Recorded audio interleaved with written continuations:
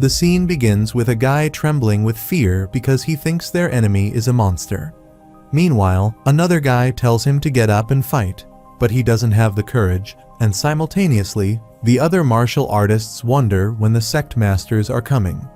One of the martial artists says he heard the masters poisoned the opponent in advance, but he says it's a bigger monster than he ever imagined. They realize that their opponent is the leader of the demonic cult for a reason. Still, they think the leader of the demonic cult is only a human, and he'll eventually get exhausted, so they try to attack him.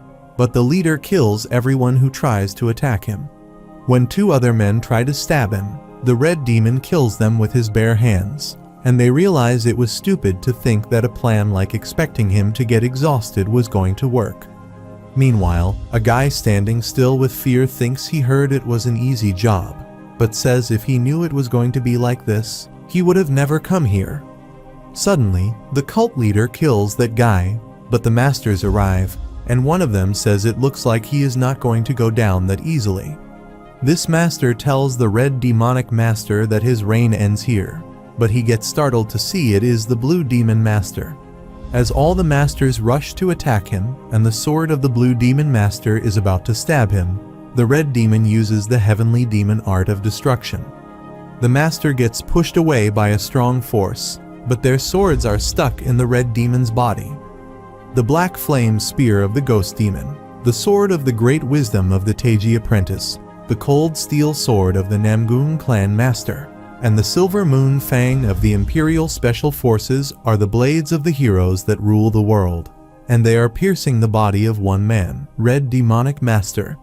Within 5 years of entering the martial society, the Red Demonic Master's name was known to everyone in the world, and in the 7th year, his presence itself became a threat to the world. On the 8th year, he joined the demonic cult, and for the first time in the history of the cult of the Heavenly Demon, he became the leader of the cult as an outsider, and his name became a myth and a legend. Suddenly, the Red Demonic Master says that is quite a lot of stabbing, but the Blue Demon Master says he always thought that he was well aware of how powerful the Red Demonic Master is, but says he has proved him wrong. The Blue Demon Master says the Red Demonic Master is too powerful, and says that's why they hope he is the last to be so. When the Red Demonic Master asks if that is why the Blue Demon betrayed him, he replies that is not the case, and it's all because of the Red Demonic Master. The Blue Demon says it is because the Red Demonic Master tried to teach his martial arts to normal followers, and what he tried to do was ignore the roots of the cult of the Heavenly Demon. The Red Demon Master asks Master Monk if he also thinks so, to which he replies that his acts were truly acts of non-possession, and says, as a Buddhist, how can he possibly blame a person for giving up possession? However, Monk says the world is filled with more vile people than Red Demon can possibly imagine. So he says if his martial art becomes public, those who pursue evil shall obtain power without cultivation. The monk says he couldn't ignore the chaos that would come from that, but the Red Demonic Master says it's a petty reason. The Red Demon Master says they are all making petty excuses so they can keep the tiny amount of authority they all have. Suddenly, the Blue Demon says the reason doesn't matter, and the Red Demon Master is a person that no one is able to understand, so he causes his own death and says he should be afraid of his death. However, the Red Demon Master laughs and says death is nothing to be afraid of, and immediately grabs Blue Demon's neck. The Red Demon Master says what the Blue Demon should be afraid of is what comes after, but the monk warns him not to commit any crime. Suddenly, the Red Demon Master, while choking Blue Demon, asks if he knows what is keeping him here and says the blue tears is a present he gave him, so he should give it back. The Red Demon Master pulls out a sword from his body and stabs through the Blue Demon's chest while saying he should know what it means to betray him. The Red Demon Master says he never forgets a grudge, and everyone is terrified to see that the Blue Demon is dead. Suddenly, the Red Demon Master, while looking at the blood on his hands, gets a feeling and wonders if this is the end. Simultaneously, he remembers a drink he likes, but he cannot recall its name. He thinks he forgot about it, but says it looks like his death is making him remember those times. The Red Demon Master thinks that if he ever has another chance, he wishes to have a simple, normal life just like others. Suddenly, everything gets dark, and the Red Demon Master hears someone calling him, which makes him think he is hearing things before his death. Suddenly, when he opens his eyes, he sees a girl asking if he is awake. He tries to get up and ask where he is, but the nurse tells him not to get up because he is injured, and she gets worried because his wounds opened. The nurse tells him to stop moving and says she'll bring a doctor, but he understands he is in a hospital and wonders if he is back. After a few days have passed, the doctor examines the Red Demon Master, whose name is Jinho, in this world and says it's weird. So his mother asks if something is wrong with Jinho. The doctor replies there is nothing wrong, and it is just amazing how fast the laceration healed despite Jinho only being there for a few days. The doctor says the wounds even opened up once, so it is strange. Meanwhile, Jinho thinks he should have gone easy with the Kai meditation and decides he'll be careful from now on. Suddenly, Jinho's mother asks the doctor if his son can leave the hospital. The doctor replies that Jinho seems to be in good condition, but there is no need to hurry. The doctor says the important part is healing the damage that happened inside, so Jinho's parents take a breath of relief. Jinho's mother tells him that they have to go back to work, so they'll be back tonight.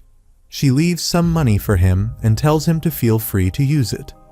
When Jinho says, "Okay, mother," she feels mad because he is calling her mother again, but remembers the doctor told her that Jinho might have some problems with memory, so he tells Jinho to call her just mom. After that, Jinho's parents leave, and Jinho thinks he still needs to get used to his senses in this world. Jinho remembers that he had been in Zhongyuan for 20 years, so he thought it made sense that he felt awkward. Jinho thinks this makes it his third life, and he is no longer the Red Demonic Master but Guang Jinho. Before he became the Red Demonic Master in Zhongyuan, he had already lived a life like Gang Jinho in the modern world, and his first life was miserable. Jinho lost his family and his legs because of an accident, and after living for 15 years as a crippled man, he ended his own life at the age of 35. Then, out of nowhere, he started his life in Zhongyuan, and his second life was by no means easy, but he was able to live a glorious life as the Red Demonic Master. However, that life didn't last long either, and now Jinho wonders why he came back to the modern world. It seems to him as though his life is rewinded. Furthermore, it is before the accident when he was 18, and he thinks both his life didn't last longer than 40. Jinho thinks that even if he combines the two, it will be a few decades short of a full lifetime. Jinho can't say they were good lives, but now he thinks he has the memories of Gang Jinho and his experience as Red Demonic Master from Zhongyuan, so he plans to live a normal life, this time just like everyone. A while later, Jinho, standing in front of a vending machine, thinks in the early stages of Zhongyuan's life, there was one thing that bothered him the most, that the flow of time made him forget his favorite drink's name. But seeing it before his eyes makes him remember immediately that it is called cola. Jinho excitedly takes out the money because it's time to use it. As he tries to insert the bill and press the button for his drink, the machine doesn't accept the bill. Jinho tries a few times, but the machine throws out the bill, which irritates him, and he wonders why it's not taking the note. Suddenly, a kid standing nearby says it should be obvious after trying a few times and asks if Jinho is an alien by any chance. After some while, they are sitting outside with Coke in their hand, and the child, while drinking the Coke, asks if Jinho has never seen Coke before because he is staring at it like that. The kid says it is fine, so he should drink it, but Jinho says he is in debt and promises to pay the kid back. While drinking it, the kid says it is just a can of soda and tells Jinho to drink it, so he opens the can and takes a sip. Jinho remembers that back in Zhongyuan, he put so much effort into replicating its taste, but none of them were successful. As its fizzy taste hits the taste buds, Jinho's expressions change, but the kid starts laughing and asks if it is actually his first time drinking it. Jinho feels embarrassed and says it's been a while since he drank it. but the kid says it is hilarious. The kid asks Jinho why he is in the hospital, to which he replies that he suffered a car crash and thinks the kid seems to be a girl. The kid says Jinho doesn't look that sick and asks if he is pretending so he doesn't have to go back to school, to which Jinho replies he doesn't have any intention of doing that. When Jinho asks why the girl is in the hospital, she tells him that she has had a weak heart since she was born and says she is fine right now, but sometimes it hurts terribly. Jinho says it is too bad that she can't go to school, but the kid says she doesn't care because everyone bullies her. The girl says the doctors said that surgery won't work either because the heart is too small, and she feels sorry for her parents. When the girl says she'll probably never leave the hospital for the rest of her life. Jinho thinks she is mature for her age and thinks it must be because she went through hardships so early in life. Jinho can see some clogs in her meridians and sees the uncirculated Kai, which is overwhelming and damaging her body. However, they can be fixed, and Jinho thinks she just needs the clogged meridians to burst with a stronger force. Jinho thinks it shouldn't be difficult, but suddenly, her mother calls her name, Jae-yoon. Jae-yoon says she'll see Jinho later and is leaving, but Jinho asks what she will do if she gets better, to which she replies that she wants to live like everyone, go to school, play, and things like that. Jinho smiles, and seeing her leave with her mother, he says he'll make sure to pay her back.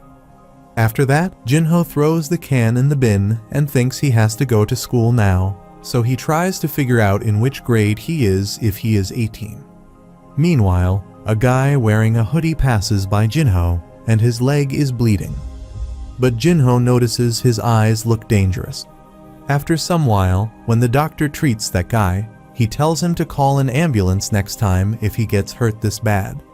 The doctor says it was pretty dangerous, but that guy tells him that it was from a construction site nearby.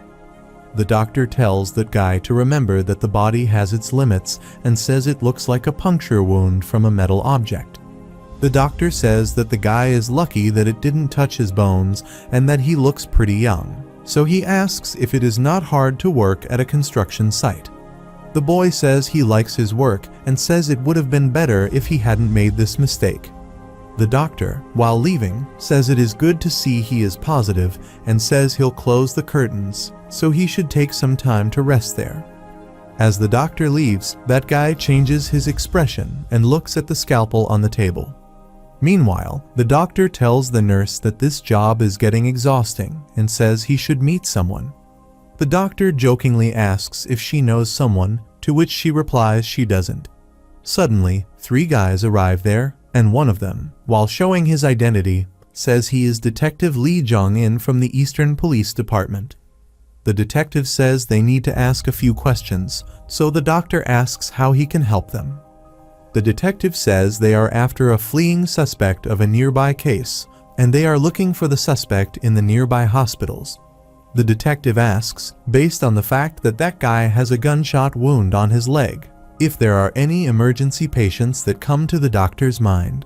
The doctor thinks for a while and says maybe there is one, but meanwhile, that guy has left the ward. On the other hand, Ly-yoon is getting bored, and her mother is also not there, so she wishes if she had someone to play with. Suddenly, she thinks maybe she should go and visit the coke guy, but she wonders where she can find him. Meanwhile, the guy the doctor treated earlier arrives near her and, while taking out the scalpel, says what is about to happen is no one's fault. Meanwhile, the detectives arrive running there, but that guy grabs Yoon and says he is just an unlucky man who just happened to stumble into a more unlucky kid. On the other hand, Jinho is watching television, and one thing he learned from the few days in the hospital is that television is truly remarkable. Jinho thinks compared to Zhongyuan, where entertainment was limited to maybe a few Beijing operas and boating, the television had numerous channels, each filled with information and entertainment. Although, he still needs some time to understand modern humor, and furthermore, it was a great method for him to acquire a lot of information in a quick manner. Suddenly, Jinho hears the newscaster saying that the suspect of a recent serial murder incident has fled after stabbing a police officer. The newscaster says the suspect has been shot by the police and is on the run, but his exact whereabouts are yet to be confirmed. Jinho realizes that the modern world is more sensitive about death because, back in Jongyuan, an incident like this would have attracted no one's attention. Jinho wonders why it is so different because they should be the same humans. Jinho is getting bored with life in the hospital, but suddenly, he sees some guards running outside the hospital and wonders what's going on. Jinho comes out of his room, and seeing some people gathered, he realizes something is going on. Jinho hears people talking about a serial killer who has a kid as a hostage and thinks maybe it is the guy he saw earlier who passed by him. Jinho thinks it is none of his business, so he decides to go back to his room before he gets involved. While Jinho is leaving, he hears Jai Yoon scream, and he immediately turns back to see if it's her. Meanwhile, the detective asks the killer if he thinks he can get away from a situation like this and warns him not to make things worse and let the hostage go. The detective tells the serial killer to do that and says he'll then ask the judge to extend his sentence. The killer tells Detective Lee Jong that he thought they knew each other better than that and says he is disappointed that the detective seriously thought negotiating like that was going to work. The killer scratches Yoon's neck with the scalpel and says the detective should know what he'll do if the detective tries to buy time like this. The detective yells at the killer to stop and wonders if this psychopath is enjoying this situation. Detective Lee Jong-in thinks he should not have stimulated the killer like that and thinks if he makes the wrong call, in the worst case, the killer might kill the kid and get away. The detective needs to buy time until they set things up outside. Suddenly, the killer says the detective is being pretty obvious here and tells the detective to open the way, or he'll slit the kid's wrist. The detective gets worried, and the killer says he read it from a book before, but says apparently, people die when they lose 30% of their blood. The killer says he'll slit the artery, and she'll have somewhere between 3 minutes and an hour to live. The killer says she can't control how much she bleeds, but he'll try his best because she is a precious hostage. The killer gives them the last warning to get out of his way, and the detective unwillingly tells the officers to let him go. When an officer tells the detective that they can't let the killer go, the detective says he knows what is happening and says they need to save the kid first. The detective orders the officers to open the way, and they do it while the people are feeling bad. The detective is also furious because they have no other way. The killer is happy thinking he won again and wonders why these idiots don't know that the simple answer is to just abandon the kid. The killer thinks the laws and ethics of the society are for the weak, and in the end, the strong survive and the weak perish. The killer thinks he survived again this time and wonders how many more he got to kill. But suddenly, Yoon sees the coke guy standing in front of them. The detective, with worry, asks who he is and tells Jinho to get out of the way, but he is standing calmly. The killer thinks he is a high schooler, but suddenly, he gets startled to feel a monster-like aura from him. The killer wants to tell Jinho not to come close to him, but he cannot speak, and suddenly, he sees Jinho standing in front of him. Jinho tells the killer to leave the child, which makes the killer furious, and he tries to stab Jinho, but in an instant, Jinho breaks his arm, which shocks everyone, and the scalpel falls from the killer's hand.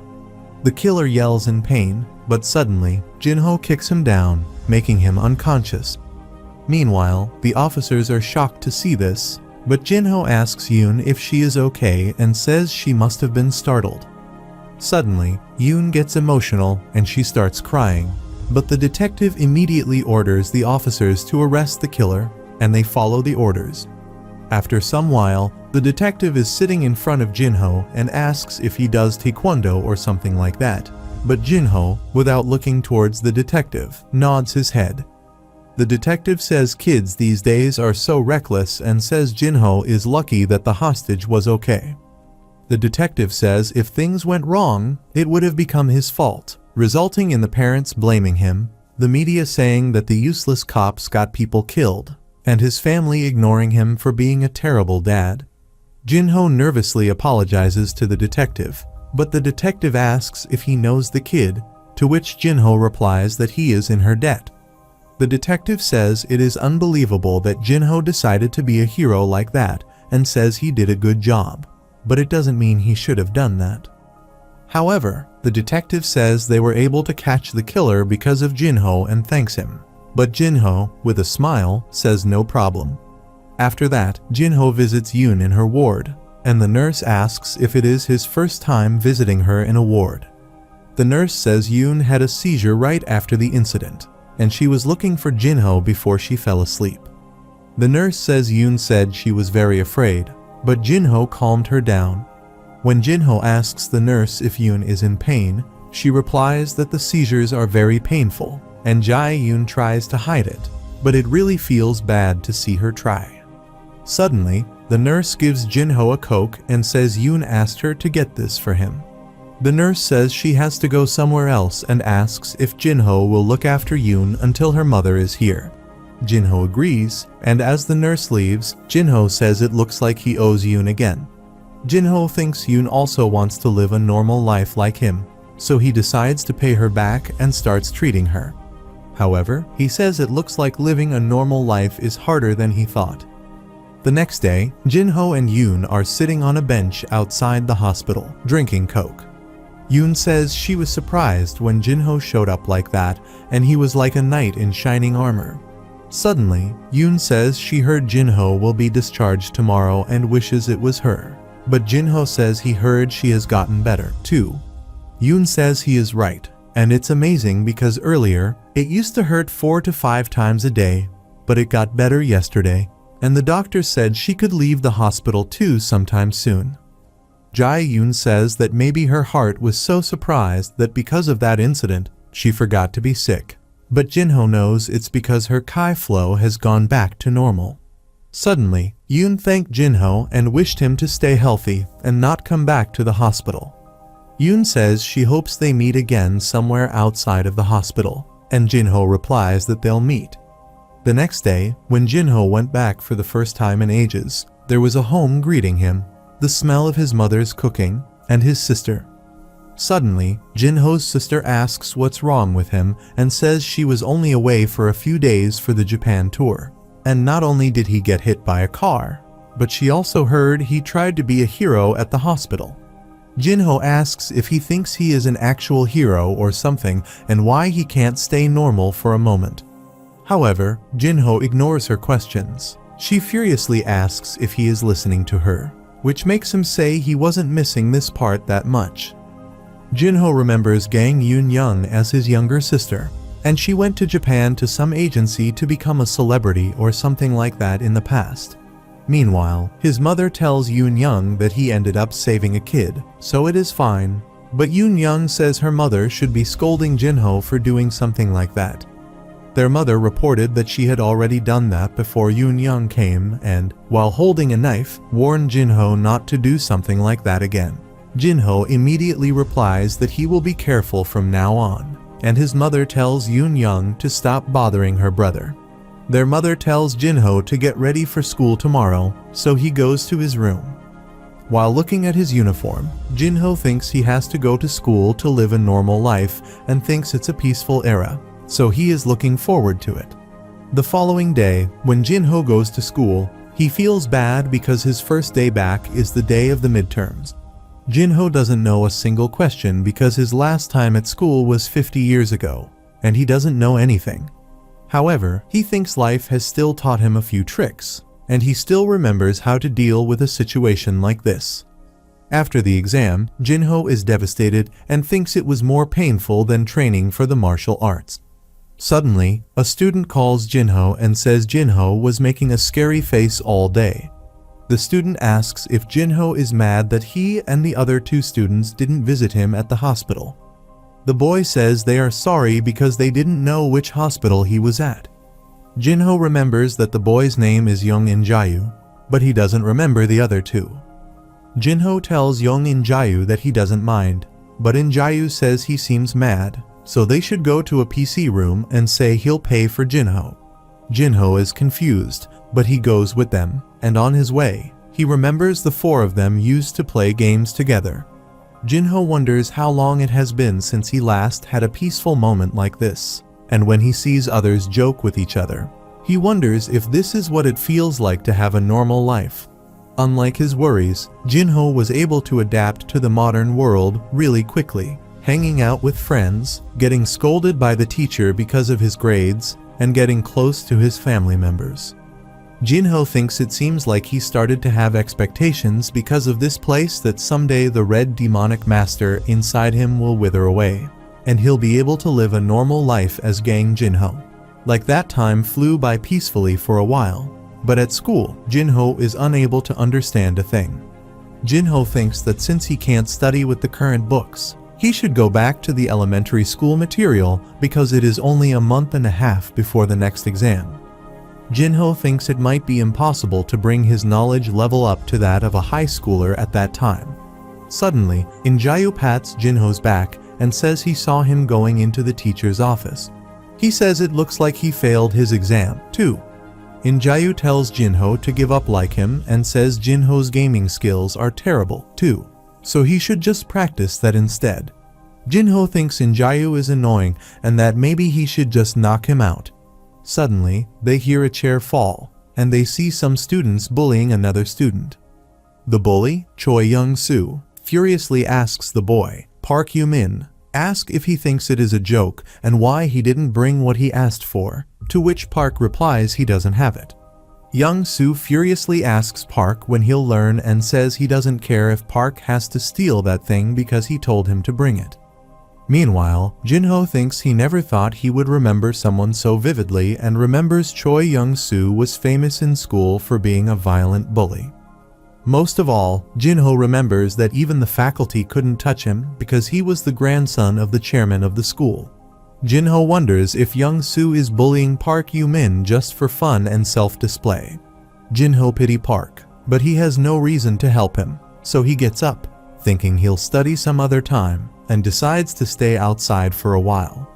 As Jinho is leaving, suddenly, he hears Choi Young-soo calls Park a crippled freak, which makes Jinho remember his first life, and he stops. Meanwhile, Young-soo starts kicking Park and asks if he knows how disgusting it is to breathe the same air with him. Young-soo asks if Park is actually crippled or if he is pretending to just get attention.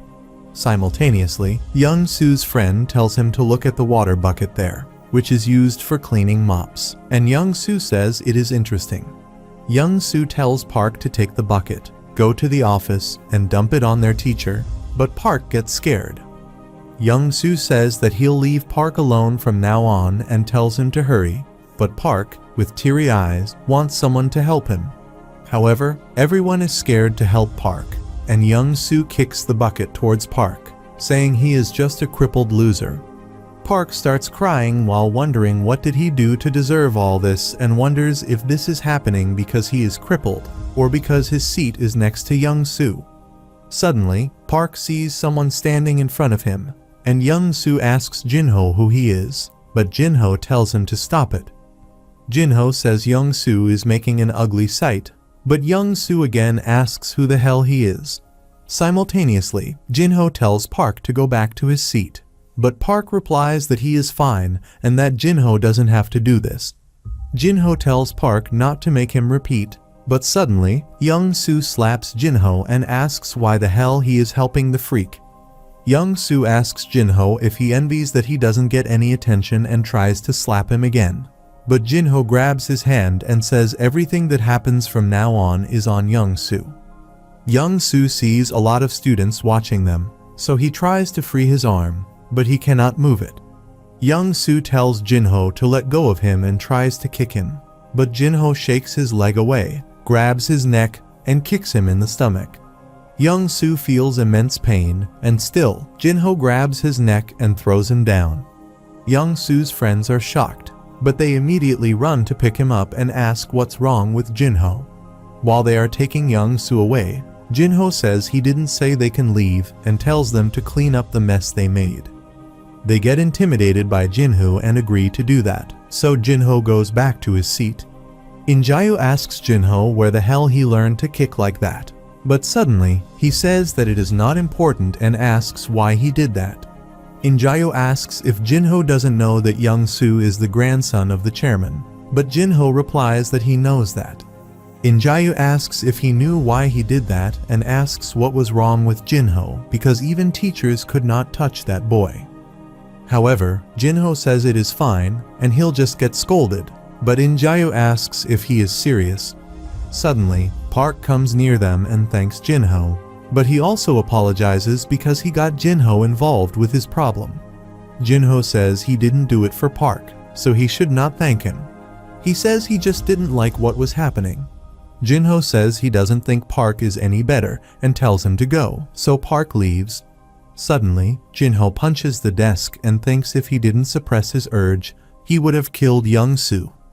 Jinho thinks he was able to hold back this time, but there is no promise that he'll do it again next time. Jinho thinks it looks like he has not shaken off his senses from his past life. After some while, Jinho is called to the office, and a teacher asks how dare he beat up a student in school. The teacher asks if Jinho knows that he sent Young-soo to the hospital and asks why the hell he beat up an innocent kid. Jinho immediately replies that Young-soo is not an innocent kid and that he was bullying Park Yoo-min. Suddenly, when the teacher asks who said this, Jinho replies that everyone was watching in the class, but the teacher says everyone says Jinho beat up Young-soo, who was doing nothing. Jinho says that cannot be true and that he is pretty sure the teacher knew about it. When Jinho asks if the teacher's conscience doesn't say anything, the teacher furiously tells him to sit down.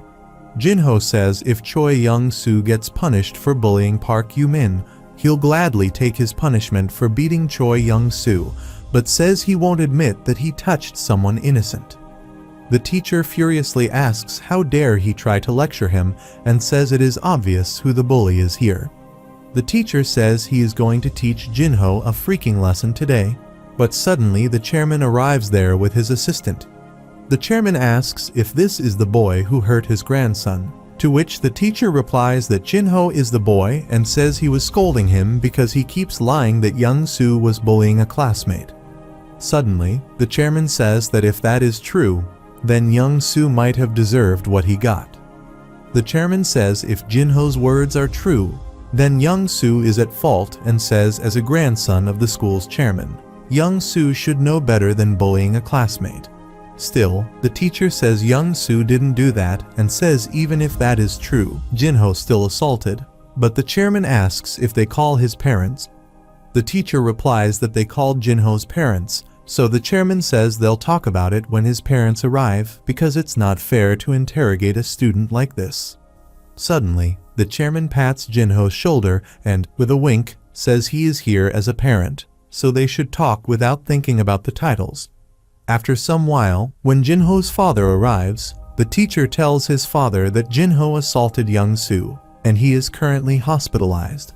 The teacher says that despite the situation, Gang Jinho refused to apologize, and that is why they were left with no choice but to call him. However, Jinho's father says that he would first like to know the whole context. Jinho's father says he believes it is not right to simply force his child to apologize without knowing the context and asks Jinho if it is true that he assaulted Young-soo.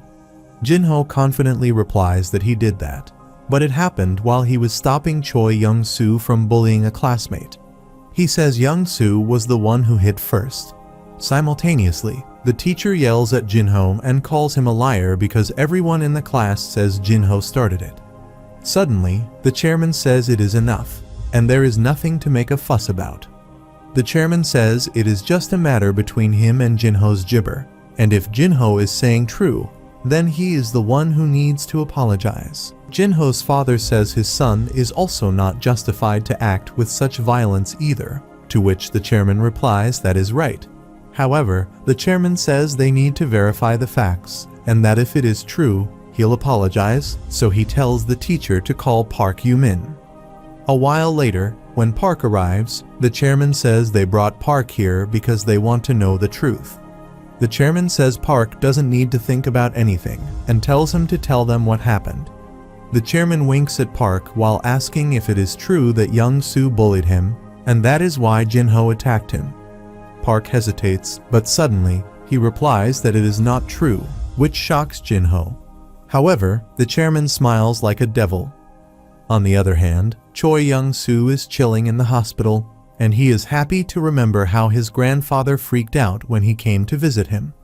The chairman said how dare a low-life vermin think he could get away with this, and told Young-soo that as an heir of the Dongmyeong Foundation, he'd rule above the others one day. The chairman said he'll take that opportunity to show Young-soo that how to deal with low lives, and told Young-soo to watch and learn. That is why Young-soo is happy and thinks it's been a while since he saw his grandpa that furious. On the other hand, when Park says he wasn't beaten by anybody and Young-soo didn't bully him, the chairman has their testimony now. Jinho's father gets worried, and the chairman asks him how they should take care of this matter now. Meanwhile, Jinho wonders if the chairman planned this beforehand, and the chairman asks his father what he thinks about this matter now. Jinho gets worried to see his father embarrassed, and his father says it looks like his child has made a mistake. Gang apologizes to the chairman, but the chairman says there is nothing to apologize for because they'll simply have to follow the rules. The chairman asks the dean how they take care of this in such a case, to which he replies that in cases of violence between the students, depending upon the intensity, the rules say that the student shall be punished with suspension for 7 days or expelled from school. As the chairman shows that he is thinking about expulsion, Jinho's father immediately bows, says his son is usually never like this, and he made a huge mistake. Gang requests the chairman to apologize to Jinho and says he'll take anything but expulsion. The chairman pressurizes Gang by saying he agrees that a student shouldn't be expelled, but the rules are the rules. Jinho's father begs the chairman, which shocks Jinho, and he gets furious. Jinho remembers over the past several decades, he has lived in a world where the strong oppress the weak, so he thinks this much humiliation shouldn't matter to him. But he cannot help but feel mad. Jinho wonders why does he feel the urge to pull out the chairman's head from his body. Suddenly, the chairman tells Gang to go back now and says he'll try his best to spare Jinho from getting expelled, so Gang thanks him. After some while Gang is driving Jinho home, Jinho tries to say something, but Gang says he knows Jinho would never lie about something like that and says they were simply in a bad position. Gang says Jinho did well, and there is no reason for him to bow down when he didn't do anything wrong. The gang tells Jinho that if there is ever a situation where he has to lower himself for something that is not his fault, he'll do it for Jinho instead. Gang says he is happy enough if his son can live proudly, so he tells Jinho to not worry about him, but Jinho feels bad and apologizes to his father. After that, Jinho was given a week of suspension as his final punishment, and Young-soo was diagnosed with 6 weeks of hospitalization. Because of that, Jinho had to meet the authorities for assault, and when he came back home, he had a hard time controlling his rage. Jinho had to stab his own pressure points to fall asleep, but he thinks thanks to his family, he was able to suppress himself from choosing the extreme measure of taking revenge. However, the chairman did not let him off the hook just yet, and it started with the unfair dismissal of Jinho's father from his job. Gang got a call that he was fired from his job, and he was shocked because he was doing fine. They said Gang ran on the red light, and they were getting a lot of complaints that involved him. But Gang asked what they meant by that because he never did anything like that. Still, they said it was decided that he be fired, but Gang said this could not be legal and told them not to think he was going to accept this. After that day, Jinho's mother got fired, and the next day, his sister, who went to a middle school that is under the same foundation as his school, came back home crying, saying that the teacher had bullied her. The day after that, the landlord came by and suddenly announced that she'd raise the rent. Because Jinho was at home because of suspension, he had to witness all of this feeling of heavy guilt. One night, Jinho was going outside, but his father, having a drink in the yard, asked him where he was going, to which he replied he was going for a walk. Gang apologizes to Jinho and says none of this is his fault, but all of this is because of his own incompetence. Gang apologizes that he can't openly compliment the good Jinho did, but Jinho requests him not to say that. Jinho, while leaving, says he'll be back soon and thinks he wanted to live a normal life like everyone else, but wonders what went wrong. Jinho wonders if he would be living peacefully right now if he didn't touch Choi Young-soo back then, and wonders if he was too naive about the matter. Jinho wonders why he is not doing anything about this situation, and while punching a tree he wonders what the hell is a normal life. Jinho never knew it was so miserable to watch his family suffer like this, and he realizes that Choi Young-soo himself couldn't do everything that was happening then. Jinho knows all of this is a message from the chairman Choi Myung-gil, who is trying to ruin his family with all the power he has. Jinho thinks this place is no different from Zhongyuan, where the strong decide everything, and violence has simply been replaced with wealth. Jinho wonders why he didn't know this earlier, and he screams loudly in the air. Suddenly, Jinho realizes that it is right that he cannot live a normal life by just living quietly, and thinks from now on, if he wants something, he'll get it himself. Meanwhile, someone puts a hand on Jinho's shoulder from behind, and it looks like the hand of Red Demonic Master. On the other hand, Young-soo is hanging out with his friends when he asks his friend what happened to Gang Jinho, to which he replies that he heard Jinho was suspended. Young-soo tells his friend to wait and see what happens, because this is not the end of it, and Jinho has to pay for what he did to him. Young-soo says Jinho will crawl under him, begging for forgiveness within a month, and his friend says Jinho only touched Young-soo because he had let his guard down. When that boy says Jinho is no match for Young-soo, Young-soo replies that he is not. After some while, that boy takes Young-soo to a place and says he knows a guy who runs a PC room, who said he'll let them in from the back door. Suddenly, that boy asks Young-soo where Hyun-seung went, to which Young-soo replies that he is right behind them and he might go to the restroom. Young-soo tells his friend to give Hyun-seung a call, but he replies that Hyun-seung's phone is off. Young gets irritated and asks if Hyun-seung missed them when they came into the alley, but the other boy says he is pretty sure Hyun was there with them. The boy tells Young-soo to wait while he goes to take a look over there, and Young-soo says he'll kick Hyun when he comes back. As his friend leaves, Young-soo decides to call the girls, but while it's ringing, he starts getting worried because it's dark there. Young-soo gets furious because no one is answering, so he furiously kicks the wall. Meanwhile, Young-soo yells that if they think they are his real friends, he just lets them be around him and says he'll beat them up. Suddenly, someone arrives there and calls Young-soo's name, so he thinks the boys have arrived, but he gets nervous to see it's Gang Jinho. Young asks how Jinho found him and warns Jinho that he knows what will happen if he touches him again. Young-soo asks if Jinho is asking for more, but Jinho asks if he has any intention of undoing the things he did to his family. Young-soo asks if he has come to beg him, but wonders if Jinho's atmosphere is this heavy. Simultaneously, Young-soo asks if Jinho regrets the things he did to him and says he, a filthy lowlife, should have known his place. Young-soo tells Jinho to crawl on the ground and bark like a dog so that he'll consider it, but Jinho understands his intention.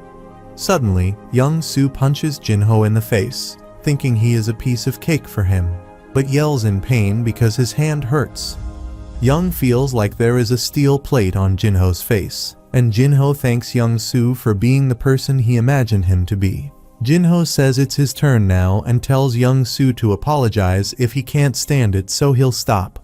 Young-soo asks what the hell he is talking about, but suddenly, Jinho kicks his leg, making him fall in pain. Jinho asks what he says and if he feels like apologizing yet. Jinho says he tried to hold back things that he could hold back. Young-soo starts trembling with fear, but Jinho grabs his arm and says even when Young-soo messed with him, he tried to ignore it because this is not the world he lived in, but Young-soo and his grandfather crossed the line. Jinho breaks Young-soo's arm while he yells in pain and says his grandfather made his father bow down. Jinho says he barely remembers his father, and he feels so distant that he has to make an effort to connect with him. However, when they bow down because of him, he feels his blood boil and says Young-soo probably doesn't know this feeling.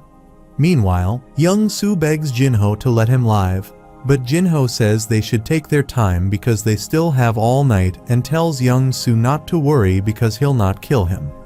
Jinho says Young Soo just needs to learn what it means to mess with him, and after beating him badly, he tells Young Soo to undo everything. While leaving, Jinho tells Young Soo not to do anything stupid because he'll keep an eye on him. Jinho tells Young Soo to remember this is not the end and leaves. After some while, when the boys arrive, they try to wake Young Soo up, but he is struck with terror and yells at them not to touch him. Hyun Seung asks Young Soo what he is doing on the ground like this and says he scared them, but he asks them where Gang Jinho is. Hyun Seung asked what he was talking about and said Young Soo was the only one there when they arrived. Young Soo says it's not possible and asks what time it is.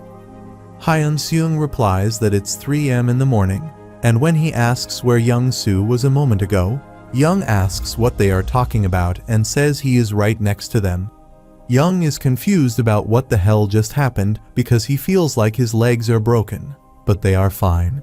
Young Soo gets furious at Gang Jinho, and the next day, they are sitting in a police station.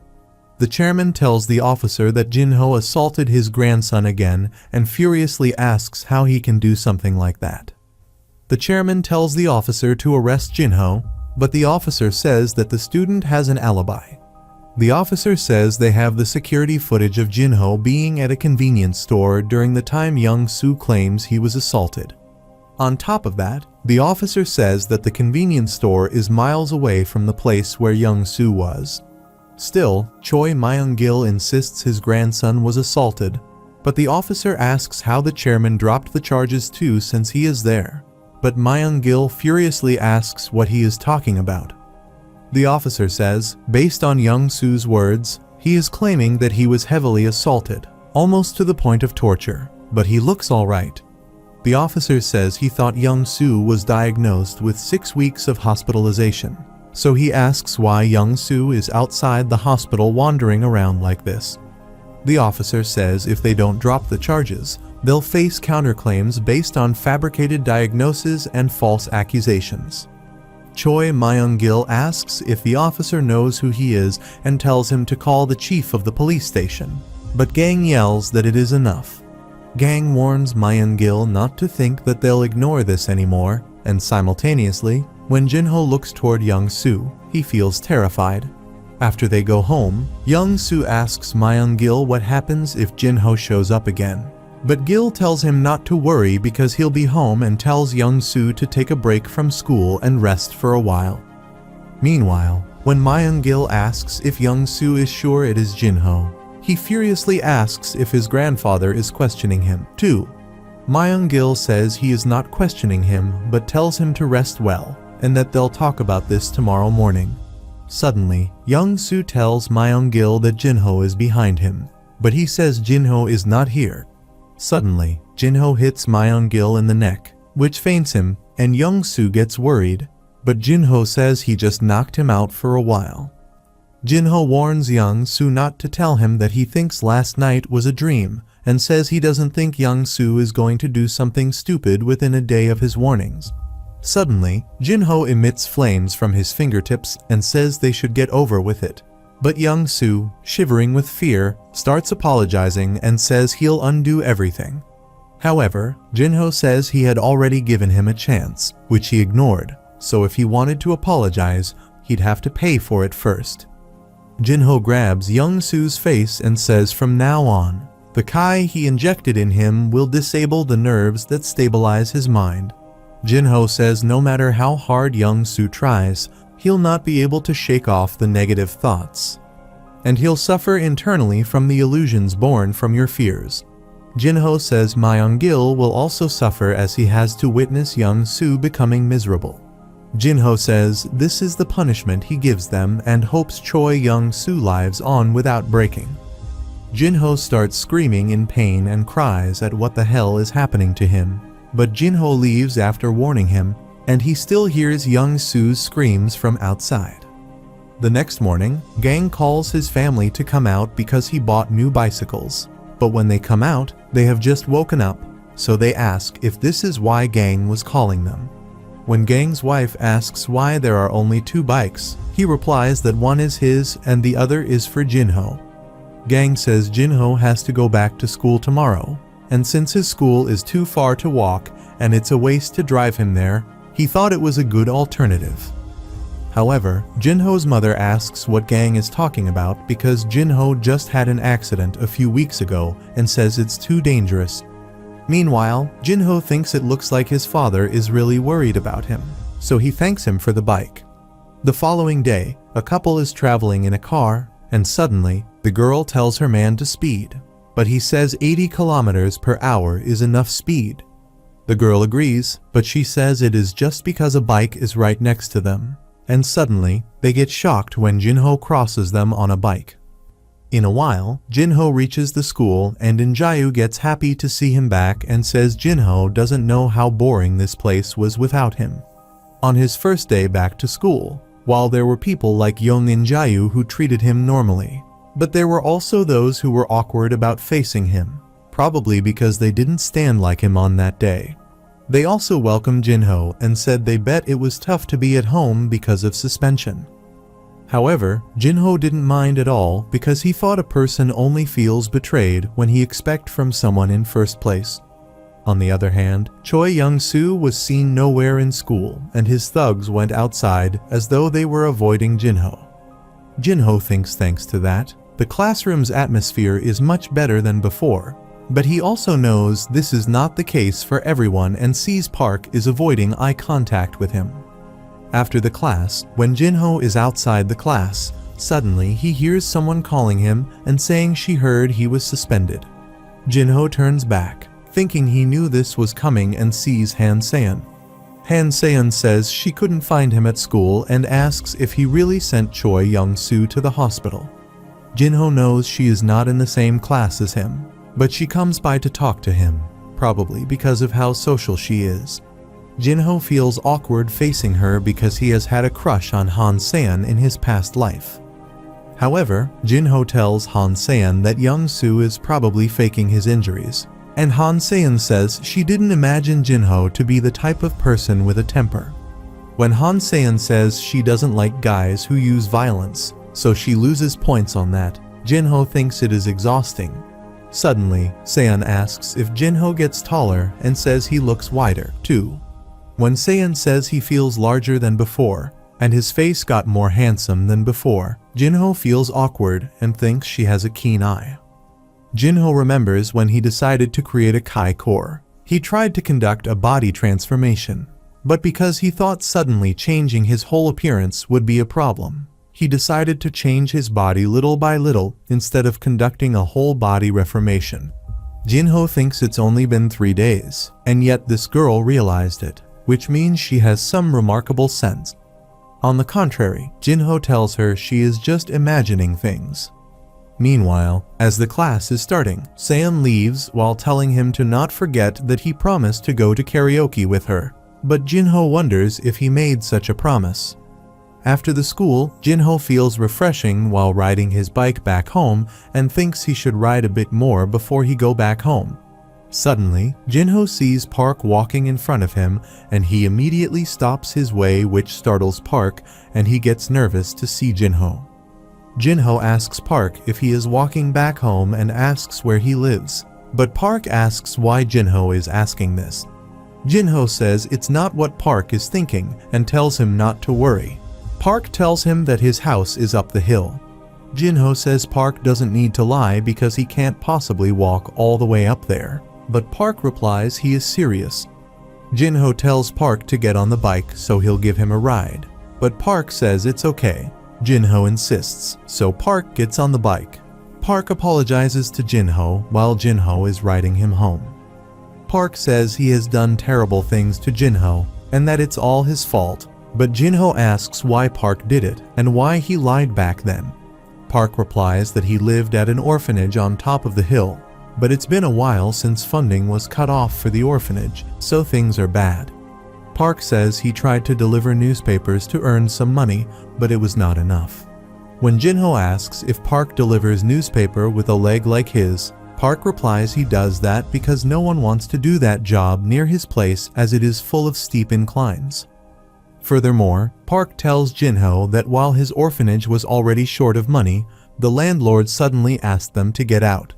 Park says if they shut down their orphanage, the kids will have to split up and go to different orphanages, but everyone in their orphanage is handicapped, so they'll probably be bullied like him if they go somewhere.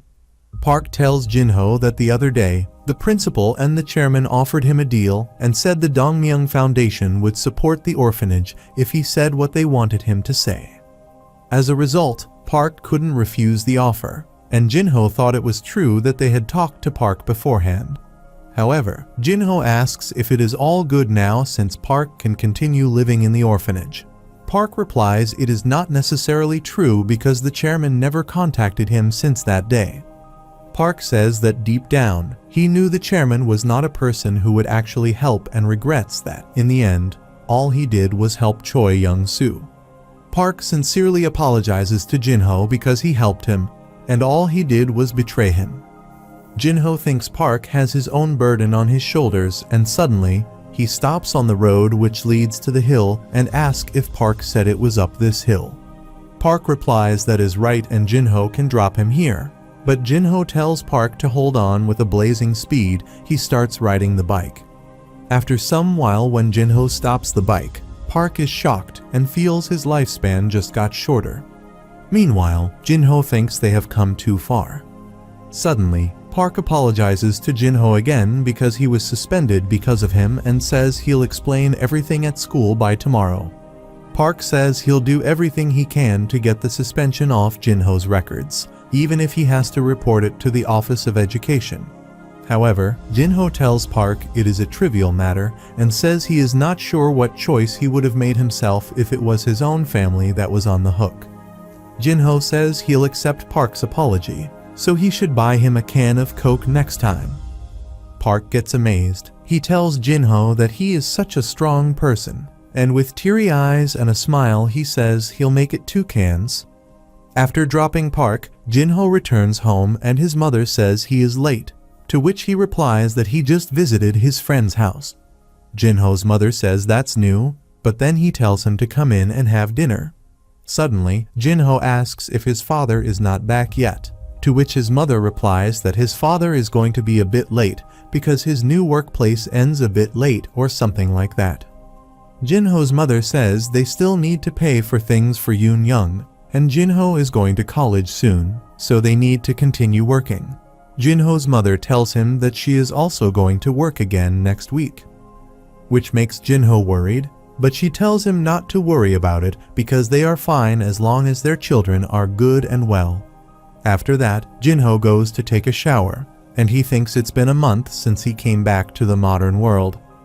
Jinho thinks his conversation with his parents and Park Yoo-min made him learn one thing, that he needs money. Jinho thinks that if he had enough money, Choi Young-soo would not have looked down on him, and neither would his family have suffered. Jinho realizes that to do something with this reality, he needs money, not trinkets, but a fortune. Jinho knows he could do manual labor, but it's obvious that my parents would go against it. Jinho does know a few future events, but he doesn't have seed money to buy stocks. Jinho thinks his first goal is to make money, but he wonders how he'll do it and starts searching online. Suddenly, he realizes there is something that only he, who has the experience and power from Jongyun, can do. Jinho thinks it is somewhat extreme, but he plans to not pick his methods anymore. Jinho finds a surefire way to earn money, and he goes to visit Chairman H. Wang-gyung, who is on a ventilator. Jinho says he'll give H. Wang-gyung half a day, so until then, he should have decided half the price of his life. The Yi Kyung conglomerate is one of the top companies in South Korea, and it shows strength in electronics. The giant who became a figure in modern Korean history by making the Yi Kyung conglomerate one of the best companies in Korea, starting from scratch, is the chairman, H. Wang-gyung. Jinho researched there may be companies better than Yi Kyung, but there is no businessman known to be better than H. Wang-gyung. This sums up how high the industry thinks of H. Wang-gyung, and everyone admired and envied his life. However, when he became old and collapsed because of illness, the Yi Kyung conglomerate started to fracture. The three sons of Chairman H. Wang started fighting over the rights of the company, and it's been a year since H. Wang Yong who became ill. One day Baek Yong-gi visits Chairman H. Wang and asks his sir how he is doing, but H. Wang is sleeping. Simultaneously, when Baek Yong asks the nurse how Chairman is, she replies he is getting better. Baek Yong thanks her and asks if he can have some time with the chairman. The nurse leaves and Baek Yong-gi sits beside the chairman with his head lowered. Baek tells the chairman that it's been a year since he retired and says it looks like reporting the company matters to the chairman every week has become the only joy in his life. However, Baek Yong-gi says this will be his final report because the next chairman has been decided, and he was fired today, so he cannot visit this ward anymore. Baek Yong-gi asks the chairman to forgive him because he can't stay by him until the end. He tells him that the court has split his property and shares it with his three sons. Baek Yong tells the chairman that his sons couldn't come to an agreement and has decided to split the Yi Kuch conglomerate into three.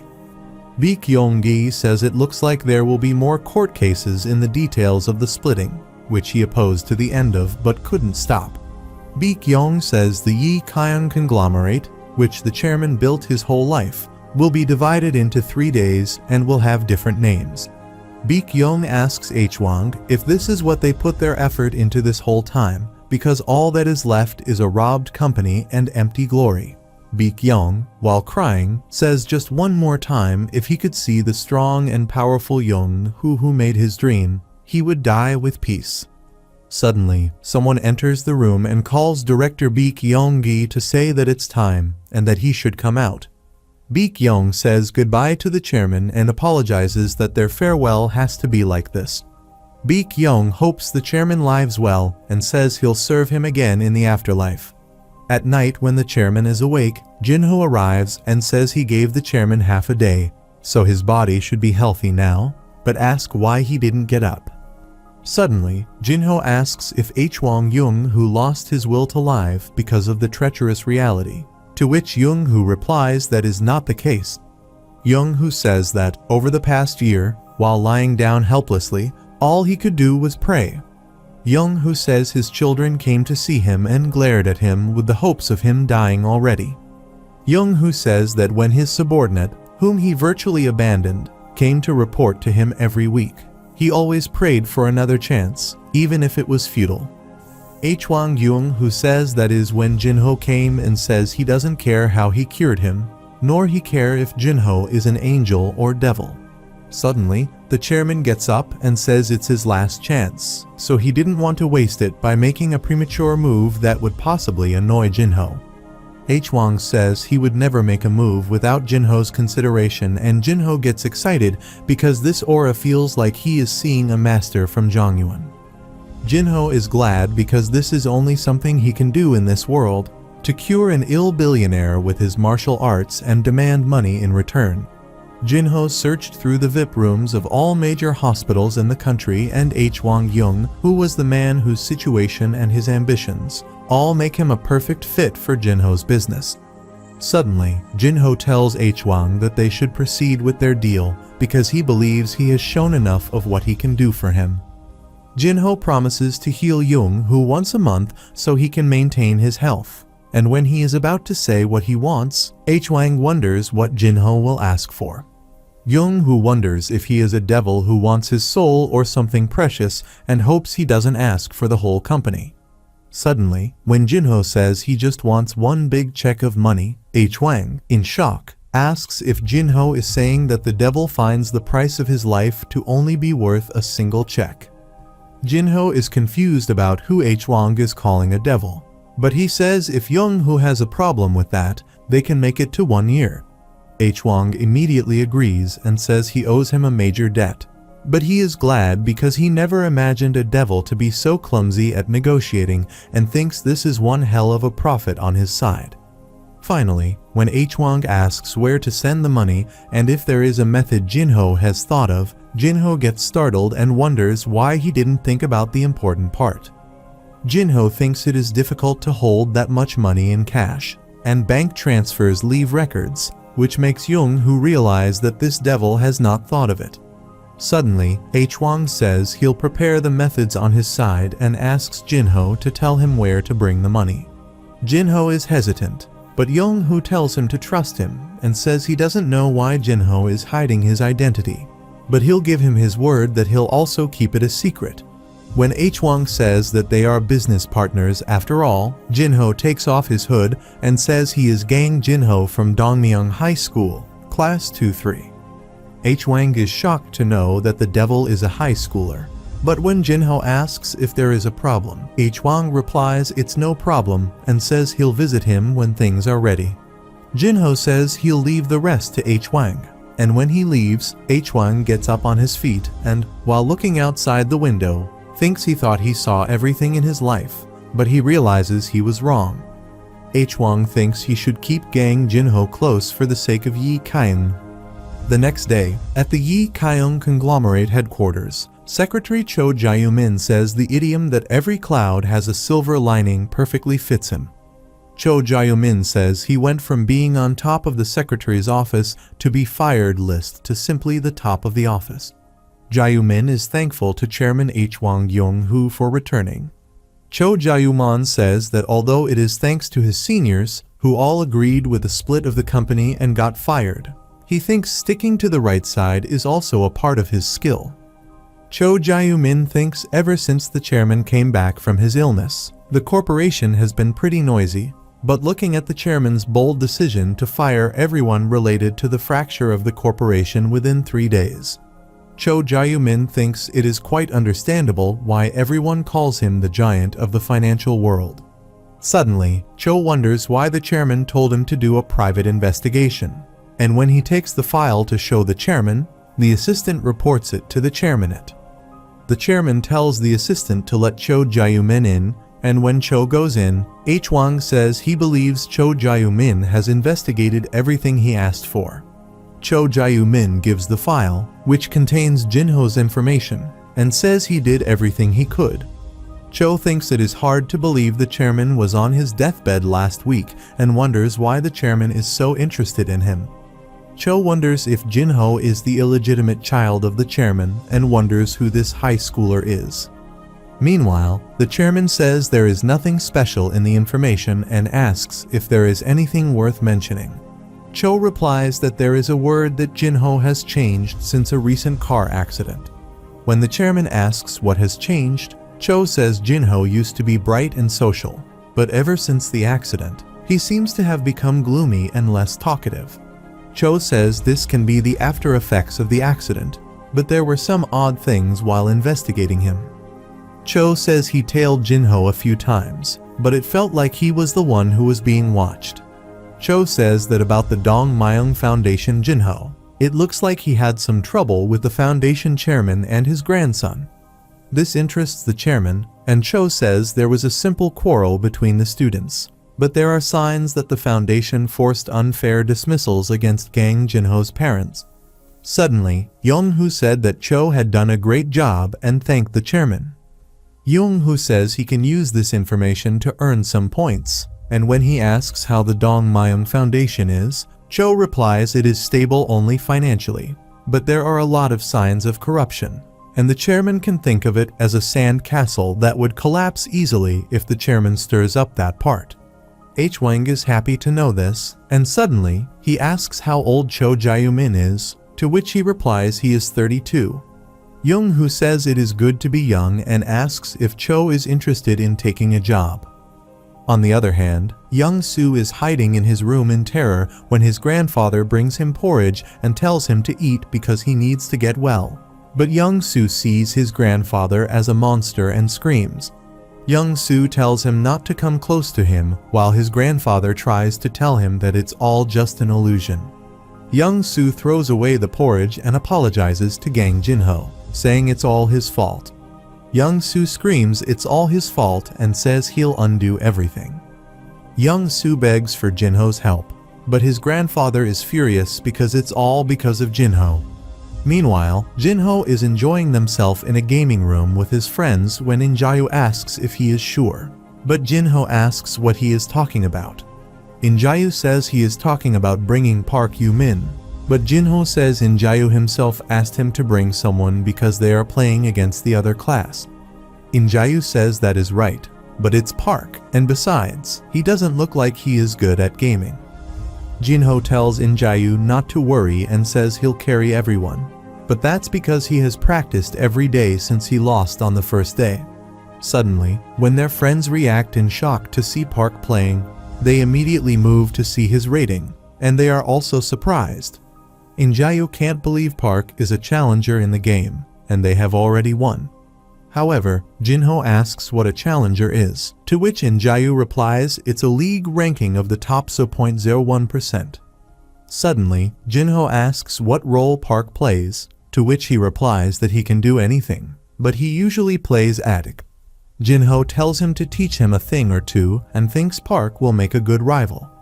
The next day, the students hear about how good Park is at gaming, so they praise him and offer him to play with them sometime. Meanwhile, Jinho is feeling sad, so Injayu asks what is wrong and asks if Jinho still thinks Park is his rival or something. Jinho immediately says he'll beat Park next time, but Injayu reminds Jinho that Roar is a team game. Injayu says he didn't know Park was so good at it, and he would have been much more popular if everyone knew about it before. Injayu says now that he thinks about it, it's weird how Park was bullied in the first place, and says he is pretty sure girls would like him too because he looks cute. When Injayu says maybe he should become good friends with Park, Jinho feels a little jealous.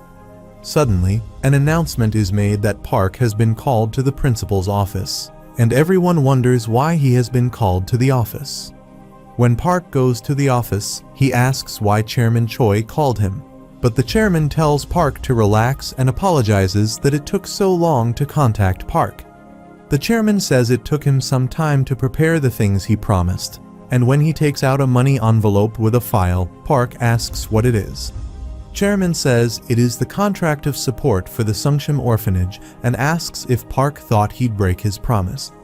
Park says he gets it, but he asks what the money is for, to which the chairman replies the children at the orphanage need new clothes.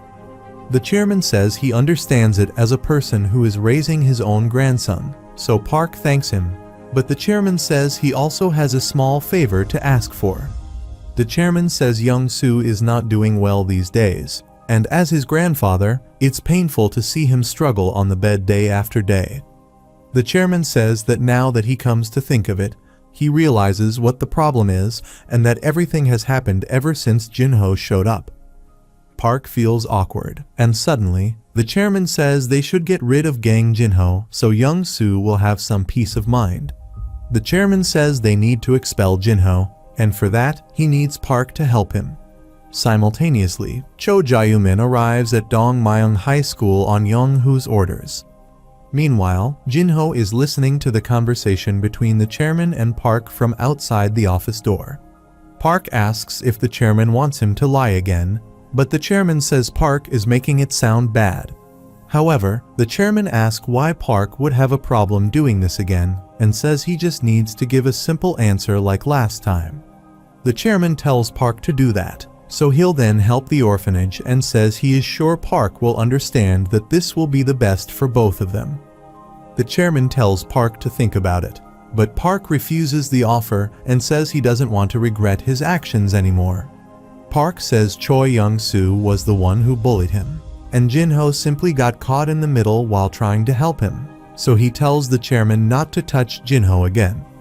Park says he is not going to let this happen anymore, and he doesn't need any of the money, so he tells the chairman to take them back. The chairman gets shocked and says it looks like he has made a mistake because Park is not the man he thought he was. The chairman, while getting up, says it's understandable why Young Soo bullied Park in the first place and says it's because the weak should live the way of the weak. The chairman says if Park tries to crawl up, he'll fall to his death, and that punishment suits people like Park who try to crawl up. Suddenly, Jinho gets in, saying these words are correct, and that is why Choi Young-soo ended up like that. The chairman and Park are shocked to see Jinho, and the chairman asks how the hell he is there. Jinho says it looks like the reason why Choi Young-soo was such a scum is because he was influenced by the chairman. The chairman furiously curses Jinho, but Jinho tells Park to go back because the class is about to start. While they are leaving, the chairman blackmails Jinho by saying that he heard Jinho's parents got a new jobs, so it would be terrible if they got fired again in times like now. The chairman says he also heard that Jinho's sister is training to become a singer and that he guesses Jinho's family can still afford that. Moreover, the chairman says the singing industry has quite a bad reputation because it forces trainees to do things to get debuted. As the chairman says, Jinho should take care of his sister. Jinho loses his cool and his inner devil gets triggered. The devil tells Jinho to kill the chairman, rip off his limbs, and destroy Choi Young-soo in front of him before killing him. Jinho's inner voice says he has suppressed it long enough, so he should kill them and return to his true self. Suddenly, the atmosphere of the room changes, and Park gets worried because he cannot move his body. Meanwhile, the chairman feels suffocated and Jinho agrees with his true self that he can do this and he'll do it after a count of 3. Jinho starts the countdown to kill the chairman, but suddenly, Secretary Cho Jae-min arrives there saving good evening to everyone. Cho asks if this is the principal's office, but feels the atmosphere in the room is awkward. Jinho thinks it's a shame because he has to stop, but Park can move again, and the chairman is still in shock. Cho asks if he has come in a bad moment and asks Jinho if he is Gang Jinho, but Jinho asks how he knows him. Cho whispers to him that he is Cho Jae-min, the secretary of Chairman H. Wang, and Jinho wonders what he is doing here. Suddenly, Cho says that, as a capable secretary, he knows what is happening here, and while dragging Jinho and Park outside, he says he'll take care of things from now on and that they can leave. However, Jinho says he is not finished with the chairman, but Cho tells Jinho that the chairman, H. Wang, is waiting for him at the front gate because he has something to give him. Cho tells Jinho to leave immediately and leave the panic-stricken Choi to him, so Jinho leaves. Cho closes the door and wonders what the hell happened here that resulted like this and realizes there really is a reason why Chairman H. Wang is interested in that high schooler. Suddenly, Cho asks the chairman if he is okay, and if he is the chairman, Choi Myung-gil. Choi gets back to his senses and asks who he is and where Gang Jinho is. However, Cho says Choi Myung-gil just asked who he is, and with a serious expression, he replies to that question that he is Cho Jae-min. Cho says that, by the order of someone who is way on top, he has been assigned to be the deputy chairman of the school. Cho Myung-gil is shocked to hear this, and Cho says it looks like Choi Myung-gil has not been contacted yet. On the other hand, Chairman H. Wang is having a conversation with Jinho and tells him that the Dongmyeong Foundation is going through a search and seizure due to accusations of corruption. H. Wang says Dongmyeong Foundation will probably go bankrupt because of the crippling debt, and Jinho's school will now be run by the educational foundation of his corporation. When Jinho asks why H. Wang is doing this and asks if he secretly investigates him, H. Wang replies that it only makes sense for a businessman to understand what kind of person he is working with. H. Wang tells Jinho not to be upset because he didn't do it with any malicious intent and says he is only helping Jinho as a business partner. H. Wang says he thought Jinho was also troubled because of that matter, and Jinho thinks that if Cho hadn't interfered at that moment, things would have gone very badly. Jinho is impressed that H. Wang destroyed Chairman Choi just like that and realizes there is always someone higher. H. Wang gives Jinho a credit card and a checkbook and says it is the money he promised. H. Wang says this account is under his name and he already talked to the local bank, so Jinho should feel free to withdraw as much as he need. As Jinho checks the amount, he gets shocked, and while sweating he says he thinks there is a problem with the amount. After some while, Chairman H. Wang is sitting at Jinho's house, and when they ask if he can elaborate on the situation, H. Wang tells them that he was recently able to find his grandson, whom he lost contact with 15 years ago, but it was too late. H. Wang says his grandson was already in the last stages of an incurable illness and died soon after. H. Wang says after that, while clearing his grandson's room, he found his diary and found how close friends his grandson was with Jinho. H. Wang says the diary was filled with his grandson's memories of Jinho staying beside him during his time in the hospital. H. Wang says with the passing of his poor Myeong-dok, he can't help but think of Jinho as his grandson. H. Wang requests them to understand his thoughts, and his grandson and Jinho's parents believe what he is saying. Meanwhile, Jinho can't believe this works because he is wondering how he should explain the money to his family. But he thinks it is a good idea to leave the explanation to H. Wang. Moreover, Jinho notices that H. Wang is enjoying this situation. But suddenly, Jinho's father says he understands H. Wang's words, but they cannot take this money. Gang says he doesn't know how much of a good friend Jinho was to H. Wang's grandson, but they are happy with H. Wang's appreciation. Jinho was expecting this from his honest father, but suddenly, everyone was shocked to see H. Wang start crying with tears. H. Wang says he couldn't do anything for his grandson, so they should allow him to become a grandfather worth facing his dead grandson. H. Wang asks them to let him fulfill what he wants to do for his grandson, so Gang asks him to raise his head, but H. Wang insists that Gang take this money. Gang gets worried, but he agrees, and Jinho is impressed by how hard H. Wang is trying. After that, when Jinho goes to see off H. Wang asks him how it was to see a big-time chairman perform and says he is sure Jinho's family is convinced. Jinho says it was impressive in a lot of ways, but asks if H. Wang is sure about this because he didn't ask for that much money. On the other hand, Jinho's family is shocked to see the amount, and they scream that it's 10 billion rupees. Meanwhile, the chairman tells Jinho that it is the price of his life they are talking about, so Jinho should take it. He says he looks forward to working with Jinho again in the future. The chairman says he hopes Jinho doesn't mind if he does a favor on his side, so Jinho asks what it is. H. Wang says Jinho doesn't have any means to contact him directly, so he was thinking of having contact between them. When H. Wang asks what Jinho thinks, Jinho wonders if he wants to keep an eye on him, and H. Wang realizes Jinho still has concerns on his side. However, Jinho agrees, so H. Wang thanks him for understanding and tells him that Cho is quite a capable fellow, so Jinho should feel free to use him. The chairman says he'll see Jinho next time again, and as he leaves, Jinho, while looking at the check, wonders how he should use it. The next morning, Cho Jae-min goes to meet Jinho and says he is assigned as Jinho's secretary and as a contact to Chairman H. Wang. Cho asks if Jinho remembers him at the principal's office the other day, to which Jinho replies that he remembers, but he asks what he means by secretary. Cho says the chairman has ordered him to treat Jinho as his boss and says he has prepared a ride for him to school, but Jinho says he is fine with the bike. Jinho wonders what that old geezer is thinking, and suddenly, Cho tells Jinho to allow him to report one more thing and says it's about Choi Myung-gil. Cho says they are expecting Choi Myung-gil to be bankrupt by the end of tomorrow. When Jinho asks if it's happening so quickly, Cho replies that Chairman H. Wang told him to take care of this matter within 3 days, and as a result, their educational foundation has decided to take over Jinho's high school. Jinho realizes it's convenient to have power and, to be exact, financial power. Meanwhile, Cho thinks Jinho doesn't feel like an ordinary high schooler, and when H. Wang assigns Cho as Jinho's secretary, he asks if Jinho is his successor by any chance.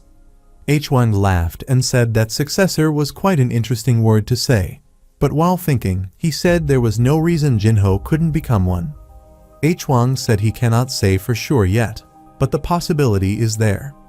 H. Wang thought it was a mission that wouldn't lose its value before his death, so he told Cho to take care of Jinho as though Cho was serving him, to which Cho replied he'd keep that in mind. Cho thinks this is great in either way because being the secretary of the successor of the Yi Kyung Corporation also means success. Cho is happy that it's finally his time to shine, and suddenly, when Jinho asks if that is all he wants to tell, Cho replies that is it and says he'll soon meet Jinho at the school. Jinho is leaving while Cho is excited that he has been assigned as the chairman of the school, but suddenly Jinho stops and says he has a favor to ask. After school, when Jinho visits Park, Park excitedly tells Jinho that their orphanage is finally getting a sponsor, and they show up right on the verge of the orphanage shutting down. Park thinks it's miraculous, but suddenly he sees Jinho is surrounded by the orphanage kids, and they are not letting him go. Park tells them not to do this and serves them food, which surprises Jinho, who doesn't know that Park can cook. Park says he can't leave everything to the director, but curry is the only thing he can make. Suddenly, when a kid asks if there is curry again, Jinho wonders if he should get him a good food service too. Simultaneously, Jinho asks Park why Han Seon is there, to which she replies she is there to fill his volunteer service hours. She asks if Jinho is done with that, but he asks her what that is. Han Seon asks if he is really a high schooler and explains that they go to volunteer work at places and get certificates of how many hours they worked. Han Seon says they have to work at places like orphanages and fire stations, and they need to earn 60 hours at high school. Han Seon tells Jinho not to tell her that he didn't do any of it at all, to which Jinho replies that it doesn't make sense to evaluate volunteer work. Han Seon says it's a lame excuse, but suddenly Park tells them not to worry about that because he'll talk to the director about that. Suddenly, Han Seon asks if they are studying for the finals because they will soon be seniors, to which Park replies he is fine with his grades right now, and Jinho says he is planning to do that. Han Seon says they are being too laid back and ask if they know how fierce it is to get into college in Korea. Suddenly, Park says Jinho is pretty good with his grades and says Jinho had trouble with the midterms because of the accident, but he heard his grades were within the top of the 10 schools. Hearing this, Han Seon says that it is quite a surprise and asks if Jinho wants to bet. When Jinho asks about what, she says it is boring to study without a purpose anyway, so she says the loser will do whatever the winner asks for. Jinho thinks that is right, and he forgot that his grades were pretty in the past, but he is sure he'll remember things again when he starts studying. Han Seon asks if he is going to chicken out, but Jinho says he accepts the challenge. On the other hand, Cho Jae-min checks that Jinho's family has yet to use any of the money the chairman has given them. Cho checks that the only money used was for the patronage of the Sungshim orphanage, which gang Jinho asked him to help with. Cho can't understand who Jinho is and thinks he doesn't seem to be a relative of the chairman because it feels like the chairman is being careful when dealing with Jinho. On top of that, Cho remembers there was that feeling he felt in the principal's room, the feeling of being overwhelmed. Cho thinks it's been a few weeks since he started working as the deputy chairman and observed Jinho, but nothing special happened ever since. Cho wonders why the chairman assigned him this job and how long he has to do it, but he wishes he could do it forever because being a deputy chairman is really easy.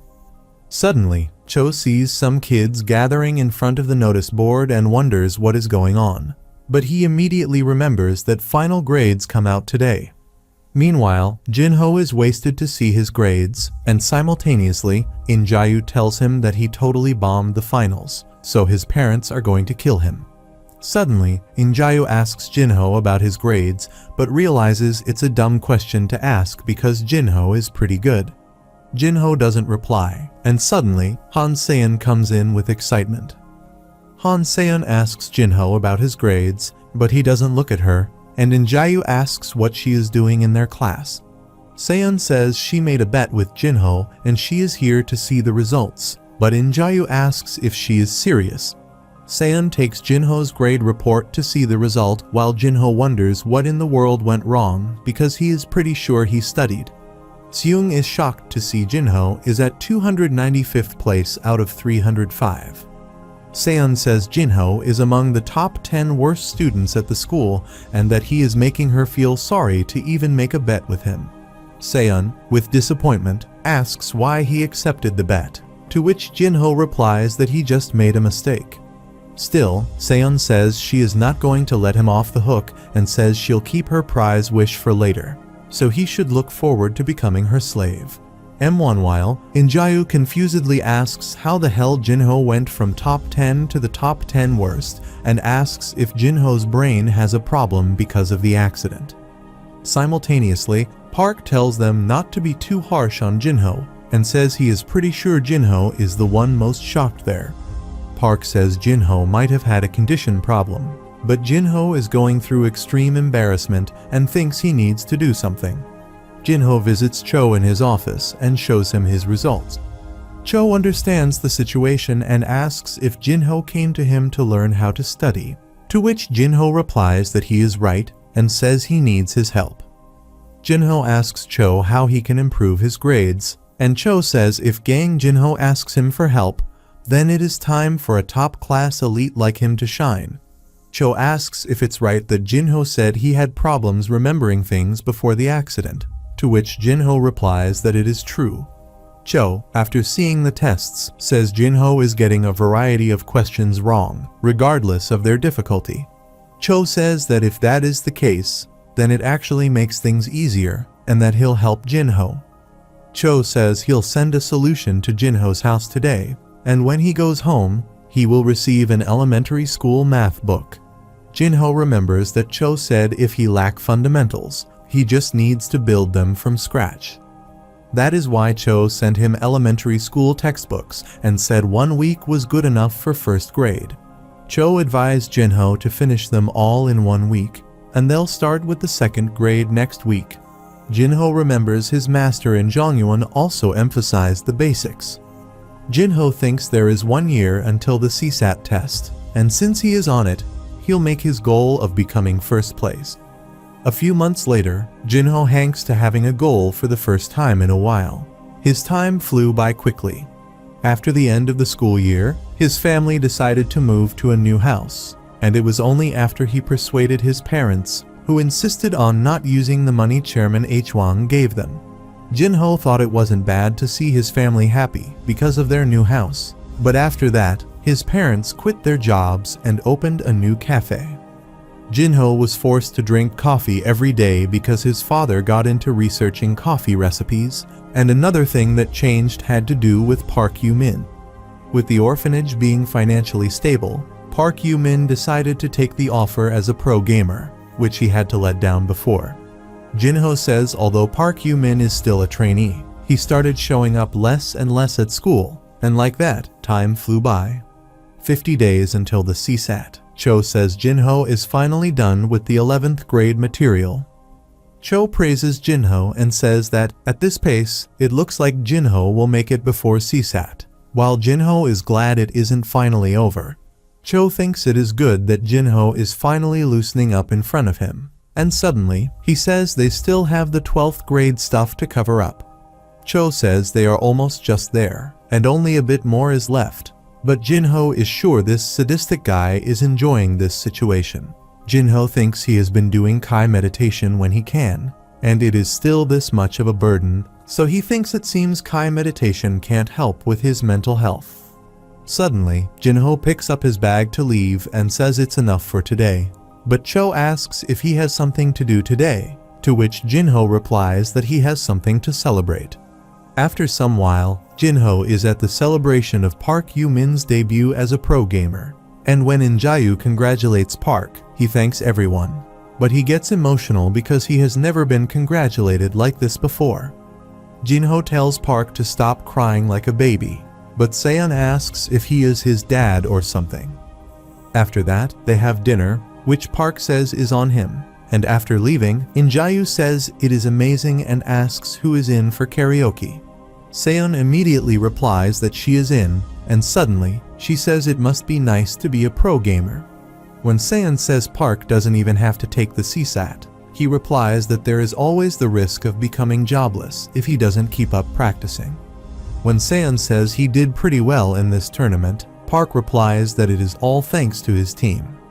Suddenly, Seon says she heard Jinho's grades got pretty good and that he can aim for Hanguk University. But Jinho says that place is too far and that he is going to Yi Kyung University because it's closer. Seon says he makes it sound like it's a cakewalk and says his grades are nowhere near their average scores, to which Jinho replies it is not a problem. Seon tells him to remember the last time when he was so confident, but suddenly, Jinho stops in front of an alley while others walk ahead. Seiyun keeps talking without looking behind and says he should study really hard. She thinks she can make it to Yi Kaiyang University with her grade, too, because their scholarships are nice, and it is also a prestigious university. Suddenly, Seiyun aggressively says she is not going to forgive him if he doesn't make it, but she is shocked to see Jinho is not there. Meanwhile, Jinho goes inside the alley where a man has beaten some people, and seeing Jinho coming there, that guy asks who he is. Jinho with a smile says they exist at this time, too, the people who use martial arts. The guy gets startled and asks who the hell he is, to which Jinho replies that he is someone who knows a thing about martial arts like him and asks the guy who trained him. The guy replies that he cannot tell him that, but Jinho smiles and thinks it always bothers him why do Kai-based martial arts, which was so prevalent in the past, not exist in this era? However, now Jinho knows the answer is that it is because they were simply hiding in the shadows. Jinho is sure martial arts do exist in this era, and the Kai he can sense in this guy shows that he must have been trained systematically. Jinho is sure someone taught this guy, and he wants to see how far martial arts has gotten in this era, so he challenges that guy to attack first. Jinho tells that guy to show him what he got and says he is sure he was bored facing normal people all this time. The guy gets furious and tries to attack Jinho, but Jinho jumps over that guy and says his moves are large and crude. The guy gets shocked, but he tries to hit Jinho, who is behind him, with his elbow. But Jinho blocks it, saying that he probably doesn't want to show how surprised he is like that, and tells the guy that he is not going to help him. Jinho lands on the floor, and that guy instantly tries to kick Jinho, so Jinho says his combinations are not half bad, but they don't mean much with that kind of speed. Simultaneously, Jinho calmly watches the kick reach him and thinks he knows this guy is a small fry, but it is underwhelming, and he feels that martial arts are degraded in this world. The guy, with his full force, lands the kick on Jinho's shoulder, but he is stunned to see that it doesn't harm Jinho. Jinho says he understands his capability, but his skills are no match for him, and he pushes that guy away. Jinho says he was just curious and never intended to hurt him, so he tells that guy to think of it as a quick spar. After that, when Jinho tells that guy to leave, he wonders where a monster like this comes from and thinks he needs to let his people know about this. While leaving, the guy says they'll meet again, and Jinho replies that he'll look forward to it. Simultaneously, Jinho's friends arrive there searching for him, and Seiyun furiously yells his name. Jinho immediately realizes he forgot about them and tries to be cool when he says yo, but Seiyun smacks his head and calls him an idiot. When Jinho asks why she is smacking him, Seiyun furiously tells him to shut up. Suddenly, Park notices the unconscious guys lying there who were beaten by the guy who left and asks Jinho if he did that. Everyone gets shocked, and they ask if Jinho disappeared to get into a fight, and Jinho replies that he didn't do that. Seiyun reminds Jinho that they are graduating soon and tells him that violence is bad. When they all look at him suspiciously, Jinho tells them seriously that he didn't do that. The next morning, Cho visits H1, and H1 says Cho looks much better than before. Cho replies that he hopes the chairman is doing well, too. H1 tells Cho not to worry about him because he is doing great and asks if Cho is there for his periodic report. Cho says that is right, and he is there with his observations of Gang Jinho. First of all, Cho says Jinho is focusing on his studies, and he is showing major improvements in his grades. H-Wang is happy that Jinho looks like a smart boy, and Cho says that is right, and to an abnormal degree, that is. Furthermore, Cho says Jinho testified that he lost most of his memories in the accident from a year ago, but says it looks like he has lost his academic knowledge in that incident. However, Cho says Jinho caught up with 12 years worth of school material within a single year, but he didn't seem to be exclusively focused on studying. Cho says that, at this rate, he is curious about the grades Jinho will receive on the CSAT. Suddenly, when H-Wang asks which university Jinho is aiming for, Cho replies that it is Yi Kaiyang University. H-Wang says Jinho may not talk about it. but it looks like he is interested in their corporation. But Cho says that Jinho says it's because their university is nearby. After that, when Hwang asks if there is anything else to report besides Jinho's grades, Cho feels nervous, but says it's totally based on his opinions, and he would like to report it because it might be an answer to what the chairman is looking for. Cho says Jinho is incomprehensible, but Hwang asks what it means and how Jinho can be incomprehensible when Cho observes him for over a year. Cho says that is why it is more difficult to understand, and that there is no doubt that Jinho is a good person, but it feels like he is hiding something inside him. Cho says that sometimes he gets chills while observing Jinho, but Hwang asks if Cho can be so sure about simple feelings like that.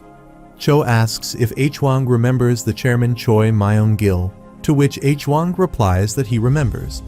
Cho says Choi's grandson Young-soo, who was the cause of the problem, has become mentally crippled. Hwang gets shocked, and Cho says he heard Young-soo showed initial signs of mental derangement, but it only got worse recently, and his shape was nowhere that of a high schooler. Cho says that he believes that Gang Jinho made Young-soo like that, but Hwang, in shock, asks why he said so, to which Cho replies that he heard the conversation between Gang Jinho and Choi Young-soo. Cho says that about a month ago, he went to see Young-soo and Jinho. Cho says he knew Jinho was kind to his allies and cold to those who weren't, but what he did to Young-soo that day was completely incomprehensible. Cho says the Gang Jinho he saw that day seemed too dangerous, so the chairman asked Cho to tell him more about that day. A few days ago, Jinho asked Cho to find Choi Young-soo, and Cho thought it was out of nowhere. Jinho told Cho that Choi Young-soo is the grandson of the chairman of the Dongmyung Foundation and told him not to ask for the reason. A few days later, Cho finds the whereabouts of Young-soo, and when he is driving Jinho there, Jinho asks where Young-soo is. Cho replies that it's not far, and that it looks like they couldn't easily leave the place where they lived their whole lives. After some while, they reach the location, and Cho says they have to walk up the stairs to reach their home. Cho wonders why Jinho would want to see Young-soo because it's been a year since the incident between them happened. After they walk up the stairs, Cho gets tired and says it's the house where Young-soo and his grandfather moved after bankruptcy. Suddenly, when Jinho barges into the house, Cho gets worried and says he cannot just walk in like that. Meanwhile, Choi Myung-gil sees someone enter the house and asks who it is, and when Jinho walks toward him, Choi recognizes him. Choi is shocked to see Jinho, and when Jinho says he is there to see Young-soo, Choi picks up a stick and furiously tells Jinho to leave him alone. Choi says it's been a whole year, so what Jinho wants from Young-soo is to furiously tell Jinho to get the hell out of there and leave them alone. Cho asks Jinho what they should do now, but Jinho goes inside to see Young-soo.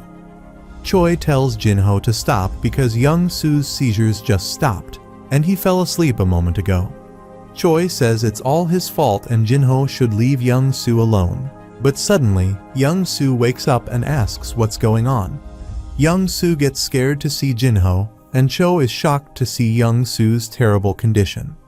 Choi Myung-gil tells Jinho to get out, but Jinho walks towards Young-soo, and Cho holds back Choi from hitting Jinho. Young-soo starts shivering with terror, and Cho wonders what Jinho is here for in the world. Cho wonders if Jinho is here to laugh at the two who became miserable and thinks it's too cruel, but Jinho tells Young-soo to look at him and ask who he is. Young-soo replies that he is Gang Jinho, and Jinho says that is right. He is not a hallucination, and he is Gang Jinho. Jinho places his hand on Young-soo's chest, heals him instantly, and asks what Young-soo has been seeing this whole time. Young-soo replies that it was hell, and Jinho says that he has also gone through hell, just like Young-soo did. At that time, Jinho says he withstood that hellhole and earned a second chance. Jinho says it's been a year since that day, and it made him think about who could possibly give Young-soo a second chance. Jinho says it would be unfair if Young-soo never got a second chance and says that Young-soo doesn't have the power and wealth he used to have, but all he has is a weak body. Suddenly, Young Soo furiously says he'll kill Gang Jinho, so Jinho, with a smile, replies that's good and, after throwing some money at Young Soo, tells him to try getting back up with this. While leaving, Jinho tells Young Soo that he paid his price and that he'll give him another chance. Jinho tells Young Soo to come and find him when he is ready because he'll give Young a chance to slit his throat. Jinho says it is all up to Young Soo. He can take the money and hide somewhere so he won't find him. Suddenly, Young Soo screams he'll kill Jinho one day, but Jinho tells Cho that they should leave. Back to the present, Cho tells Hwang everything and says that day he could not help but shiver at the sight he saw. When Hwang calmly says this is what happened, Cho says people wouldn't understand it without seeing it themselves, and Hwang says he assumes so because he thought the same. Cho asks what the chairman means and asks if he already knows about it. When Cho asks why the chairman didn't tell him, Hwang asks if Cho would have believed him if he had told him. Hwang says there are people who are precise with their payments and that if they assume Gang Jinho was such a person, Jinho might not have wanted to torment Young Soo more than he deserved. Cho says that even if so, Jinho is dangerous and advises Hwang to stay away from him. But Hwang says that is not an option and that he can't stay away from Jinho. Cho is confused, but Hwang says Jinho's existence is deeply related to his life, and he also wants Jinho to stay as close as possible. Hwang says Jinho is still a mysterious man, and maybe it's only obvious because they fear him somewhat, but all they can hope is for Jinho not to cause something that would go out of their hands. Hwang says they should keep an eye on Jinho and see where he goes and how much help he would be to the Yi Kyung Corporation. On the other hand, Jinho is exhausted and tells Park Yoo-min that he is finally done with the 12th grade material. Park Yoo-min says they are only 2 days away from the CSAT, but he made it on time. Jinho says he is aiming for first place, but Park Yoo-min says he doesn't think people usually aim for that on the CSAT. Park says it looks like they are graduating soon, and suddenly he thanks Jinho, but Jinho says that was random. Park says he means Jinho helped him with the orphanage and a lot of other things. Most of all, Park thanks Jinho for being friends with him because he had never made friends before Jinho, and thanks in advance for the future. However, Jinho suddenly gets up, saying they should go, and offers to give a ride to Park. Park tells Jinho to wait, but Jinho thinks he doesn't know how this boy can be so shameless sometimes. While leaving, Park asks if he has to ride on the back seat of that bike again. Jinho tells him not to worry because he'll ride slowly. Meanwhile, the guy who Jinho beat in the alley is present on a rooftop near his school and shows Jinho to his sir. The senior says this kid is quite something at such a young age, and he makes him nervous just by looking at him. That man with a sneaky smile says that is surely impossible for a normal person and says, "Welcome to the modern world, new returner." The day of the CSAT arrives. Jinho's mother packs him lunch, which would be easy for his stomach. Jinho's mother tells him to eat well for lunch, and he thanks her mother while his sister tells him to make sure he doesn't make any stupid mistakes on the test. Their mother tells her not to jinx his brother, and his dad asks if Jinho is sure he doesn't need a ride, to which Jinho replies it is right next to his school, so he is fine. After some while, Jinho reaches the test center and sees a lot of kids there. He wonders if he is feeling nervous.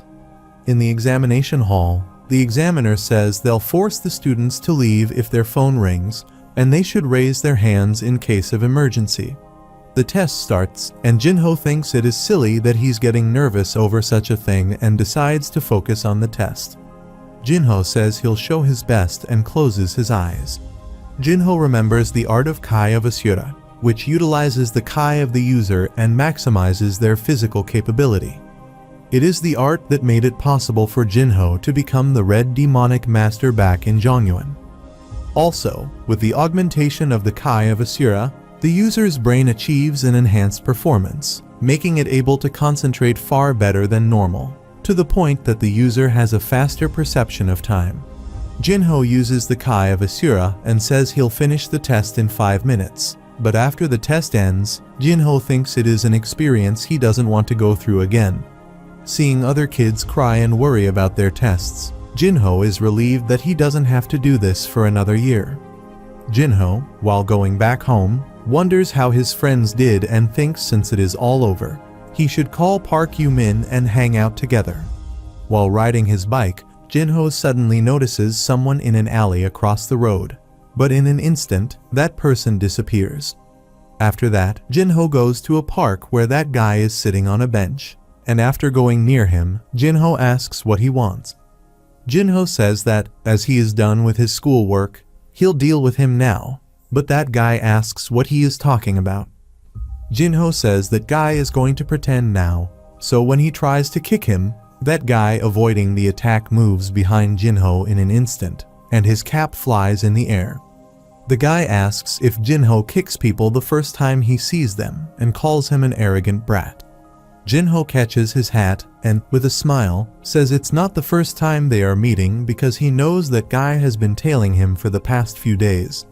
The guy says it looks like Jinho is more capable than he expected, but Jinho asks why he is following him.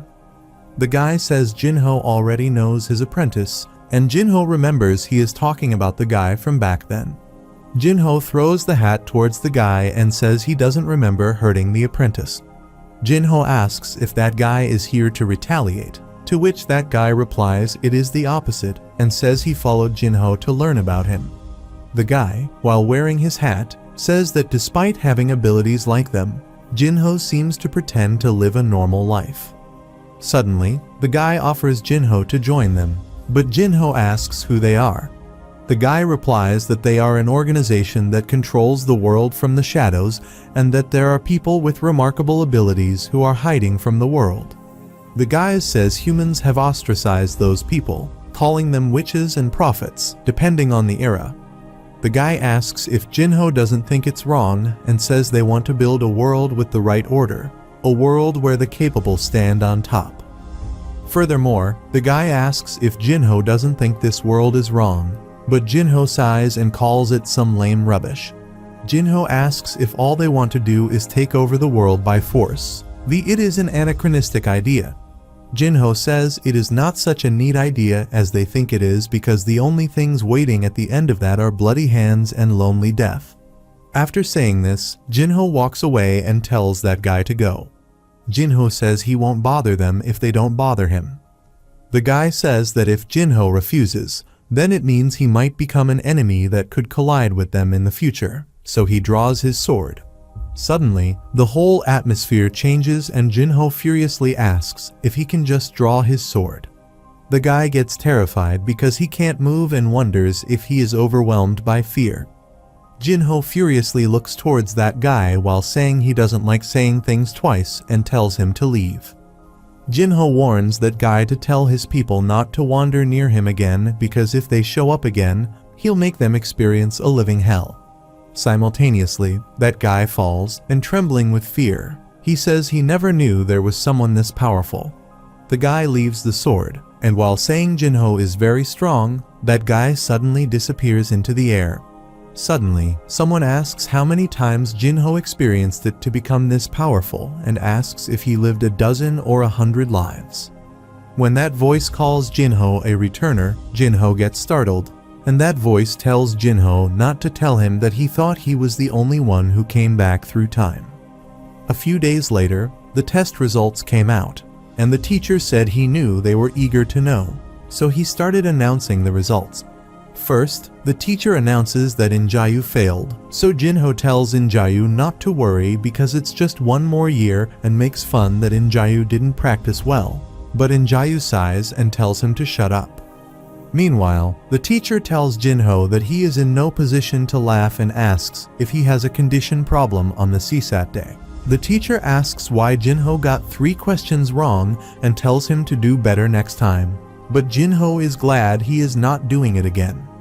Simultaneously, everyone is shocked to know Jinho got only 3 wrong, and they think it's incredible because he wasn't that good last time. When Jinho arrogantly says he might have a problem with his condition because 3 mistakes are too many, everyone gets furious, and they start teasing him, saying they'll bury him alive. Meanwhile, Sayan says she can't believe she did worse than a guy like him, but Park says he knows she is happy that they are going to the same university as her. It's been a week since the CSAT and the day the mysterious man showed up, and there were no more signs of people observing Gang Jinho. A group of returners, people who earned a second chance just like Gang Jinho, exist out there, and this was something Gang Jinho didn't predict. This shocking fact made him wonder if they might be the people who could best understand him, but contacting them means the destruction of his current life, so he tells himself not to falter. At the dinner table, Jinho's father says that since Jinho also did great with the CSAT grades, they should go on a family trip together over the weekend. Jinho's mother and sister get excited because it's been a while since they went on a family trip together. But suddenly, Jinho yells they cannot go on that day. The weekend arrives, Gang requests Jinho to let him go to work, and his sister tells him to get out of the way because she needs to meet her friends, but Jinho is sitting in front of the door. Jinho says the cafe can stay closed today, and his sister can meet her friend another day because they should spend time together as a family at home. Suddenly, Jinho's sister furiously attacks him, asking what's wrong because he canceled the trip, and now he is doing this, but Jinho covers her face with her hood and says she can go wherever she wants to start tomorrow. Jinho requests them to bear with him, but she furiously asks what he is doing. Jinho is worried and thinks he cannot let anyone out today because it's the 1st of December. Today was the turning point of his previous life, and it was the day his family had a car accident during a family trip. Jinho remembers it's the day he lost his legs and his whole family. Jinho knows they are living in a completely different environment now, but after hearing the words family trip from his father, he cannot let his guard down. While his family wonders if something is wrong with him, Jinho apologizes to them but says he just needs all of them to listen to him for today. The day passes, and at night, when everyone is having sound sleep, the clock hits 12 at night, and Jinho feels relieved that it's over. Jinho is thankful that nothing happened and he didn't lose his family. Jinho thinks he'll have a different destiny and a life he doesn't know, but he is happy that it'll be interesting. The next day, Jinho visits Cho, and Cho says Jinho's CSAT grades are good and all, but he doesn't understand why Jinho looks so worried. Jinho replies that he has a problem and thinks starting fresh is good, but he never thought about what he wants to do in the future. Jinho says Park Yoo-min wanted to become a pro gamer, and his sister had a dream of becoming an idol, but he had no idea what he wanted to do with his life. Meanwhile, Cho thinks that moments like these make Jinho look like an ordinary high schooler and asks if he is worried about what he wants to do in the future.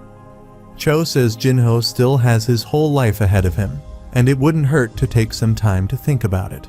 But Jinho says he cannot have a life without a plan. Cho immediately thinks that moments like this make him believe Jinho is not an ordinary person. Cho says Jinho has been focusing and stressing a lot on the CSAT recently, so he needs some time off because it's tense times like these that make people easily anxious and worried. Cho suggests that Jinho should go on a trip, but Jinho asks what he means. Cho says experiencing a lot of things in different places often makes a person realize that his worries are nothing major, and since Jinho doesn't have any problems academically and financially at the moment, he should travel somewhere outside the country. Jinho thinks it's true that he has never had his own time since he came back to this world, and there is also a place he would like to visit. Jinho agrees that traveling is a nice idea, so Cho excitedly suggests he visit Thailand because he visited it last time, but Jinho says there is a place he likes to visit. Cho tells Jinho to choose a place and says they'll help him with ticketing and guiding, so Jinho replies he wants to go to China. After some while, Jinho visits Park's orphanage and deals with the kids who are picky with their food. Jinho says whinnying like they did to Park is not going to work on him, so he tells them to stand straight and listen to the grown-ups until they can stand on their own feet. The kids get scared and immediately reply with okay, which impresses Park, and he says it's amazing how kids listen to Jinho. but Seon asks how the hell it looks like they are listening to Jinho. Jinho tells the kids to go to the bathroom, but suddenly Seon smacks his head and asks if he is a drill sergeant. Seon politely tells the kids to come with her. She'll help them wash their face, so the kids happily go with her. Seeing this, Jinho says it seems like she is particularly harsh against him, and when he wonders why it is like this, Park replies she does this because it's Jinho, and he should figure out that part himself. Suddenly, Jinho realizes they are getting late because In-jae and the other guys are waiting for them, so he says they should clean up and go. After some time, they all go outside to have drinks because they are adults now, and Seon says she always wanted to go drink the moment she became an adult. They decided to have fun hole for today as they are all going their separate ways, and they cannot believe they are graduating. However, when Jinho says In-jae is going through another tough year, In-jae yells at him to shut it down. The others say they can see Jinho is flexing because he is going to Yi Kyung University and ask if he and Seon are becoming college sweethearts or something. Seon blushes, but she immediately says it's nonsense. When she sees Jinho is not reacting, she gets sad and wonders if she is the only one who is so conscious. Suddenly, Park pokes her and tells her that they always know how dense Jinho is, so she should cheer up. Meanwhile, when Jinho is thinking modern alcohol is weak, Seon suddenly calls Jinho, and everyone becomes attentive. Seon says it is her birthday next week, and there is a restaurant she has always wanted to go to, so she asks if he is free next week to go with her there. As Jinho replies that he is not going to be in Korea next week and apologizes, everyone is shocked. Jinho says he forgot to tell them that he is planning a pretty lengthy trip to China and he probably won't see them for a while. Seon feels embarrassed and disappointed, so he says it would have been great if he told her in advance. Simultaneously, Jinho notices she doesn't seem happy and asks if he did something wrong, so he wishes her a happy birthday, but Seon yells that that is not it and calls him a dense idiot. The next day, Jinho visits Chairman Hwang to heal him, and he says the healing process went well. Hwang is glad to hear it and says he heard Jinho is going to China, to which Jinho replies that there is something he needs to find. Hwang says he assumes Jinho is not going to tell the reason even if he asks. Hwang says he knows he can't stop Jinho, but getting in trouble in China is dangerous because anything happening there is going to be outside of their reach. Jinho replies that he is well aware, but Hwang offers him the idea that if he officially joins Yi Kyung, he could ask the cooperating companies to support him as a member of their corporation. However, Jinho apologizes and refuses the offer, which makes Hwang sad, and he calls Jinho a cold boy. Suddenly, when Hwang asks if Jinho can speak Chinese, Jinho replies that he probably doesn't have to worry about that. Jinho realizes it's probably not going to be the same as the one he used in Jongyuan, but he thinks he could get good enough if he studies a bit before he leaves.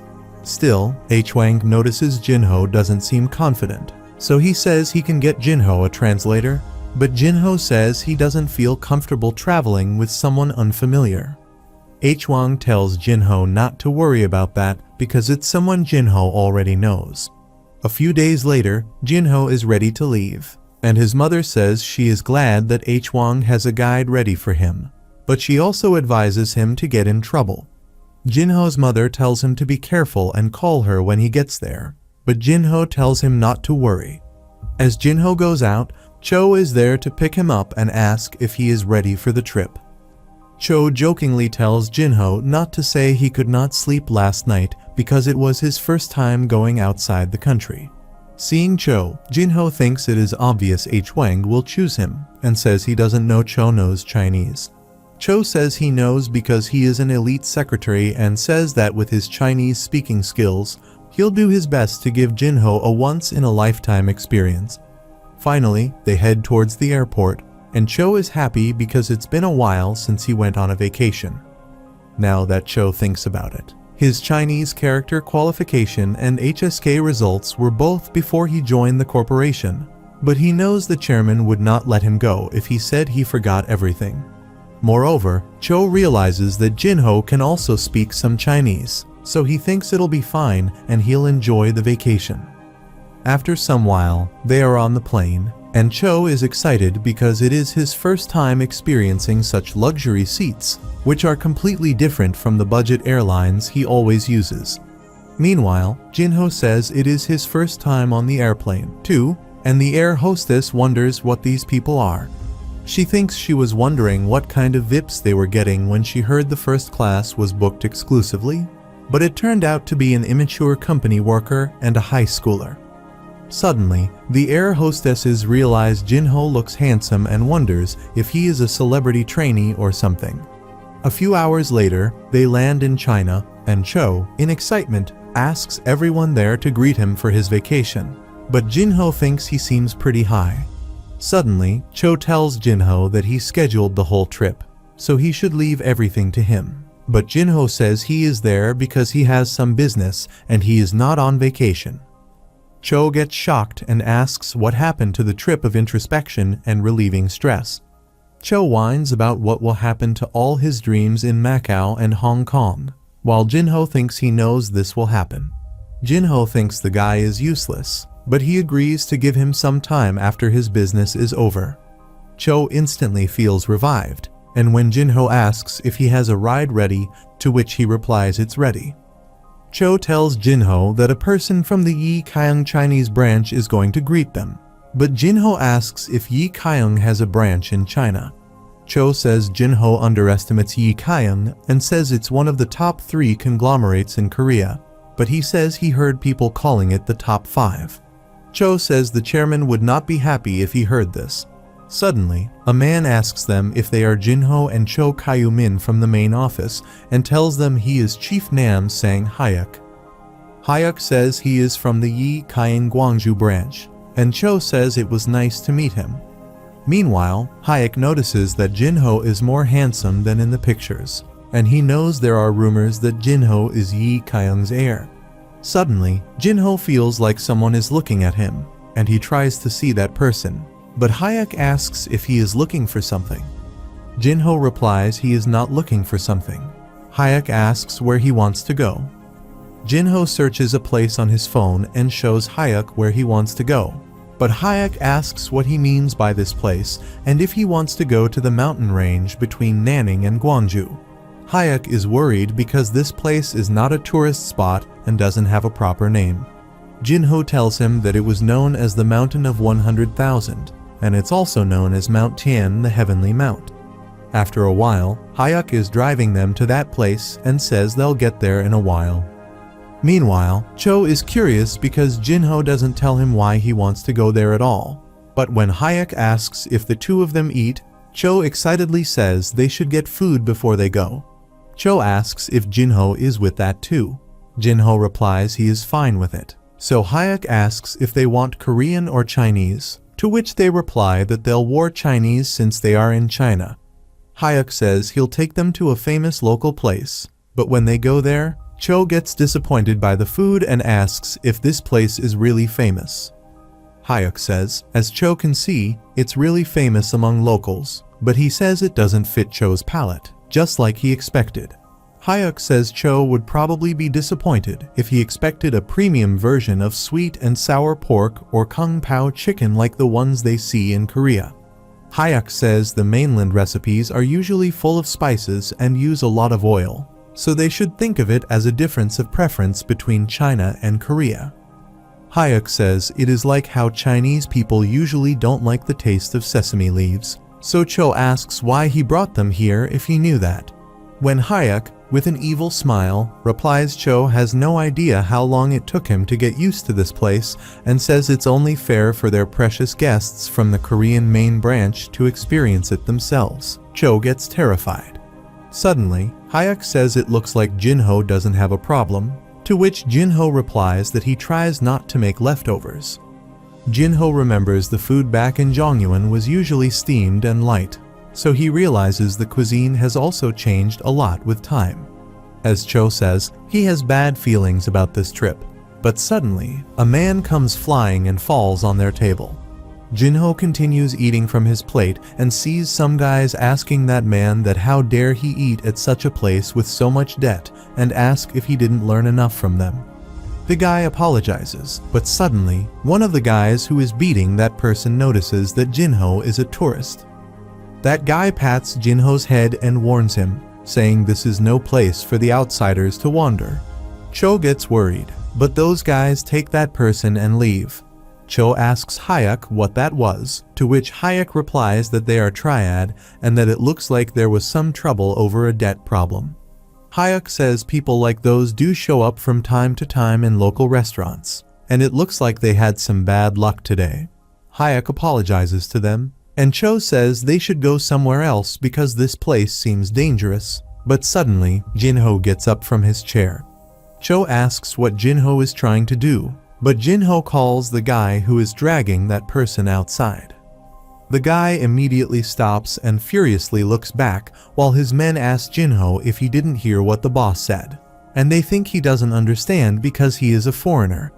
They try to tell Jinho to leave, and one of them says he'll use the good old body language to make him understand. The guy points at Jinho's head and asks if he wants to die, but Jinho grabs his finger, which makes Cho think that he end up getting in trouble, and Jinho breaks that guy's finger. Meanwhile, the guy who has debt takes the opportunity to run from there, and Jinho says he wasn't planning to get into trouble, but hopes they are ready.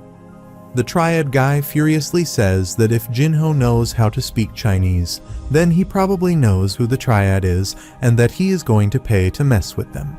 However, Jinho says it looks like there are always people who think they can use their organization's name to get away with anything, and says they must be useless without the name of triad.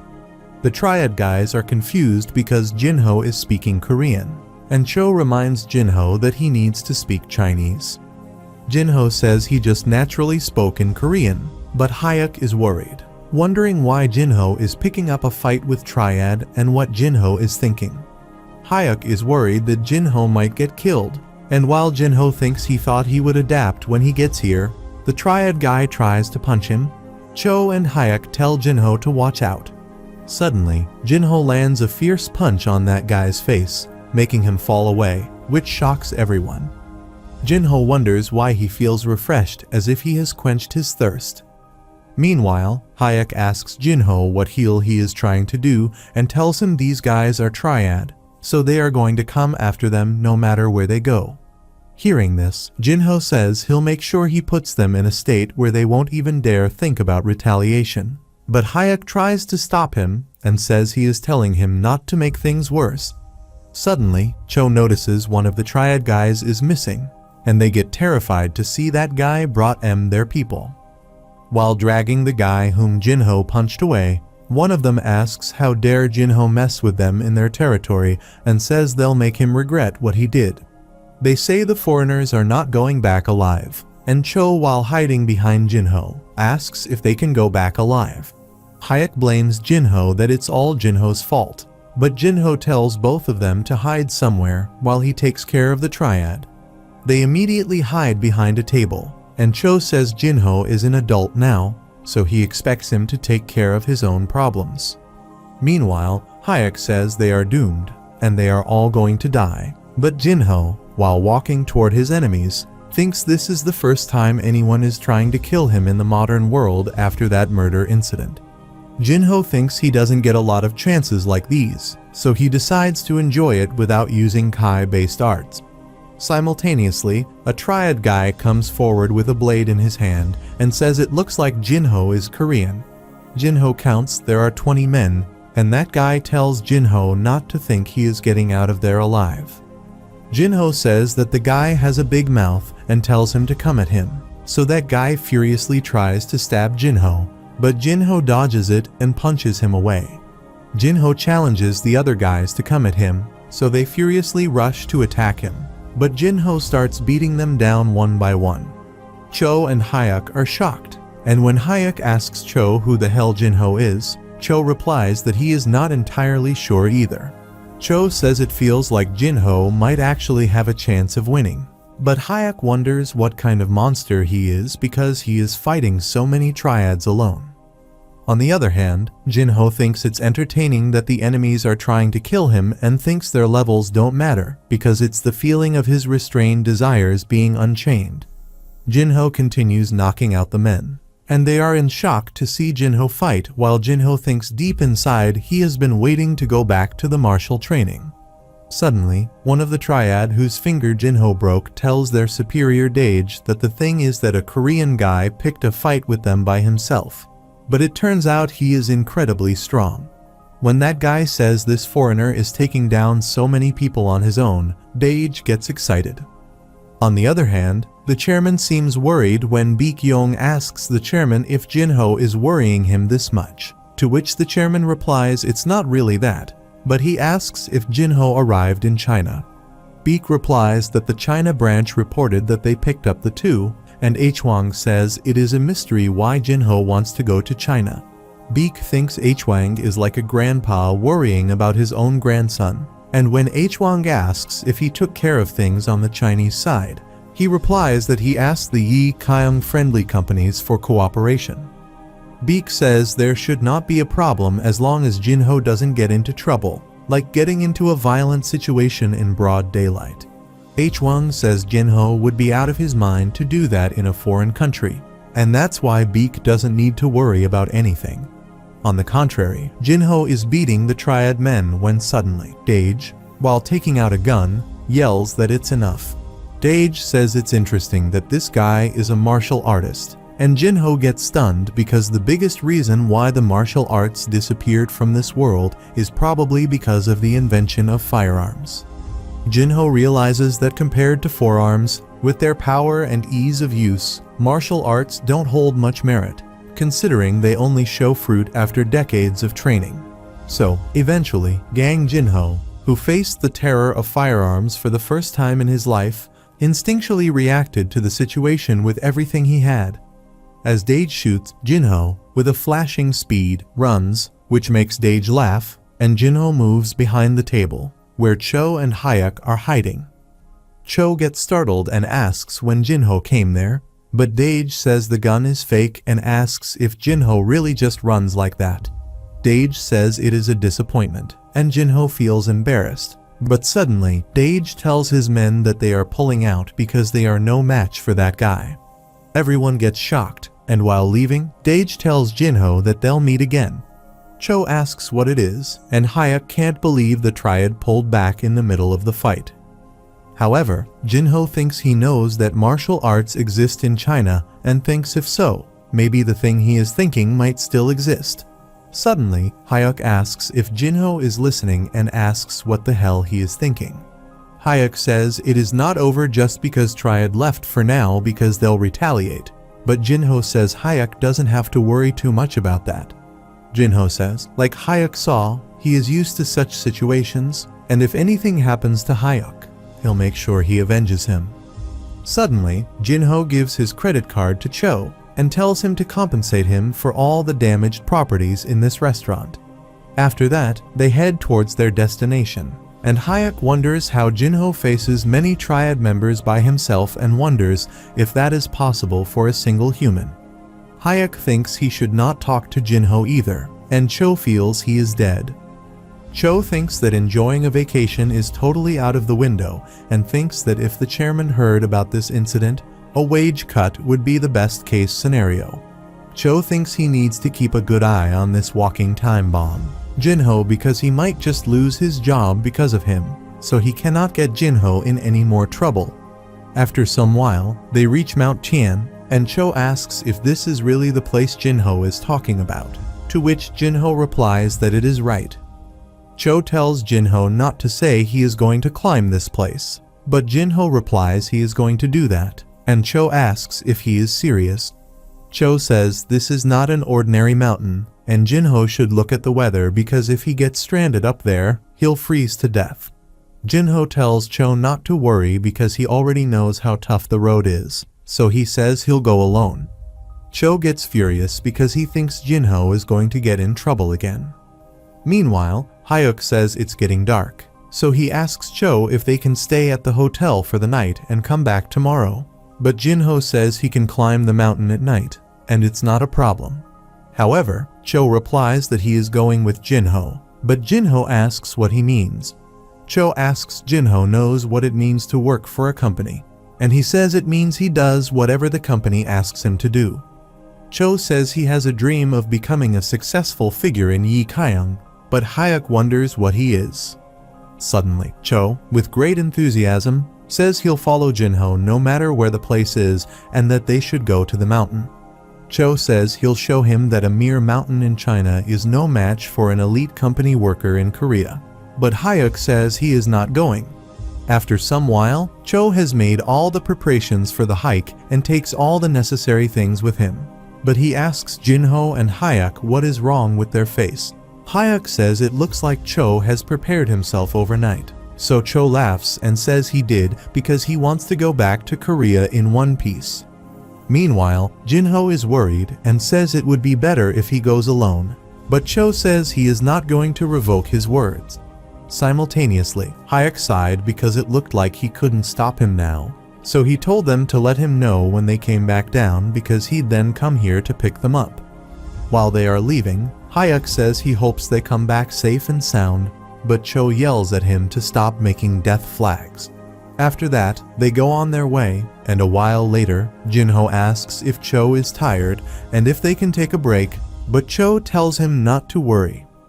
Cho says that, as an elite secretary of Korea, this much hiking is not a problem at all. So Jinho, with a smile, says that if he is sure, then they should keep going for a bit. However, Cho thinks Jinho is making faces like this in front of him now, too. But when he first meets him, Jinho feels really cold. Cho thinks Jinho has changed a lot, and he guesses it means Jinho acknowledges him as one of his people. Cho thinks it's really amazing how different Jinho behaves depending on who he is facing, but that is also what makes Jinho scary. Suddenly, Cho's foot slips, and he is about to fall, but Jinho jumps after him to grab his arm and ask if he is alright. Cho is shocked to see Jinho holding onto the mountain with a single hand, and after they get up, Jinho says it looks like the snow makes the road dangerous. Jinho asks Cho if he is alright. Cho thanked him, but Jinho said Cho must be really startled, so they should take a break. Meanwhile, Cho looks down the mountain and thinks he almost died, but he wonders how Jinho is so calm. Cho wonders if Jinho is really a guy who was a high schooler a few weeks ago, and he understands why the chairman wants Jinho to be nearby so badly. Cho thinks weirdly enough, it feels like everything is possible for Jinho, and as much as he doesn't want to admit it, it feels like he'll be safe as long as he stays with Jinho. After some while, Cho is shocked to know they are not going to the top of the mountain because Jinho says Mount Tian is more like a mountain range composed of a lot of mountains, and it's going to take 3 more days to their destination. Cho, in shock, asks what Jinho means, and Jinho says he told him it would be better for him to come alone. But Cho says Jinho should have said that first. Cho thinks Jinho fooled him because he thought he just needed to bear with this for a day. But he realized he underestimated Jinho. Cho wonders why he complimented this guy and thinks Jinho is a complete disaster. Suddenly, Jinho says it's getting dark, and they should get ready for the night, but Cho misses his mom. On the other hand, the Youngmu group's vice group leader, Lin Feng, is shocked to hear Triad lost, and she asks Dage Liu Kai if they are facing the Sahi party. Dage is an executive in the Youngmu group, and he asks Lin Feng if she'll be pissed if he says it is some tourist boy. Suddenly, Lin Feng throws a vase at Dage, which he catches, and says he thinks she treasures this thing. Lin Feng furiously asks what he told him about treating everything like a joke and asks if he wants to go back to solitary. Dage, while putting the vase back, tells her that the guy was a marshal and their guys were no match for him. Lin Feng asks why the hell those damn marshals exit in this era, but Dage tells her sister to be quiet because someone is outside the door. Lin Feng speaks of the devil, and it's here. He asks the guy outside what he is doing there. Suddenly, the door opens, and the guy wearing a mask says he thought they told Lin Feng that their eyes were everywhere. Lin Feng has a smile on her face, but she thinks that guy is creepy. and that guy warns her not to go after that marshal because they'll take care of him. Lin Feng says their guys were heavily injured by that guy, but that person asks if she is defying the marital union. Lin Feng immediately says she wouldn't dare to do that, to which the man replies that it is good and that it is important for a person to know their place. The guy says they'll take care of that marshal and she should stay out of this, to which Lin Feng replies okay and tells that man to have a safe trip back. As that man leaves, Lin Feng furiously breaks the vase at the door and asks Dage if he knows that boy's position, to which he replies that he went to the district. Dage says that considering that the boy's crew bought hiking equipment, it looks like he is planning to go to the mountain range near Guangzhou. Lin Feng asks how much support Dage needs to get rid of that guy, and he replies that she should just let him borrow something from the warehouse. Also, he asks if Lin Feng thinks he should take skewer and meatball with him, to which she agrees and tells Dage to kill that guy. On the other hand, Cho and Jinho are sleeping in a cave when suddenly, Jinho gets up and walks outside. After going out, Jinho tells a guy to come out from behind the tree and not make him repeat. The guy comes out and asks if Jinho sensed him, to which Jinho replies how can he not when that guy is full of killing intent. Jinho says he knows he is tailing him since he is back at the airport. That guy says it's impressive that Jinho already knew back then. The guy says Jinho has some keen senses and calls him a young, high-level martial artist from Korea. Suddenly, the guy asks why Jinho seems so excited, to which Jinho replies that he was planning to just keep an eye for a while longer. But yesterday's incident got him pumped up. Jinho, with a fierce look, says he needs that guy to face him, so that guy says if Jinho is planning to attack him no matter what, then there is not much of a choice, and he, Wu Yuan, will teach him a lesson. Wu Yuan makes a stance, and Jinho asks if this is a variation of Xing Yiquan, but Yuan asks what it is. Jinho says it's been a while, so the names must have changed, but Wu Yuan asks what he is talking about. Jinho wonders if this man doesn't know about the returners and thinks maybe they are hidden more secretly in China, or if this man is simply too low ranked to know that fact. Jinho thinks he'll know for sure after he actually fights him, and the guy gets terrified by Jinho's aura. The guy wonders if this odd feeling or pressure is of demonic arts, and suddenly, Cho says they should begin the fight. While Jinho rushes to attack, the guy thinks he didn't know Jinho was a user of vulgar demonic arts, so he thinks if this is the case, he'll kill him before he gets engulfed by the demonic Kai. The guy notices Jinho is fast, but his movements are slow, so he plans to parry his attack and use this demonic practitioner's own momentum to drive an attack in his heart. The guy thinks he'll end this with a single blow, but Jinho already reaches him and, with a decisive punch, knocks that guy down. The guy gets severely injured and says he is sure he parried that attack, so he asks how this is possible. Meanwhile, Jinho thinks he accidentally finished him with a single blow and realizes he got too excited. Jinho sees that the guy's ribs are broken, and he has a problem breathing, so he decides to help him a bit. But that guy asks Jinho how he can retain his sanity after using demonic arts. Jinho wonders if demonic arts have not been passed down properly in this era. Jinho thinks if he is indeed from the past, it makes sense since neither his red flame art nor the blue demon's blue flame art could have been passed down. Jinho says he is going to ask him questions, and he'll not ask them twice, so he should think wisely before his answer. When Jinho asks why he followed him, he replies that he was assigned the job of tailing the marshal that appeared at the airport. When Jinho asks who requested him to do that, he replies that he received the request from a group called Martial Union. Jinho has never heard of it, so he asks what kind of group it is, and that guy replies that it is a group of martial that take care of the things in the shadows. Wu Yuan says they are simply his clients, so he doesn't know much about them. But he has heard that the rulers of the Martial Union are absolute high-level martial artists who have overcome the limits of humans. Jinho asks how he can contact them, to which Yuan replies that he has no means of contacting them because they visit him when they want to.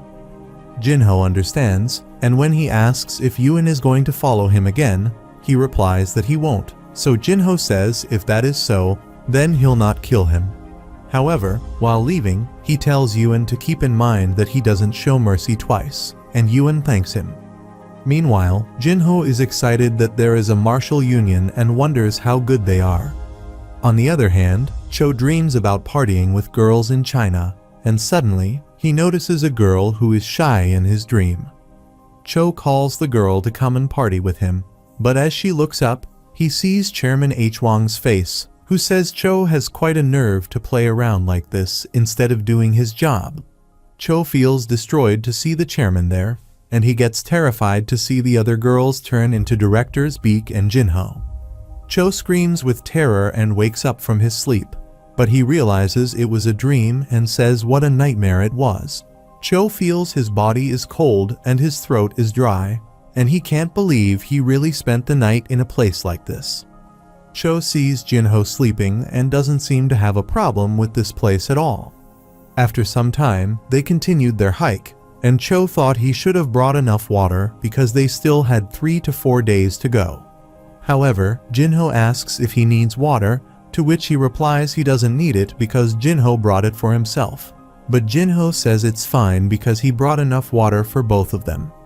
Cho is shocked that Jinho's bag is filled with water bottles, and he has been carrying all of that this whole time. Jinho says he brought enough water and salt to make the trip easier and gives some to Cho, so Cho thanks him. Cho is shocked to know that Jinho thinks it's easier to carry this load for 3 days instead of having no water. Simultaneously, when Cho asks what they should eat because he doesn't think his calorie bars are going to last for 3 days, Jinho tells him not to worry about that. Cho says okay, but Jinho's words are making him worry more. After some while, Cho is terrified to see Jinho skinning the prey, and suddenly, blood spills on his face, which terrifies him more. Jinho apologizes and says it's been a while since he skinned something, so he asks Cho to excuse the blood splattering, but Cho yells at him to stop playing like that because he is freaking him out. Cho asks why Jinho killed so many rabbits and asks if he is really going to eat them because he has never had rabbit meat before. Jinho says they cannot hike with an empty stomach for 3 days, so he says Cho should eat well unless he wants to collapse before they get there. Cho is nervous and wonders how the hell Jinho has survival skills like this. He thinks he has heard kids learn a lot from YouTube these days. Cho is petrified that he has to eat these innocent rabbits to survive and apologizes to them. On the other hand, Dage also hikes the mountain with Skewer and Meatball with the help of a local guide. Dage tells the assassins that it's great to have a local guide, but Skewer asks Dage if he doesn't think he is too relaxed. Skewer says he heard the target is a marshal, but Dage asks if the Meatball is also scared. Dage tells them that marshals are still humans, so if they put a bullet in their head, they bite the dust just like everyone else. Dage says that is why he brought them with him, so they should relax and not make mistakes. Suddenly, the kid with the guide points towards the cave where the smoke is coming from, and Skewer checks the ashes. Skewer says it looks like there were 2 people, and they left not long ago, so he asks if they should go after them, but Dage is nervous that they have already found them because he is not mentally prepared yet. Skewer asks if the boss is scared, but Dage yells that they haven't seen how that guy flew and said, of course, he is scared because that guy is a total monster. Skewer says they are doomed because the Sis is going to kill them, and suddenly, the guide asks if they are planning to keep on going, but he doesn't recommend it. The guide says beyond here is the territory of the mountain spirit, so if they set foot in his territory, the mountain spirit will take their life as punishment. Dage asks if the mountain spirit is the name of a bear or something, and the guide replies he doesn't know because no one comes back alive after meeting the mountain spirit. The guide says every year, outsiders enter there only to find dead bodies, but Dage says if that is true, things might get interesting. On the other hand, after eating the rabbits, Jinho says that now that their stomachs are full, they should start moving again, and Cho agrees. It's day 5 of climbing the mountain. Cho thinks despite the fact that he initially had a problem eating it because of its smell, he has become completely used to rabbit meat to the point that he can eat a whole rabbit without any problem. Cho thinks the only reason he hasn't collapsed yet is because the devil Jinho somehow realizes that Cho is stored, lets him rest, and keeps moving when he feels good enough again. Cho has adapted to rough roads, but he wonders why Jinho is climbing up the mountain. Cho feels like he has already lost all of his feelings because of this place, and at this point, he is hardly surprised by anything. Suddenly, Jinho sees a statue and rushes towards it, but Cho tells him to wait for him. As they reach the end of a cliff, Jinho is disappointed to see there is no one left there, but when he closes his eyes, he can still see everything. Jinho can see the numerous buildings filling that place, the vision of the past, and the people he lived alongside. Jinho knows that he decided to forget the past and love a wholesome life this time, but he cannot understand why his heart feels so bothered. Suddenly, Jinho remembers something and starts sliding down the cliff while Cho yells his name with worry.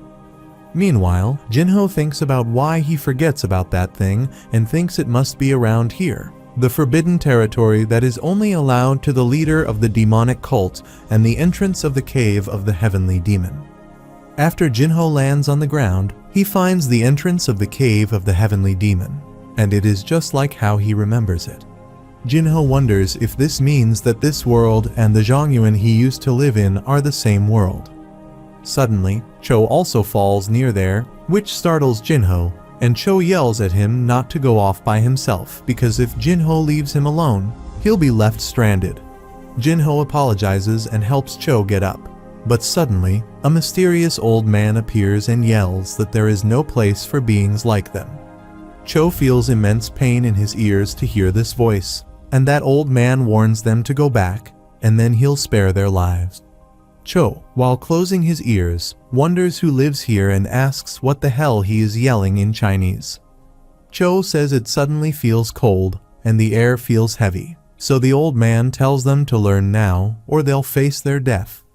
The old calls them outsiders and say it's his final warning, but Cho tells Jinho that this looks like some crazy old man. However, Jinho tells Cho to stay behind him, and the old man sees they chose to stay, so he says he'll make them pay for entering the forbidden domain. Meanwhile, Jinho wonders why he senses demonic Kai from the man, and on top of that, it's Blue Demon's blue flame art. The old man rushes to hit Jinho, while Jinho thinks if the two worlds are truly the same place, the Blue Demon should have died in the past, so he wonders how was the blue flame art passed down. Jinho thinks he needs to think about this later because he has to take this man down first, so he immediately blocks that man's punch with his fist and pushes him away. Jinho asks why the old man pulled his punch in the middle of the attack, to which he replies that he heard the demonic master of the past used the Kai of Asura, which overwhelmed all existing martial arts of the cult. The old man says that, finally, the heir of the demonic master has arrived, and that he has waited a long time for him, but Jinho is shocked. The old man, while sobbing, bows to Jinho and chants, "Long live the demonic master." A while ago, Dage was watching all this from afar and wondered if that caveman-looking guy was the mountain spirit. Dage thinks it is a great idea to stalk them for a while and wonders who will win from between the martial versus mountain spirit. Simultaneously, Skewer thinks that the martial and the mountain spirit will probably fight each other, and if the martial gets hurt or killed, they'll take that chance. Skewer wonders how Dage thought of this plan the moment he heard about the mountain spirit, but he knows he couldn't count on Dage. Meanwhile, Dage says it's going to be a blast to see this fight from first class and sees the fight is about to start. Dage saw how the mountain spirit flew afar after getting punched by Jinho and thought that the martial was not too shabby. Dage saw the mountain spirit crying and wondered if he was crying because he got punched. As the old man bows, Dage gets shocked to see a forfeit after one blow and says he expected more guts than that from the mountain spirit. Meanwhile, Cho is hiding behind a tree and wonders how the hell Jinho is having explosions in a fistfight. Cho wonders why that guy is crying and bowing and what the hell is happening between them. Meanwhile, Jinho wonders what that man means by demonic master and says the old man almost sounds like he was expecting him. While bowing, the old man says it's correct. He says he is Chang Min, a descendant of the blue sect of the demonic cult. Chang Min says for generations, his family was assigned to protect the cave of the heavenly demon and keep away outsiders. Jinho is surprised that there are descendants of the demonic cult in the modern world and thinks the reason why he was able to sense the blue flame art slightly was that Chang Min was a descendant of the blue sect. Jinho says the demonic cult doesn't exist anymore, so he asks why Chang Min is protecting the cave of the heavenly demon, to which Chang Min replies it is because he believes in the legend of the cult that has been passed down. Jinho asks what he means by legend, to which he replies there was a legend that one day, the demonic master would descend on this land. Chang Min says his family continued to believe in this legend and waited for the demonic master at this place. Jinho wonders if someone knew he was going to come here, but he thinks that cannot be true and thinks it's probably a story made by the falling demonic cult to retain later generations. However, Chang Min says the legend is true because he finally has a chance to beg the demonic master for forgiveness. Chang Min says he is aware that the blue demon and the blue sect have committed an unforgettable sin to the cult. Chang Min says this role was their family's atonement against the cult, and he requests a punishment upon the demonic master to atone for their sin. Chang Min requests Jinho to take his life with his own hands, but Jinho says it's enough and he should stand up. Jinho says if the descendants are responsible for their ancestors' sins, no man in this world shall be free from sin. Jinho says the past is the past, and the present is the present, and since Chang Min has been protecting this place for ages with the purpose of apologizing, he no longer has the intention to accuse him. Therefore, Jinho says he'll absolve Chang Min's family of their sins, and as he has done well, he is free now. Chang Min gets emotional and starts crying. Suddenly, when Cho comes out and hesitantly calls Jinho, Jinho realizes he accidentally used martial arts in front of Cho, and now there is no way Cho will think he is an ordinary high schooler. Surprisingly, Cho tells Jinho not to worry because doing things like that doesn't even surprise him anymore. He says he was just surprised that Jinho suddenly started fighting. Jinho wonders how Cho read his mind, but when Cho asks what Jinho was talking about with this old man because he couldn't understand Chinese, Jinho says he thought Cho was supposed to know Chinese. Cho says he didn't know Jinho could actually make a person cry with his words and says he must have used some dirty words, but Jinho says it's not what he thinks. Jinho says it turns out he kind of knows this person. Cho asks how he knows a random person in the mountains in China. After that, Chang Min takes them to his home and says it must have been a hard path for them to come this far, so he gives them some tea. Chang Min says it's been a very long time since he had visitors, but Cho and Jinho are shocked to see his change of appearance. Chang Min is wearing shades and modern clothes, which makes him unrecognizable. He says that ever since people started calling him a mountain spirit, he had gotten a pair of these clothes. Chang Min tells them to think of it as his mountain uniform, and Jinho realizes Chang Min is enjoying this life. Suddenly, the handle of Cho's cup breaks, so Chang Min apologizes and says it looks like being 40 years old took a toll on the cup. Chang says he'll get him another cup, but Jinho asks how long Zicheng has been protecting this place. When Chang replies that it must have been about 150 years, Jinho spits the tea in shock, and Cho yells at what Jinho is doing. Jinho asks how old Chang is, and he replies that he has turned 180 years old. When Chang asks if something is wrong, Jinho pretends it's nothing, but he is embarrassed because his combined age from all his life is 70 years. Suddenly, Jinho says he'll go take a look at the cave of the heavenly demon, but Cho gets worried about where he is going. Jinho says there is some business he needs to take care of, but Cho says he'll not leave him here because he doesn't want to stay with Chang Min. Jinho tells Cho not to worry because Chang is a good man, but Cho insists he takes him along. Jinho says he has to go there alone and he'll be back soon, so he leaves. Meanwhile, Chang asks in Chinese if Cho would like to have another cup. Cho nervously replies with the words, "Ziu, ziu."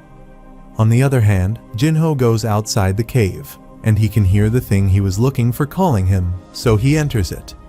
After some time, Cho thinks he doesn't know how many cups of tea he has, and it's awkward because the only thing he can do is keep drinking. Looking at Chang, Cho wonders how he is supposed to deal with this guy with a straight face. Suddenly, Chang says it looks like Cho is enjoying the tea and asks if he would like another cup, to which Cho replies with a nod. While Cho is wondering how he asks where a bathroom is in Chinese, Chang is making tea while standing in front of the window. Meanwhile, Skewer is aiming at Chang with a gun, and as Dage says they shall begin the hunt, Skewer shoots Chang in the shoulder, and Cho gets terrified to see this scene. Chang falls to the ground, and Dage is happy that it's a bullseye shot. A while ago, when Chang brought Cho and Jinho to his cabin, Dage thought it was boring. Skewer asked what they should do and asked if those two cooperating made their decision difficult. But Dage said it didn't matter because the match of the century goes down the gutter. Skewer told Dage to be a bit more serious, and Meatball also showed a negative sign. So, looking at the situation, Dage said the mountain spirit was probably weaker than the marshal, and the other guy with the marshal was probably just a normal guy. Dage said it doesn't matter how strong the marshal is, and if they don't have a chance to win, they just make leverage. Dage tells Skewer that his first shot is not about killing anyone because his goal is to make a burden for Marshall by giving him a wounded old man and some useless guy. Dage said the Meatball would go in and bring those two guys because two hostages would give them an advantage. After Chang is shot, Cho hides under the table and asks if he is okay, but suddenly, he sees someone coming inside. Cho thinks it's Jinho, so he immediately comes out and tells him to get down because it's dangerous, but gets terrified to see it's someone else. Cho asks Meatball who he is and begs him not to kill him, but Meatball is about to grab him when Chang gets up.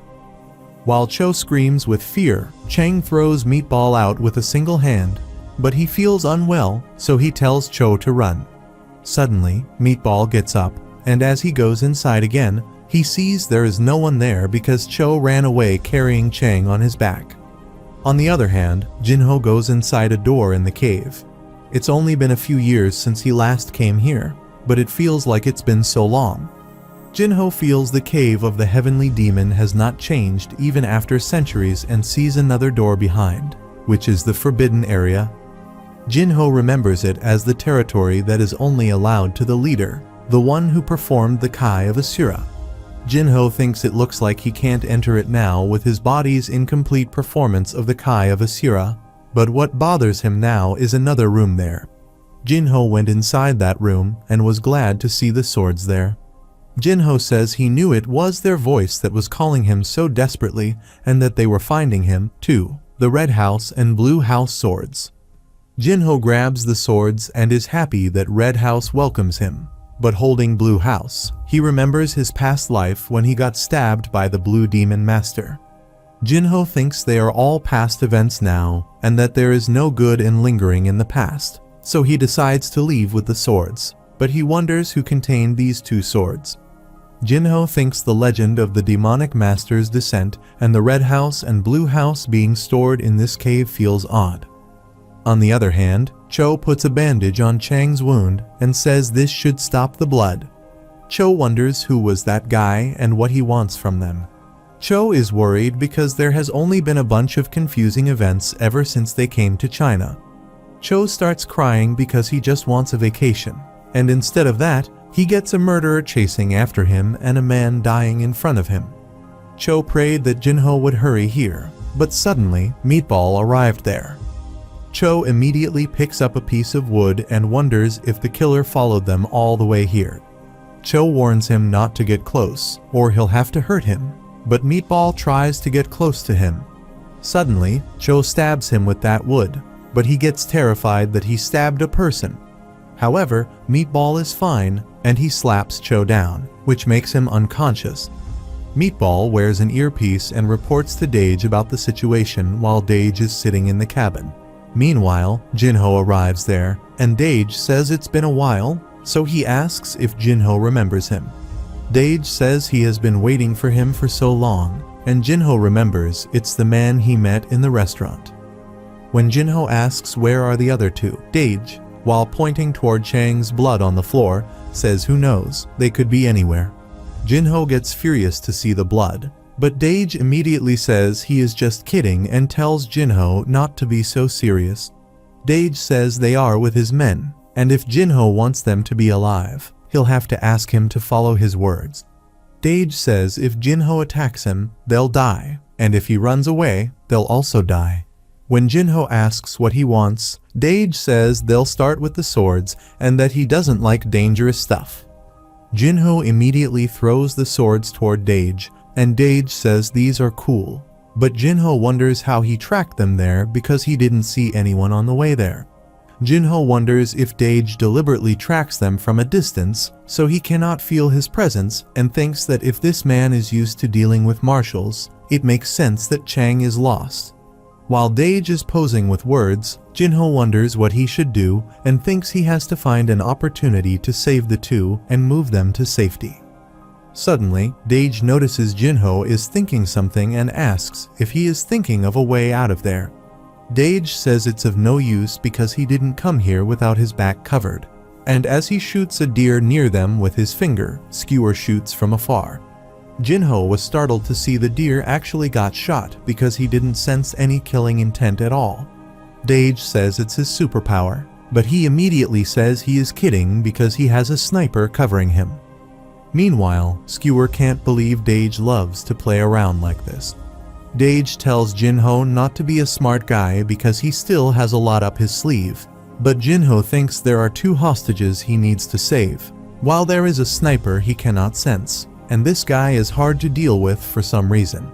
Jinho wonders what to do, but he sighs and agrees to do what Dage says. Instead, he asks Dage to show if Cho and Chang are safe or else he'll hesitate to abandon them. Dage agrees and tells Meatball to bring the two, so he brings them there. Jinho is shocked to see them unconscious, but Dage says they are alive. Dage tells Jinho to keep his promise so the two of them can go alive, and while Jinho is looking at them, Dage takes out his gun, saying since Jinho might change his mind, he'll help him with his determination to keep his promise and make him crippled for a while. Dage tells Jinho that they'll start with his leg, but suddenly, Dage notices something is wrong with Meatball. Dage can see Meatball is terrified and says he didn't know he could make a face like this. But suddenly Dage also gets terrified because he can't move and feels the air seems heavy. Dage asks Jinho if he is going to break the deal and if he doesn't care about his friends, but Jinho replies that it's enough and furiously says it's no deal if it doesn't benefit him. Jinho says he can protect those two as long as they are within his sight, and when Dage tries to shoot him, Jinho immediately moves behind Dage because he needs to be careful of the sniper. Jinho plans to take Dage down, use him as a shield, and exchange him with Chang and Cho. Jinho knows the moment he gets them to safety, it's all over, but he thinks he'll come back and pay back everything. Jinho thinks he'll torture them with such pain that they would rather ask for death. But suddenly, Dage grins and disappears in front of him. Dage immediately puts a gun on Jinho's head from the side and says the marshal let his guard down because he assumed he was much more powerful. Dage says the marshal is strong, and there would be no chance in hell for him to win if he fought him normally. But he says the winner always hides their cards until the very last moment. Dage says he also uses martial arts, and Jinho loses because he failed to predict that fact. Suddenly, Dage shoots down Jinho, and after that, he takes a picture of the three of them, Cho, Chang, and Jinho. Dage says he'll name it a human triangle, and is happy that another job is wrapped up. Dage says Meatball did a great job, but he asks how long he is going to keep that piece of wood on him. Meatball acts unaware, and Dage wonders how he did not notice that. Meatball takes out that wooden piece from his body, and Dage sees it was not stabbed that deep, so he tells them to clean up and go. Dage tells Meatball to take care of the remaining two, so he tries to touch Chang, but he immediately breaks Meatball's arm and asks how dare he confront the demonic master. Dage says he thought it was a dying old man, but he is more alive than he thought. He asks if he used the martial thing called Kai breathing. Chang is devastated to see Jinho dead, but Dage says he doesn't want him to bother them, so he tells Meatball to finish this. Chang furiously says they won't get away with this, but Meatball hits him down with his broken arm. Meanwhile, Jinho's past self, Red Demonic Master, is standing near his current body and asks why he didn't try to kill them. The Red Demonic Master calls Jinho pathetic and tells Jinho not to tell him that he thinks he cannot go back once he kills someone and goes back to being the Red Demonic Master. The Red Demonic Master asks if Jinho is afraid of abandoning his current life and if he makes something precious in life. The Red Demonic Master says Jinho is too weak and he has become weaker ever since he came back to his era. The Red Demonic Master tells Jinho to kill those who get in his way and abandon those who hinder him. The Red Demonic Master says being powerful will excuse him from anything and grant him everything and says Jinho should have gone back instead of biting the dust like that. The Red Demonic Master tells Jinho to go back to him when he was the Red Demon, but a voice from Jinho's body tells him to get lost. The Red Demon says Jinho's stubbornness is futile, and that Jinho has already become close to him ever since he came to this place. The Red Demon says Jinho will eventually return to his form no matter how much he struggles. Jinho replies he'll resist, but the Red Demon says he cannot because destiny will not allow it. Jinho says he'll screw destiny and will struggle with all his might, but the Red Demon asks if Jinho really thinks that'll let him obtain the life he wants. Jinho replies that he'll see the end of his choice even if it means he'll regret it again. Suddenly, Jinho closes his fist and Red Demon smirks to see his stubbornness. He says that Jinho is still him, even on the brink of death. The Red Demon, while leaving, tells Jinho to struggle as much as he wants and says he'll see what the end of it is. Meanwhile, a voice inside Jinho asks him how much longer he is going to lay like that and tells him not to be a crybaby with a scratch on his head. Simultaneously, when Meatball is choking Chang, Jinho gets up, and Meatball throws away Chang after seeing Jinho. Suddenly, Jinho punches Meatball away, and Dage is stunned with terror because he himself shot Jinho. Jinho asks Chang if he is okay, but Chang cries, so Jinho tells him not to talk because he already knows everything. Dage thinks Jinho is a monster because he grazed the bullet at that distance, so he tells Skewer not to wait a moment and shoot. Skewer is ready to shoot, but Jinho tells Dage to wait because he'll be back in a moment, and with a blast, he disappears along with Chang and Cho. Jinho is transported inside the cave with them, and is glad their wounds are not fatal. After that, Jinho tears his shirt to tie his wounded eye and says now he'll begin the hunt. On the other hand, Dage checks if Meatball is okay but notices he is knocked out. Meanwhile, Skewer asks if the boss is okay. Dage replies he is fine, but it looks like they lost. Dage says Jinho's capability is way off the charts, and he is nothing like the masters they have faced before. Skewer asks what they should do now, but Dage asks what kind of stupid question it is and says they'll run. They instantly run to save their lives, and Dage is carrying Meatball on his back. Suddenly, Skewer asks if the boss is a marshal, to which Dage replies that Skewer should not worry about it because he learned some of it from a person he knew when he was young. When Skewer asks why Dage didn't tell them until now, Dage replies that it's something he would rather not bring up and says they should always hide their ace until the end. While running, Skewer asks if Liu Feng also does not know about this. Dage says they know how much she hates marshals. Skewer apologizes to Dage and says this wouldn't have happened if he didn't hinder him. But Dage says if Skewer is talking about how he can't pull the trigger on his own, then he should stop. Dage says he told him it is not a flaw. It's a talent and says marshals are very keen on sensing killing intent. So in Skewer's case, he cannot shoot with his own will, but he doesn't emit any killing intent either. Dage says that is why Skewer is perfect when fighting martials and says Meatball's analgesia is also a talent in a similar sense. Dage says Skewer just needs to shoot whenever he gives him the signal, as always, and they'll get that martial next time. Skewer agrees, but suddenly, Dage notices Jinho's killer's intent, and Skewer asks him what's wrong.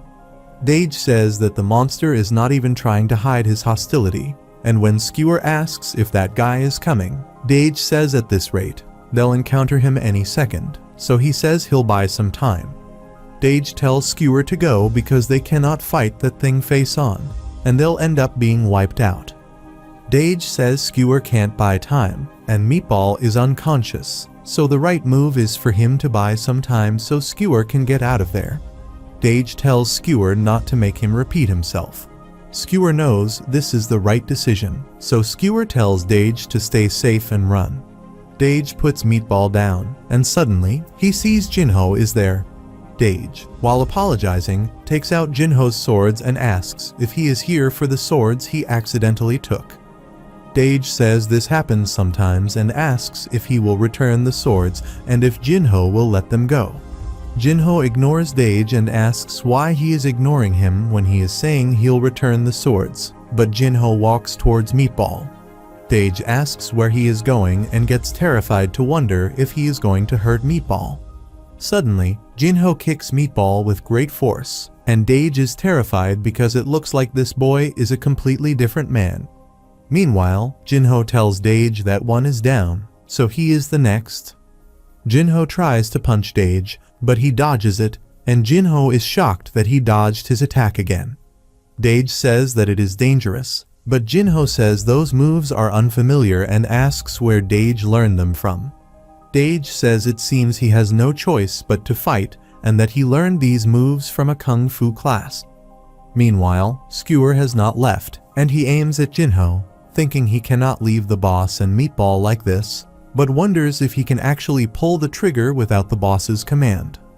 Skewer remembers Dage saved his life in the past, and if he hadn't saved him that day, Meatball, and he would have been tortured to death by the other gang.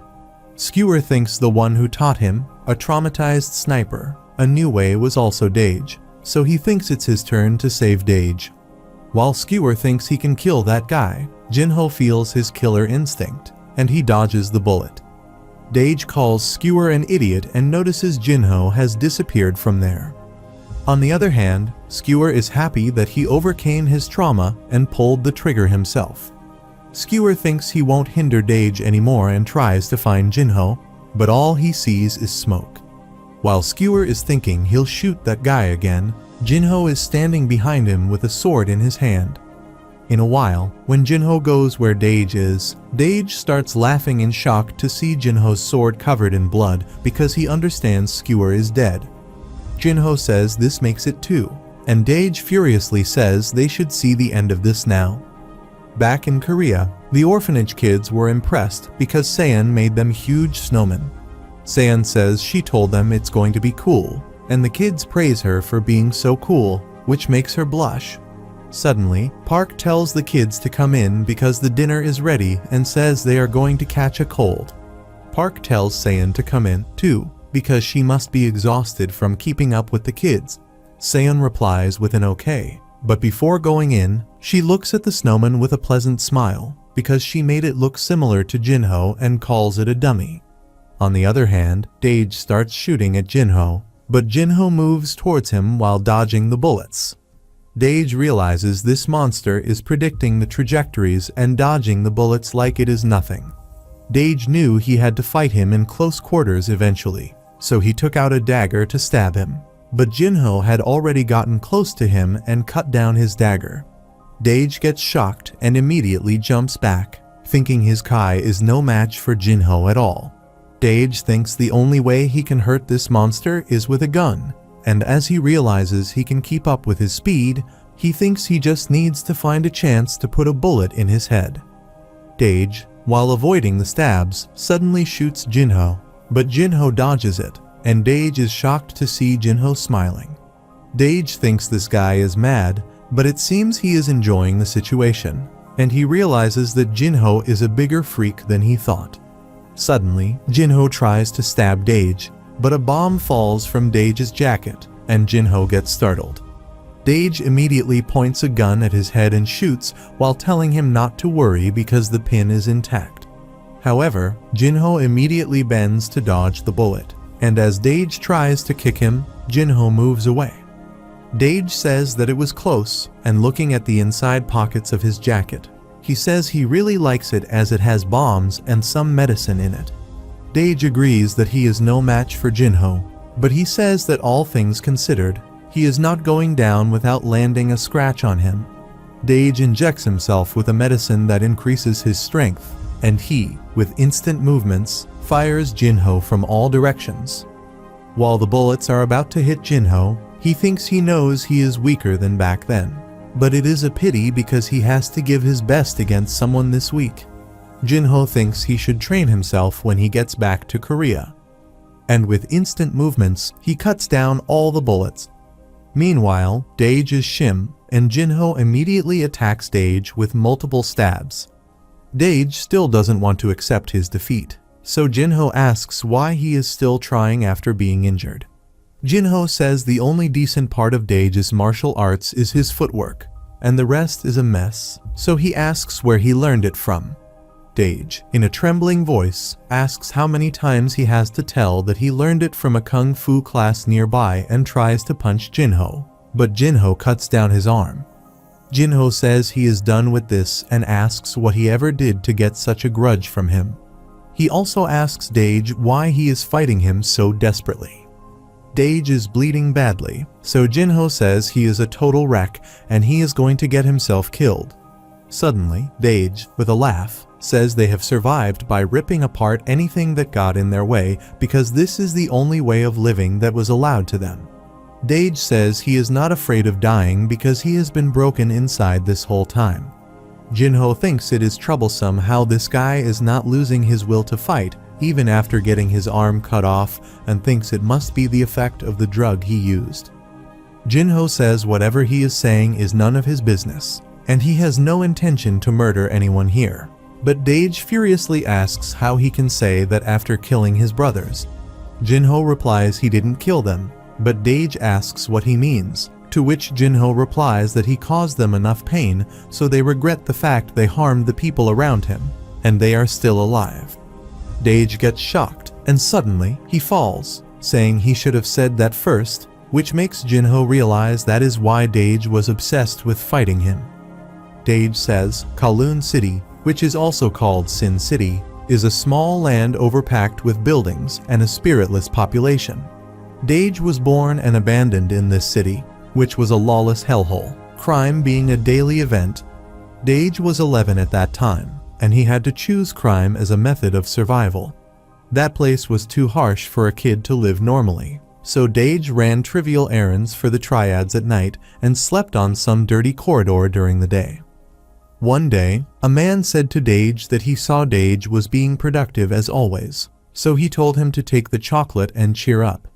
Dage took the chocolate because that man was an ill and weak man who slept on the streets near Dage.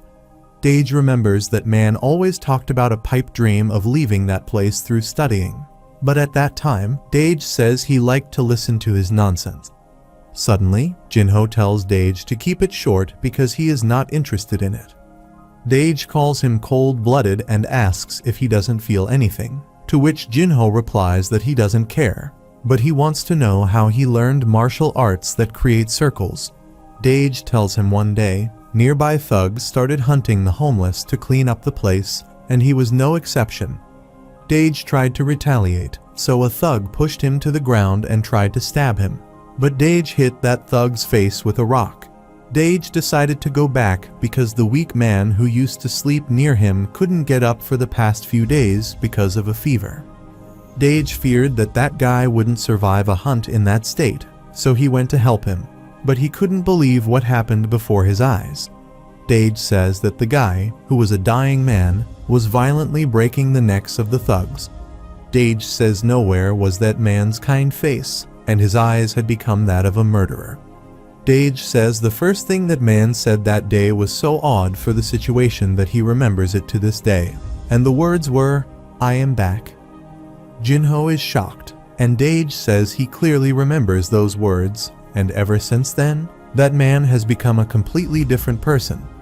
Dage says he guessed it was because that man still had some attachment to him, but he said he'd make Dage stronger and train him. However, Dage says he only taught him footwork and left. Jinho is nervous because he realizes that man is a returner and wonders if they show up all around the world. Jinho thinks that looking at how decent this guy was with his footwork, he assumes that returner is pretty skilled. Suddenly, Dage sits up and says just so Jinho doesn't ask, he doesn't know any sect name or anything like that. Jinho asks if he is saying he only attacked him as simple retaliation for what happened at the restaurant and not because of the group known as Martial Alliance. Dage replies with of course not and says they hate the Martial Alliance. Jinho thinks it means all of this happened because he was impulsive and remembered when Hyuk warned him that Triad would retaliate. Jinho feels sorry for the secretary and Chang Min for getting caught in the middle and thinks he should fix his behavior for the sake of having a more normal life. Meanwhile, when Jinho sees Dage in pain, he heals his wounds, and Dage is impressed that his bleeding has stopped. Dage asks how the hell he does that and asks if he is sure it's not magic he is doing. Jinho says it'll be a pain if he dies like that. So Dage excitedly asks if he can also put his hand back on, but Jinho asks why the hell he thinks that would be possible. After some while, Dage checks Meatball is rarely alive, and Dage says not only did Jinho let the people who came to kill him go back alive, but he also healed them, so he asks what kind of naive marshal he is. Jinho tells him to be thankful that none of Jinho's friends are dead, and Dage says he owes him one. While picking up Meatball, Dage says that although he hates martial arts, he'll return the favor whenever he has a chance. After Dage leaves, Jinho goes to the cave where his fellows are, and Cho suddenly wakes up. Jinho asks how Cho feels, to which he replies he is fine, but he asks about the people who attacked them. Jinho says he sent them back, but when Cho asks about Jinho's wound, Jinho tells him not to worry because it'll not leave a scar. Simultaneously, when Cho asks about Chang, Jinho says he'll wake up soon and says Cho has been through a lot. Cho, with a sigh, tells Jinho that maybe he has taken his job of being his secretary too lightly. Suddenly, Cho starts crying and asks why Jinho didn't stop him and if it was going to be like this because this is going to traumatize him all his life. Cho says this vacation is completely ruined and asks what Jinho is going to do about this. Jinho tries to console him, but Cho requests Jinho not to forget about their trip to Macau or that he'll be really mad this time, so Cho, with a smile, replies that he'll make sure of that. On the other hand, when Wu Yuan returns back, his boss says he never imagined him to lose and asks if taking care of that brat was a difficult job. Wu Yuan apologizes to Kai Kecheng and says that the boy is beyond his capability. Kai Kecheng is the masked guy who met Lin Feng earlier, and he says that it looks like that boy beat Yuan badly. Kecheng asks if Yuan is saying that a martial artist of that level comes from Korea, to which Yuan replies if that boy chose to kill him, he would not even be here right now. Kecheng can't believe there is a man with such power that they don't know about, and when Yuan says there is one more thing he would like to talk about, Kecheng asks what it is. Yuan says that the boy is not an ordinary martial artist, and he is sure that the boy is using demonic martial arts. Yuan says it wasn't some low-level art, and Kecheng says if it is, then assuming that boy doesn't cause any trouble, they should just leave him until he goes back to Korea. Kecheng tells Yuan that a demonic practitioner at such a level can't withstand their thirst for blood and says it looks like they are going to have a serial killer in Korea soon. Yuan agrees and thinks maybe it's better for him not to talk about how that boy's mind seemed to be perfectly normal because he thinks it would be better for his reputation if the story was that he lost to a demonic practitioner who went berserk. As Yuan is thinking about this, suddenly, a man arrives there, saying that it is quite an interesting story. Yuan gets startled, and Kecheng asks that guy if he has already arrived. But that guy asks why Kecheng didn't invite him to such an interesting story. Yuan is scared to feel the pressure, and Kecheng immediately tells Yuan to get on his knees. Yuan knows the Martial Alliance is the organization known to be the best of all of the martial groups, and he heard there are 3 kings that rule the Martial Alliance. Each of them is known to possess power that surpasses the limits of a human. Yuan has heard that the Great Red King, who is known to have a large physique like the Asura himself, has flaming eyebrows and hair like that of a lion. Yuan realizes the man in front of him is the Red King, and the Red King says he heard about a demonic practitioner, so he asks Yuan to tell him more about this. A few days later, when Jinho and Cho are leaving, Chang asks if they are leaving already. Jinho apologizes to him, saying he feels he has only given harm to Chang during his visit, but Chang says it's not like this and apologizes because he thinks he was not much help. Chang is wearing his mountain spirit outfit again, so when Jinho asks why, Chang replies that he was able to heal enough while Jinho was here, so he was thinking about going back to his job. Jinho guesses Chang is really enjoying it, but he tells Chang that he can quit this job whenever he feels so. Chang tells Jinho that there are many things that have been prepared for the heir of the demonic master, so he asks if Jinho is really going back. Jinho replies that he requires none of them anymore, but he asks if Chang Min has any connection with the outside world at all, to which he replies he doesn't have it. Chang says although he decided to guard this place, there are more descendants of the cult, and each of them lives their lives while maintaining communications with each other. Chang says if they hear the news that the demonic master has returned, he is sure they'll stride here in an instant, and Jinho understands it. Suddenly, Jinho asks if Cho has a piece of paper and a pen, and a minute later, Jinho gives Chang his contact number. Jinho tells Chang to ask a young one how to use it, but suddenly, Chang tells Jinho to wait a moment and goes inside his cabin. While Jinho and Cho wonder where he went, suddenly, Chang comes back with a smartphone and says he saved the number in it. They both are shocked, and Chang asks if Jinho would like to have his number too, to which Jinho replies with a yes. Meanwhile, Cho is shocked because it's the latest iPhone and it's a limited edition glossy black color. Moreover, Jinho asks if Chang knows about the Martial Alliance, to which he replies he knows that they are the ones who currently rule the world. Jinho says he wants Chang to investigate the Martial Alliance as much as he can, especially about who is on top of it. Chang accepts the task, and when Jinho is leaving, suddenly, Chang asks where they are heading and asks if they are trying to go down the mountain. When Jinho replies that they are going down the mountain, Chang asks them why they are heading in the wrong direction. Chang checks his phone and says there is a road nearby if they go in the opposite direction. When Chang shows them on the phone, Jinho and Cho are amazed. Chang says the age has changed and recommends using some modern technology. On the other hand, Dage's hand is fixed with a fake one, but he is amazed that it is as good as the new one. However, Dage says it's a pain that he has to move each finger manually, so he asks Lin Feng if they have neural interference things, but Lin Feng replies that they'll be in his dreams. Lin says she got him the best one he can, so he should live with it. Lin Feng asks if he is really going to leave the Youngmu group, to which he replies she should look at her and ask what she thinks he can do with this body of his. Dage says he'll be just dead weight next to her, and the other two are done, too. Dage says Skewer had the nerves in his hand damaged, so he cannot shoot a gun anymore, and Meatball is not in any shape to work for them either. Lin Feng is sad, and when she hesitates to say something, Dage asks if she is going to stop him. Dage says he told her that she is a martial and says he thought she hated martials, but Lin Feng says she already knew. Lin Feng says they have been together for years, so he asks if he really thinks she didn't know about it.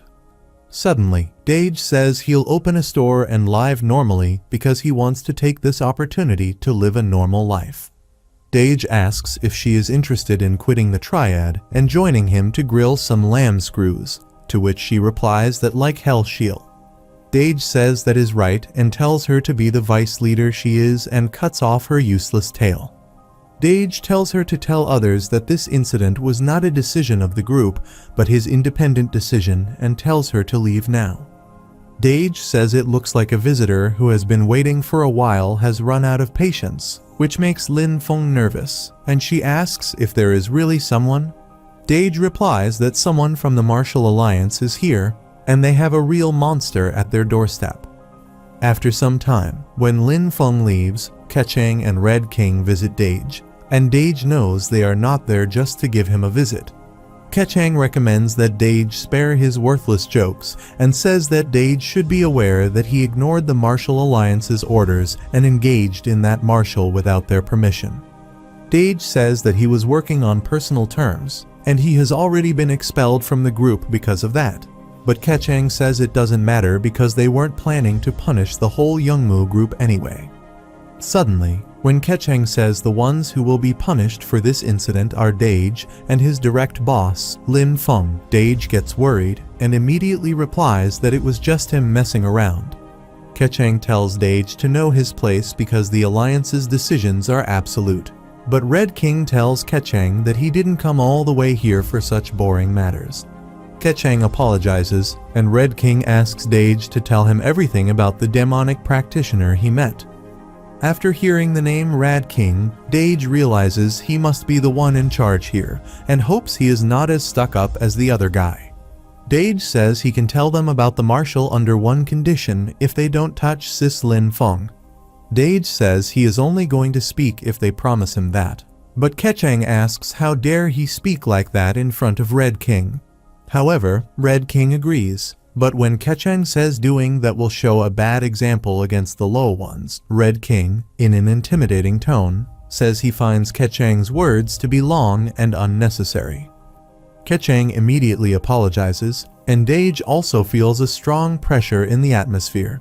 Suddenly, Dage says they have a deal and starts telling them about the martial. After some while, Red King asks if Dage is saying the demonic practitioner collapsed after being shot in the head by him. To which Dage replies that he is right. Dage thinks he is technically not lying and hopes this makes him even with the Korean. When Red King asks if that guy is dead, Dage asks if the demonic practitioners die after getting their head shot. Keqing asks how Dage dares to speak like that in front of the Red King, but the Red King is looking at the bruise on Dage's stomach. Red King thinks he may be overly concerned, but he thinks the bruise Yuan has is an indication of the demonic arts at a quite high level. Red King can't accept that the demonic practitioner lost to a weakling like Dage, so he asks how Dage could possibly fight against a demonic practitioner. Dage replies that being honest, he also knows how to use martial arts, but Red King says it seems like every man and his dog thinks they can speak about martial arts. Red King says they'll find out if Dage is telling the truth with a single test and tells Dage to survive a single attack from him at all costs. Red King says if Dage survives it, he'll pardon him for everything he has done in this incident. Dage says that is why he hates the damn marshals and tells the Red King to keep his promise. Dage gets up on his bead and suddenly points a gun at Red King, which startles Keqing, and he asks what the hell he is doing. Dage asks if he can do this too and shoots, but suddenly, the bullets fall on the ground in pieces. Dage is shocked, and Red King says a martial artist who relies on a gun is pathetic. When Red King says it's his turn now, Dage gets worried because he emptied the magazine at such a close distance.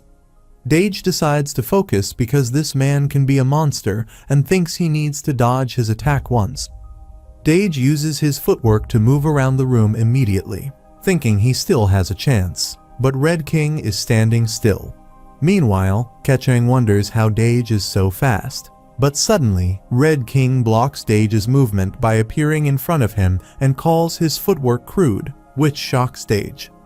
In an instant, the Red King touches Dage with a finger while saying Dage lacks any fundamentals to call himself a martial and blows him away with a fingertip.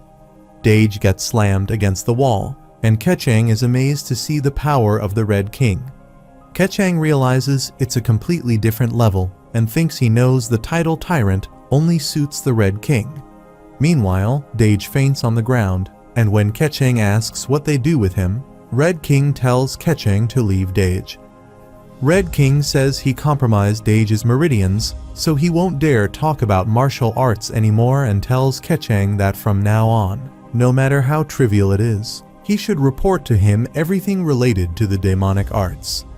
When Kecheng asks if that demonic practitioner holds such a value, the Red King replies that he assumes Kecheng has not experienced true demonic arts yet. Red King says the demonic arts Kecheng knows are trash that is nowhere near their true potential. The Red King says the inheritor of the Master of Demonic Arts can even control death as he wishes. So he says if a person at the level of the demonic cult has reincarnated in this era, and he revives the true demonic arts in this world, the world will once again be engulfed in chaos. On the other hand, Hayek is taking Jinho and Cho back from the mountains and wonders what the hell happened there because they are sleeping like logs. A few days later, the trip is about to end, and Cho whines that he wants to go back. But Jinho asks if all that fun in Macau is not enough for him. Cho says Jinho won't get it because he still has his winter break when he gets back. He says Jinho has no idea about the pain of a company worker who has to go to work after their vacation. Jinho says he'll make sure the chairman knows about this, but Cho says he cannot even make a joke in front of him.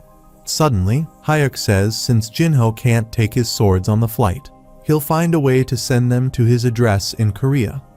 Jinho thanks Nam Sang Hayek, but he tells him their boarding time is getting close, so they should start moving.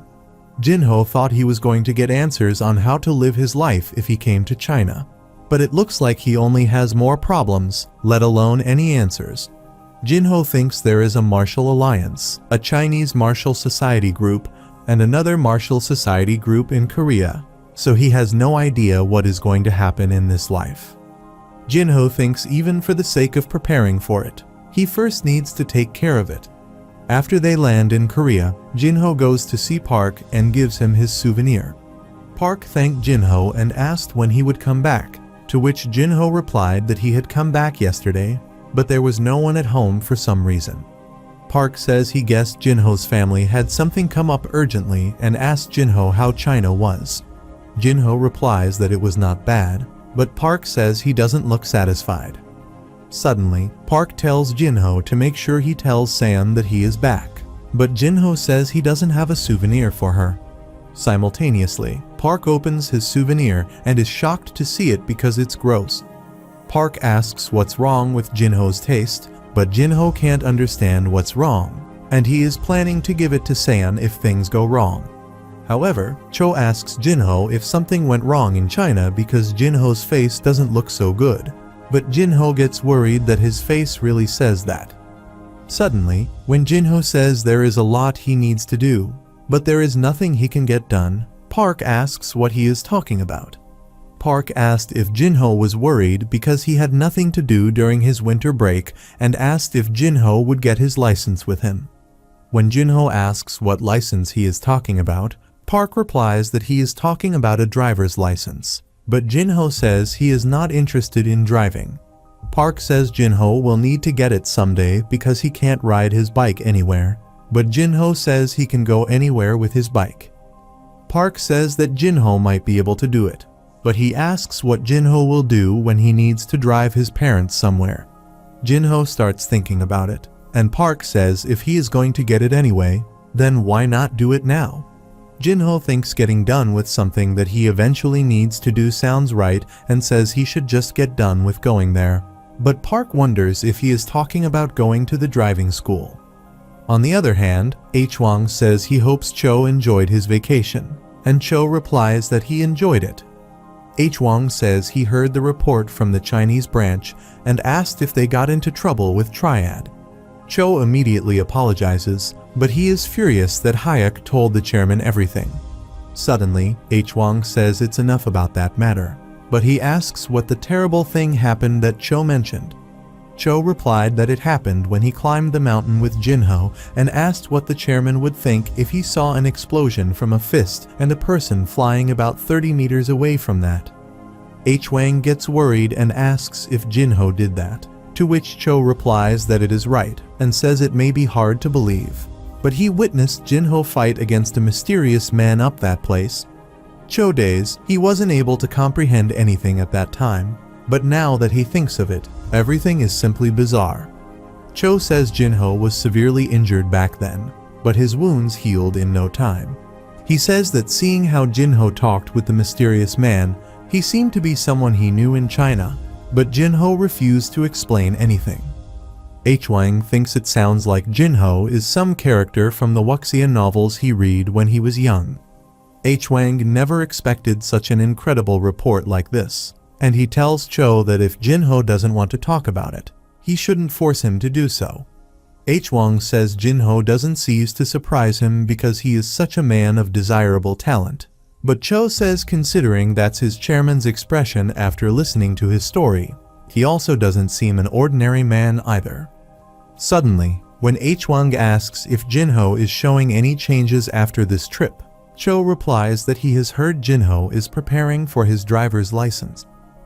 Wang says it seems like it's about time to teach the beast the taste of money.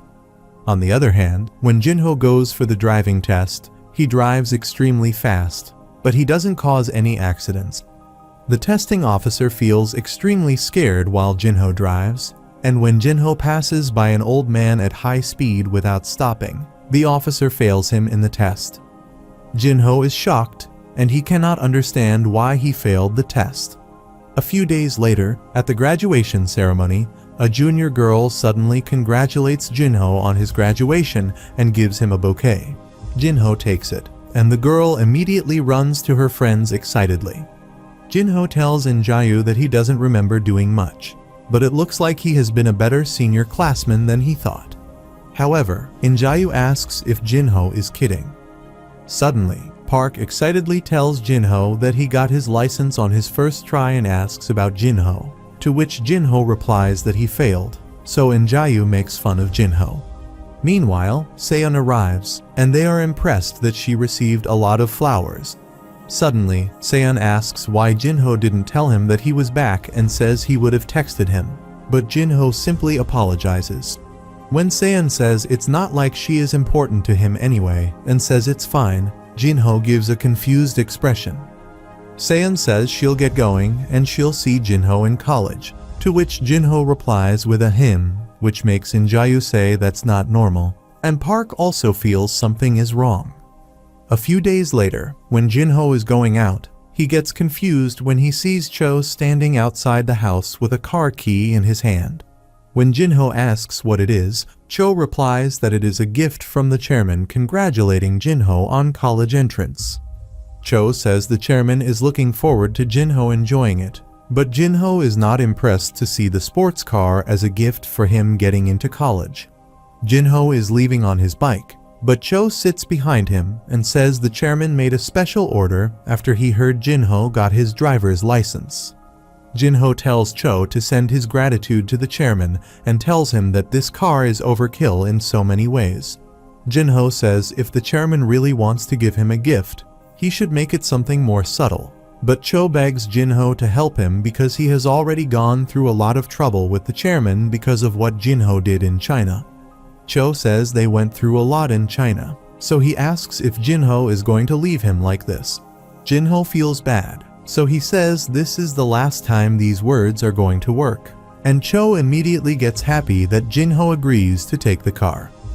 However, Jinho says he is never going to ride it, so Cho should park it in the garage, but Cho says that is good enough for him. After that, Jinho leaves for college, and Cho thinks it's easy to manipulate Jinho sometimes. Jinho goes to the freshman orientation of the Yi Kyung University of Business Administration, and Jinho notices that Seon is also present there. After some time, Jinho and Seon hang out with some other students, and Jinho introduces himself to them. When Jinho says he is Gang Jinho from Dongmyung High School, the others say it's a short introduction, but they are only forgiving him because he is handsome. Next is Seon's turn, so she tells them that she is also from Dongmyung High School and her hobby is singing, but she is not particularly good at anything. Seon says she looks forward to her time in college, but Jinho asks if this is what they call a woman with 1,000 faces. Seon furiously tells him to shut up. Suddenly, a guy approaches Seon and tells her that his name is Gil Young, and he is a sophomore. Gil asks if she can lend him her phone for a second, to which Seon replies he can have it, and when he gives it to Gil, he saves his number in it. Gil Young tells Seon not to hesitate to ask him questions about college, and Seon thanks him. Gil Young says they should get drinking and ask if she knows the rule that they have to chug down the first glass. Seon says she knows and drinks the first glass immediately, but Gil Young fills it again, saying they have a drinker here. Seon says she'll take her time with this one, and as she finishes it, Gil Young says he knew she was a heavy drinker, and he fills her glass again because she lied about it. Seon says she is near her limit, but Gil Young says she is surrounded by seniors and asks what she is worried about. Gil Young pressures her to keep chugging it in because that is how they live the campus life, but Seon is hesitant. As Gil Young tries to cheer with her, suddenly, Jinho picks up the glass and cheers with him. Jinho says he assumes Gil Young likes drinking and asks how he can help him with that. Jinho says since Gil Young said drinking is essential to campus life, he assumes Gil Young is not lightweight either. Seon is shocked, but Gil Young asks if Jinho is challenging him and says Jinho doesn't know that nobody in their department can beat him. Jinho says they can get rid of beer and bring soju. Gil Young nervously asks if Jinho is going to make him drink soju out of a water cup. Jinho tells him not to worry because he is also going to do it twice at a time, including Seon's. Gil Young wonders if Jinho is this confident and says he'll remember his name. Meanwhile, Seon is getting more impressed by Jinho, and this day, 2 legends were born at Yi Kyung University. Gil Young was completely destroyed after drinking, which shocked other students, and Jinho thought he had overdone it. Gang Jinho is the god of drinking because back in Jinho's days in Jongyuan, Beiju was an alcohol known for his stiffness, and Jinho was a heavy drinker who especially enjoyed Sichuan Beiju, a version that was extra strong. Normal soju was nothing to Jinho, and when Jinho got up, Seon asked where he was going, to which he replied he was going to the men's room. When Seon asks if his stomach is okay, Jinho replies that it would have been the same if what he drank was water, and says he is just really full right now. After some while, when they go back, Seon is completely drunk, so Jinho tells her to get a cab, but she says she'll walk. Jinho says she is drunk and her place is pretty far from home, but Seon asks why he is following her. While walking home, Seon asks why Jinho helped her back there, to which he replies that she seemed to be in trouble. Seon yells that she didn't need his help at all back then, and yells that he didn't even get her a souvenir. Jinho thinks he knew she had a problem with that, and suddenly, Seon sits down, saying she can't walk anymore because her feet hurt and her legs are shivering. Jinho says he told her to get a cab, but she apologizes, so Jinho has no option left and tells her to get on his back. Seon gets happy and immediately gets on his back. After reaching home, Seon calls Park, and he says he didn't expect her to call at this time, but Seon says she really cannot stand it. Seon tells Park that dense idiot, Jinho, is never going to get it until she says it himself, and says she is going to confess it. The next day, pro gamer Park Yoo-min, who is a rising star in the Korean esports scene whose calmness is known to be his best weapon, is deeply shaken by the situation in front of him. It's because of his hero and best friend, Gang Jinho, and he wonders what to do. Park wants to tell Seon that Jinho is up to something while he is looking at a trimmer. A while later, Jinho goes to his parents' cafe, and they are shocked to see his looks. When they ask why he did that, all of a sudden, Jinho removes his cap, showing his new haircut, and says he decided to do his military service. Jinho's sister is shocked, and when she asks when the day of enlistment is, he replies it's next week. But his mother asks why he decided on something so important without having a word with them. Jinho apologizes, saying he should have thought of that, but his father asks if there is a reason why he decided to go so early. Jinho replies that if it is something he has to do anyway, he just thinks he would rather get it out of the way quickly. Gang says there is nothing they can do if Jinho chooses to do so and tells him to be careful, but his wife yells at him to scold Jinho. Gang's wife asks how he can be so careless, but Gang tells her that they should not resort to violence. After some while, when Jinho visits his friends, Injayu laughs at his haircut, but Seon is in shock. Injayu says he was wondering why Jinho wanted to see them all of a sudden and asks if he is joining the military. Injayu laughs while saying Jinho looks great with this hairstyle, but Jinho tells him to shut it. However, Injayu realizes Jinho actually does look fine with that hairstyle. Meanwhile, Park asks why Jinho decided to go to the military, so suddenly, Jinho replies Park himself said it's better to get it out of the way. Park remembers that when he was talking about the driver's license, Jinho was talking about military service. Park can't believe this situation, and when Jinho asks what's wrong, Park replies that it is nothing.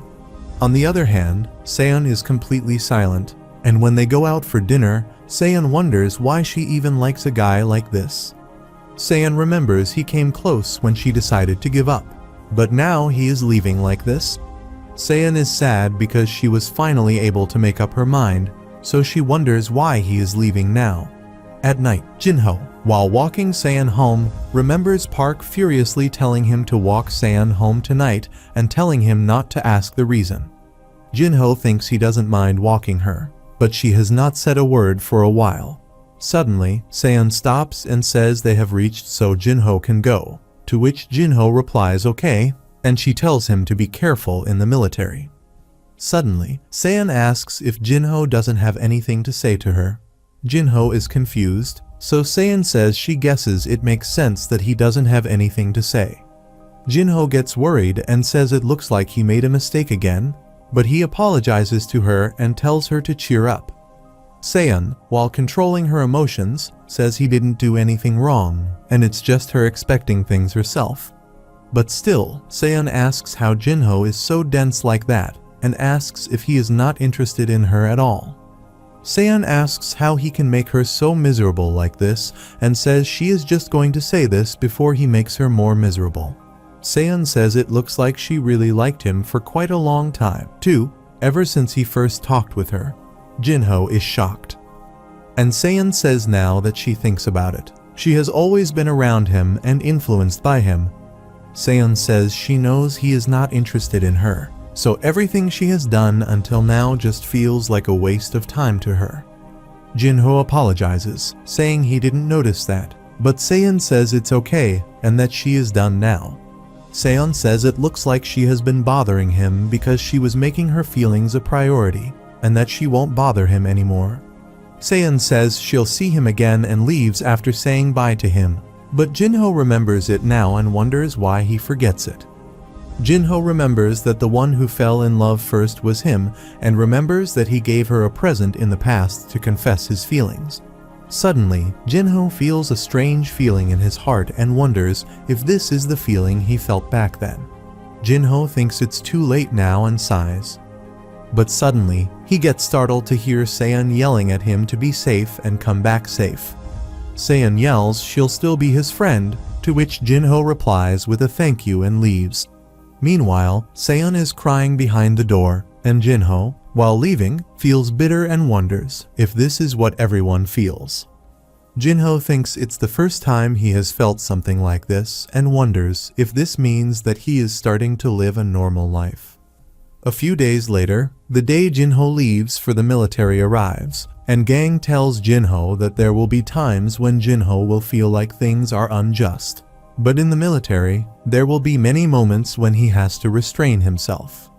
Gang says he knows Jinho is not the type of person who can just live with that, but Jinho has to learn that in life, there are times when he has to let things be. Jinho tells his father not to worry, and his sister says it's not like they are sending him off to the war zone. Jinho's sister says every guy does this, so they shouldn't make a fuss about it. But Gang says this is just how parents feel. Suddenly, an announcement is made for new entering personnel to gather behind the signs with their designated numbers, so Jinho says he'll leave now. Suddenly, everyone gets emotional, and they tell him to be careful and not get hurt. But while Jinho is leaving, Park tells Jinho not to worry about Saiyan much. Park says it doesn't change the fact that they two are still his friends, and says Saiyan also wanted him to tell Jinho to be careful. Jinho thanks Park, but suddenly, Park tells Jinho to stay calm no matter what happens and requests him not to kill anyone if he doesn't stand it. Park advises Jinho to stay away from trouble and desert the military if he cannot stand it.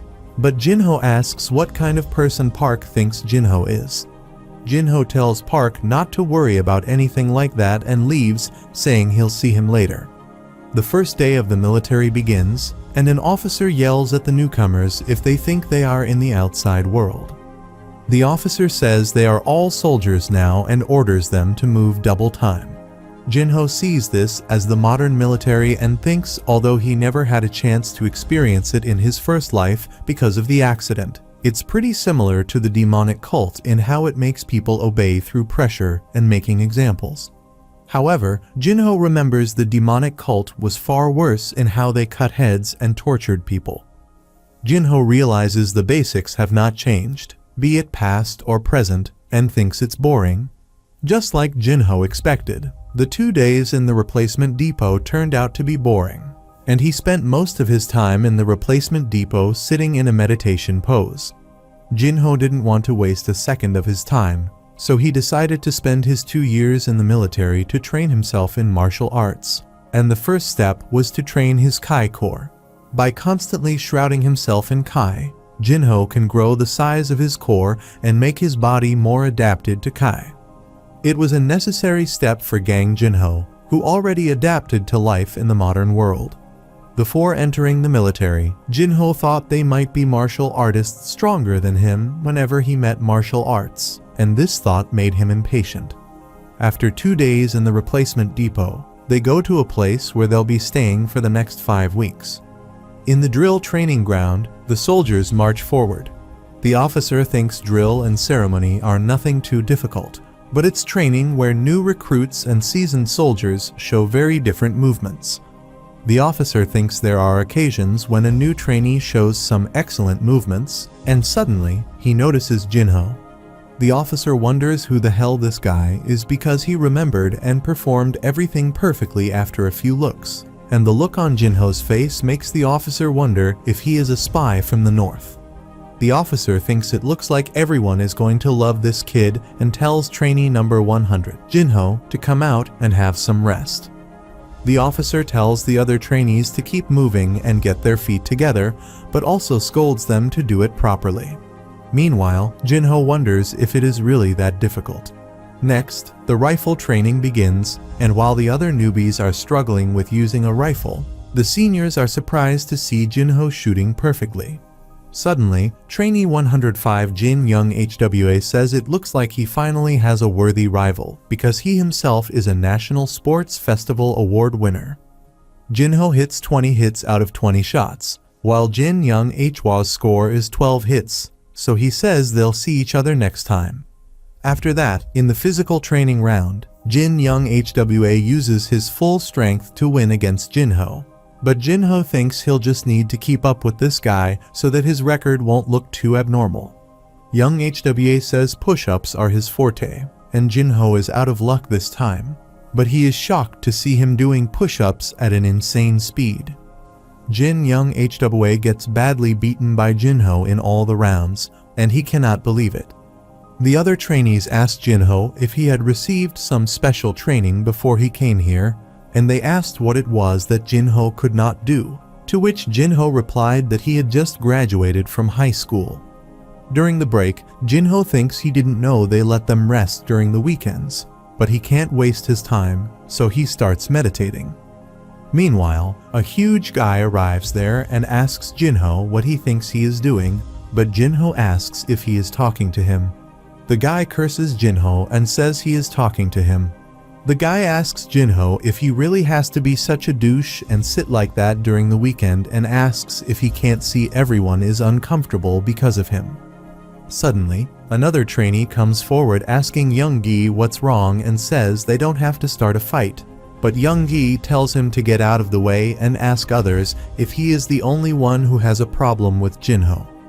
Young-gu furiously asks if Jinho can't get a hint and asks if Jinho knows that others are facing the consequences because Jinho is trying to act well to the instructors every single moment. Young-gi furiously asks if Jinho really has to be a model soldier every single second of his life and says Jinho is trying to look good when everyone is trying to relax. However, Jinho says it looks like he caused harm, and when he asks what's wrong, Young-gi pushes the guy away who is trying to stop him and furiously asks if Jinho is kidding that he doesn't know. Jinho says he simply asks what is wrong, but Young-gi grabs his collar and asks what the hell Jinho is going to do if he has a problem. Jinho replies that if his actions are causing harm, then he should fix it, but Young-gi gets furious and asks what is wrong with Jinho. Young-gi says Jinho is a bigger douche than he thought and tries to pick him, but wonders why Jinho is so heavy. Simultaneously, Jinho warns Young-gi not to curse him again because he won't stay still, but Young-gi asks what he'll do. Jinho, with a fierce tone, says it's Young-gi's last chance, and Young-gi starts sweating.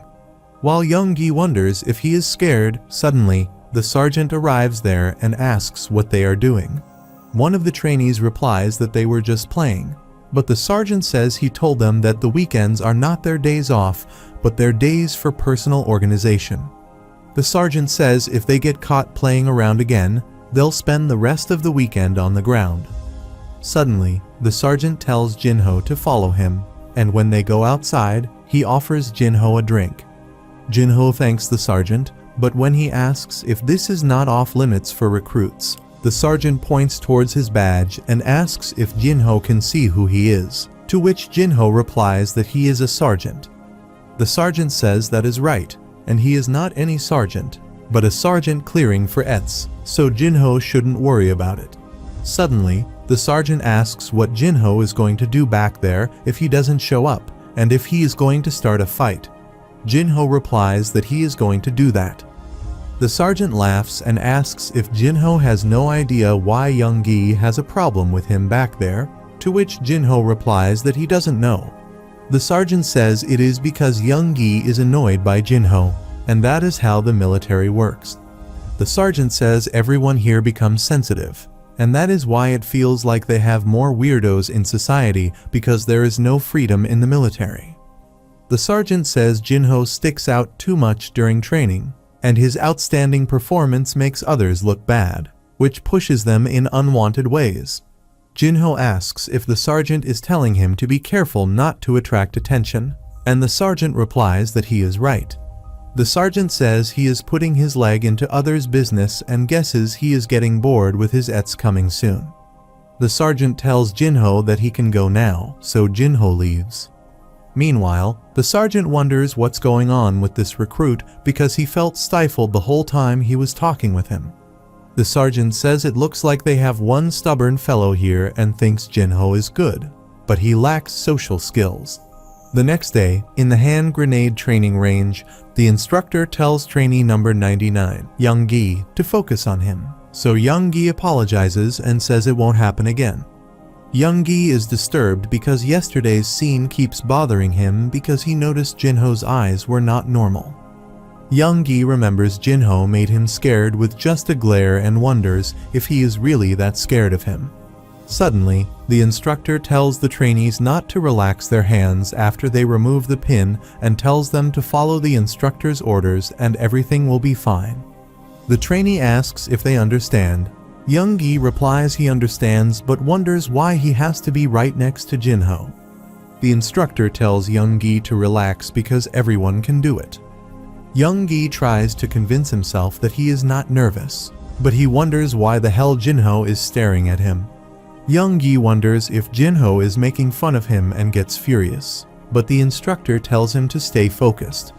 Young-gi removes the pin on the instructor's order and thinks he just has to throw it so nothing will go wrong.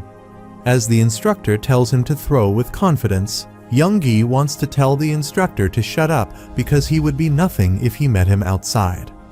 Suddenly, Young-gi tries to throw the grenade with pressure, but after hitting the safety wall, it falls inside the safety wall near him.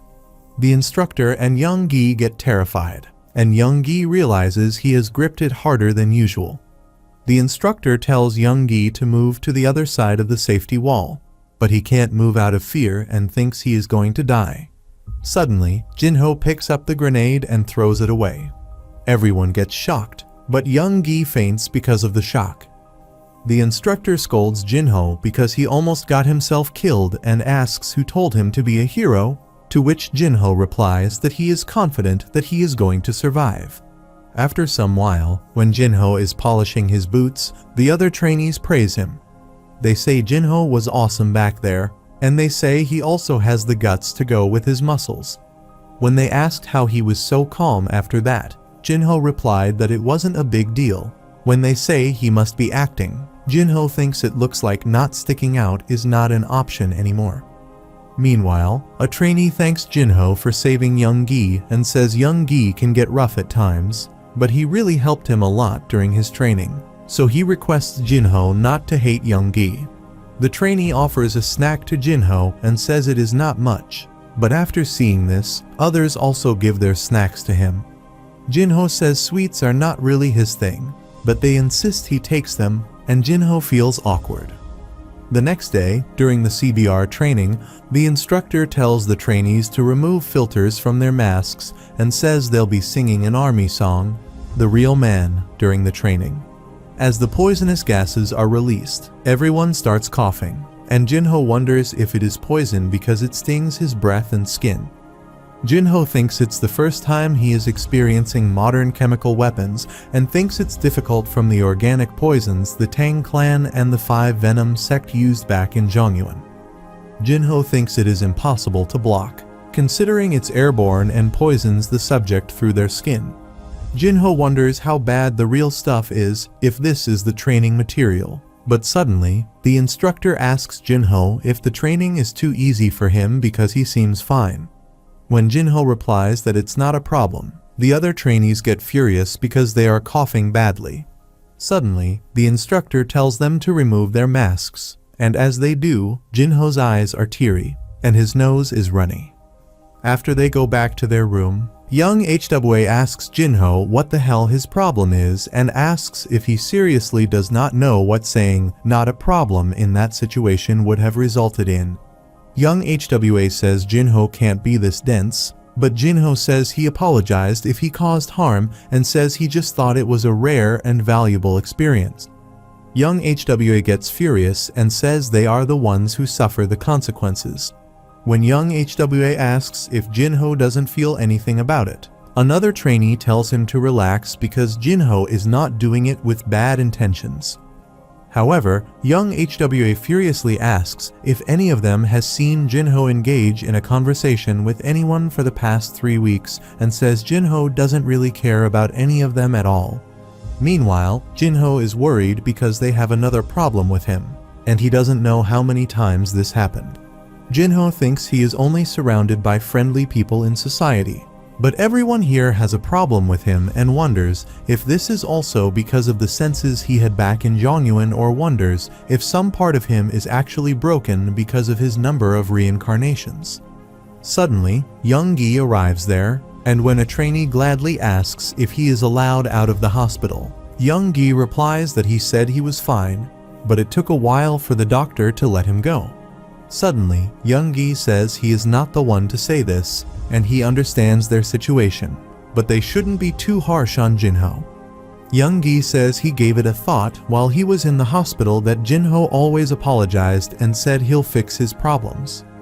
On top of that, Young Gi says Jinho never denied that it was his fault, but when HWA tries to argue, Young Gi says Jinho is only a human. Jinho is shocked to hear this, but Young Gi says everyone has flaws, and they are in this together, so they should look after each other.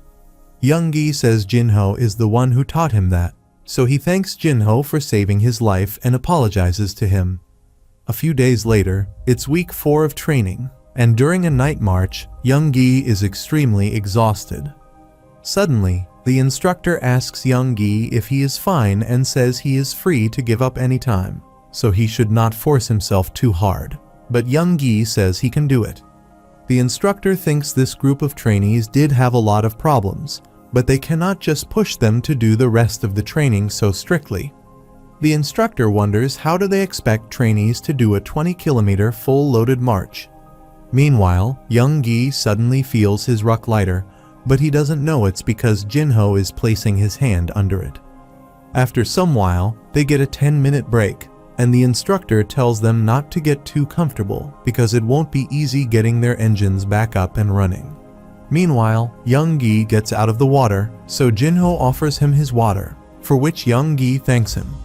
When young Gi asks if Jinho doesn't need it, Jinho replies that he is fine and he is not yet 30. Young Gi asks if Jinho is really a human and whines that this place is crazy, so he is giving him, but Jinho asks if that is so. Young Gi tells Jinho that when a guy says he is giving up, Jinho should say he can do this, or they should do it together. However, Jinho says giving up if Gi doesn't want to do it is also an answer, but Gi says he can't believe him. Suddenly, the break ends and Gi gets up, but Jinho says he thinks he is giving up. Gi says he is still the big bro of the squad, and if he wants to stand up to that, he can't give up so easily.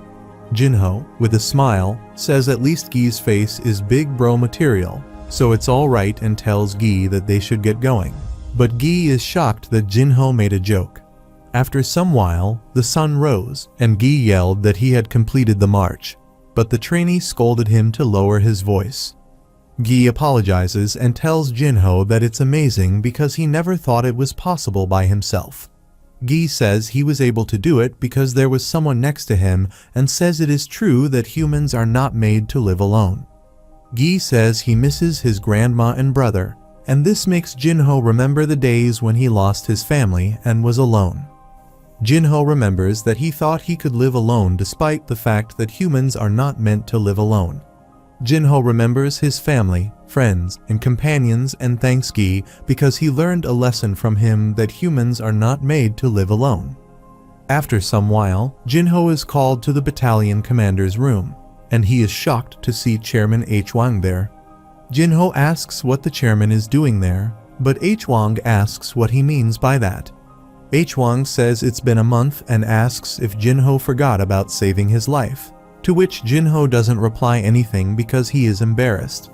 Jinho starts healing the chairman, but H. Wang says he is shocked that Jinho actually forgot and asks if he is only worth that much to him as a person. Jinho apologizes, but he asks if the chairman is allowed to come here, to which H. Wang replies that he told the officials that he is here to make a donation while he comes to meet his grandson. However, Jinho asks if this is not bribery, and H. Wang replies that if it goes to the generals, it becomes bribery, but if it goes to the troops, it becomes a donation. H. Wang says he'll keep a good eye on where his money goes and wear his shirt after getting healed. H. Wang says Jinho is quite a stubborn man because not only did he decide to join the military all of a sudden, but he also refused his offers to get him in better condition. When H. Wang asks why Jinho is so obsessed with the military, Jinho replies he was never obsessed and says he just thought it was necessary to live a normal life from now on, so he wanted to get it out of the way. The chairman, H. Wang, asks if Jinho is obsessed with being normal and not with the military. Jinho replies that he is right. H. Wang says if that is what Jinho wants, he'll root for it and congratulate Jinho on finishing his basic training, so Jinho thanks him. A few days later, when they are leaving the training center, young Gi's friend says he'll miss him, and young Gi tells him to call him on his break. Simultaneously, a trainee asks if young Gi is sure he is okay, but young Gi asks what he means, to which the trainee replies that young Gi is going to the same unit as Jinho, and it won't be easy constantly being compared to Jinho. Young Gi asks what that guy is talking about and asks how he is not as good as Jinho. Suddenly, they ask Jinho to give them their number so they can meet up together during their 100-day break, to which Jinho replies that he'll give it to them and says they'll meet. After that, when the others are seeing them off, young Gil emotionally screams in a loud voice at the others to call him when they get out of there and says he'll treat them really well. Gi says it looks like he has gotten attached to those guys and tells Jinho not to worry about anything and just follow him. Gi tells Jinho to be thankful that they are in the same unit. But Jinho says he hears that being in the same battalion doesn't necessarily mean they are going to be together. On the other hand, Park meets Seon and asks how she is doing, to which she replies that she is doing fine and she was thinking about studying for the TOEIC. When Park says it looks like she is doing well, Seon asks if he wants her to not be well because of Jinho. Park immediately says that is not the case and that he is worried, but Seon says she is kidding and asks how Jinho was entering. Park replies that Jinho is calm, so Seon says it's alright then because that sounds like Jinho. Seon tells Park that until recently, she really hated Jinho for being so dense, and she even cried a lot by herself, but then she thought about it and it made her think about something. Seon says Jinho was always lost in thoughts while staring at the sky, and every time she saw him, Jinho did that. Seon says that when she remembered that, she finally understood that maybe he was not in a situation to think about something else and that maybe they had just met at the wrong time. Suddenly, Park asks if love happens when the time is right. Seon replies that it is right and that it's all about timing, and besides, it is a saying that first love always fails.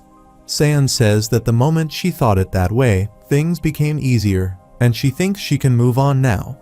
Park is happy for her and tells her to just become happy and make Jinho regret he missed her. On the other hand, Jinho and Gi go to their assigned unit, where Captain Ha Jinom says that it looks like they have some big boys. Jinom says he is the battery commander of this place and tells them to make sure they answer loudly and clearly when they are still new because that is how they earn points in their platoon. Jinom tells them to make sure that they adapt as soldiers of their unit, to which they loudly reply, "Yes, sir." Meanwhile, two squad leaders arrive there and Jinom tells them to take each one from Jinho and Gi to the barracks. Jinho realizes this is where they split ways, and Gi, while leaving with his squad leader, says he'll see Jinho soon. Jinho's squad leader, Cho Wongu, asks Jinho his name, to which he replies that it's Gang Jinho, and Cho Wongu tells him his name. Cho Wonju says he is the third squad leader, and Jinho has just become the NFG of Charlie Battery, 3rd Squad. Wongu pats Jinho's head and says it seems Jinho will stay the newest guy while he is here, so he tells Jinho not to hesitate to ask anything, to which Jinho replies, "Yes, sir." Suddenly, Wongu takes Jinho to his squad's room, and everyone there says finally, a newbie has come. They immediately bombard Jinho with questions and ask if he has a girlfriend or a sister, to which Jinho replies he doesn't have a girlfriend, but he has a younger sister. When they ask if she is hot, Wongu tells them to back off and congratulates Sung Tiho on becoming the newest boy. Wongu tells Tiho to help Jinho clean and change, but Hyuk-soo puts his arm around Tiho's neck and asks the squad leader how Tiho can teach anything when he doesn't know anything. Hyuk-soo says he means Tiho does his best, but he is not really good at anything. When Wongu asks if Hyuk-soo wants to do it instead, Hyuk-soo replies that he will soon become a corporal and that he is past the point of babysitting the new guys. Jinho feels offended, and Wongu tells Hyuk-soo to shut up if he doesn't want to do it. Hyuk-soo welcomes Jinho into the squad with a creepy smile. Private First Class, only after 2 weeks of being the newest guy, Chun Hyuk-soo became 3rd in rank in the squad. It is what most people consider lucky, and Chun Hyuk-soo, who was an athlete before enlisting and already lived in a hierarchy system, had one hobby: hazing the ones belonging to him. To Hyuk-soo, the guys below him are simply playing things, so a while later, Hyuk-soo says he told Jinho to remember all the information he need during duty today. Jinho replies that he has already remembered everything, but Hyuk-soo asks if Tiho is in charge of teaching him, to which Tiho replies that he is right. Hyuk-soo says every time Jinho gets something wrong, Tiho will take the responsibility as the teacher, but Tiho gets nervous. Hyuk-soo knows it takes 2 weeks for others to remember all the stuff, so he is sure Jinho didn't remember it in a day. Hyuk thinks he can already see Jinho stuttering and giving wrong answers, so he asks Jinho what they call the 57th Regiment. Hyuk-soo thinks the fun will begin now. But when Jinho replies that it is 2,369 units, everyone is shocked. Hyuk-soo asks another question, and Jinho again gets it right. Hyuk-soo asks which college Jinho is from, and he replies that he is from Yi Kyung University. Hyuk, while walking towards Jinho's cabinet, says Jinho has some brain, but says he doesn't care if Jinho is new or not because being a soldier is all about being neat and tidy. When Hyuk-soo takes a look at Jinho's cabinet, Hyuk-soo wonders how the hell is the new guy's cabinet this clean and organized. Hyuk-soo asks how the hell Jinho folds his uniform this cleanly without ironing it, to which Jinho replies he just pressed it hard. Hyuk-soo wonders what is wrong with this guy because Jinho has folded his blanket so nearly, and he wonders if this is really Jinho's first time in the military. Hyuk-soo thinks he has to admit that this guy is not an ordinary new guy, but suddenly he falls on the floor. Taeho asks if Hyuk-soo is alright, but Hyuk-soo asks how the hell the floor is so neat and shiny. Jinho replies that he cleaned it because Hyuk-soo told him to do so earlier, but Hyuk-soo furiously asks that he give Jinho only a wet rag, so how did he mirror polished it? Jinho replies that he just cleaned it extra hard. After some while, Hyuk-soo is exhausted while running and wonders how it came to this. A while ago, Hyuk-soo told Jinho that because he'd help him exercise, they should do a 50-lap competition, to which Jinho agreed. Hyuk-soo is sure he bought Jinho out to teach him a lesson, and is sure they already ran 20 laps or so. But he cannot believe how Jinho is outrunning him like this. Hyuk-soo is exhausted because 20 laps are 6 kilometers, and suddenly Jinho crosses him, thinking it feels good to work out like this. After some while, Jinho, worried, asks Hyuk-soo if he is okay because Hyuk-soo is in bad condition. And when Wongu asks Hyuk-soo what happened, Hyuk-soo replies that he just ran some laps with the new guy. Hyuk-soo, in a trembling voice, says it looks like he was not in prime condition today, and he felt like he had a cold. Suddenly, Jinho suggests they should make this one a no contest and do it again next time. Hyuk-soo agrees, but Wongu wonders how Jinho put an athlete this far. Wongu asks if Jinho is a marathoner or something, to which Hyuk-soo replies that Jinho is just a college boy, which makes Wongu think he has to do something on his own. Meanwhile, Taeho tells Jinho that tomorrow is his first training, so he should make sure to be sharper than usual, to which Jinho replies with an okay. The next day, squad leader Wongu shows Jinho a 155mm towed howitzer and says it is going to be Jinho's friend for 2 years. Jinho says it is huge and asks Wongu the range of this howitzer, to which he replies that it is 15 kilometers with normal rounds and 30 kilometers with wraps. When Jinho asks what the casualty radius is, Wongu replies that it is around 25 kilometers, but he asks why Jinho is asking. After hearing this, Jinho is shocked and thinks it is no wonder martial artists have disappeared. Jinho wonders if they can possibly evade an artillery round coming from 15 kilometers away that kills everything in a 25-meter radius. Jinho thinks that if they are saturated with these things, it would not matter if someone is at first class or at the peak level of martial arts. Jinho thinks he would safely assume that martial artists are no match against a modern military. Meanwhile, Wongu can see Jinho is scared, but he tells everyone to move to the main training grounds and train with the jackscrew guys. Jinho wonders who they are, but suddenly, Wongu shows them the screw and demonstrates how they stick it to the howitzer and move it to elevate the howitzer. Wongu tells them to think of it like the jack screws they use for cars, and they say okay. However, Wongu says while the cars are only 100 kilograms, this thing weighs 7 tons and says they are talking about a completely different weight class, so they should be careful. Wongu tells Jinho to come out and give it a try, but he does this because he thinks Jinho is too much of an overperformer. Wongu thinks that, at this rate, Jinho will end up demoralizing his superiors, so he thinks he has to do this for the hierarchy of this place. Wongu hopes Jinho understands, but he knows this jackscrew is normally operated by a 2-person group, And it is also used as a rite of passage for the new guys into the artillery by making them lifted by themselves. Wongu hopes it breaks Jinho because he knows operating the jack screw alone is something even the buffest soldiers have a problem doing. As Jinho starts operating the jack screw, Wongu gets shocked to see Jinho doing it without any problem.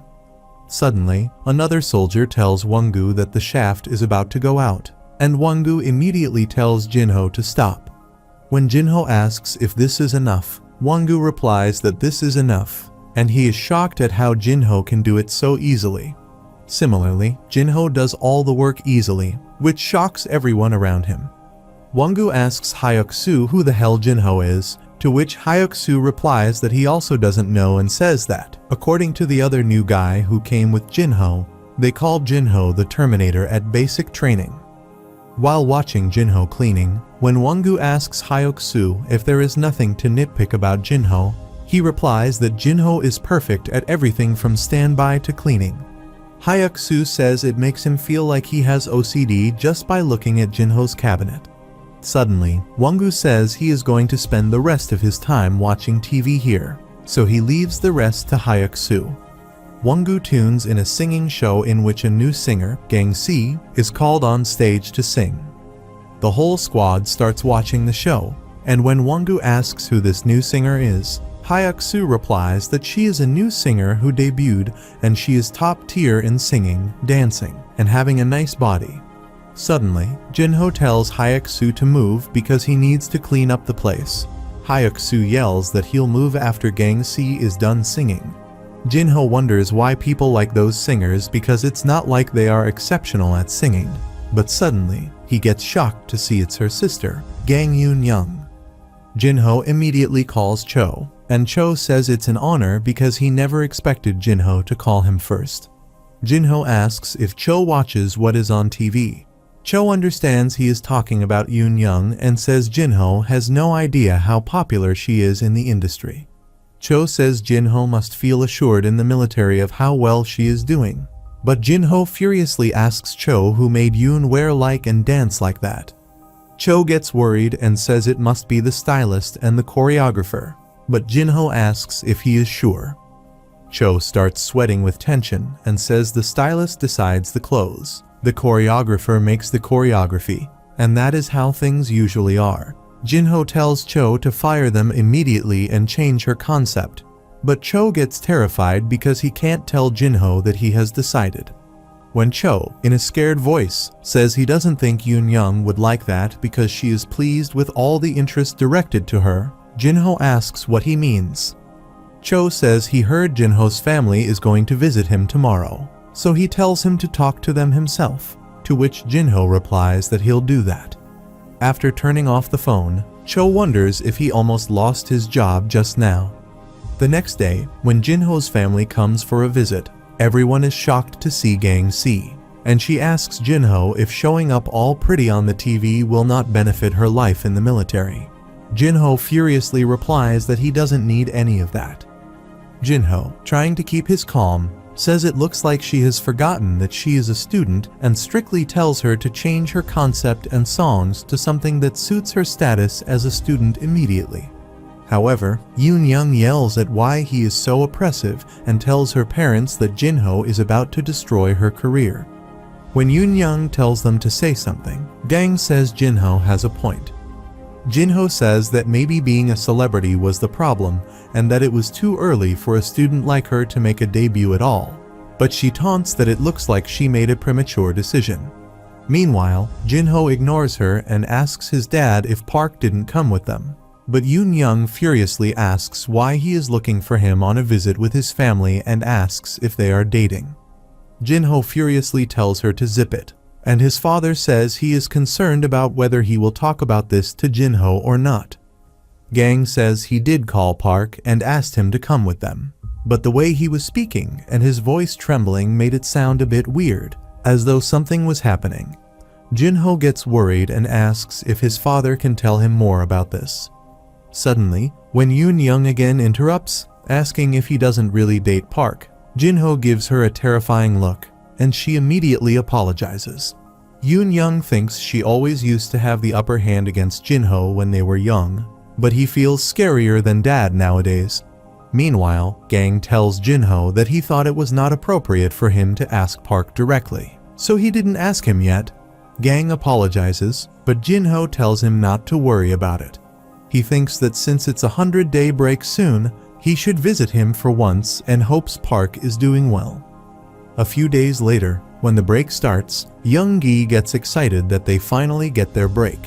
Suddenly, Gi asks how Jinho is going to get home, to which Jinho replies that he can just take a bus or something. But Gi is amazed at how laid-back Jinho is. However, when Gi asks how to get to Seoul Station from here, Jinho thinks Gi is also a laid-back kid.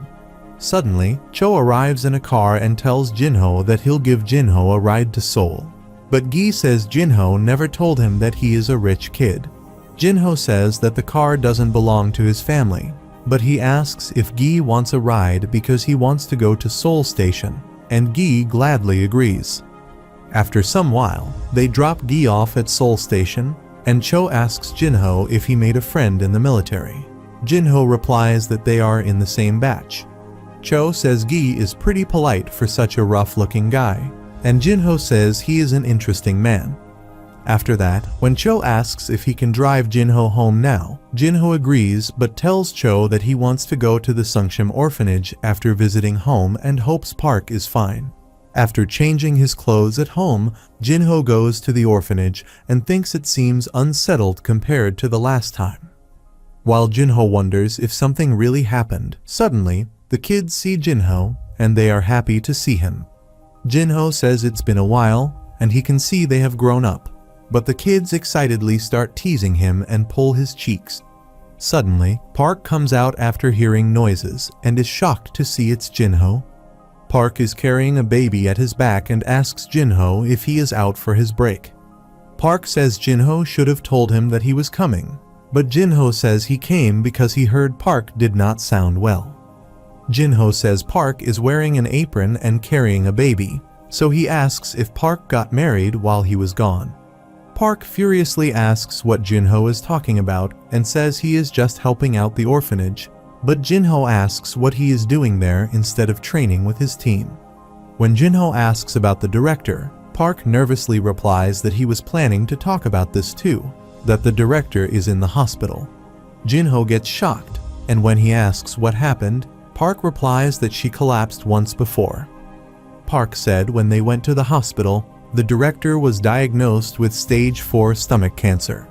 Park says that after he had worked in the orphanage instead of her, he realized how it made so much sense and that he was trying his best, but he could not possibly replace her.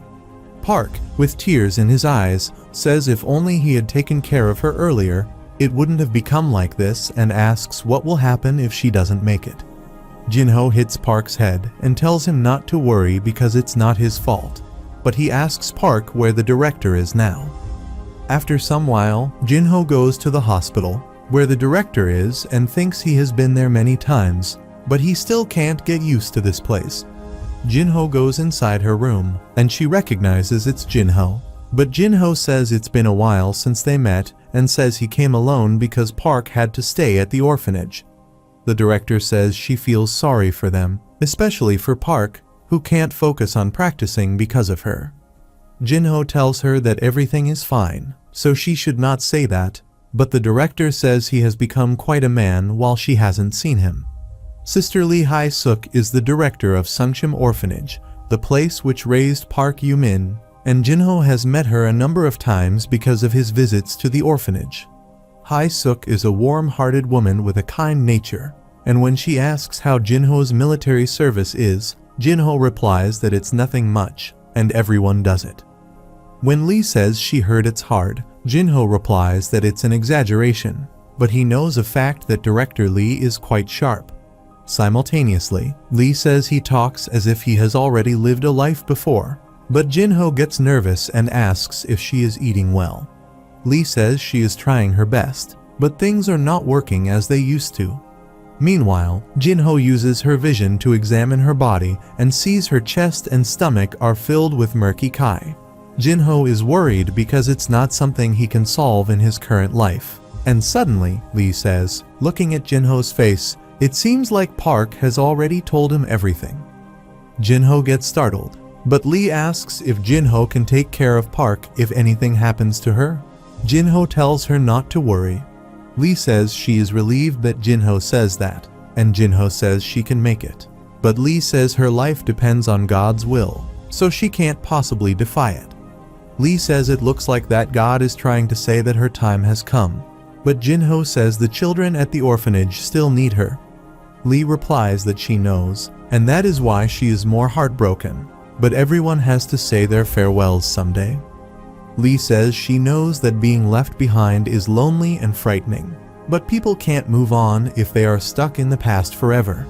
Lee says she can only hope for the children to move on, and Jinho thinks that it is right that he has to accept it. Jinho realizes it's not as simple as Chairman H. Wang's case, and if he makes a mistake, it'll only make things worse. While Jinho thinks there is nothing he can do, suddenly, his past self from his first life appears there and asks if he is giving up so easily here. Jinho's past self asks if he is doing this because Lee doesn't benefit him and says Jinho helped Chairman H. Wang with his normal school life. What he did in China was for his own curiosity and his family for his own stability. The paralyzed Jinho says the current Jinho poked his head in everything so far because it helped him, but asks if he can do nothing for Lee. The paralyzed Jinho says it makes sense because of how helpful a dying orphanage director can be to Jinho. The paralyzed Jinho tells the current Jinho that nobody cared for them after they were broken and lost everything and asks if he is right, but Jinho is in shock. Suddenly, Lee asks if Jinho is alright, to which Jinho replies that he has something to do, so he'll leave and apologizes. Lee thanks Jinho for visiting her, and Jinho leaves, saying he'll come again. But after going outside, Jinho thinks he knows Lee's words are right, and if he simply accepted it, he wouldn't have died that way in his first life. However, Jinho remembers Park saying that the children cannot part with Sister Lee like this, so Jinho decides that he'll find a way to save her. After some while, Jinho meets Cho, and Cho asks why he wants him to investigate the orphanage all of a sudden, to which Jinho replies that Sister Lee of the orphanage is ill, leaving the orphanage in danger. Cho apologizes and says Chairman H. Wang Yi Kaiyong was not able to support the orphanage as actively because of the stockholders showing complaints. Jinho says he understands that Yi Kaiyong is a corporation, not a charity group, but asks what'll happen to the orphanage if Sister Lee passes away. Cho says that since it becomes void of a manager, it will either be managed by the government or taken over by another orphanage. When Jinho asks what'll happen to the children if another orphanage takes over, Cho assumes they'll be separated. Jinho says he cannot let this happen, so he says he'll pay the money and ask if Cho can find a better hospital and a person who'll manage the orphanage. Cho immediately replies that it's not a problem and that he'll get it done as soon as possible. Cho also gives the cancer surgery data that Jinho asked for, so Jinho thanks him. But Cho asks if there is something Jinho can do about it. Jinho says he is not sure, but he'll try everything he can. After that, Jinho goes back to meet Lee and asks if she'll mind if they move her to a different hospital. But Lee is confused. Jinho says he is not trying to cure the cancer, but the other hospital is close to the orphanage, so it should be better for the children to visit her.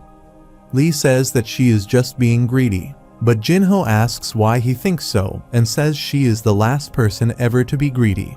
Lee says greed doesn't have to be something grandiose and says it's about doing something because they simply want it. Lee says it is unreasonable for her to be greedy just because she wants to live a little longer. But Jinho says she can't consider Park and the children. Jinho, as if she doesn't think that showing effort for those who are left behind is also a valuable effort. Lee replies that he seems anxious. Lee says maybe he is oppressed by a sense of obligation and says there are things that they simply cannot stop. However, Jinho says he can stop it but wonders why he wants this person to live so desperately. Jinho wonders if it is because of Park and the children, but he thinks he already knows it is something out of his reach. Jinho asks himself what exactly he wants to do, and suddenly, he gets worried when Lee coughs and vomits blood.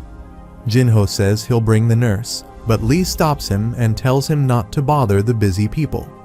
Suddenly, Lee says she'll do as he says and says she'll move to the hospital because she is sure Jinho has a reason for it. Jinho is sad because the cancer is more dangerous than he thought, and he has 3 days left until he returns to the military, so he has no time to waste. After Lee is shifted to Yi Kyung Hospital, Jinho visits her at night when she is sleeping and sees the cancer got even worse than he last saw. Jinho thinks it looks like she is at her limit, and as he has studied cancer, he decides to see how much it has spread. Jinho examines it as terrible because her stomach is filled with poisonous Kai and wonders how she can bear it for this long. Jinho knew it was not going to be easy, but it was worse than he expected, and unlike Hwang and Jae-yoon, whom he had treated before, he was not sure if it was even possible to cure this one. Jinho can't touch the poisonous Kai concentrated in the center, so he decides to get rid of the poison spreading around it using Fire Kai. Jinho knows Fire Kai burns poisonous Kai, but it also burns the body, and Lee's body is already at its limit. Jinho decides to use a little Kai to minimize the damage and starts the healing process, but he cannot rush it because her life is at stake. Jinho does it slowly, a little at a time, but he sits down with exhaustion, and he isn't wrong that this is the best he can do with his current level. However, Jinho is glad that he did it and that he was able to kill the spreading cancer cells. Jinho thinks that if he left the rest to modern science, Lee might have a chance to live. The following day, the doctor is shocked to see Lee's latest reports and wonders how it is possible that a terminal cancer patient just naturally recovered to stage 3.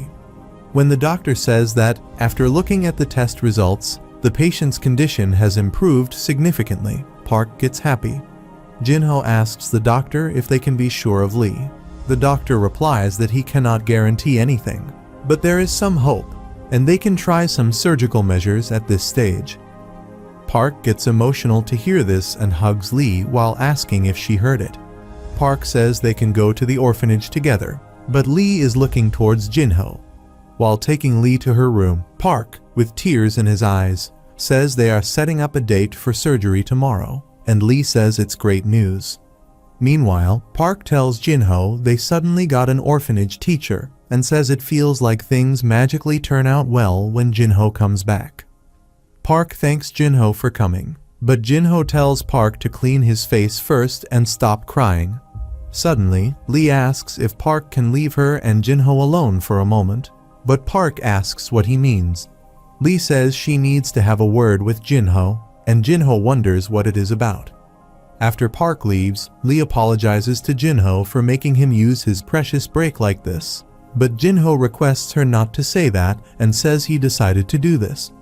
Lee thanked Jinho, but he asked what she wanted to talk about. Lee says isn't it amazing because the doctors said she was done not long ago, and now they say that they can try surgery? Suddenly, Lee asks if Jinho is hiding something. Jinho gets nervous, and Lee says she knows he is a terrible liar, so she won't insist if he doesn't want to say anything. Lee says whenever she sees him, it feels like he is tied up by something, but she tells Jinho to remember that she doesn't know what he did to her, but he did his best, so he should smile and feel a bit more relieved. Suddenly, Jinho's inner demon says this hag talks like she knows everything about him, so Jinho tells Lee that she doesn't know about him. Lee grabs his hand and says, of course, she doesn't know everything about him and his life, but she wanted to tell him that he doesn't have to push himself hard. Lee says there is no need for him to take the burden of everything. Jinho thinks that during his repeating lifetimes, there were words that he kept telling himself not to push himself hard. Jinho remembers that he kept moving forward and fought against his fate, but the more he fought against it, the more he realized that no matter how much he moved, he couldn't see the end of it, and he was going to reach his limit someday. Lee tells Jinho that coexistence is about acknowledging that he cannot live alone and relying on other people. When Jinho asks what she means, Lee replies that just like how he supports Park, It's okay for Jinho to rely on someone from time to time. Lee says she doesn't know what Jinho did, but she is thankful to him for trying so hard and says she'll do her best so his efforts don't go to waste. Jinho wonders how she can be so calm and wonders if she has received the realm of acceptance after being on the verge of death. Suddenly, Jinho says it looks like she has talked for too long and that she read that Jinho is returning tomorrow, so she hopes he relaxes for the rest of the time he has. The next day, when Jinho is leaving, Gang says it's sad that he is returning already. Meanwhile, Yoon Young asks why the 100-day break is so short and asks why it is not 100 days, as the name suggests. Simultaneously, Jinho's mother scolds him, asking why he had spent all 4 days out of home. She says it's no use raising children at all, but Jinho apologizes to her. Jinho says he'll make sure he spends the next break with his family, so his mother says alright and tells him to be safe. While sitting in the car, Jinho sees Park sitting inside, so he asks what Park is doing there. Park replies that since he didn't greet Jinho when he came out, he decided to greet him on his way back. When Jinho says he is not a kid, Park yells that he is here to say something. Park says he heard that Jinho was behind the orphanage support and the director and said Jinho can't do things like that without telling him. Park says he thought it was some miracle, but Jinho says he didn't do it for him. He did it for the children, so there is no need for him to worry. Meanwhile, Cho is glad to see Jinho being shy, and simultaneously, when Jinho asks about the surgery, Park replies that it is in 3 days. Suddenly, Park worriedly asks Jinho if the surgery is going to be okay, to which Jinho replies that it's going to be alright. After that, they drop Jinho, and while hiding at the military base, Cho asks if Jinho is worried, but Jinho asks if it looks like that. Cho says he is Jinho's secretary after all, and he knows a lot more about him than he thinks. Meanwhile, Jinho wonders if this is how it feels to be worried, the feeling he has. Suddenly, Cho says he knows Jinho doesn't like to leave things uncertain and understands that Jinho wants to stay until Lee is fully recovered. But Jinho's break doesn't go on forever. Cho tells Jinho not to worry about it because he'll take care of the rest, and Jinho understands this is the coexistence Lee is talking about.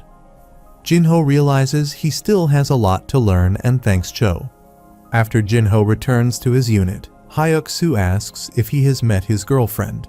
Jinho replies that he doesn't have any, but when he asks about C, Jinho remains quiet. Suddenly, an instructor arrives there and tells them that they have ranger training next week, and the division commander has given the order to give 10-day breaks to all squad members who achieve the best squad during the training. Everyone gets excited, but the instructor furiously yells at them not to get their hopes too high because this is not an internal competition and warns them not to lose to the infantry boys. As the instructor leaves, Hyuk-soo asks if Wongu heard about the break, but Wongu says it doesn't matter and he just hates that he has to attend ranger training in his last days here. Hyuk-soo says if they achieve the best squad, Wongu can combine that with his final break and make it into a 20-day break. Wongu says this will only happen in dreams because regiment guys are also attending, and they are talking about at least 80 squads. However, Hyuk-soo says it can be possible, and when Wongu asks how it's possible, Hyuk-soo points out that they have Jinho in their squad. Wongu thinks for a moment and realizes it can be possible, so he agrees that they should do it and get their breaks. In the Korean military, there is a term called halfway crisis, and it describes the commonly occurring breakups that happen to soldiers around halfway through their service. They still exist as complexes among many soldiers, and Hyuk-soo is also going through that crisis. Hyuk-soo tells his girlfriend that he'll get a break and come back, and they'll talk about the issues in person. Meanwhile, Wongu asks Jinho what he thinks breaks are for soldiers, to which Jinho replies that there are occasions when soldiers are allowed to go outside. Wongu says it's true, but that's not what he is talking about. Wongu says to soldiers that breaks are lifesavers and a driving force that motivates them to continue their service. Wongu says right now they have a 10-day break set as a prize and ask if Jinho knows what it means. Wangu says the Charlie 3rd Squad, are going to aim for the best squad this time, and to make that possible, they need Jinho. Suddenly, Hyuk-soo comes in while crying terribly, and Wangu asks what's wrong with him. Hyuk-soo replies that it's just a yawn, and suddenly, he tells Jinho that he has a word for him. Hyuk-soo says he won't let Jinho slack off in this time's ranger training and tells Jinho to do everything he needs to achieve the best squad. Suddenly, Hyuk-soo starts crying loudly and begs Jinho to get him that break certificate. A few days later, the day of ranger training arrived, and the squad members had to do PT number 8 20 times. Everyone is in terrible condition, and Wonju wonders why he is going through this. His training ends really soon. Similarly, Hyuk-soo is on the nerve of losing, but he is thinking about the break. Meanwhile, Jinho easily holds his legs up straight, but suddenly, someone drops on number 18, so they have to repeat the PT again. Wangu furiously asks who said the number on the last one, but a squad member says this time's ranger training is oddly harder. Suddenly, when a squad member says he thinks they'll not get the break, Hyuk-soo furiously yells at him, and Wangu says Hyuk-soo needs this break because he is having trouble with his girlfriend.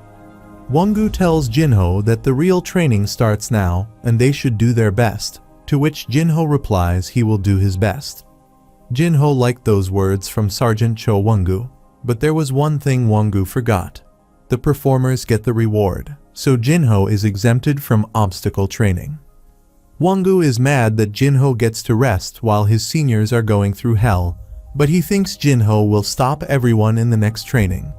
Next, in the trench combat training, the instructor says a squad wins by pushing out all the competing squad members outside of the trench. The instructor tells everyone to remember that they are equal soldiers and tells them to compete fairly.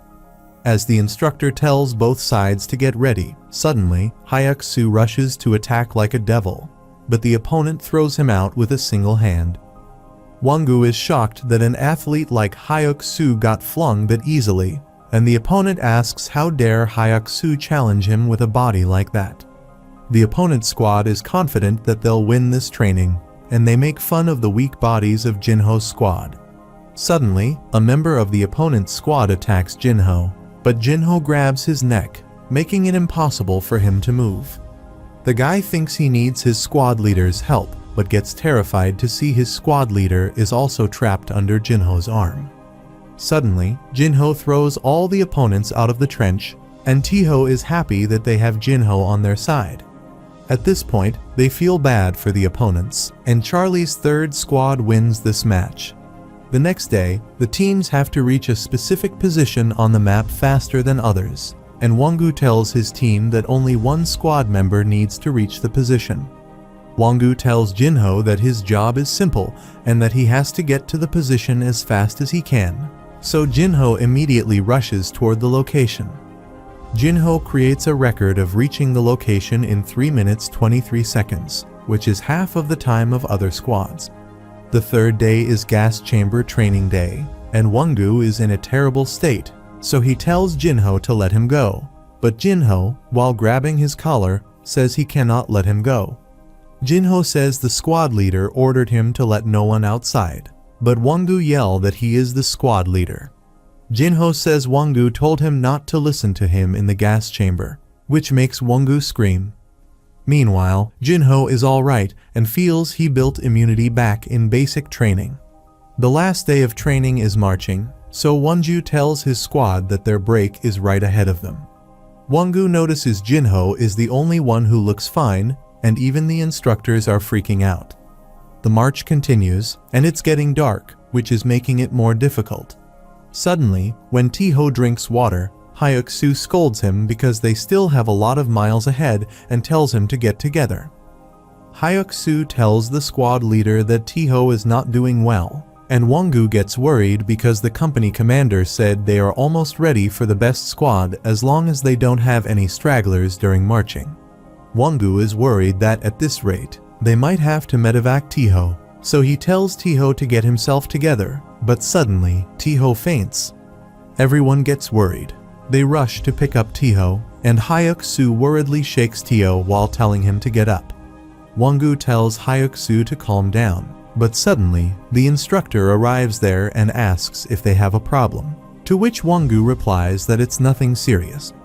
Wongu says their team member just tripped a bit, but the instructor asks if Teo is alright and if he can complete the march.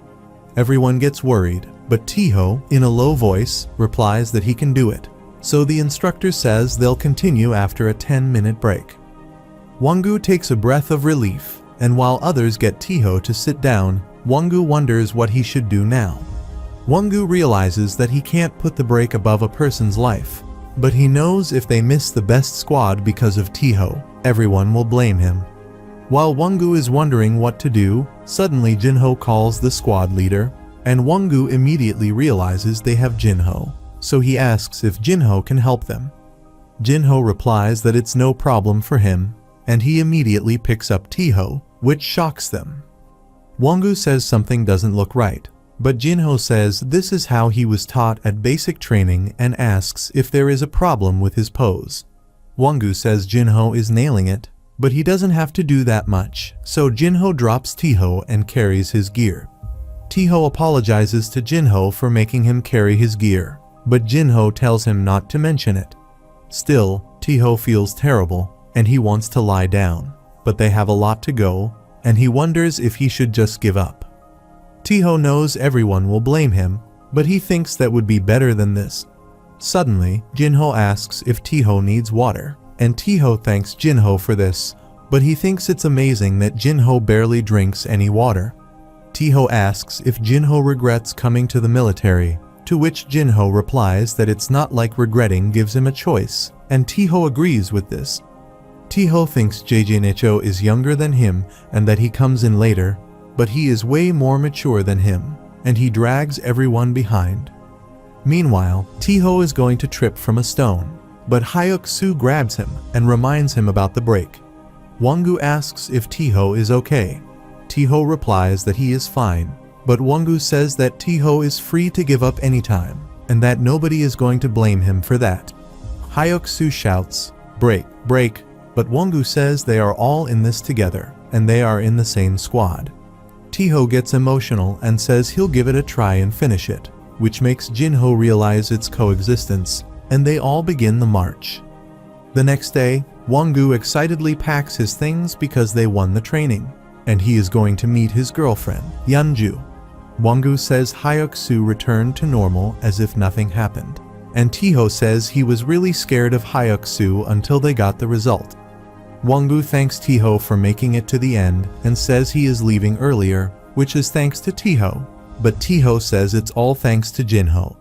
Jinho was chosen as the best soldier and earned 10 more days, which makes it a 20-day break. Teo says if they add Jinho's scheduled regular break, it should stack up to 30 days, and Wongu asks if it means Jinho is going to end his service before him.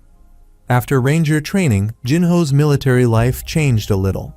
First, Gang Jinho was promoted to Private First Class, and second, he was no longer the newest guy on the squad because a new trainee, Private Jang Yihwan, arrived in the squad. Jinho scolds Yihwan because his bed is dirty and asks if this is the best he can do. Yihwan apologizes, and Wongu tells Jinho it's good enough, but Jinho says it is dirty. Jinho says Yihwan can't clean his own bed, so they can't expect him to take responsibility for other matters. Yihwan gets emotional, so Wongu asks Jinho if he thinks that his standards are weird and tells Jinho not to force his standards on others. When Wongu says Jinho is going to make this kid cry, Jinho asks if he is forcing too much. Wongu gives Teo the charge of the new boys, and Jinho wants to argue, but he is called to the administration office. Jinho goes to get the call, but Wongu says it's a real pain when they have a super rookie in the squad, and Teo can't agree less. On the other hand, Jinho receives the call from Park Yoo-min and says he didn't expect him to call so early, to which Park replies that it's about Sister Lee. After listening to Park, Jinho says he'll try to get out as early as possible and asks Sergeant Lee if it is possible for him to start his break a bit early. Jinho gets the permission, and Cho immediately arrives to pick him up. While heading back, Jinho asks how Sister Lee is doing, to which Cho replies that they confirmed she is getting better after the surgery, but her condition relapsed recently and put her in a terrible state. Jinho worriedly asks if there is any chance of her becoming better, but Cho apologizes to Jinho because he told Jinho to leave the rest to him, and it turns out this way. Jinho says it is not Cho's fault, but it is his fault because he thinks he should have stayed by Sister Lee's side. After some while, Jinho goes to the hospital and asks Park how Sister Lee is doing, to which Park replies that she is resting in her ward.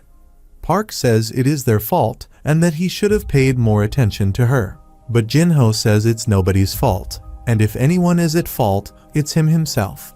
Jinho goes to see Lee, but Lee says he shouldn't have bothered and apologizes for making him so worried. Lee requests Park to leave them alone because she needs to talk with Jinho, so Park goes outside. Lee tells Jinho to have a seat and hold her hand, so when he does that, she thanks him for coming, but Jinho tells her not to mention it. Jinho feels her hands are cold and realizes there is nothing he can do. Suddenly, Lee says back to that night. She realized Jinho did something to her and says the feeling she felt that day was warm and soft. Jinho wonders if the road he came through and the power he obtained with blood was warm. Lee says he has done so much for him, and she is sorry to show him such a miserable face, but he shouldn't blame himself. Lee says she is happy, and it's thanks to Jinho that she has learned that there are so many people who care about her. Lee says Jinho is a strong person for what he did to her and hopes he becomes a person who can also tolerate the weakness of others. Jinho thinks he is not that strong, but he replies to her that he'll keep that in mind. When Jinho goes out, Park asks how his sister Lee is, to which Jinho replies that she fell asleep and tells Park that they should go. When Park asks where they are going, Jinho replies that they should go to the orphanage and Park should be busy with that place. After they go to the orphanage and the kids fall asleep, Jinho is sitting outside alone. Suddenly, Park arrives and says they should have a drink. While having a drink, Park thanks Jinho for coming and says he didn't call him because he was asking him to come out or anything. Jinho calls Park a crybaby, but Park asks what he means. Jinho says the kids are surprisingly calm and they must be equally sad, but nobody mentioned it at all. Park replies that it is because everyone is used to losing someone and says when they live in the orphanage, they get used to losing something and things not happening the way they want them to. Park says he is sure that Sister Lee doesn't want them to drown in sadness, but suddenly, he asks why Jinho is making a sad face. Park grabs Jinho's collar and says Sister Lee might be dying, but it is not the end of the world. Lee says he has to go back to practicing and earn money to feed the children at the orphanage. Park apologizes for making Jinho worry too much and tells him to stop worrying, but Jinho realizes Park is drunk. Park is completely drunk, and Jinho thinks he didn't know Park has drinking habits like this. Jinho thinks as he does. Maybe there are things Park wants to say when he sees him, and he wonders if this is what friends are for. Suddenly, Park, drunk, says he is tired, and Jinho thinks living is the same for everyone. Jinho realizes people simply do their best to stay quiet about it and asks himself if he wants to live a normal life, but he realizes he wants to live a life that is different than before. Jinho thinks he hasn't changed, but if there is one thing that's different, it's that he realizes that he cannot live alone. Park remembers Lee telling him that she hopes he can become a person who can tolerate others' weaknesses, so he decides to keep that in mind. A few days later, the break ends and Jinho goes back to the military, but he receives a call from Park that Sister Lee has passed away. Jinho apologizes that he is not there for Park, but Park asks why Jinho would be sorry. Park says they'll visit her when Jinho comes out, so he should not worry, and Jinho agrees. Jinho remembers Lee telling him not to push himself so hard, and he remembers the last moments he spent with her. Jinho thinks neither he nor Park tried to cheer one another with words because they knew better than to give formal words of comfort. After some while, Jinho calls Jang Yihun and asks about the laundry, to which he immediately replies that he is drying them right now. Jinho says he was supposed to be done with it yesterday, so he asks why he is doing it today. Jang replies that it won't happen again, but Jinho asks him why he didn't finish it yesterday and says he told Jang before that there is no need to hide his mistakes. Jang, while crying, apologizes, so Tiho tells Jinho to stop bullying Jang because he'll only go AWOL at this rate. Jinho says he just asked a simple question and wonders if he said something wrong. After some while, Jang is sitting sadly when another squad member asks if he is alright, but Jang asks if it seems fine to him. The other guy says Jang is going to lose his hair at this rate, but Jang says he is sure he'll be dead before that. Suddenly, Jang asks where Corporal Jinho is. The guy replies that he is doing the laundry, but Jang says he just did it. The other guy says it looks like Corporal Jang was not satisfied with it. Jang sighed that Jinho was already a corporal, so why was he trying to do the underwork at that rank? The other guy says he heard a corporal in another squad go crazy because he didn't like how a cabinet was organized. So he says that compared to that, Corporal Jinho is not bad. Jang yells that he is right, but Jinho tells him to organize it again, and then again. The other member tells Jang to calm down, but Jang yells that he has been going through this for months and asks why the hell he has an overperformer like Corporal Jinho to instruct him. The next day, the instructor tells them that their training for today is lame. The instructor says their battery is going to undergo a combat effectiveness evaluation soon, so he wants every one of them to train with utmost sincerity. Laying is about installing the howitzer into the firing position, and it may sound simple, but it is serious heavy labor, which involves pushing, rotating, fastening, and lifting a 7-ton hunk of steel within a limited time frame. Meanwhile, Jang is worried because his body is aching, and Jinho notices if Jang is alright. Jang says he is fine, but he wonders why Jinho has to be in his group, and he is worried because he can't tell Jinho about his condition. The training begins, and the instructor tells them to prepare a spade, but Jang, while lifting it, feels dizzy because it's heavy and thinks he has to keep himself together. Jang thinks he should have told Jinho that he is not feeling well, but suddenly, he trips, and the spade is going to fall on his foot. Jinho immediately grabs the spade and asks Jang if he is okay, but Jang says he is fine. Jang is shocked because that spade is supposed to be 80 kilograms, which Jinho lifts with one hand and wonders if he is even a human. After the training, Sergeant Jun scolds Jang and says he should have told him he was ill. Jun says Jang is lucky Jinho was there with him and asks if Jang is trying to stop him from getting discharged. Meanwhile, Jinho tells Jun that they should let Jang rest now, so Jun says he'll go back and report while Jinho keeps an eye on Jang. After Jun leaves, Jang thanks Jinho, but when Jinho asks why, Jang says things would have been bloody if it hadn't been for Jinho and says Jinho saved his life.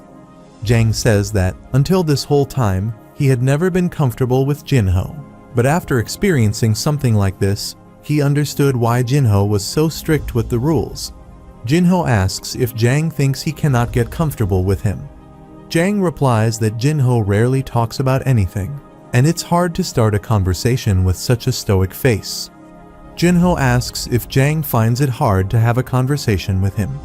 Jang apologizes, but Jinho thanks him for telling him this.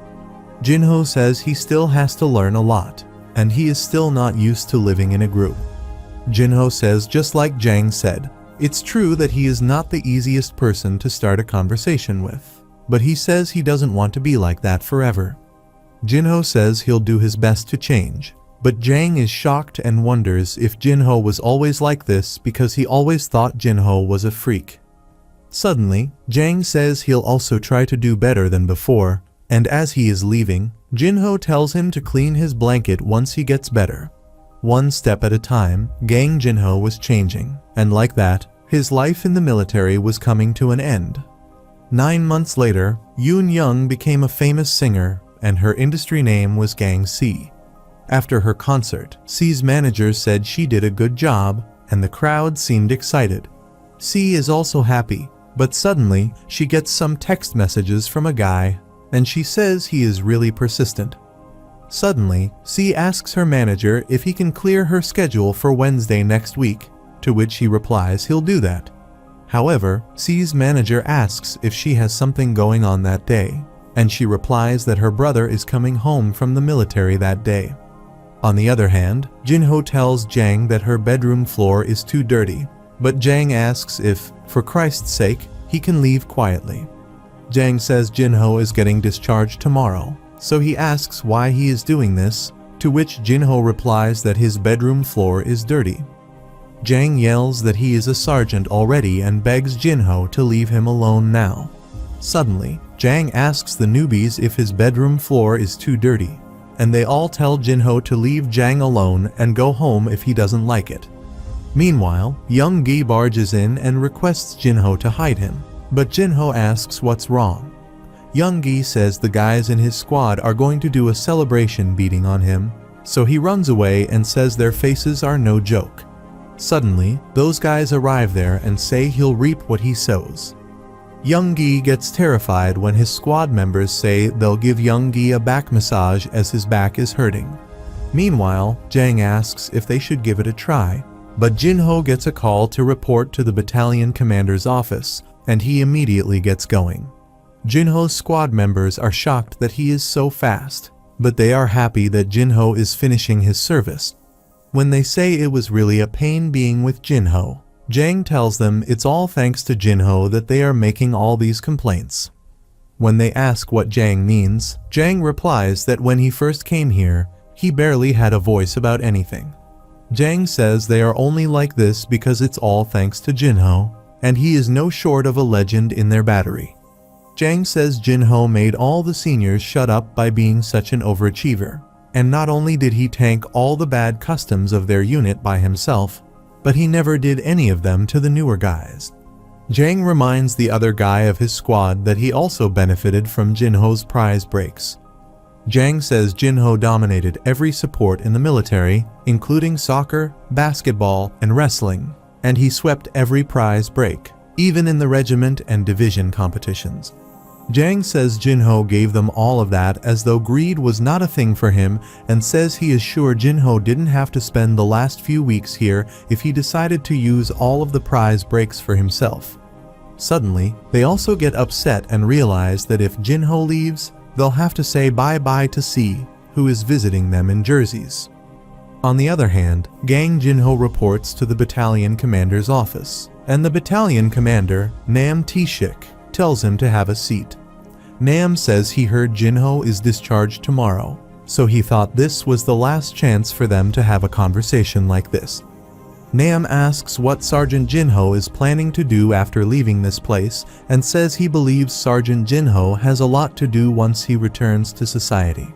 Jinho says he doesn't have any plans yet, but he asks why Nam is addressing him in such a respectful manner, to which Nam replies that he will definitely address him respectfully. As Nam says Jinho deserves such treatment when they consider how much longer Jinho has lived compared to him and call him a retuner, Jinho gets shocked and asks who Nam is.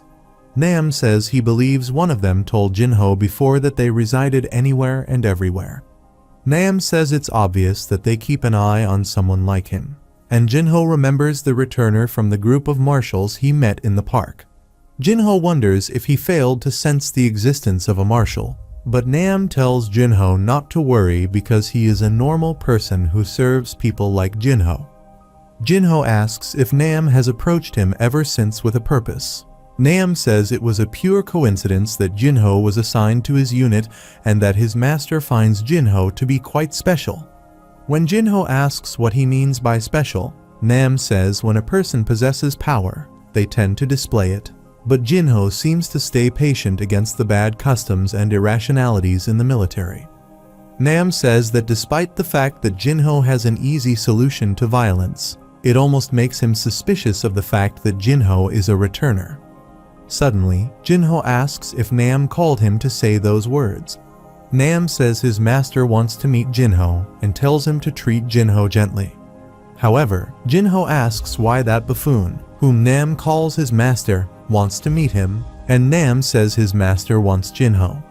When Jinho asks why, Nam says his master needs Jinho's existence, his sense of kinship as a fellow returner, and his interest in each other's lives. Nam says his master wants everything about Jinho and says they should go because his master is waiting for him. But Jinho says he'll teach Nam a thing first. Suddenly, Jinho, showing a glimpse of his power, says the reason he has not used it is because it has no place in this world. Jinho says it would have been the same for him if Nam had been a normal person. But if he had been with the returners, then it would have been a different story. Nam gets terrified because his voice is gone, and he can't move.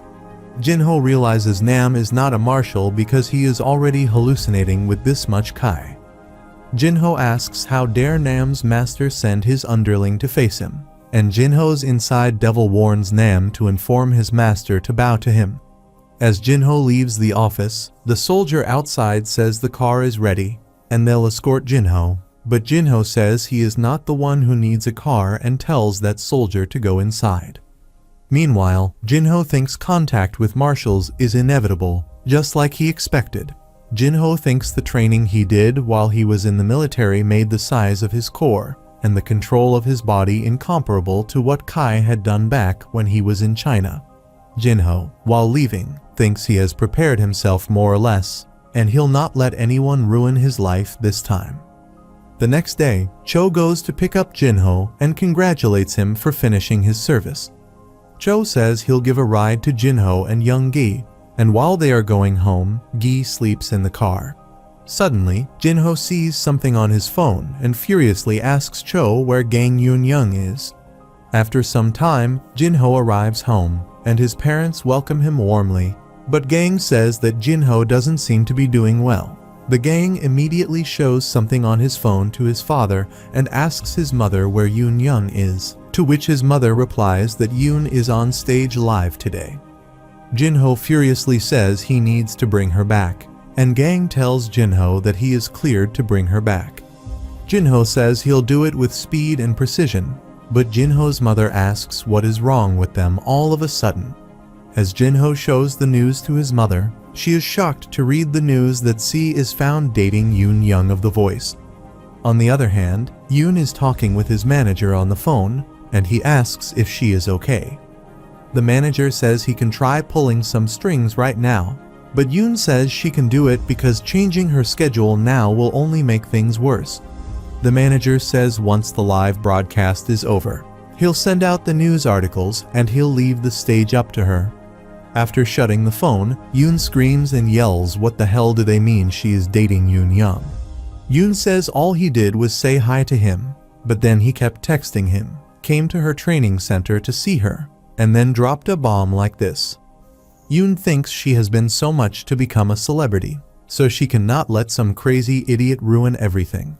Suddenly, a staff member arrives there and tells C she is next on the stage, so she says okay but thinks if Jinho finds out, she might have to end her career. While going on stage, Yoon thinks she needs to calm down because when facing hardships, just collapsing will get her nowhere. Yoon thinks this is Jinho's own words, so she decides not to give up and confidently goes on stage waving at her fan. Suddenly, Yoon notices Jinho in the audience and wonders what he is doing there and why she can see him with such pinpoint focus on her. Yoon sees Jinho moving his hand and wonders if he is calling her down, but her song is about to start, and it is a live broadcast. Suddenly, Jinho gives her a killer vibe and points her to come down, so she, with a smile, says okay.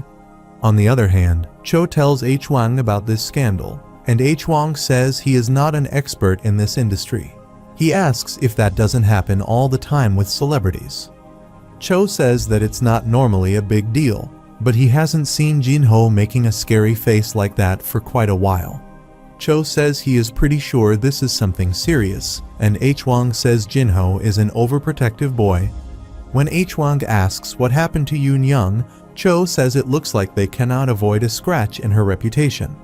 Cho is furious because it's all because of that idiot Yoon-young and thinks he has done so much to get C in orbit while Jinho is gone, so he won't let this fly. Cho says it looks like she is doing well on stage and that she is Jinho's sister.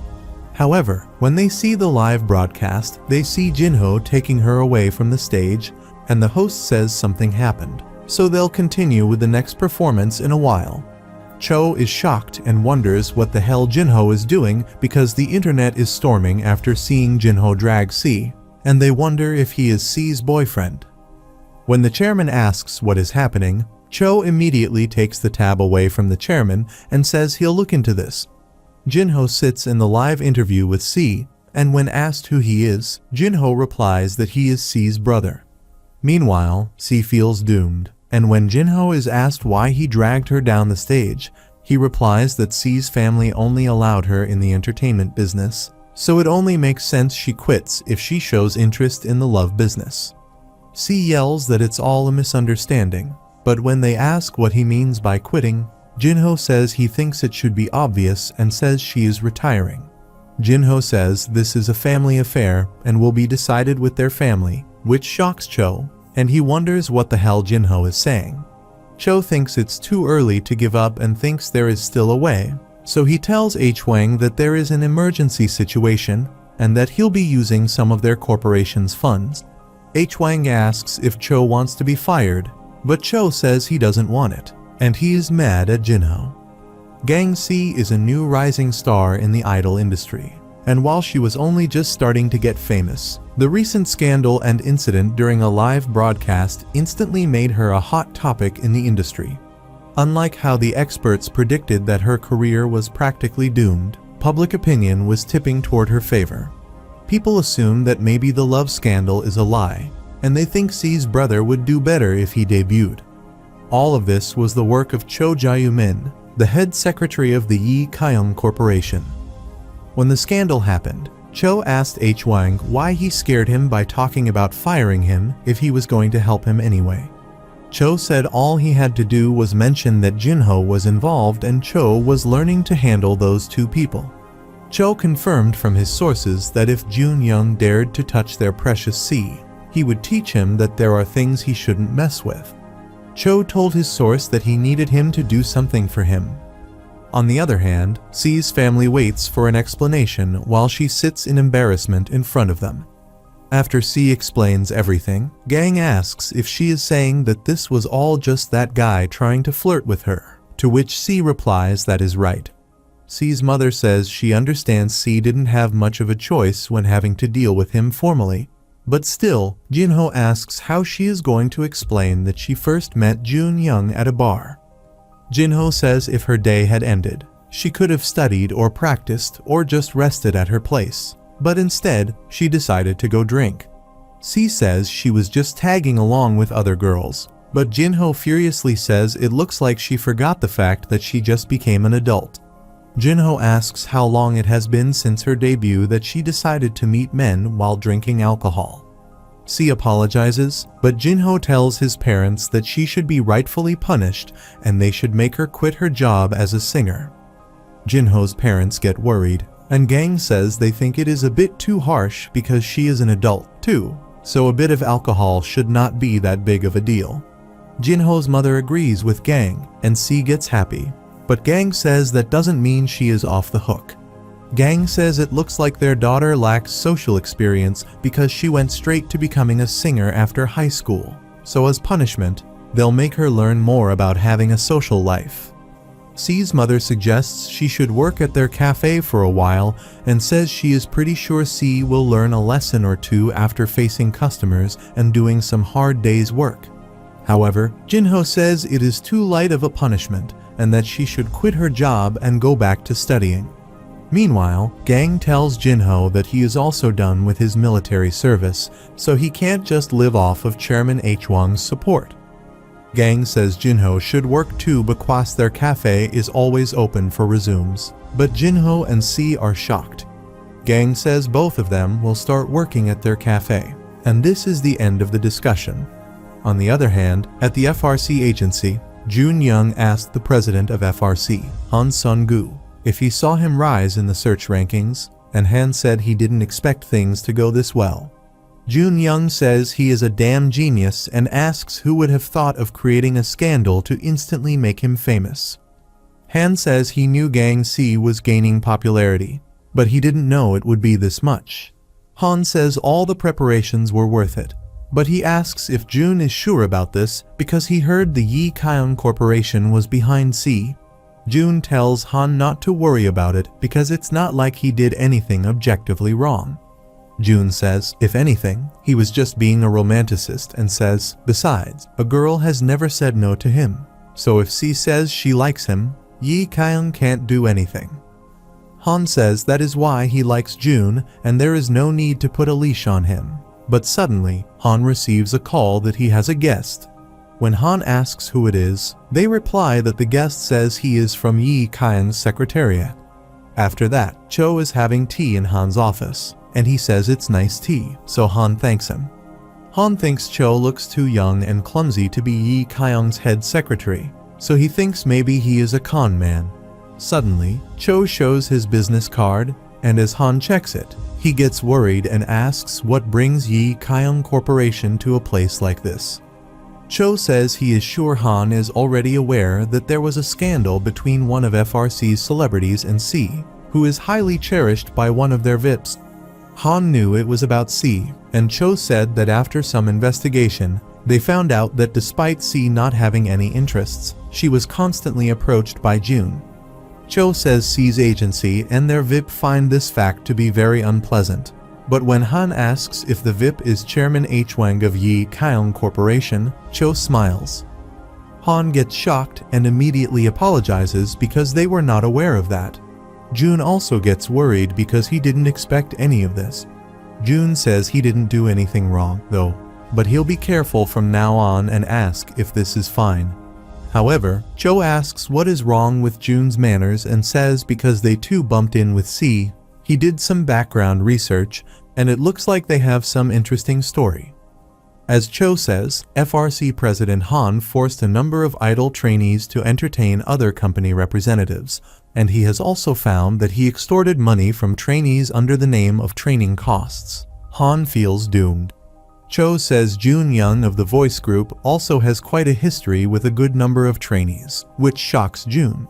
When Cho says it looks like Jun planned this recent scandal, Jun gets scared.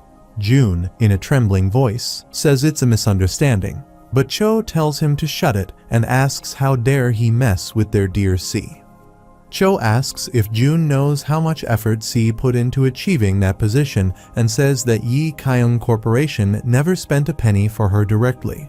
Cho asks if they know how much she did since high school to make her dream come true and yells that he knows all this because he has been right next to her and managing her the whole time. Cho grabs Jun by his collar and says he messed with the wrong person. He asks if Jun thought messing with someone else's career for the sake of his own was a great idea. Cho furiously says he hopes Jun is prepared to get what he deserves because it is not the Yi Kyung Corporation he is facing. It is the wrath of the #1 fan of C. On the other hand, in China, some guy is watching worldwide news while eating food, and when he sees the incident that happened during a live broadcast, the spoon drops from his hand in shock as he sees Jinho on TV. The guy is Wu Yuan, and he immediately stands up from his chair in shock because he recognizes Jinho is the demonic practitioner from before.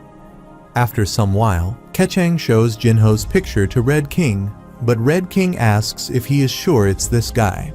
Kechang replies that Wu Yuan has confirmed it. So Red King says a demonic practitioner who is not consumed by demonic Kai means he is definitely an irregular. Red King says demons don't go down easily, so he is going to Korea. But when Kechang asks if he'll go himself, Red King replies that he can't leave the demon alive and he'll make sure it is dead by his hands. However, Kechang says that if the Red King leaves his throne right now, it will give the other two kings an opportunity to spread their influence in Zhongyuan. Red King says that doesn't mean he can leave a demon alive, but Kechang tells him not to worry about that and says there is a sleeper he has left on the peninsula. Kechang says this will lower their influence within the peninsula, but it should be better than losing their influence in Zhongyuan. On top of that, Kechang says they know Jinho's sister is a celebrity, so they can use it too, but Red King gets extremely furious. Red King asks how dare he say such words as an individual of the Martial Alliance and asks if he is suggesting they should act like mere ruffians would do. Red King furiously asks Kechang, suggesting they deal with a demonic practitioner by using methods worse than what they would use, and asks how he would dare call himself a person of Martial Alliance with such thoughts. Kechang immediately apologizes while trembling, and the Red King says he'll leave this affair to Kechang because he has no option but to warn him not to cross the line. Kechang says he understands and thinks a process without achievement makes it meaningless, but he thinks he'll follow his king for now. On the other hand, Secretary Cho is cleaning dishes in Gang's cafe and wonders how things ended up like this. Cho remembers he came to meet Jinho, but he wonders why he is cleaning dishes. The reason is the cafe is flooded with people who want to see C, and they want her to see them, but she says she is in the middle of serving. Suddenly, a lady tells Jinho that she is his fan. The lady saw him on TV, so she asked his name, but Jinho said he didn't ask personal questions. Meanwhile, many people also find Park cute, who is also working there because he is taking a break from his pro gamer job. Simultaneously, when Cho says Gang seems pleased, Gang replies that this has always been a dream of his that he runs a cafe while his children serving. Gang says now that he actually sees it happening. It seems nice. On top of that, Gang is glad the sales are skyrocketing and starts laughing, while saying who would have known his children would have been much help. Gang says they are too good like their parents, but Cho says he thought Gang's goal was to teach them some social manners, to which Gang replies that it also doesn't hurt to earn a bit more green. On the other hand, the Yeongnam Area Martial Union leader, Kim Suk-il, gets the news that the Red King, one of the three kings of the Martial Alliance that controls China, has contacted them. When Kim asks the reason, his worker tells him that the Red King has requested them to eliminate a specific person. Kim Suk asks about the terms, to which his workers reply that the Red King has proposed to forgive them all the supporting debts they have sent them, but Kim is shocked. Kim worriedly asks if they are asking them to kill a president or something. His worker replies that the target is a college student, Gang Jinho, who is suspected to be a returner. The guy reports that Jinho just finished his military service recently and is getting ready to go back to school. Kim is confused, and his man says they also have intel that even the assembly is keeping a close eye on Jinho. When Kim asks why the Red King is not moving, the guy replies that the Martial Alliance is in a tight balance between the three kings. The guy says it seems the Red King is in a difficult position to make a move, and Kim thinks an individual that even the Martial Alliance and the Korean Martial Assembly are keeping an eye on. If they take care of this job, not only they'll have an upper hand against their nemesis, the Korean Martial Assembly, it is also a chance to settle their awkward relationship with the Martial Alliance. Kim orders his man to call a stray, which shocks him, but Kim says from now on, the Yeongnam Union will put all resources into the assassination of Jinho. After some time, Kim's man goes to Astray's residence with his junior, and the junior says he was curious to see where Astray lives. Kim's man is nervous because he doesn't want to come here again, and while going in, when the junior asks why the brother seems nervous, the guy tells the junior not to let his guard down. Kim's man warns the junior that he might get himself killed in front of Astray, but the junior thinks he is just scaring him. Astray is a demonic practitioner deeply engulfed by demonic Kai who no longer walks the path of an ordinary person. After entering a dark room, Kim's man calls Astray to come out and show himself, but the junior says he cannot see Astray.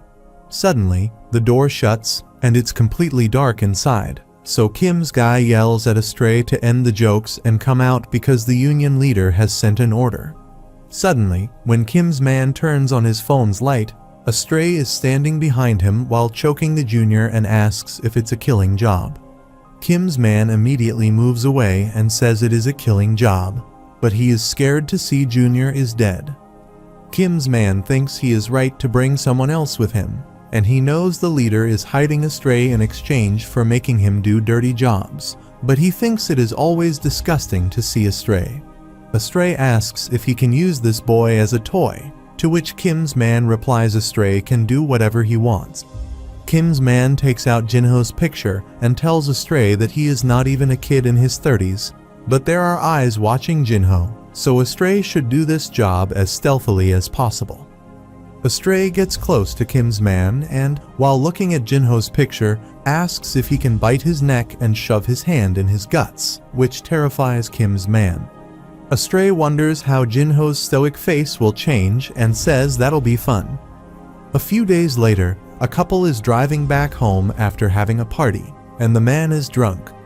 When the girl asks if he can drive easily, the man says he only had a few drinks, so it's not a big problem. Suddenly, they see a person in the middle of the road, and the man tries to push the brake, but it's too late. The man thinks they hit that person and yells at the girl that she should have stopped him from driving. When the girl asks the man to check if that person is all right, the guy goes out, but suddenly Astray pulls him up on the car roof and kills him. The girl gets scared, and when she looks above the windscreen, she gets terrified to see Astray and tells him to stop it because he is scaring him.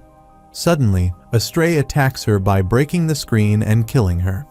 On the other hand, the girls who come to see Jinho in the cafe don't show up often, and they tell him to come daily, but Jinho feels irritated when they try to take selfies with him.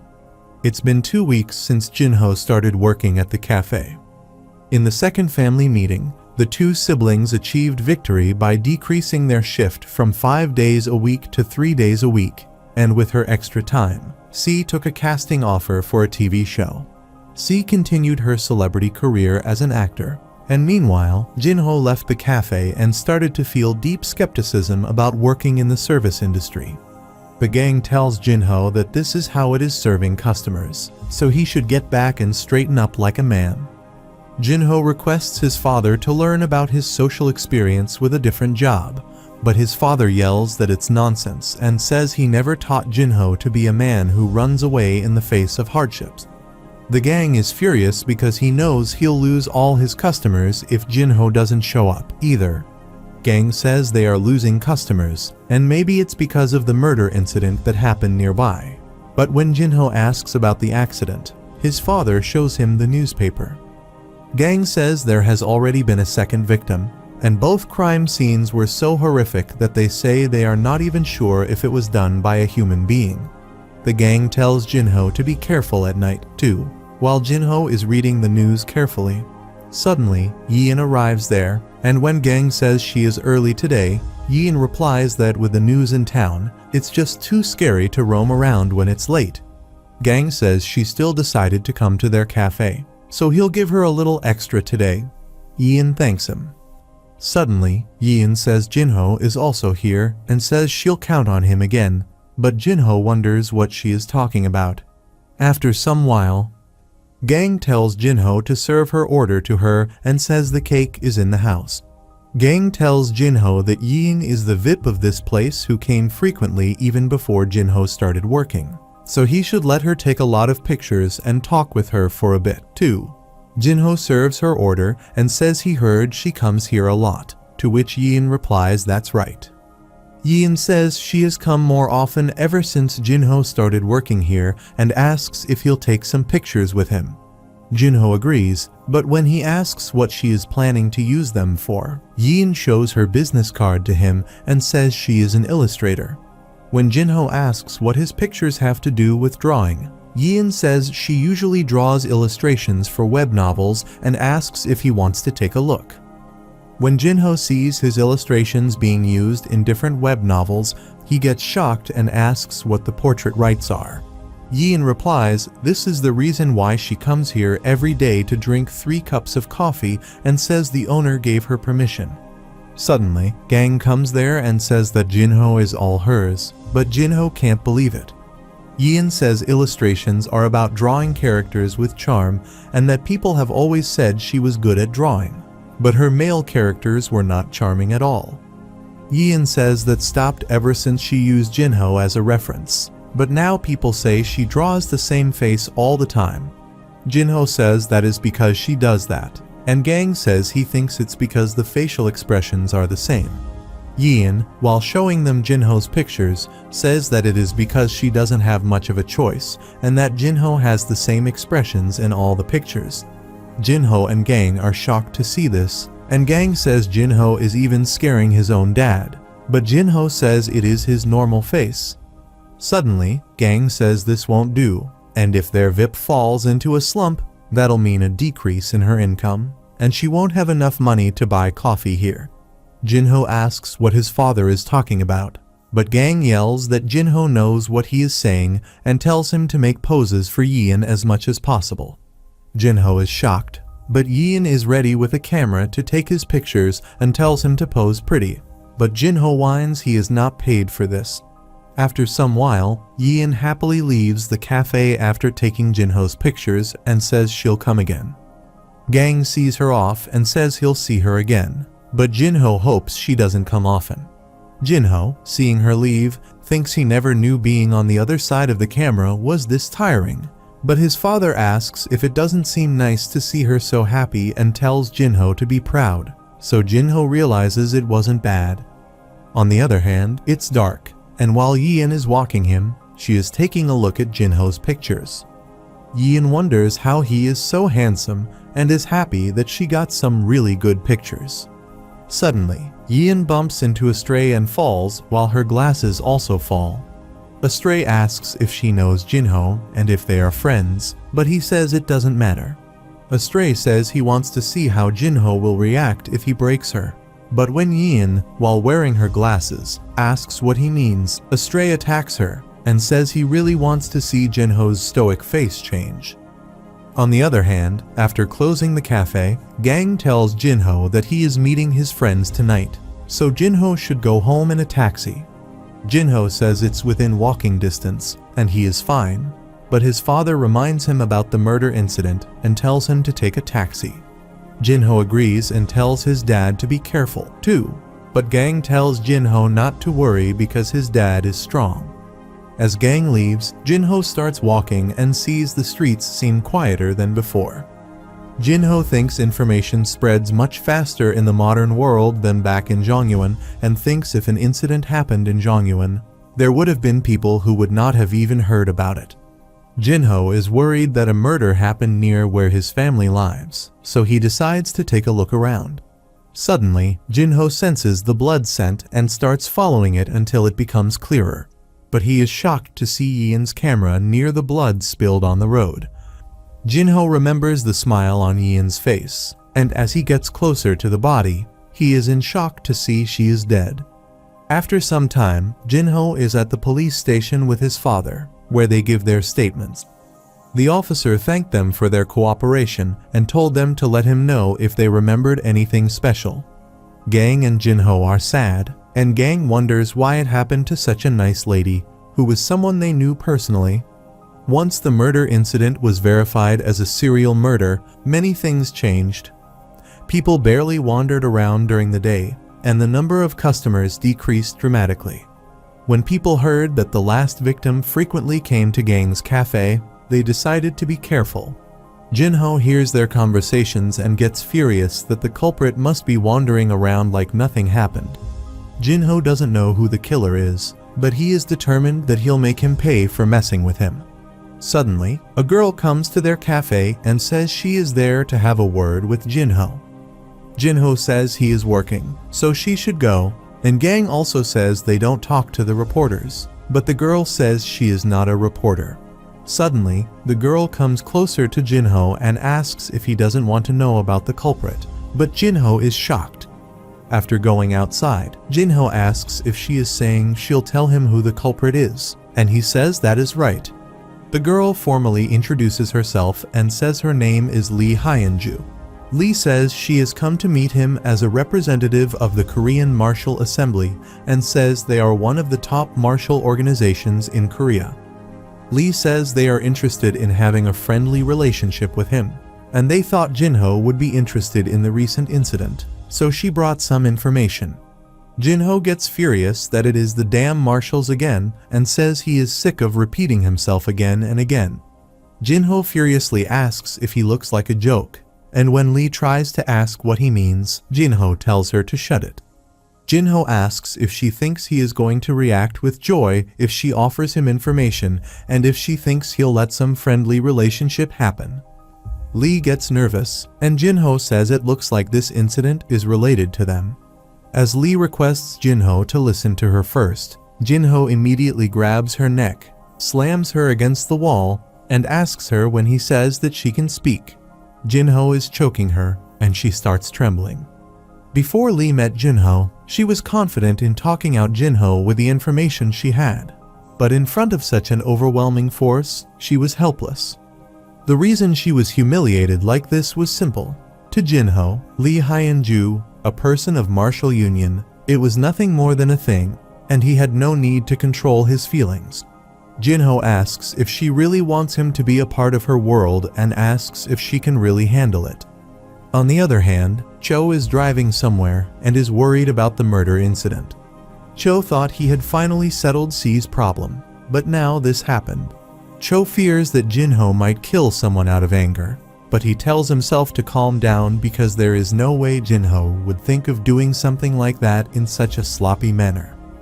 Cho hopes it's nothing major, and as he reaches the cafe, he comes out and sees Jinho standing outside with a lady. Cho wonders if Jinho is dating someone in a situation like this, but he gets scared to see the look on Jinho's face because it is always a sign of trouble. Suddenly, Jinho sees Cho, and immediately, in a nice tone, he says he didn't know Cho had come. Cho takes a breath of relief that it's just normal Jinho, but wonders if Jinho is not mad anymore because he saw him. Cho oddly feels happy and scared at the same time, but he asks Jinho who this girl is and says he heard the news about the murder. Jinho says there is a whole story behind that part, and when Lee says she can wait outside if she is bothering, Jinho tells her to come with them. Jinho says he'll talk with both of them about this incident, but Cho has a feeling that it would be better off not knowing about it. As Jinho takes them inside, his father sees Cho has also arrived, and Cho greets Gang. Jinho tells his father that he wants to use the room inside, but his father says he is still on the clock. Jinho apologizes to his father, so his father asks if it's something important, to which Jinho replies that it is somewhat important. Gang tells Jinho to take his time because they don't have any customers anyway and asks if Lee would like a latte. Lee replies that she is fine but hesitantly asks if she can use the restroom. After some while, Cho is having juice and thinks that the girl is taking pretty long. Cho doesn't know what is happening, but he realizes that the lady doesn't look like she is having a good time. Suddenly, Cho tells Jinho that she might have run away, but Jinho says she is not going to do that. When Cho asks how he is so sure, Jinho asks if Cho faces a problem that he cannot handle on his level, what he would do. Cho replies that he would give up or ask someone higher for help and says most people rely on the group they are a part of. Based on this, Jinho says she is probably calling for help. On the other hand, Lee is calling her grandpa, but he is not getting on the phone, which makes her nervous. Lee wonders what is wrong with this crazy guy, Jinho, and why he is mad at her. Lee remembers his eyes were not normal when he was choking her, and he is not something she can deal with. Suddenly, Lee thinks that Jang Hui may be able to help her, so she calls him, and he immediately picks her up. Jang says he didn't expect her to call him, but Lee asks if he can come there, which surprises Jang, and he asks if she is asking her out for a date. Lee tells him to cut the rubbish and says she needs him to do something, but Jang says he is not interested in doing it if it's a job. Lee says it's fine because she is about to be beaten to death, but Jang is shocked to hear this and immediately asks where she is. After some while, Lee goes out and tells Jinho and Cho that the culprit of the murder incident is associated with the Yeongnam Union. When Jinho asks about what it is, Lee replies that the martial arts in Korea are divided into multiple groups. Lee says, to name a few, that there is the Korea Martial Assembly, which she is a part of, and the Yeongnam Union, which is a rival to them. Lee says the Yeongnam Union is the most influential organization in Korea and also possesses many powerful martial arts. Suddenly, Cho asks if she is saying Yeongnam Union sent an assassin to kill Jinho. Then why is he killing others and not Jinho? Lee replies that it is because the assassin is a bloodthirsty murderer, and they call him a stray. Lee says a stray is like the hunting dog of the Yeongnam Union, so Cho asks if they are just letting that fly. Lee replies that they don't have evidence. Lee says it was obvious to everyone, but there is nothing they can do when the Yeongnam Union leader denies everything. When Cho asks how she is sure that a stray is the culprit, Lee replies that they were forced to clean up his mess a number of times, and this incident is similar to those ones. Jinho furiously asks if she is saying similar incidents happened before and asks where this stray is. Suddenly, there is some noise outside, and Lee is happy to hear that Jang has arrived. Meanwhile, Jang causes a scene outside and yells where Lee is when Lee goes out and tells him she is there. Cho says she acted exactly as they predicted, and Lee immediately tells Jang that Jinho is the one who attacked her. Jang furiously asks if he is the one who touched their dear Lee Hyunju and instantly jumps to attack Jinho. Gang gets worried, but Jinho grabs his face and slams him down, saying he is making a mess in their installation. Lee and Gang are shocked to see this while Cho is calmly drinking his juice. Lee is shocked that her grandfather's second disciple is overpowered so easily, and Jinho warns that if they start the trouble here, it will be difficult. Jinho tells Lee to wait until the closing time, so Lee gets terrified and immediately runs outside while dragging Jang with him. Suddenly, Gang asks if Jinho is okay, to which he replies that he is fine. Gang says this is all happening as a result of doing business, but Jinho says there are days like this. Meanwhile, Cho asks Jinho if he is letting them so too easily. Cho says this is his father's shop, and he doesn't want any trouble here while he is working. Cho understands from Jinho's expressions that he hates when his private life is violated and hopes Jinho won't kill them. A few hours later, Jang wakes up in shock and asks Lee if he was knocked out, to which she furiously replies that he is right and asks if he knows how difficult it was for her to drag him outside. Jang tells her to shut up and be cautious while he goes back to kill that guy.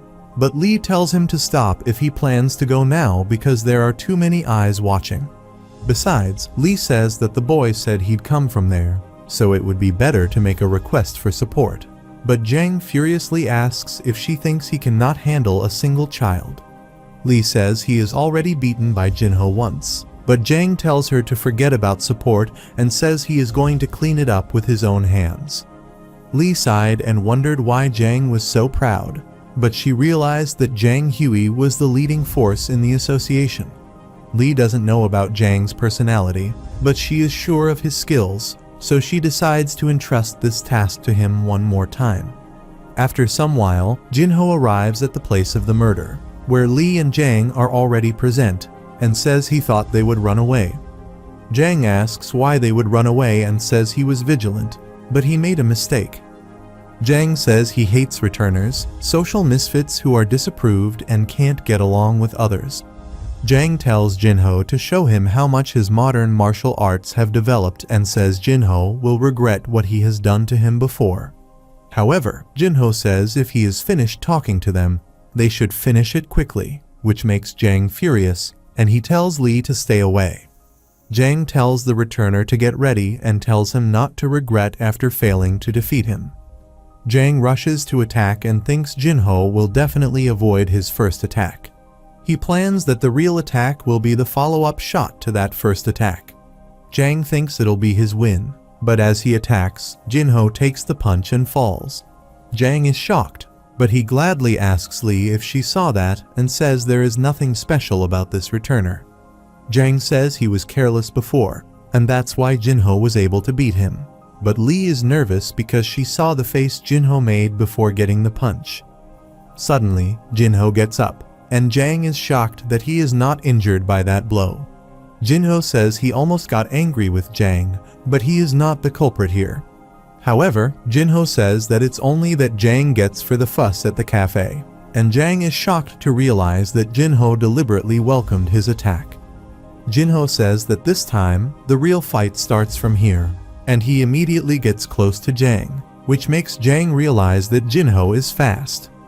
Jang realizes that Jinho is different from other martials, but he is confident that he is a second disciple of his master.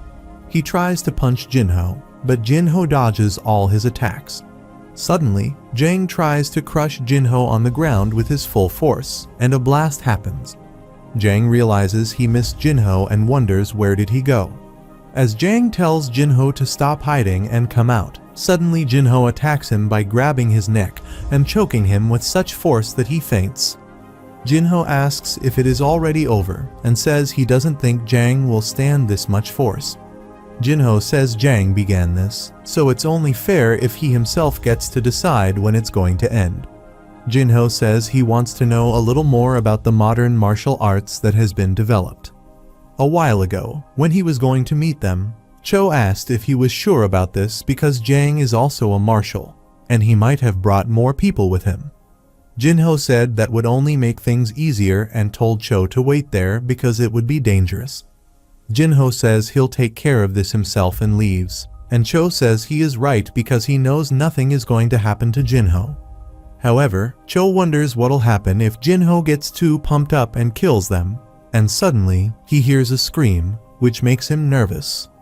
On the other hand, Lee furiously asks what Jinho is trying to do while he is breaking Jang's hand. Jinho tells Lee not to worry because he is not going to kill anyone and twists Jang's arm, making him scream in pain and get his consciousness back. Jinho says he is finally awake and asks if he doesn't feel ashamed as a martial to be knocked out this early. Lee tells Jinho to stop, accepts it's their fault, and apologizes, so Jinho leaves Jang's arm and asks if sorry is supposed to be a magic word that stops everything for the people. However, Jinho asks if she doesn't think that it's only fair for him to decide when to stop because they started it first. Jinho tells her not to think it is going to end easily and breaks Jang's leg, making him beg for help.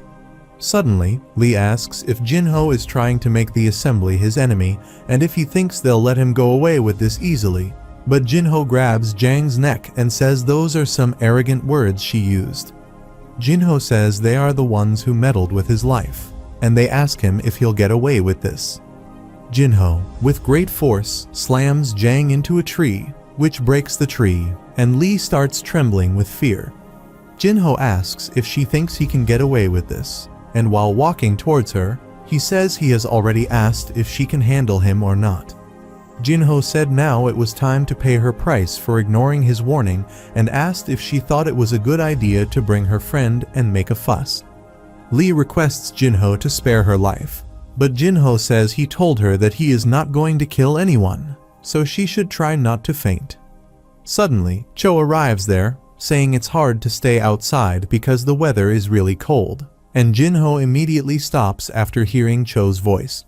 Cho gets terrified to see Jinho's fierce look, but Jinho immediately turns back to normal and says Cho is right that it is pretty cold out here.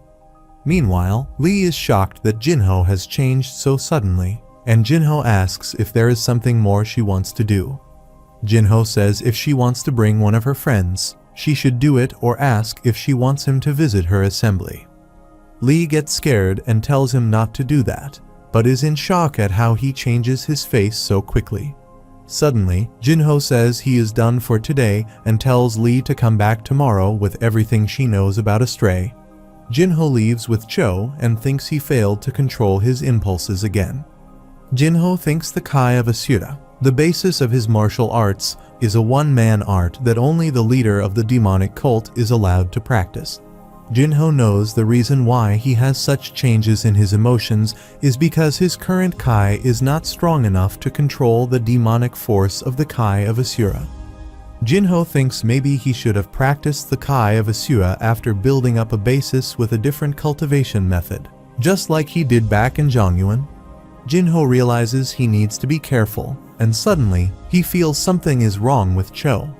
Meanwhile, Cho texts Jinho that he cannot move his face ever since he saw Jinho in the eyes earlier and asks what he should do. Cho texts Jinho not to say that he has to live like this forever, and Jinho understands that his pressure has paralyzed Cho's body. Jinho says Cho will be fine after some while but asks if Cho wants him to fix it right now. Jinho says it'll hurt a bit, so Cho immediately shakes his head and texts Jinho that he'll just wait it out. Jinho is embarrassed and thanks Cho for stopping him back there, but Cho texts him that he is really scary, so he should be careful from now on. Cho texts if Jinho is sure that Guy is not dead. Jinho replies that Jang is a martial, so he should be alive. Cho asks if practicing martial arts makes a person this, though Jinho replies that it strengthens the body overall. Suddenly, Cho texts if it also helps with back problems and if there is a chance he can learn it too. But Jinho wonders what all these emoticons Cho is sending. Jinho realizes Cho has already stepped into this world too deeply for a normal person. But considering his age, he doesn't have much room for service advancement. However, Jinho thinks it'll be good enough for self-defense and thinks he never thought of having an apprentice, but he agrees to teach Cho. Jinho tells Cho to be aware that training for martial arts is going to be tougher than Cho thinks and says since Cho taught him back in school, he'll be the one teaching Cho now. Cho immediately declines with his hand and says he'll pass if he has to learn from Jinho because he doesn't do strict things. The next day, Lee is standing outside Jinho's cafe and thinks asking the assembly for help is easy because if they knew she was in trouble, her grandfather wouldn't let it go unnoticed.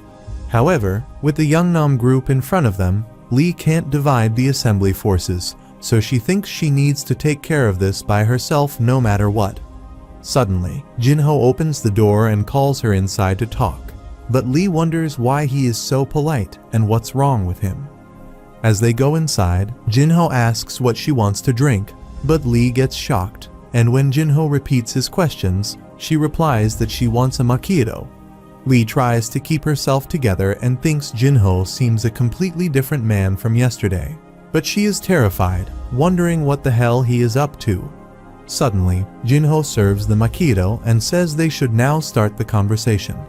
Lee gives him the information he wants and says, as she said yesterday, that Astray is the prime suspect in this incident. Lee tells Jinho that Astray is a demonic practitioner who takes care of the Yeongnam group's dirty business in exchange for being under their protection. Lee says Astray used to be an ordinary martial, but a few years ago, he somehow learned demonic arts and was engulfed by its madness while practicing it. Ever since that, Astray has become a senseless, bloodthirsty murderer, which also makes him a nice expendable piece for the Yeongnam group. When Jinho asks Lee why the Yeongnam is targeting them, and he doesn't even know them, Lee replies that the Yeongnam group is only the contractor and the ones truly targeting him are someplace else. Lee says the Martial Union, a large martial group in China, wants Jinho's head and asks if there is something Jinho has done to offend them. Jinho immediately remembers Wu Yuan, but he thinks he let him go alive, so why is he after him? Jinho says the solution seems easy and asks where Yeongnam Union is, but Lee asks if he is crazy. Lee yells that she told him that the Yeongnam Union is the largest martial group in this country and that they are the worst of the worst and would do anything to get what they want. Lee says they might even target the people around Jinho, so she says if they somehow take Jinho out, the Yeongnam group, with the Martial Union on their back, will try to take over the assembly. For that reason, Lee proposes that they join forces for the good of both sides. Lee says they'll keep the Yeongnam group at bay, so Jinho should focus on Astray and ask what he thinks. After some while, C returned home from work, and Jinho was waiting for her outside. Jinho says she is late, but when C asks if he is worried about her, he replies that he just happened to see her on his way out for a walk. C teases him and asks why he was leaning on the wall if he wasn't waiting for her. Jinho pushes her away and says he'll be off then. C, worried, asks where he is going, to which he replies that he is going out for a walk and she should go inside. Jinho starts checking the area around, but he doesn't sense any demonic Kai. Jinho wonders if that guy is far away and knows he has lost his mind, so he won't be able to hide his Kai. Jinho thinks he cannot let a stray make more victims, so he is determined to catch him tonight. Jinho thinks it's all his fault and thinks pushing away strangers isn't the solution. Jinho thinks that if he had been more active about this matter, Yian might still have been alive. Jinho goes to the place of the incident and, sitting on a bench there, he furiously says, "Damn this normal life." Suddenly, as a stray steps foot in the zone, Jinho can sense him, and Jinho immediately knows his location. Jinho immediately goes to the building a stray is hiding in, and he can smell the rotten blood everywhere. Jinho understands that this is a stray's hideout, and he knows a stray is hanging on the roof above him. Jinho, as if he is a stray, immediately comes down and says that he is right. But then he says he is not and asks who a stray is. Jinho realizes he is completely out of his mind and asks if he killed a woman recently. But a stray asks what kind of woman he is asking about, a younger one or an old one. A stray points towards something there in the dark and tells Jinho to pick one from them. Jinho is shocked to see the dead bodies, and a stray says Jinho can take one if he likes any of them. Suddenly, Jinho says he never needed to find a reason to kill a stray in the first place, but a stray says Jinho is the one who is going to die. A stray says he wonders how he can get the most out of Jinho, and suddenly, he transforms his arms into tentacles, and he starts attacking the pillars around Jinho. A stray says he must be scared, but Jinho is standing still. Suddenly, Jinho's inner demon asks if he is still hesitating and says Jinho just needs to kill a stray already. The demon says Jinho already knows the normal life he wants so badly has been shattered and says Jinho can kill this one. But another one and another one is going to appear in his life again. When Jinho's inner demon asks how long he is going to bear with it, Jinho dodges a stray's attack. But his demon asks if he is going to bear until his family and friends get killed. Jinho's anger increases, and his demonic self tells him to go back to being him and destroy everything getting in his way. But Jinho tells it to shut up and says he'll decide what he'll do. Suddenly, Jinho tears a stray's arm, which shocks a stray. But as a stray says he still has his left arm, Jinho immediately tears it apart and punches a stray in the wall. A stray is in shock, but Jinho gets close to him and says it looks like a stray can't feel pain because of the demonic Kai. Jinho says he'll get rid of that for a stray so that a stray will be able to feel it, the fear known as him. Jinho starts absorbing the demonic Kai from a stray's body, and a stray remembers the moment when a guy gives him a book to become stronger and tells him there is no future for a weak marshal. A stray yells that he is not a bad person, and it's all because of demonic arts, but Jinho tells him to shut it. Jinho punches a stray and says he knows a stray wants to make excuses that he didn't have a choice and it was because of demonic arts. But Jinho says it was a stray's own choice to learn demonic arts. Jinho says that whatever the process was, a stray should take responsibility for his choices and that he has good news and bad news. Jinho says the good news is simply that he won't kill him, but the bad news is also that he won't kill him and takes out his eyes, saying that sometimes death becomes a luxury. The next day, Jinho's father reads the news that the serial killer has been found dead and says he should have been rightfully punished by the law. When Gang says it must have been God taking care of it himself, Jinho says it seems so. Suddenly, Cho arrives there, but Jinho asks what he is doing there so early in the morning, to which Cho replies that he is here to see him. Cho asks Jinho to read the news about the serial killer and asks if it is Jinho. Jinho tries to ignore his question. Cho says that Jinho seems suspicious, but Jinho yells that he thinks Cho is there to see him. Cho says that is right, and he has some good news for Jinho, but Jinho asks what it is. Cho says as Jinho is done with his military service, he should be getting ready to go back to college. But suddenly, Cho says since it's not back to school season, he is sure Jinho is having a hard time earning school credit. So he brought him some news of how he can get credit in his current situation. Jinho feels Cho seems like a suspicious salesman, But Cho says Yi Kyung will support Jinho with full payment for his startup, and also with the legal and locational support that one person would have problems with. Suddenly, Jinho interrupts Cho and asks if he can stop him there. But Cho asks what the matter is. When Jinho asks why he is suggesting a startup, Cho says it looks like Jinho doesn't know that Yi Kyung University has a work-study system. Cho says any student who works for at least 3 months in a field related to their major can earn 3 academic credits. And if Jinho starts up his own company and works as a manager or president for 6 months, including next semester, he can earn 6 credits. Jinho says that is a pretty nice system, but he asks how it is different from just earning 6 credits with winter courses. Cho looks confused, and Jinho asks if he doesn't know about this, which hits Cho like a shock. Jinho says he can easily get more than 6 credits with summer and winter courses, but Cho, shocked, asks if Jinho is planning to take winter classes. Jinho says that is right, and he probably can't during the summer, but winters are an absolute option for him. Cho says okay, but he feels bad, and when Jinho says he is going back to work, Cho tells him to wait, but Jinho says the more he thinks about it, it feels like a much less efficient way than just taking winter classes.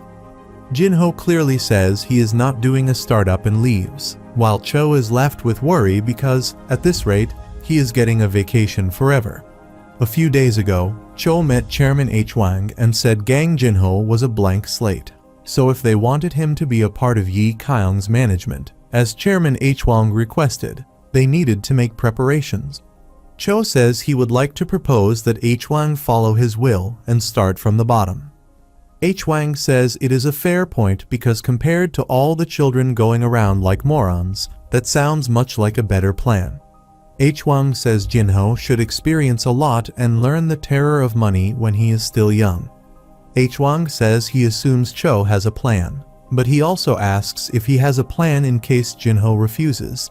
Cho tells H. Wang not to worry because he has already prepared for everything, and H. Wang tells Cho to make it happen at all costs. Back to the present, Cho tells himself to calm down and proceed with Plan B. Suddenly, Cho falls on Jinho's feet and begs him to do a startup because if Jinho backs like this, he'll get killed. Jinho says he'll not do a startup, but Cho whines that his job is on the line and that he'll get fired. Jinho says he'll talk with the chairman so he doesn't get fired, but Cho starts crying loudly. Gang can hear their voices, and suddenly, his wife arrives there and asks Gang if Jinho is busy right now. Gang replies that Jinho is fairly free today, and suddenly, Jinho comes out dragging Cho with him because Cho is holding his leg. Jinho's mother gives him a packet and tells him to deliver these packs to C. When Jinho says he'll make sure he delivers these facts to C, his mother corrects him that these are compact foundations, not fact. Jinho asks his mother where C is. His mother checks the location and shows him that C is in Yongdeok. Jinho feels doomed because it is 4 hours away, but C is happy when her mother informs them that the issue is resolved. Suddenly, a girl, Yonha, asks C how it goes, to which C replies that her brother is bringing it for him and thanks Yonha for worrying about her. A while later, Jinho takes the makeup to C and calls her to ask where she is. C replies that she can't go out right now and she is in one of the containers. Jinho goes to her container, and C says that it is fast because she remembers Jinho doesn't have a driver's license. But Jinho says he forgot to tell her that he got his license after military service. C asks why he didn't tell her that, but suddenly, she remembers Yonha is there and introduces Jinho to her. Meanwhile, the scriptwriter arrives there in worry and tells Yonha that they have to postpone their filming today. When Yonha asks why, the scriptwriter says the actor, Jin Minho, who was supposed to show up in a cameo, does not answer because he got caught in a scandal. When Yonha asks if they have any replacement actors, the scriptwriter replies they don't have any other actors. Meanwhile, Jinho says it looks like there is some trouble going on, so he'll get going. But Yonha tells him to wait a moment and tells the scriptwriter to call the PD. Yonha tries to convince Jinho to do the cameo role, but Jinho refuses. Yonha says she knows they just met, and she is sorry, but it is really urgent. So she requests Jinho to help them. C also requests him because this show is important to her. Jinho repeats that he'll not do it, but the scriptwriter starts requesting him along with C and Yonha because they can't find a replacement. Yonha asks if he knows how tough it is to find a person who is good looking and will only show up for 1 minute, to which Jinho replies that he didn't know that and that he is not doing it. Suddenly, when Yonha says that if this show gets off at such a bumpy start, it might get in the way of C's career as an actor, Jinho stops and asks what she means. Yonha says if there is a word that this show goes to a complete failure, does Jinho think people would want to cast C for a different show? C says this show has a weak introduction, which is why they are looking for an actor with good visuals. Jinho says he thinks they have more than enough for visuals and Yonha agrees, but she says in this case, the male actors are more important. Jinho says he gets her point, but he is not interested in things like this at all. Yonha says that is why she is telling him that they need him for just 30 seconds. But Jinho thinks it is just him, or is she really decreasing the time? Yonha tells Jinho to think about this for a minute, for C's sake, while she checks on other things with the PD. After Yonha goes out, the PD says he agrees that Jinho is a better bet than calling someone else, but he asks if she is sure this will work, to which Yonha replies that it'll work. When the PD asks how she is so sure, Yonha replies that she was talking to C a while ago, and it seems like this guy is a cis-com. When the odd asks what it means, Yonha says it means he is overprotective of his sister. Meanwhile, Jinho agrees to do it, but he tells Yonha not to regret anything because he is not going to take any blame. Yonha says she'll not regret it and they should do it, and C also hypes her brother. The shoot begins, and the scene is between Yonha and Jinho, in which Yonha asks if he wants to say something. As Jinho says they should break up, the director cuts the scene and tells Jinho to not just read the script, but act in the moment of an actual breakup. Jinho practices the line a few times, and as the director is satisfied with the delivery, they begin the shoot again, but Jinho again delivers the dialogue coldly. The director yells, "Cut," and Yonha says they should change their schedule to a night filming, so she'll do something about this until then. Everyone is exhausted, and C realizes it's really tough for Jinho, but C says people sigh everything. Jinho makes a mistake and shows Jinho that they are already at 163. C says Jinho said, "Let's break up more than 100 times. He says Jinho came here to get her some cosmetics, but he is stuck here saying one line over and over. C apologizes that it's her fault, but Jinho asks why she thinks so and says there is nothing so tough about saying one line again and again. C asks if he is saying that so she doesn't feel bad about him. Suddenly, she tells him that all these people are staying here because he keeps making mistakes, but Jinho says he kept on saying he wouldn't do it, and they were the ones who begged for him, so why should he be so concerned about their problems? C says she is really glad that Jinho is so mentally tough, but she asks if he is sure he is not making these mistakes intentionally. When Jinho gives her a side eye, she gets it that he is bad at acting. Suddenly, she tells Jinho to go in, but suddenly, they see some people gathered at the entrance, and C asks what is going on, to which Jinho replies that he doesn't know. Suddenly, the PD comes there running and asks who let an outsider in, to which the outsider replies that he is Jinho's manager.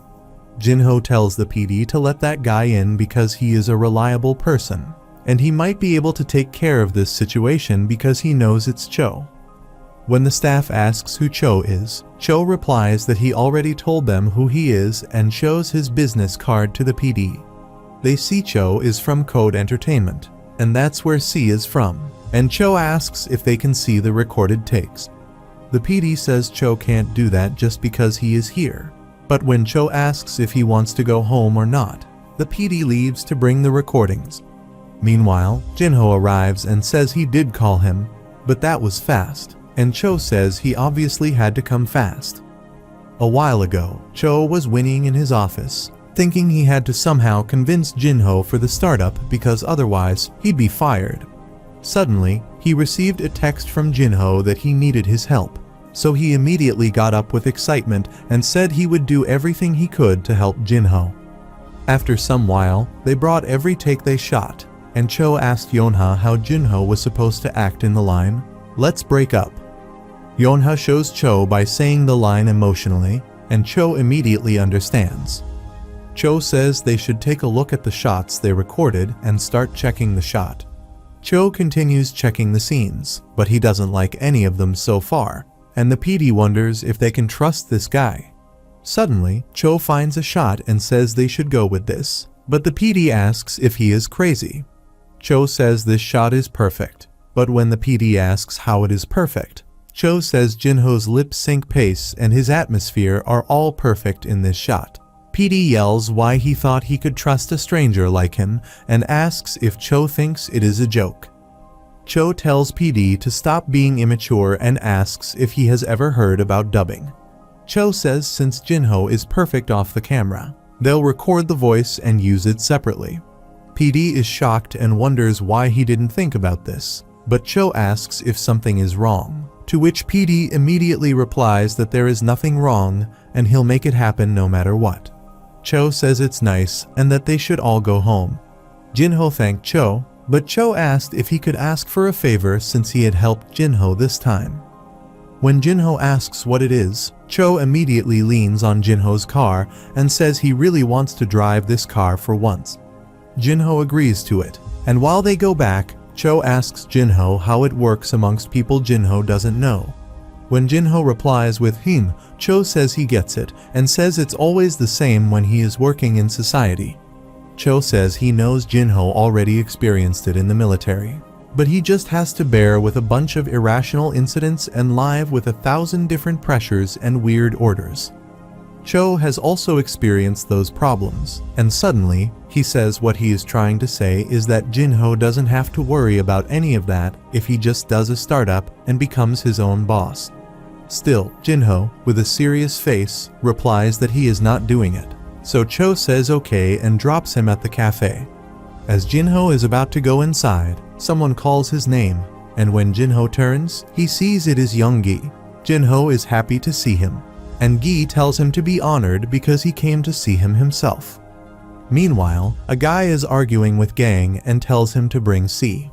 The guy is shouting and asks Gang how hard it is to show C's face for once, but Gang tries to calm that guy. The guy asks what the problem is with this and says he knows the Gang is hiding something. The guy asks if Gang is worried that he'll realize how Gang has forced C to work in his cafe and calls Gang shameless. When that guy says C made this cafe for them, Gang says it is his son's, but that guy doesn't listen and furiously asks why C is working so hard like this. The boy furiously says he was C's fan since she was a no-name and asks if Gang knows how much he spent on C. Meanwhile, Jinho is listening to all this, and his anger is rising every second. But when that guy says he should have some share in this cafe too, Jinho is about to lose his control, but Gi tells him to stay put. Gi says he'll take care of this, and after going in, he tells that guy that he was listening from nearby, and he was saying some interesting shit. The boy gets scared to see Gi, and Gi furiously says he cannot ignore all the rubbish he is spitting.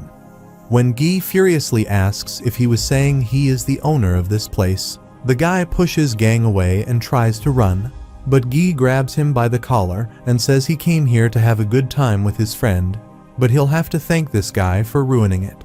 The boy is scared, but Gi says it seems like he has to say a lot, and that he'll listen to everything he has to say. Suddenly, Gi drags that guy outside, and Gang worriedly asks Jinho if that guy is a gang member or something, to which Jinho replies that Gi is his friend. After Gi teaches that boy a lesson, he apologizes to Gang, and they let him leave. On the other hand, Yonha thinks C's brother's acting is terrible, but his looks are up to her standards, and she remembers his name was Gang Jinho. On the other hand, Jinho asks why his father let that boy go, to which Gang replies that the boy is still C's fan. Gang says he contacted Secretary Cho, and he is sure he'll take care of it. But Jinho says he'll contact Cho, too. Suddenly, Gi says he can see Jinho's father is going through a lot of trouble, to which Jinho replies that he is right. But Gi asks how Jinho is exactly the same as he was in the military. When Jinho asks what he is talking about, Gi says he is doing the same stupidity as before and snatches his phone. Gi tells Jinho to have a talk with him for a moment, and after going out, he asks if Jinho is about to take care of that idiot customer himself. But Jinho asks how he knows. Gi tells Jinho not to make a call, but Jinho asks the reason, to which Gi replies that Jinho's father said he already took care of it. Gi asks if Jinho is going to take care of everything by himself, and Jinho is going to explain to him, but Gi requests Jinho to stop for God's sake. Gi asks if Jinho knows how much of a pain it is for the people if the top head makes a move for every trivial matter. Gi tells Jinho to leave matters like these to other people and have a little faith because they all know how to take care of themselves. Gi mimics Jinho by saying, "I'll do it, I'll take care of it," and reminds Jinho that he is not dealing with some 10-year-old kid. Gi yells that if Jinho has a problem with other people doing stuff, he should keep letting them do it and just watch them from a distance. Gi says if Jinho keeps doing everything himself because he doesn't want to risk that small effort and time of letting others do it, Jinho will end up only doing things within his reach forever. Gi says Jinho will become a man who ends up on top of a lot of people and tells Jinho to trust him for this one because he has an eye for judging people. But Gi yells that Jinho's problem is that he doesn't trust people and asks how people can trust Jinho if he doesn't put his faith in them. Jinho immediately realizes that the reason the blue demon betrayed him is because he never trusted the blue demon. After some while, when they return after having a conversation, Cho has arrived, and he is having a meal. As Cho sees Jinho, he says he got a call from his dad about C, and Jinho immediately says he'll leave it to him. Jinho tells Cho to make sure he does it confidently, and Cho says he'll take care of it. But as Jinho starts talking about the startup business, Cho gets worried that he'll get his eternal vacation. Cho is about to say he knows Jinho will not do it, but suddenly Jinho says he'll give it a try, and Cho gets happy. However, Jinho says he doesn't know anything about startups, so he wants Cho to help him, and Cho says he'll help him. Cho says they should go in and talk, but after having a discussion for a while, they are confused because they don't have any good ideas. When Gi asks if Jinho has any bright friends, Park arrives there and asks what they are doing. Cho says they need help, and Jinho introduces Gi to Park and says he is his friend from the military, but Park thinks Gi looks like a gang member. Suddenly, Jinho says he has decided to start a business, but Park asks if he can make some actual sense because he doesn't get it. Jinho explains that he can earn extra credits if he starts a business, but Park thinks he should go to college and attend classes. Cho explains to Park that their goal is extra credits on top of gaining various experiences, and the three of them are having problems deciding what kind of business to start. Cho asks if Park has any ideas, to which Park replies that they can think of something simple like a fried chicken place, and they can deliver the chicken in 1 minute. Cho says they cannot kill off all the local competitors for some extra credits because it's only going to be for 6 months. They give ideas like starting a Chinese food business and a courier service. But suddenly, Cho asks if there is anything Jinho wants to try because they'll not do deliveries, and Jinho starts thinking about it. When Cho asks if he can think about some nostalgic food or just something he likes, Jinho remembers when his master in martial society asked him if there was something he wanted to eat, and he said he wanted pizza. Jinho remembers his master could have forgotten about this, but for the sake of his apprentice, he insisted and did his best to make a dish that he had never even heard of before, but it tasted beyond awful. Suddenly, Jinho says he likes pizza, but Gi asks who the hell finds pizza to be nostalgic, to which Park replies that he thinks Jinho does. Suddenly, Cho shouts that they are making pizza because he says they'll not make deliveries. Jinho remembers that it was the warmest pizza of his life, so he says he'll go with pizza, and Cho says he'll prepare for a pizza place. After some while, Park asks if Jinho wants to visit the orphanage because the children are eager to see him, to which Jinho replies that he'll visit them, but he has to buy some presents. Park says he doesn't need to buy gifts, but Jinho buys a lot of them, and Park is shocked to see them. Jinho says he could not visit them when the sister died, but Park says it's alright and all of them will be happy to see Jinho. As Park takes Jinho in, the kids are all busy playing, and Jinho gets embarrassed because he thinks they'll be waiting for him. Suddenly, the kids see Jinho and they hug him and ask if they are getting gifts. Jinho replies that he was thinking about taking them to a toy store, but Park scolds Jinho that they are going nowhere because Jinho will end up buying the entire store. The kids ask Park if they can, and Jinho also requests with a cute face, but Park says no. The kids say they should settle this with rock, paper, and scissors, but Jinho says he has a better idea. Jinho challenges Park to a match in an Roman 11 game on Roar, and Park accepts it. Park tells the kids to prepare 2 computers and warns Jinho not to cry after losing, but Jinho says Park better not cry.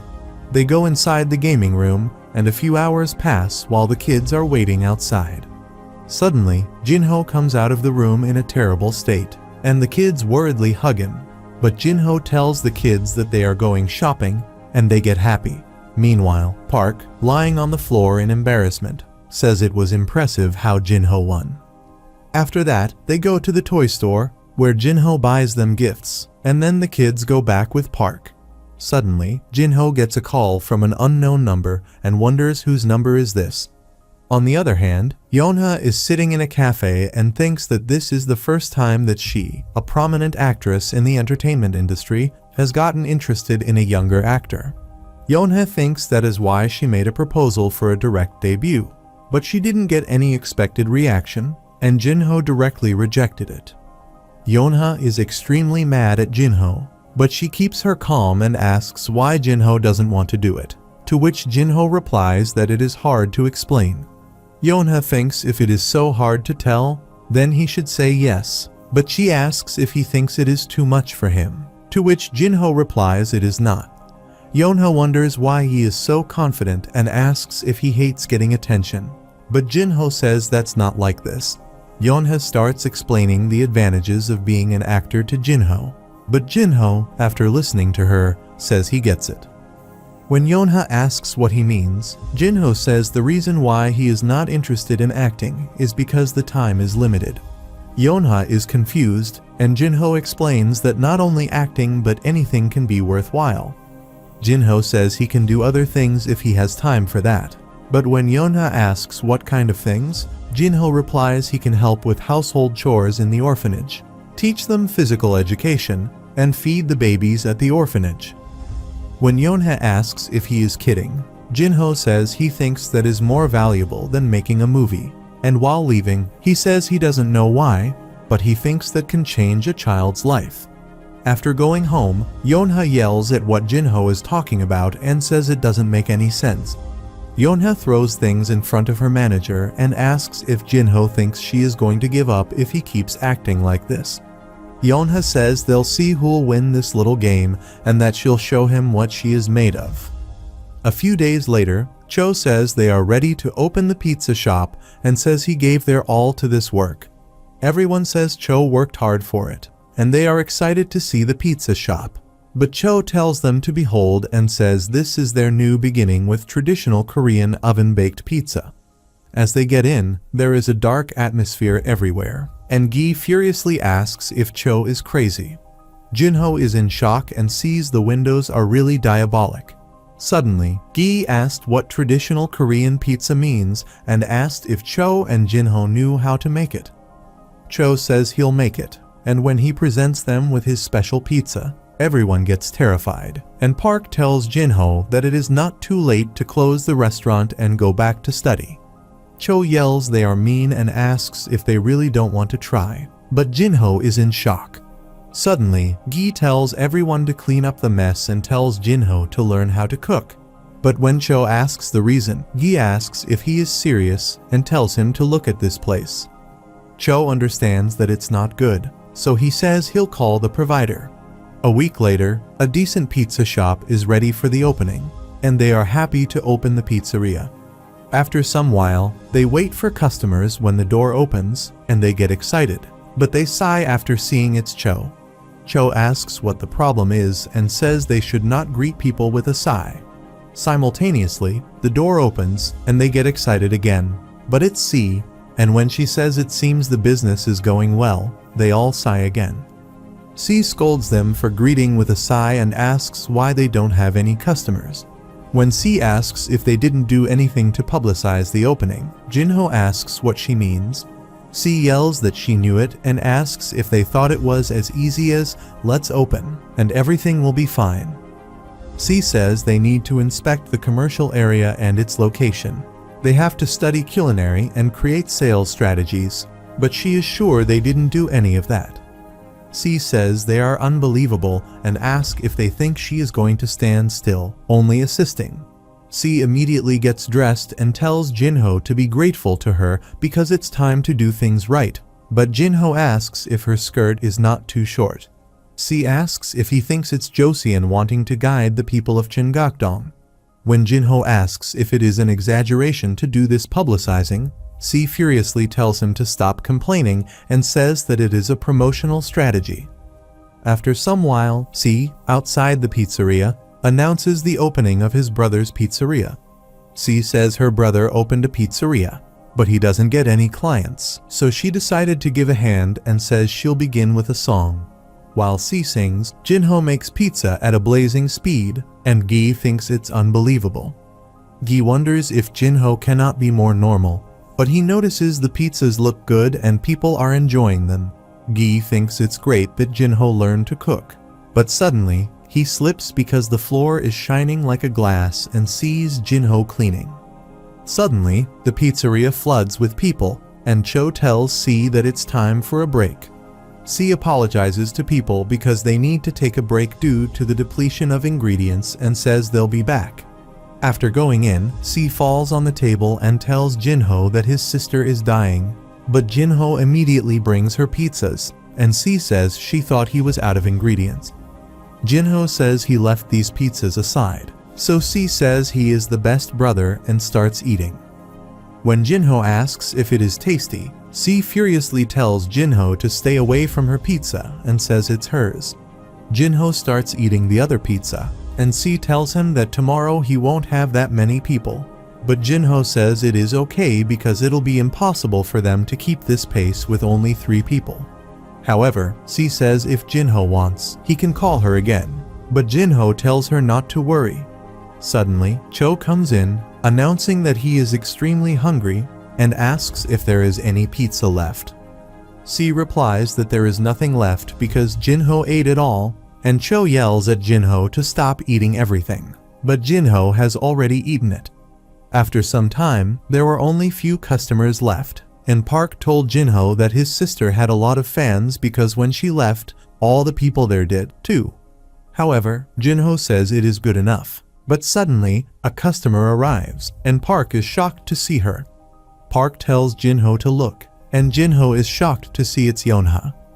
When Jinho asks why she is here, she gets offended and says he didn't hear from him, so she comes to see herself. When Jinho asks if she is not busy due to recordings, Yonha replies that she doesn't have any recordings today. Jinho looks upset, so Yonha asks if she did something wrong and says she came here to see him and eat pizza. When Jinho asks how she got to know about this place, she replies that C told her.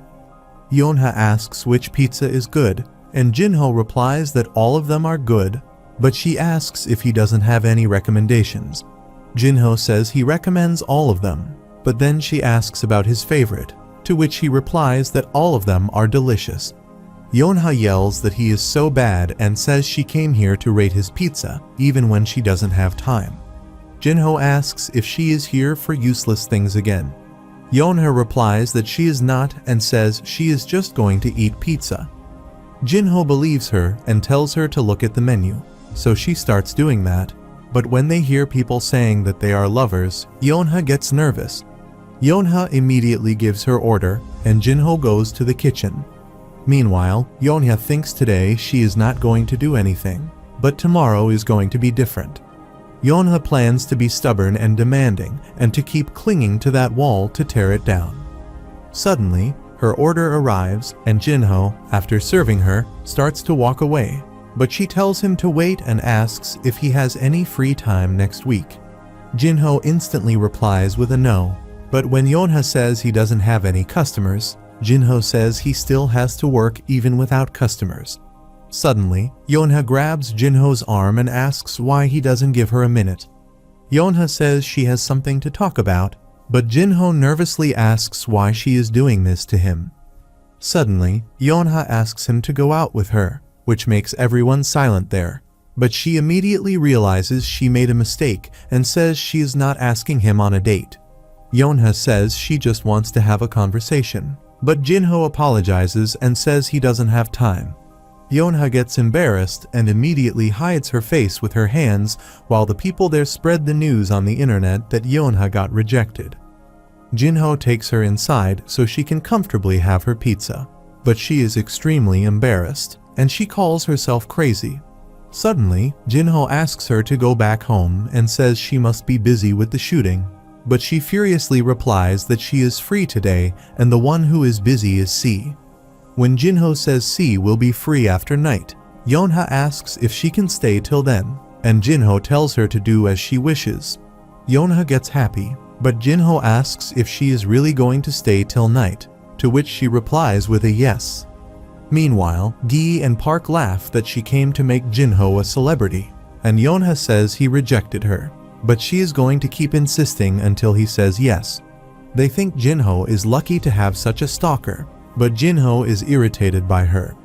On the other hand, C gets free, but she is extremely tired, and she asks her manager how long it'll take to reach Seoul, to which he replies it'll take 3 or 4 hours. While they are on their way back, the manager notices there is something wrong with the car next to them, and suddenly, that car hits them.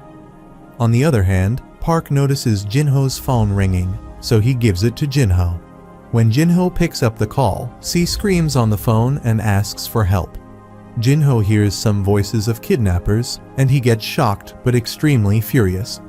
Jinho asks Yonha where the filming address is, to which she replies it is in Sokcho-C and asks if something happened to C.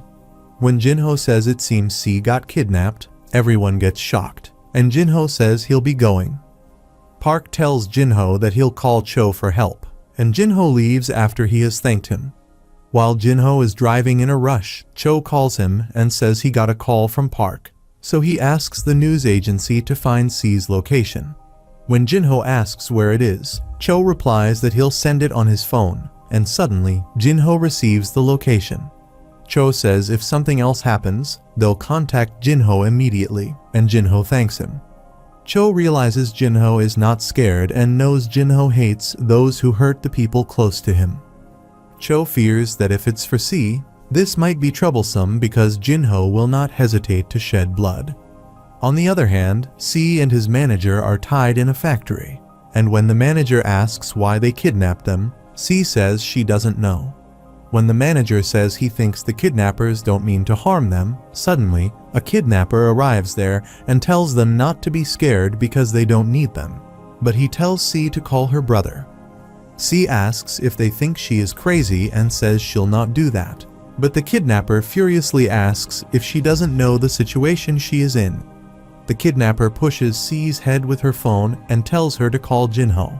But she kicks the kidnapper's foot, making him scream, and the phone drops from his hand. C immediately breaks the phone and says her foot slipped, but the kidnapper slaps her furiously and asks if she wants to die. The kidnapper grabs her collar and says he doesn't think she knows the situation she is in. But suddenly, Jinho arrives by destroying the entrance in his car. Jinho breaks open the door to get out of his car because it is stuck, and everyone is shocked. Jinho immediately unties C and tells her not to cry because everything will be alright. He then gives his car keys to the manager. Jinho tells the manager to take C away from here, and the manager says he'll call the police, but Jinho says it is fine and they should just contact Secretary Cho. However, C asks if Jinho is not coming, to which he replies that they should go first and he'll follow them after he cleans up here. C tells Jinho not to be too late, and the manager immediately starts driving away, but the kidnappers try to stop them. Jinho immediately throws the car's broken door in front of the kidnappers, which startles them, and in the meanwhile, the manager drives away. Suddenly, Jinho's inner demon comes out, and he says he doesn't know who they are, but they have messed with the wrong person. The kidnappers are terrified, and Jinho says he'll make them regret it. Earlier that day, when the marshals of Yeongnam Union received the order of kidnapping, they were shocked that they had to do dirty things like this, but one of them said they didn't have a choice. Kim ordered them to get rid of Jinho, even if it meant using dirty methods. A staff member, Lee Hyun-soo, says Kim was commanding like a madman and that they had to kill Jinho in any way. When one of them says they should leave jobs like this to a stray, Lee Hyun-soo says he already lost to Gang Jinho long ago. Lee Hyun-soo says a crazy animal like a stray didn't know how to act smartly, and he was not fit for a job like this that needs to follow plans, so he says he'll leave it to them and tells them to take care of Jinho. Back to the present, the kidnappers wonder if Jinho doesn't understand the situation, but they feel something is wrong. The kidnappers think they are the ones who brought him here to kill him, and they outnumber him, but they wonder why it feels like something has gone very wrong. Jinho, with a fierce aura, walks towards them and asks if they are scared for their lives now, but one of the kidnappers tells Jinho not to screw with them and rushes to attack him while others try to stop him. Suddenly, Jinho breaks that guy's neck with a single slap and calls the next, but two of them remove their masks, and they say Hyun-soo was right that they'll die if they don't get themselves together. The kidnappers start attacking Jinho, but Jinho knocks them down and slams them into the walls. Suddenly, when two of them try to attack simultaneously, Jinho punches the one in such a way that it falls on the other, who has a blade in his hand, and they get slammed into a pillar. When one of them asks the other why he flies that way, he furiously replies that Jinho threw him this way. One of the kidnappers wonders if they underestimated Jinho and remembers a while ago when his fellow set astray was supposed to be pretty strong, but he died, which means Jinho is strong too. The other kidnapper asked who the hell said astray was strong. That kidnapper said they didn't use astray because he was strong and powerful, but they used him because he was just expendable. They thought their leader, Kim, went senile, but now, when they are fighting Jinho, he dodges their attacks and punches them hard. Suddenly, when a kidnapper tries to punch Jinho, Jinho blocks it, but another kidnapper immediately kicks Jinho away. They think they got Jinho, and they try to run away, but suddenly, Jinho asks if they are already done. The kidnappers get terrified, and Jinho tells them to struggle a bit more so they are worth tormenting more. Suddenly, Jinho punches one of them and says that, considering they had set up something interesting, he thought they were worth something for a second. Jinho throws that guy into the wall, which breaks it, and he falls outside through it. Everyone gets shocked, and when Jinho says all of them are trash, one of them tries to stab Jinho, but Jinho grabs his neck and raises him in the air. The kidnapper says he doesn't want to die, but Jinho asks if he doesn't want to die after all this and tells him not to make him laugh.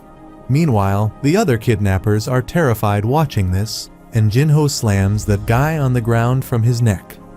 A blast happens, which affects everyone, and the last kidnapper, who is conscious, thinks about how he is supposed to kill this monster, but he also faints. A while later, when the kidnapper wakes up, he realizes he is alive, but suddenly, he sees Jinho in front of him. Jinho says he is finally awake, and by grabbing his collar, Jinho asks him why he did that. The kidnapper calls for help, but Jinho furiously asks him who is behind this and asks him to tell everything he knows.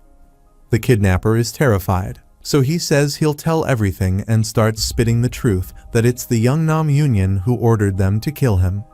The guy says they were ordered by Hyun-soo and President Kim to get rid of Jinho, and they kidnapped C because that way Jinho would come to rescue her and they could get rid of him.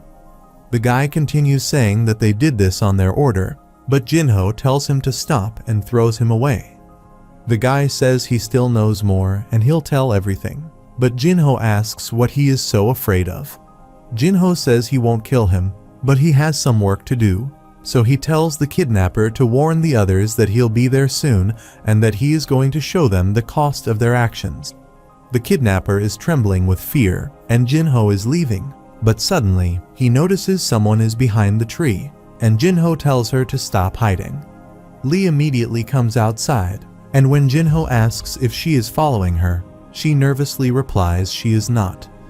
Lee says Cho called and he asked her to come here, and that's why she is here. Jinho wonders about the reason, so Lee says they have to take care of this scene for Jinho.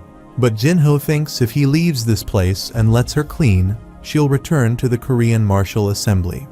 Jinho wonders if Cho is telling him to use the assembly, and suddenly Lee tells Jinho not to worry because they are specialists in this kind of work. Lee says if they didn't have any prior experience, they wouldn't be able to prevent leaking of this incident, which she already did. Jinho says she'll leave this to her and, while leaving, tells her to confirm if the kidnapper he just warned is associated with Yeongnam Union and tells her to bring all the information she has about Yeongnam Union. When Lee asks if Jinho wants her to take care of this guy too, Jinho tells her to let him go later, but Lee gets shocked and asks why, to which Jinho replies that he plans to see him again. After some while, Jinho reaches a road and seems lost. But while he thinks some signs should be helpful, Cho suddenly arrives in his car. Cho says he arrived on time and tells Jinho to get in, so Jinho gets in and thanks him for solving C's case and picking him up. Cho tells Jinho not to worry because it's his job to assist him, but he apologizes for calling the Martial Assembly. Cho says he'll delay the filming schedule to let C rest for a few days, but Jinho says he can take care of that. Cho is shocked to hear this and asks why, to which Jinho replies that he knows someone who can surely help, and he calls Yeonha. As Yeonha picks up, she worriedly starts asking how Jinho is, where he is, and how C is. Yeonha Taki, NG a breath, asks if he called the police or if she should call them and tells him to send the address. Yeonha tells Jinho to speak, but she doesn't stop with her questions, so Jinho tells her to listen. But she yells what kind of crazy person does kidnapping like this. Jinho gets frustrated, so he tells her that it's all right and that the problem is solved. Jinho says they only want their money, so he convinces them to think twice, and they listen to him very well. But Cho is shocked to hear Jinho's story and says the name of the right-hand Jinho is Word. Lee says she'll believe him and she asks about C, to which Jinho replies that she has some minor injuries, so he'll take her to the hospital. Therefore, Jinho says he would like to ask for a favor for C, and Yeonha says she'll do whatever it is. When she asks what Jinho wants, Jinho asks if she can delay C's filming for some days because he wants to give her some days off to let her rest from that incident. Yeonha says that is not much, and she can take care of that. But Jinho says he owes her one, and he'll pay her next time. When Yeonha asks if she can then ask him for a favor, Jinho asks what it is, and she replies that he can make some time for her. Yeonha says she is not going to ask him to turn into an actor or make him a big celebrity. Yeonha says she only wants to have fun with him for a day, and Jinho agrees to it, but says he'll inform her once he gets some time free. A few days later, Lee Hyun-ju calls Jinho and says she sent him an email containing all the information about the Yeongnam group, just like he said. Lee says she gave everything she could, and the blank ones are information that they cannot even provide. However, Lee suddenly says if Jinho is going to clash with the Yeongnam group, he should tell her in advance. When Jinho asks why, Lee says that she has done the cleanup easily and that she is not trying to keep tabs on him. Lee says it's just no good for them if the existence of the marshals becomes public, but Jinho says he'll think about it. Meanwhile, Jinho is on a train going to Gangnam, but suddenly he realizes something and runs outside the train. As Jinho checks the routes, he realizes he has come the wrong way. After some while, when Jinho goes to the right location, Yonha asks how he can be this late when it was his idea to meet. Yonha furiously asks why he didn't send her a single text, but Jinho thinks she'll not be pleased at all if he tells her that he took the wrong train because he was on the phone. Yonha warns him not to be late the next time, and Jinho says okay. Suddenly, Yonha changes her tone and asks how about they start with a cup of coffee. When they go for a coffee, Yonha asks how C is doing, to which Jinho replies that they took her to the hospital just in case, and thankfully, she is as healthy as ever. Yonha says it is great, but Jinho says it is all thanks to her. Yonha says it was nothing, but in reality, she forced the director to change the dates for her and C. Suddenly, Yonha reminds Jinho that they have a deal here and says she brought a day with him in exchange for that favor. Yonha says she thought Jinho hated meeting her as always, but she says he is all dressed up and that she sees he even dyed his hair and changed his hairstyle. Yonha says she'll give him points for actually trying to look good for her, but Jinho thinks he should remain shut up about how it's not intentional. Jinho wonders if it is really peculiar because even C asked if he was going on a date, but Jinho thinks it may have changed because he used too much demonic Kai recently. Suddenly, Yonha asks if he thinks she is cute, but Jinho chokes on his drink and asks what she means. Yonha says he was staring at her for a while, so she thought maybe he thought she was cute. Jinho nervously says she looks gorgeous, but Yonha says she is joking, and he doesn't have to react like that. Suddenly, Yonha says they should get going because she is hungry, and after having lunch, she takes Jinho shopping and makes him carry her bags.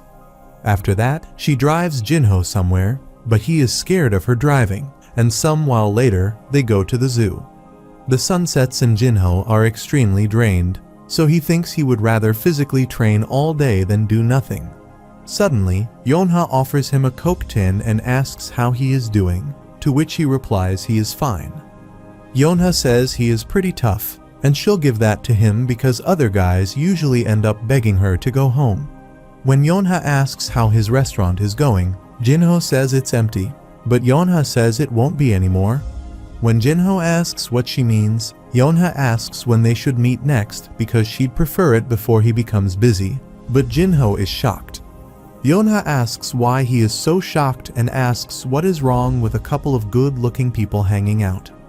Suddenly, Yonha gets close to Jinho and says she really likes him as a man, but Jinho immediately turns his face, and Yonha says she is not confessing because she knows he treats her like some chore.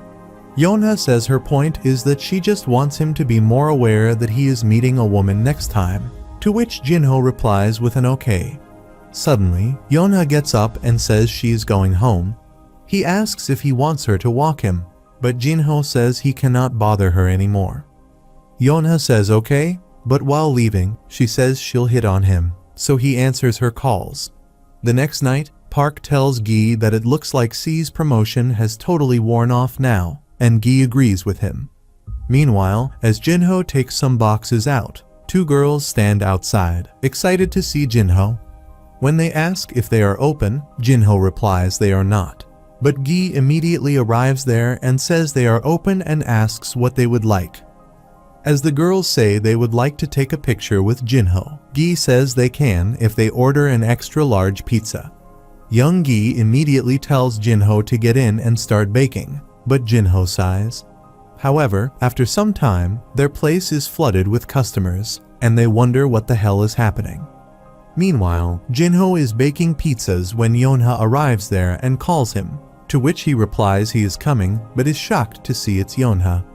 Suddenly, Yonha shows him the promotional posts she did and says she told him he was going to get busy.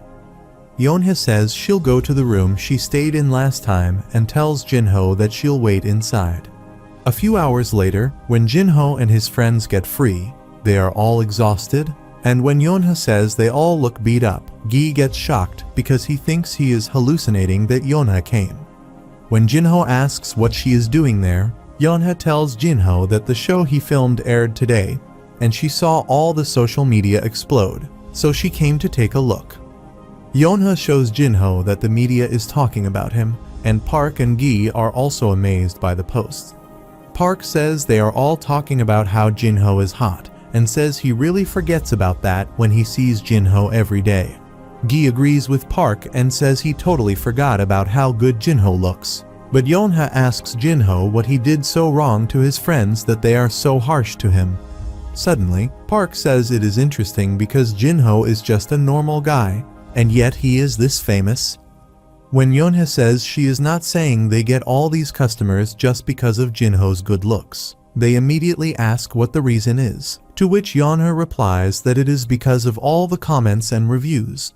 Yonha says people think they serve delicious pizzas made by a hot guy, and that's how they get recognition. When they act surprised, Yonha asks why they are acting like that and asks if they are from the medieval ages. Yonha says it's like she is speaking to 3 cavemen, but Gi gets offended and yells that he already knows about that social thing. However, when Yonha asks if he knows what they call people who become famous through social media, Gi gets blank because he doesn't know. Suddenly, Yonha says she just visited on her way back home and wishes them good luck, but says since she is here, she'll have an extra large pizza for takeout and a picture with the manager. Jinho is furious, but after she gets what she wants, she leaves happy, and Jinho wishes she doesn't come again. The next morning, Park comes to work, and he is shocked to see people lined up outside the pizzeria before it opens. Park tells them that they'll open in 30 minutes, so they should stay put, and after going in, he immediately closes the door because the customers are impatient. Park hopes Jinho hurry, and after they start the work, Gi will take customer pictures with Jinho, which Jinho doesn't want, but he has to do. Young Gi thanks the customers and tells them to enjoy their pizza, but Jinho is going back to the kitchen when a customer asks if he always does autographs. Jinho is going to reply he doesn't do autographs, but Gi shuts his mouth with his hand and says they do that. Suddenly, Gi announces that Jinho will give autographs to all large-size takeout orders, and everyone gets excited about that. Jinho tells Gi to stop, but all Gi can think about is the profit they'll earn. After some time, Jinho gets extremely tired, and he sits with his head down when Park arrives and tells him to get up. Jinho can't move, so Park yells at him time after giving him his paycheck. When Jinho furiously asks what Park said, Park immediately says it was a joke. Jinho apologizes for getting mad, but Park understands he is tired, so he tells Jinho to go home. However, Jinho says she still needs to clean up. Park tells Jinho not to worry because he is sure young Gi, in his current state, can take care of everything. Park says he is sure they are going to have another huge wave tomorrow, so he tells Jinho to have some rest. But Jinho is upset because he knows he should have shown up on TV. Jinho thanked Park, and after saying he'd see him the next day, he went back home. When he reaches home, Jinho sees Lee outside his house and asks what she is doing there. Lee apologizes for bothering him so late and says she understands Jinho hates them, but she really needs him for something. Lee requests Jinho to help her, but when Jinho asks what it is, she replies that the Yeongnam group has kidnapped her grandfather and they are using him as a hostage. Suddenly, when Jinho says he doesn't find a reason to do that, Lee gets shocked, and Jinho tells her to find someone else. Lee immediately gets on her knees and begs Jinho to help them. Lee says she'll do anything and says she knows she is in no position to ask for something like this. But her grandfather is her only family member, and she hates to admit it, but she can't save him herself. Suddenly, when Lee says Jinho is strong, Jinho remembers the late sister Lee saying she hopes he becomes a strong person who can tolerate the weakness of others. Jinho sighed and wondered why he remembered this right then. But then he asked Lee about the situation. Lee says that, as he already knows, the Yeongnam group and the Martial Assembly are not exactly friendly to each other. But her grandfather, the current assembly leader, said that they have to avoid the conflict and remain passive from a distance. Lee says it was the perfect opportunity for the Yeongnam group to build up their strength, so they formed an alliance with the Chinese Martial Union. which became too large for the assembly to touch. Lee says it looks like they went after the leader himself, but when Jinho asks if she is not sure, Lee says she happened to be somewhere else when this happened, so she only heard about it. Lee says she checked all the security cameras in the house, but she couldn't find his grandpa because there weren't cameras deep inside the house. Jinho says he just wants to ask if she is sure it's the Yeongnam group, to which Lee replies she is sure because she confirmed the martial arts of the Yeongnam group through the camera footage. Suddenly, Jinho tells her to stay here because he needs to get something, and when Lee asks if he is helping him, Jinho says he is and that he'll be back soon. After that, Jinho goes inside and opens the box of swords he has brought from China. Jinho thinks he was already planning to deal with the Yeongnam group, considering what they did to C, so he thinks Lee is lucky that this incident happened to be related to the Yeongnam group too. Jinho, while wearing the swords, thinks he doesn't like how it helps the assembly, but he should take this opportunity to teach them what it means to mess with him. Suddenly, the Red Demon Master comes outside after seeing the swords and says it's been a while. Jinho gets startled, and the Red Demon Master asks if he is finally ready to go back to being him. Jinho refuses and says he is just taking care of them to protect his family. Red Demon calls it a joke and asks if that's the case. Then why is Jinho making a face ready for revenge? Red Demon says he knows Jinho is feeling the emotions of anger, vengeance, delight, and joy and tells Jinho to be honest and admit it. Red Demon says Jinho is simply pursuing his own joy under the excuse of protecting his own family. Jinho says Red Demon is right that he used force against those who were in his way because he has seen how half-assessed measures can backfire. Jinho says thoroughly mowing them down is the surefire way of protecting his family, and that he is doing this simply to take care of the Yeongnam group. Jinho shakes Red Demon's hand away from his shoulder and says he should have dealt with the Yeongnam group even if Lee hadn't come here.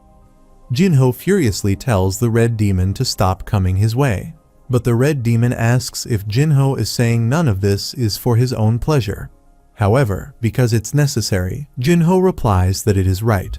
Red Demon says it's pitiful to watch Jinho make excuses and tells him to keep on struggling because, in the end, Jinho will become him anyway. Jinho gets furious, but Red Demon disappears. Jinho thinks he heard voices like this before, but it is much longer and clearer this time. Jinho thinks it may be a type of deviation, but then he goes outside, and Lee asks what happened because he took a while there. Jinho replies he is explaining things to his parents, but Lee notices his swords and asks what they are, to which Jinho replies that they are a pair that followed him through fate. Jinho says these are his favorite swords and asks Lee how far they have to go. Lee says it'll take an hour for the car to reach there, so Jinho asks if she has a car, to which she replies she has one and it's near there. Jinho says that's good and that she'll drive because he destroyed his car recently, which shocked Lee. Suddenly, Jinho asks what she is waiting for and tells her to lead the way, but on their way, Lee wonders if he has made the right choice. Lee knows she doesn't have much of a choice, but she thinks she brought in a bigger problem to take care of a lesser evil.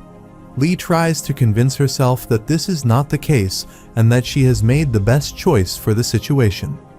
Lee tells herself to believe in Jinho, and she is immersed in her thoughts when suddenly Jinho asks how much time is left, and she gets startled. Lee loses control over staring for a second and immediately gets attentive, but she is terrified and says 30 minutes are left. A few minutes later, Lee says she knows it's kind of late to ask now, but she wants to know why Jinho is helping her. Lee says she knows Jinho hates martial arts, so she didn't expect him to help her. Lee says even if he did help, she would assume she would ask for something major in exchange, but Jinho asks if it is really this odd that he is helping her. Lee says if she is being honest, then it is odd. But Jinho says there is nothing odd about this, and she owes him one for this, but he hasn't thought of what to ask in exchange yet. Lee thinks she knows it and thinks it may be a bad idea to ask for his help. After some while, Lee takes Jinho to the location and says her grandfather, his servants, and some bodyguards should be inside. Lee says there are 10 of them in total, but Jinho says it's fine and that he assumes they are all killed or neutralized. Lee agrees with Jinho, and Jinho, while drawing his sword, says, in this case, everything standing should be enemies. Jinho tells Lee to wait outside because this won't be a fun sight to see and tells his inner demon that it's time to go, so he should wake up. On the other hand, Chun Ti-hoon, an apprentice of Bang Jin-hoon, asks the assembly master where the confidential documents are. Meanwhile, the master of the Korean Martial Assembly, Lee Jun-gul, doesn't reply anything, so Chun says this is already his 4th time asking, and he is asking him politely because he is still the assembly master. Chun tells Jun-gul to cooperate with him, but Jun says he doesn't understand and knows Chun is Bang Jin's apprentice who has been enemies with the Yeongnam Union for quite a long time, so he asks why Chun is on their side. Chun replies that it is because the end justifies the means and says Director Bang also knows about this. Jun-gul is shocked to hear this, but Chu asks why he is so surprised and says Jun-gul should also know how to use his enemies when they have a common goal. Chun asks if Jun-gul has ever thought that being so stubborn and constructive was the reason why he fell behind the Yeongnam group. Jun-gul furiously says that is because the Yeongnam group bought in foreign influence, but Chun furiously punches the table and says it is because Jun-gul was incompetent. Chun said when the Yeongnam group attacked them, Jun-gul said to let them be because there was no reason for the marshals to spill blood between each other. Chun asks if those are really the words of a marshal and tells Jun-gul to say that in front of the marshals who were killed by the Yeongnam group. Jun-gul is quiet, so Chun yells at him and tells him to give him the confidential documents. Suddenly, they hear some noise, and Chun tells his men to check the cameras.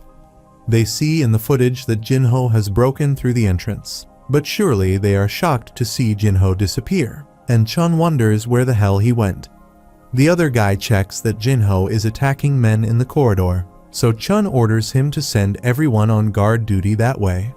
Meanwhile, Jinho stabs down all the men coming his way, and in an instant, he enters the room where Chun is and, with an evil smile, says, "Here he is."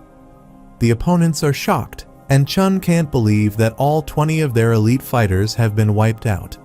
They wonder where the hell this monster came from, and Chun thinks he has never heard of someone that powerful in the assembly or in the Yeongnam group. Suddenly, Jinho asks Jun-gul if he is Lee Jun-gul, to which Jun-gul replies with a yes. Jinho says this place doesn't seem optimal to ask, so they should get rid of the obstacles first. Jinho rushes to stab Chun, but suddenly, Chun's man comes in front of him and gets killed. Chun immediately jumps back, and Jinho tries to stab him again, but Chun blocks the attack with his sword. Jinho, while putting pressure on his sword, is glad that Chun is worth something, but simultaneously, when another guy tries to attack from behind, Jinho immediately draws the other sword and kills that guy. Suddenly, Jinho says he made up his mind that he'll let Chun go, and after kicking him down, he puts his sword back in the sheath. Jinho tells Jun-gul that his granddaughter has requested that he save him, and Jun-gul is shocked to learn this. Jinho sits in front of Jun-gul and says Lee said she'll do anything to save him, so he says he'll use her words right at Jun-gul. Jinho, in a serious tone, asks if he can save Jun-gul here and what he can do for him, to which Jun-gul replies that Jinho can ask for anything. Jinho says he doesn't want anything from Jun-gul, so he should offer something he might be interested in. Jinho says if Jun-gul fails to do so, he'll leave him here and return. As Jinho gets up, Jun tells Jinho to give him a moment, but Jinho tells him to be quick with that. Meanwhile, Jinho tells Chun to get up and ask him if he is attempting to kill Jun-gul and take over the assembly. Chun says that is correct, but Jinho asks if he is silent about what Chun can do for him. Chun is confused and says he is not in a position to make decisions like that. Jinho says it's disappointing because he was planning to let him live, but he leaves him no choice. As Jinho grabs his sword, Chun gets worried and says he cannot get in contact with someone who can make such decisions, But Jinho draws his sword and is about to cut his neck when Chun yells that killing him will work against Jinho's favor. Jinho stops and tells Chun to explain, so he tells Jinho that Bang Jin has already taken over more than half of the assembly. Chun says the current master lost everyone's trust long ago, so even if Jinho saved the master, he could not expect any help or support from Jung Gol. Jung Gol gets furious, and Jinho asks Jung if he is trying to deceive him, to which Jung acts embarrassed. Jinho says he'll let it go this time. Suddenly, Jinho tells Chun that he'll let him go, too, but his master has to come back and see him in 2 days. However, Jinho warns if he doesn't come, he'll come and see him himself. After some while, Lee was trying to peek in when suddenly, Chun came outside, pushing her away, and Lee was shocked to see all the dead bodies lying inside. Lee immediately goes inside and runs to her grandfather after seeing him alive. Lee thanks Jinho for saving her life, and Jung says it's too late, but he wants to ask him something. When Jinho asks what he wants to know, Jung asks if there is a chance that Jinho is a demonic practitioner, but Jinho asks if it looks like he is on the same level as such a small fry. Jinho says he is the pinnacle of the demonic way, the ruler of demons. Jinho says he is the heavenly demon. Jinho says there are some who call him the red demonic master. Jung Gol says he has lived his whole life considering righteousness the one prime virtue, so he furiously asks if Jinho is telling him to cooperate with a demonic being. Jung Gol says he may be in Jinho's debt, but he cannot cooperate with a demonic practitioner, so Jinho says he'll leave, but Lee tells him to wait a moment. Lee's grandfather tells her to let him go, but Lee says if they do that, he'll go to Bang. Jung says there is no need for them to borrow the hands of a demonic practitioner. Jung says he has a plan, so she should just wait and watch. The next day, Jinho feels extremely tired, and Gi says it looks like he is going to collapse. Suddenly, Park tells Jinho that a guest has arrived, and as Jinho turns, he sees a huge guy with Park, and that guy introduces himself as Bang Jin-hoon. Bang is leaning on Park's shoulder, making him tremble. He says he hopes he is not late, but Jinho walks towards him and shakes his arm off Park's shoulder. Jinho says he is not late, and Bang says it is good to hear, but Jinho immediately pulls Park near himself. Bang asks if Jinho would like to have a cup of coffee with him if he is not busy, and Jinho replies he can have it. After the order arrives, Bang says he hopes he hasn't caused much trouble and apologizes, but Jinho tells him to be careful next time. Bang says he'll get straight to the point and says they are in quite an uncomfortable position, no thanks to Jinho saving the assembly master. Bang says if Jinho invited him to express his apology, he'll gladly accept it, but Jinho asks if he is joking. Jinho says since Bang wanted to go straight to the point, he'll do the same and ask why Bang is trying to become the assembly master. Jinho says if the trash he faced that night is the best Bang has, then he'll not make a difference anyway. Bang furiously says he is doing this to protect the assembly, and the age might have changed, but the essence of martial arts is about using martial power. Suddenly, Bang gets up and says that if Jung wanted to resolve problems with words, he should have become a politician, and if he wanted to solve problems with law, he should have become a lawyer. Bang says conserving with words is fine, but what the assembly master did was throw away his own sword when the enemy was facing a gun at their faces. Suddenly, Bang finishes his drink in one go and says they are hopeless at this rate, so someone has to stand up, and he is the one who does. Jinho says he can see it's a pretty boring reason, and that if he wants to become the assembly master, he can do it for him. When Bang asks what he means, Jinho says the internal problems of assembly are none of his business, and he just needs to take care of the Yeongnam group. Bang sits back and asks if Jinho is saying he can make him the assembly master. Jinho says that is right. However, Jinho says he wants Bang to help him attack Yeongnam in exchange.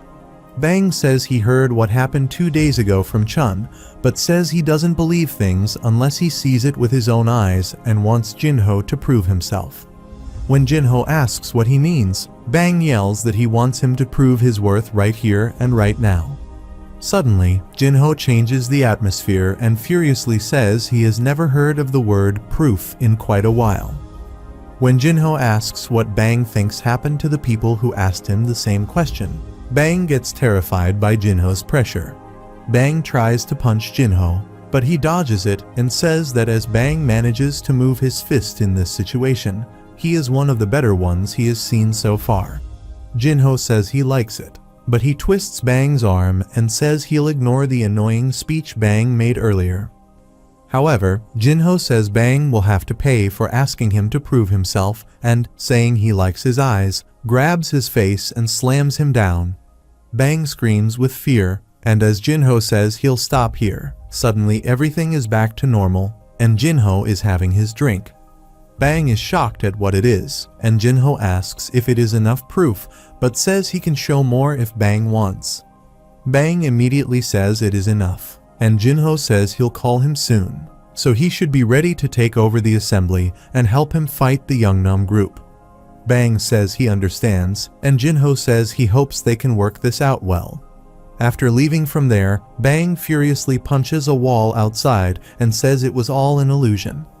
Bang wonders when was the last time he met a real martial artist who wasn't all talk, and thinks he has never seen such an illusion that felt so real. Bang thinks it was beyond terrifying and marvelous, like a real demon. Bang says he'll gladly make a deal with a demon and says he'll let him take his soul if that's what he needs because, in exchange, he'll take the assembly. The chairman, H. Wang, asks Cho Jae-min how the pizzeria is doing. Cho adjusts his glasses and replies that it is a smashing hit. His short appearance in a TV show was also a hit, and his pizza is actually very good. The chairman gets furious and says that he was trying to teach him how doing business was no joke. Cho starts trembling with fear. The chairman calms down and says that he still has an eye for evaluating people. Cho wonders if he is mad or proud, and the chairman asks how the other gang Jinho is doing. Cho replies that he heard from their informant in the assembly about the kidnapping incident on top of the Astray incident. It looks like he decided to become enemies with the Yeongnam group completely. The chairman says that is quite a stupid decision for a supposedly huge group. Cho says that he thinks so too. The chairman sighs and says they might be getting caught in some huge trouble this time, and he tells Cho that he will give him a chance to make a decision. Cho is surprised to hear that. The chairman says that he did appoint him to accompany Jinho, but they are just mere businessmen. Getting associated with these marshals will only end up causing more trouble, and his very life can be in danger, so if he's willing he can transfer him to a different department so he'll no longer be involved with Jinho. Cho is shocked to hear that. The chairman says this is the point of no return, and he should no longer be involved with that world because if he steps on another foot, then his life will be in danger. Cho says that he will think about it. After a while, Cho meets Jinho and says that it has been a while. Jinho says it sure has been a long time, Secretary Cho. Cho excitedly points out that he has good news and better news. He asks Jinho which one he should break first, and Jinho says good news. Cho starts smiling and says that he will start with the better news. Cho asks Jinho if he's having a good time recently because it looks like he is doing well without him. He thinks that he has become very close with him and that they are more than a business relationship. But he only let him know things when he contacted him from his side, and he just found that a bit disappointing. On top of that, he has heard that he has started getting into real business with that assembly group. Jinho asks how he knows that. Cho adjusts his glasses and replies that he's part of Yi Kyung, but he's also assigned to look after him. Cho tells Jinho that the chairman told him to stay away from his world, but he doesn't think that he can go back to a mundane life anymore. Cho says this all starts because of Yi Kyung, but if he had to make a choice, he would choose Jinho. Cho points his finger at Jinho and says if he's planning to leave him behind, then make a firm decision, and if he's planning to take him with him, then he's more than happy to risk his life, so feel comfortable to do so. Jinho tells Cho that this might get him killed. Cho says that he knows, he has already been there. Cho tells Jinho that he can take care of himself, and it might sound like he's joking, but he's serious. Cho says that he also knows that this will likely end up in a very bad way, but he wants to live a real life even if it means that he dies tomorrow. Cho grabs his chest and says that he doesn't just want to live dangerously. He wants to live in a world where Jinho is. Jinho is surprised to hear that. He thinks that in his past life, he lived in solitude. To the very moment it ended, everyone looked away from him, but now there are people who like him and people who decided to go the rough path for his sake. Even if he died tomorrow, he could confidently say that this life was the more successful one. Jinho smiles and tells Cho that if anything important happens from now on, he will discuss it with him. Jinho asks why this is the better news. Cho winks and says that because of the capable secretary, Cho decided to follow him until the end. Jinho is stunned after hearing that and says he's truly looking forward to the good news. Cho says that he prepared some essential things for him, considering he has started investing in his looks. Jinho grabs his hair in shock and says that he never invested in his looks. He asks Cho to tell him what it is. Cho smiles as he presses a button and says okay. Then, the garage door opens up, and Cho says to let him introduce the candidates for Jinho's new car. There are many luxurious cars inside. Jinho is in disbelief. He asks if he has to do this much, and Cho excitedly says of course, because it is more fun this way. Cho tells Jinho that he brought the newest models with the top-of-the-line specs, and their designs are second to none. Cho asks Jinho what he thinks. Jinho looks at the red car and asks if it's the same one as his previous car. Cho says yes, but there are just some minor upgrades here and there. Jinho says it was nice, but it was a bit hard to drive downtown, and the chassis of these cars are too low. He doesn't think they will go over any road bumps. Jinho says one of them looks like a frog, and all of them are too flashy. Cho gets angry and tells him to just get a sedan car. Jinho says that he doesn't like how they react slowly.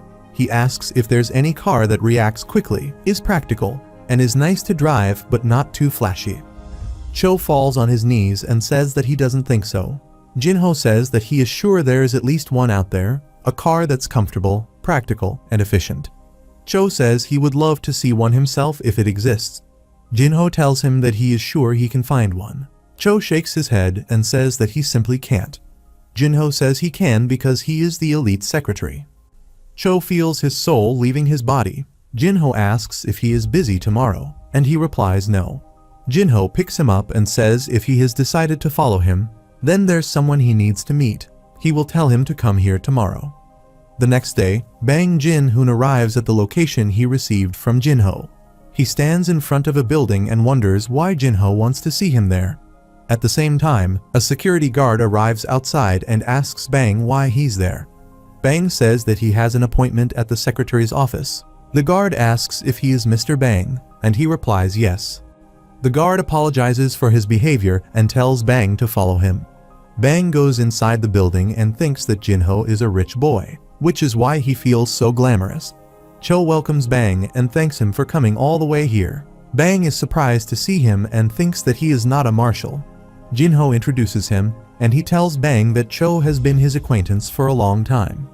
Cho tells Bang to have a seat and that he will get him a cup of coffee. Bang sits down and thanks him. After a while, Cho pours coffee into Jinho's cup and asks if he likes it. Jinho takes a sip of coffee and says that it is okay. Cho is annoyed to hear that and says that he put some serious effort into this coffee. He gives the other cup to Bang and says to have a cup of okay coffee. Bang thanks him. Cho introduced himself and said that he works as the secretary for Chairman Hwang Yong-hoo. Bang is also about to introduce himself but stops. Cho says don't worry, he has already set foot in that world, so he doesn't have to worry in front of him. Bang starts drinking his coffee and says that he works as a director of the Korean Martial Assembly. He asks Jinho why he invited him here. Jinho replies that it's nothing important. He just wants to know how the preparations are going. Bang is surprised by how good the coffee is. Jinho tells him that he also wants to meet Secretary Cho. Bang thinks that Cho is like a small fish who looks like he has to watch out not to accidentally break a bone. He is disappointed that Jinho called him just to introduce him to this fish. Jinho asks how the preparations are. Bang replies that they are happening already, thanks to him. Jinho asks what about the power balance. Bang replies it's 7-3, and they are 3. Cho says since they only need to strike the head, they don't need a large fighting force. Bang says that is true. But if they talk about an all-out scenario, it's practically closer to 8-2 in their worst case. Cho says he doesn't think that's a problem, and Jinho asks why he thinks that. Cho replies that martial arts are all about training themselves, but they are not interested in being powerful figures in an organization. When the fight starts, most people will stay neutral since they don't want to get caught up in a power struggle.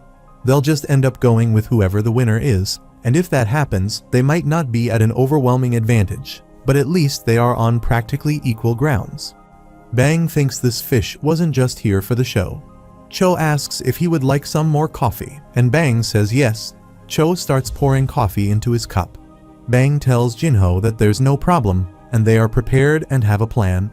Jinho tells him to cancel them all. Bang is shocked to hear that. Bang asks why. Cho asks if his forces are his core forces, and Bang replies yes. Cho tells him that if he declares war, the Assembly Master will also prepare his core fighting forces, and if all of those people die during this conflict, the Assembly will lose most of its major fighters. Jinho says that, just as Cho pointed out, they will wait for the Assembly Master's answer and strike him. Bang asks how long they should wait. Jinho says it should be 2 days, and Bang asks if he thinks that he will surrender in those 2 days. Jinho says that he doesn't care. He can fight, or he can struggle, but he hopes that he will make it interesting for him. Bang says that he will do as he is instructed. After Bang is gone, Jinho asks Cho what he thinks about Bang. Cho is looking at Bang leaving through the window and says that it looks like he will get the job done, but they can't trust him. Cho tells Jinho that he thinks they might have to keep full control of him so he doesn't betray them. Cho looks at Jinho and says he thinks there's a chance that after this is over, he might rise up against him. Jinho says don't worry about that. Cho asks if he has a plan for that, and Jinho replies that he will just kill him if that happens. Cho is startled to hear that. Jinho says since they have a schedule, he would like him to find that car in 2 days. Cho is shocked to hear that. Meanwhile, an old man tells his subordinate that he has 2 days, so please make sure that he is prepared by then. The subordinate is wearing a mask. He asks if he is that scared of a brat. The old man gets angry and says that is not what he is. He is a violent and arrogant being, a savage who played games with the lives of others. The subordinate asks if that will be a problem for them, and the old man gets up and says that is not what he is saying. He tells his subordinate that he was once their vassal, and yet he is still questioning them. He tells him to set aside his worries and just prepare the way for the great Japanese Empire. The Nanohashigumi will get rid of that brat. There are some ninjas on the roof, and they are led by a member of Nanohashigumi, Takahara Shingo. 2 days later, at the Korean Martial Assembly, a boy asked Bang if he meant that person was coming. Jinho asks if this trash is the best he can gather. Bang says he hand-picked them himself. Jinho gets disappointed, pulls out his sword, and says just remember one thing, not to get too close to him because they will get themselves killed. Some guards guard the assembly. One of them starts yawning and says that he is getting tired, and another one looks at his watch and says that just 10 more minutes. Suddenly, someone attacks and kills the guard. The other one gets scared and calls for help, but Jinho quickly appears from behind and kills him, too. Bang thinks that Jinho is going all out from the start. He thinks that if he had decided to make Jinho his enemy, he would have ended up dead as well. Jinho stops and says they are not even trying to hide their killing intent. Bang says maybe it's a trap, and Jinho says that is interesting. They reach inside the building, and Jinho wonders if it is a pathetic trick of the unorthodox sect. Jinho looks up and asks Bang if Lee Young-gul has connections with Japan. Bang replies yes, but they are not that strong. Some ninjas are preparing to attack from above. Jinho says that it must be ninjutsu. The ninjas started attacking using shuriken, and Jinho smirked and said Lee had brought some interesting things for him to play with. Jinho easily kills a ninja by piercing him with his sword. He thinks that he expected the modern ninja to be different, but it looks like he is wrong. A couple of ninjas attack his head. Jinho swings his sword and kills one while the other blows poison needles at him. Jinho quickly grabs the needles using his fingers and strikes the ninja to the ground. Jinho thinks that the reason an assassin jumps head-on is to use their friend as a decoy. Jinho attacks and stabs another ninja hiding under the wooden floor. He says that he will teach them why they ended up hiding in the shadows. Jinho swings his sword and sends a flying slash toward the ninjas. The attack cuts down some of them while a ninja falls to the ground. Jinho says that he should praise his luck for surviving the attack. Jinho attacks and kills the remaining one, too. After the dust settles, Jinho thinks that maybe he is too destructive. A voice comes and tells a ninja to commit suicide. He says that he doesn't want to die and starts running, but someone attacks him from behind and kills him. Shingo asks for Jinho's apology and says that he must be surprised by that, but he should not worry because his death will be painless. He appears out of nowhere. Jinho thinks that he doesn't understand a single word coming out of the ninja's mouth. Shingo tells him to consider it an honor to die by his hands, Josenjin. Jinho throws a sword at the ninja, but the ninja barely manages to avoid the attack. Jinho says that he doesn't know what he's blabbering, but he can understand that word. There's a scratch on the ninja's face. Jinho says Joseon turned into the Republic of Korea decades ago. He asks how much longer they are going to do that Josenjin shit. He says enough of that Japanese blabbering and tells the ninja to come at him. Shingo says considering he was capable enough to defeat the warriors of the great empire of Japan, he was going to kill him painlessly, but his arrogance is beyond acceptable. Shingo rushes to attack Jinho, but he dodges the attack. Jinho swings his sword, and Shingo thinks that he assumed that he must be one of the best fighters in this country, yet his movements are so slow. Shingo evades the attack by jumping backwards and telling Jinho that he can see every one of his attacks. Jinho starts swinging his sword at the ninja, but he swiftly dodges all the attacks and says that he is doing well for a low being. The ninja jumps on a nearby wall and tells Jinho to keep struggling. He jumps to kill him, but Jinho quickly attacks and throws him to the ground. Jinho puts his foot on his chest, and Shingo asks if his martial arts is superior to his. Jinho smirks and kills him. Jinho says that he speaks too much, and Lee Jung starts trembling with fear. Jinho asks Lee if he has more in store for him. Lee says no, there's nothing left. Jinho pulls out his sword from the pillar and asks Bang how long he's going to hide there. Bang appears from behind the rubble and says that he could have gone a bit easier. Bang tells Lee it has been a while, and Lee says he has finally decided to show himself in front of him. Bang says that considering the debt he owes him, it only makes sense for him to finish this matter. Lee gets furious. He grabs Bang by his collar and asks why he's ungratefully taking his position if he knows that he is in debt. Bang asks the assembly master if he truly thinks that he is being ungrateful when he clearly warns him. Jinho tells them to stop this meaningless conversation.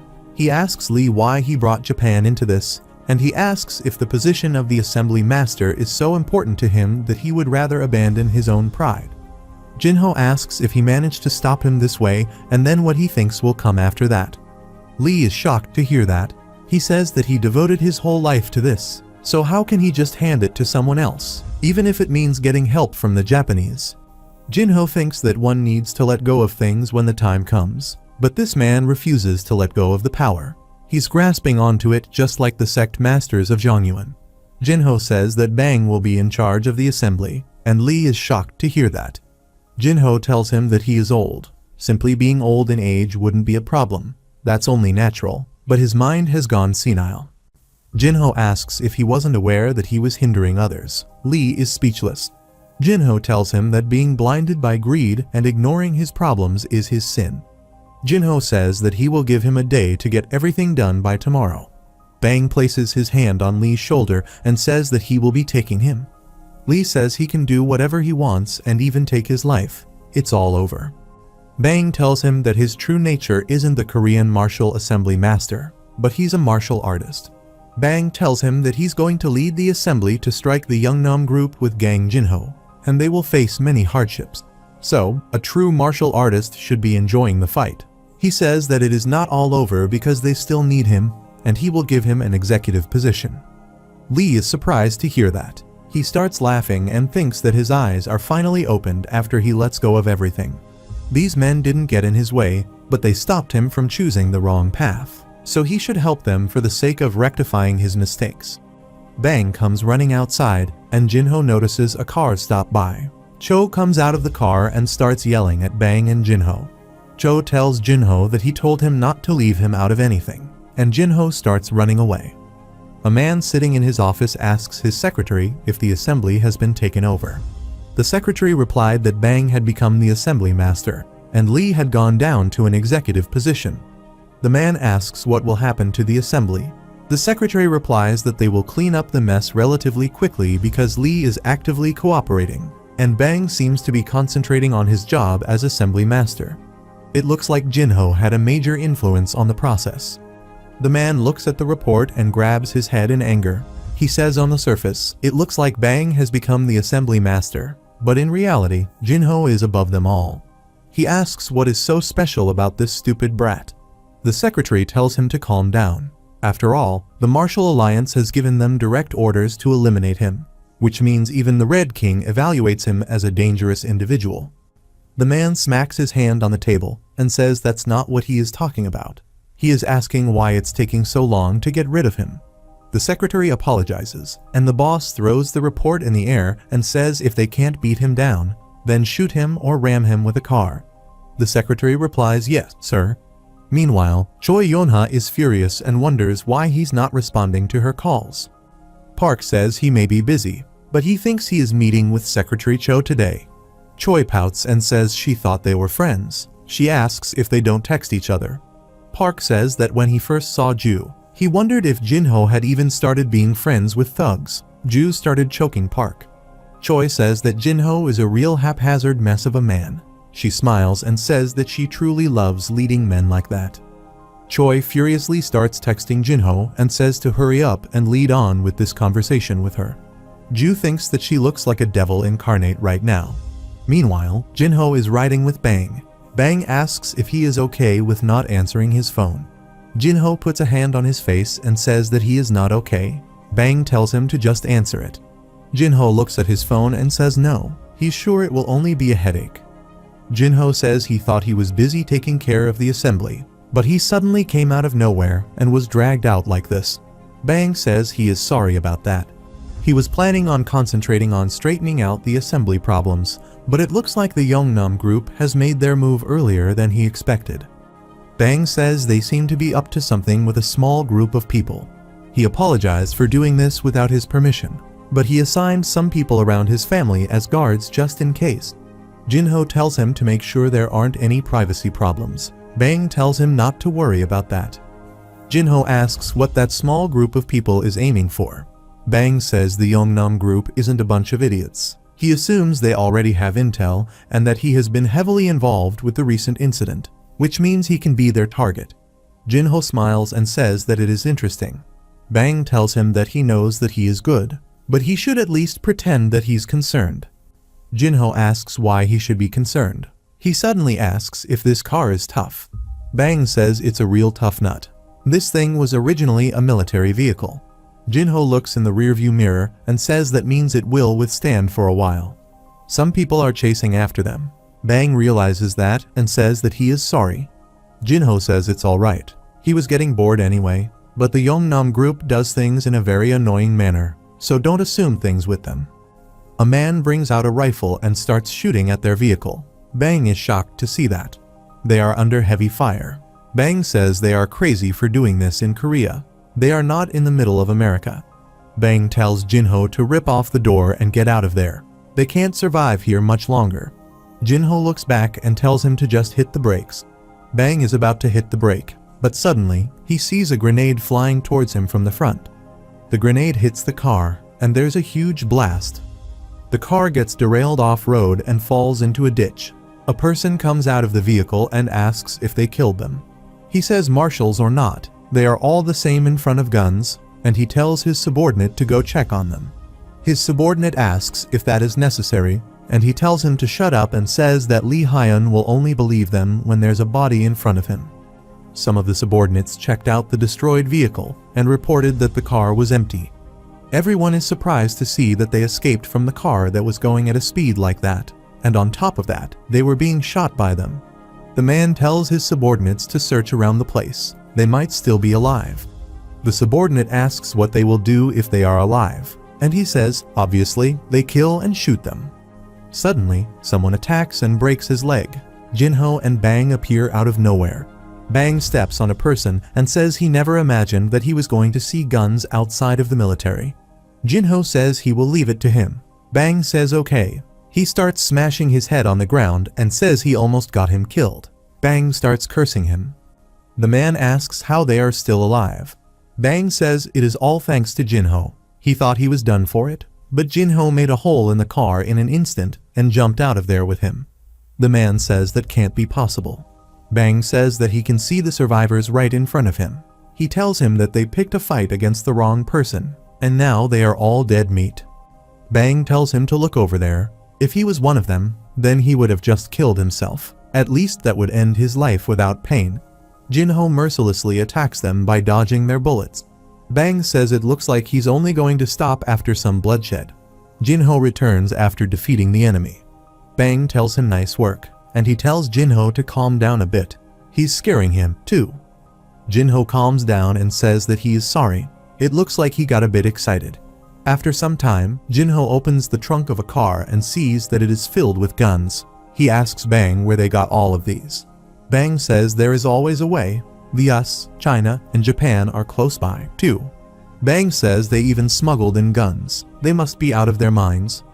Jinho says maybe it's more about them making decisions a different way instead of wasting time calculating and planning stuff. They must have considered more straightforward methods, even if it meant making a few sacrifices. Jinho says that he thinks it's quite an effective method. Bang is speechless to hear that and thinks that he's the target of that effective method. Bang thinks that he can't keep up with this guy. Jinho asks Bang if he has car insurance, and Bang is shocked to see his destroyed car. Bang grabs the enemy and asks how much money does he have in his bank account. Ti-hoon asks Jinho what he's planning next because he doesn't think this is the end of things. Since the Yongnam group has already crossed the line, they will probably try to see the end of things. He tells Jinho that he will double the security around his family members and he wouldn't be surprised if they targeted people around him. Jinho says, please do. Meanwhile, Bang is annoyed and says it looks like they have a tough guy here. He asks if he is not going to tell him his account password. Ti-hoon becomes furious and asks what he's doing. He tells Bang to get it together. Bang says that he heard everything, and he orders him to assign everyone to protect his family members. Ti-hoon says they can't send that much. Bang tells him to look at Jinho's face right now. If anyone around him becomes a casualty, the Assembly and Yongnam group will all become useless. And it might just be the end of the whole martial society in Korea because all that's left is war. Jinho has a serious look on his face. Bang tells Jinho that they should make their move now. They already made a bold move, even risking casualties, so they should also return the favor. Jinho says no. He tells Bang to stand by. He has something important to do, and Jinho says he has to look after his store. Bang is surprised to hear that and asks if he means that tiny pizzeria. Jinho says yes, that place is much more important to him than trivial matters like this. Bang says okay, then let's go, and he will take him there. Meanwhile, a person asks Choi how long she's planning to be on hiatus. It's fine that she's taking a break, but it's just too long. He starts begging her to please take one offer.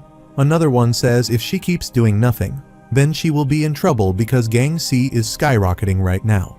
Choi says she knows she is doing nothing, no commercials, TV shows, movies, interviews, and magazines, but it is not her fault that every script she gets is trash. She tells them to take all of those scripts and start a bonfire or something. They are both shocked to hear that. Choi leaves the room in anger and thinks that she is the veteran actress. She wonders if they think that they know this industry better than she does. She presses the elevator button and thinks that she knows that the TV show has been bombed terribly. She gets in her car and thinks that if she takes any offer in this situation, it might lead to a straight landslide. Choi thinks that she will keep a close eye on all incoming scripts and filter out sponsors and commercial offers. Choi hits the brake near the pizzeria and thinks not this place again. She places her head on the steering wheel and says she can't be distracted like this. She needs to concentrate and go higher. She looks at the place and says that she has come this far. Maybe she will go and see his face. Ju sees her and asks what it is this time. Choi says that she is a customer. She says she doesn't need a pizza, just get her a drink.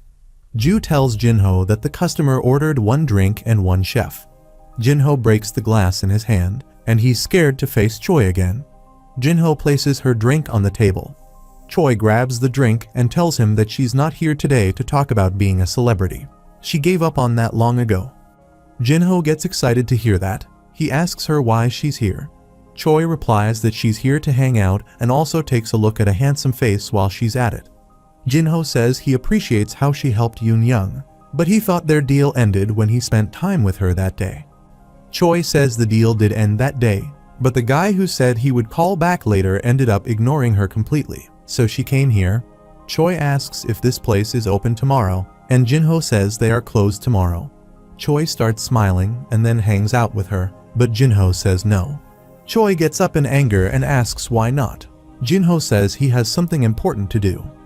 Choi bombarded him with her questions and asked if he was dating someone. She asked if it was a boy or a girl. Jinho says it is nothing like that. He just has to go somewhere. Choi says that she wants to go, too. Jinho says sure. Choi is startled to hear that and asks if she can go too.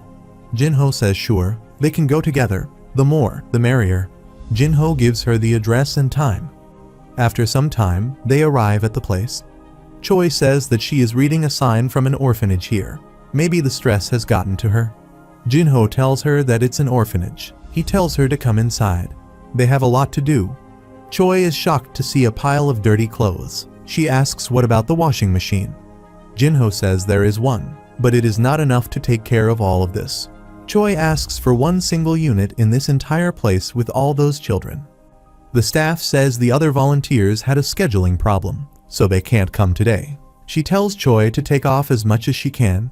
She tells Choi that her clothes look very expensive and that she will get her some clothes to change into. She looks for some old clothes and says they have birds and flowers. She asks which one she likes. Choi has tears in her eyes.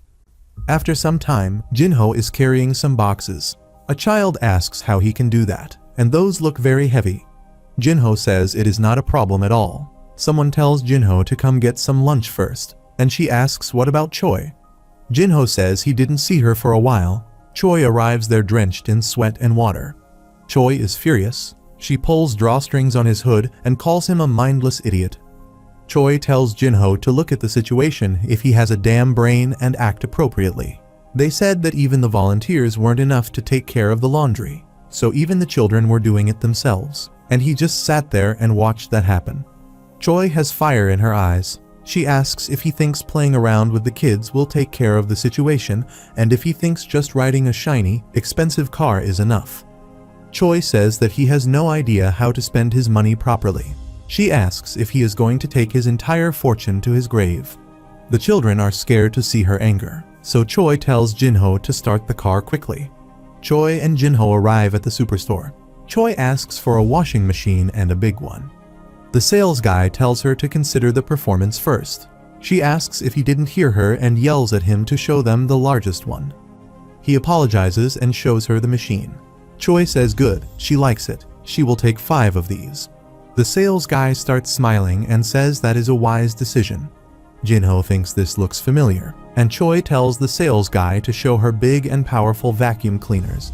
He excitedly tells her that he has one that can even suck the souls out of the people. Choi says she likes that one and shows it to her. She sits on a sofa and tells him to pack that TV. After completing her shopping, Choi brings out her credit card and says she will pay with this. Jinho tells her to wait. He will pay. Choi pulls his hood again and tells him to zip it. Choi says she's the one who ordered all these, so she will pay. If he was going to be stubborn that way, then he should have done something like this earlier. Choi lets Jinho go and tells him not to worry. She's not going to ask for anything in exchange. Choi says she might have spent a lot today, but she knows this is nothing compared to a person helping those in need by heart. Choi tells Jinho that if he doesn't like it, then next time, he should do the right thing before he makes her do it. Jinho adjusts his hood and says okay. Choi starts smiling and says that since she did his work today for him, he should get her a cup of coffee. Jinho turns around and says all right, let's go then. Choi says they will go to the orphanage first. She would rather kill herself than go to the cafe in these clothes. After some time, Choi relaxed in a cafe and finally got some coffee. She said that today wasn't bad and that she didn't know she was going to feel better quickly. Jinho asks if something happened, and Choi says she will tell him if he buys her dinner. Jinho cracks the glass he's holding and thinks that he shouldn't have asked. Choi tells Jinho that it's no big deal, that none of her shows are doing well, and that she just ends up being a bit depressed and sensitive. Jinho drinks his coffee and says Yoon Young told him the show was doing well. Choi says the show is doing well, but she's not doing well in it. She lost focus throughout the whole filming, and she might just get cut from it. Jinho asks what made her lose her focus, and Choi says Gang Jinho's has a handsome face. Jinho spits out his drink, and Choi says that even if his face wasn't that handsome, she would have ended up following him around. Choi suddenly gets up and says forget anything she said just now. She grabs her bag and says it's getting late, so she will get going. Jinho also gets up and says it is only 4 o'clock. He asks what about dinner. Choi tells Jinho to buy her dinner next time and runs away. Jinho wonders if he did something wrong. While running outside, Choi wonders what is wrong with her and what she would do if that dense idiot understood her. She stops and starts blushing. Choi says she might be in love with him. After some time, Choi is doing her makeup. She calls Hunsol and asks how tedious it would be for a person who is trying to do their best for something they clearly know is futile. Hunsol asks where that came from. Choi says when this came to mind, she realized that she was very mean to him and her manager. Hunsol asks her if something is wrong. Choi gets up and says nothing. She will hang up, and good night. Choi looks at her reflection in the mirror and wonders what is wrong with her and when she got herself in full makeup. Choi puts her hands on the table and says this goes way beyond being distracted. She grabs the hair straightener and says let's just go all the way. She will go watch his face and be satisfied with it. After a while, she arrives at the pizzeria, and Jinho tells her that they are closed. She gets annoyed and says that she knows that.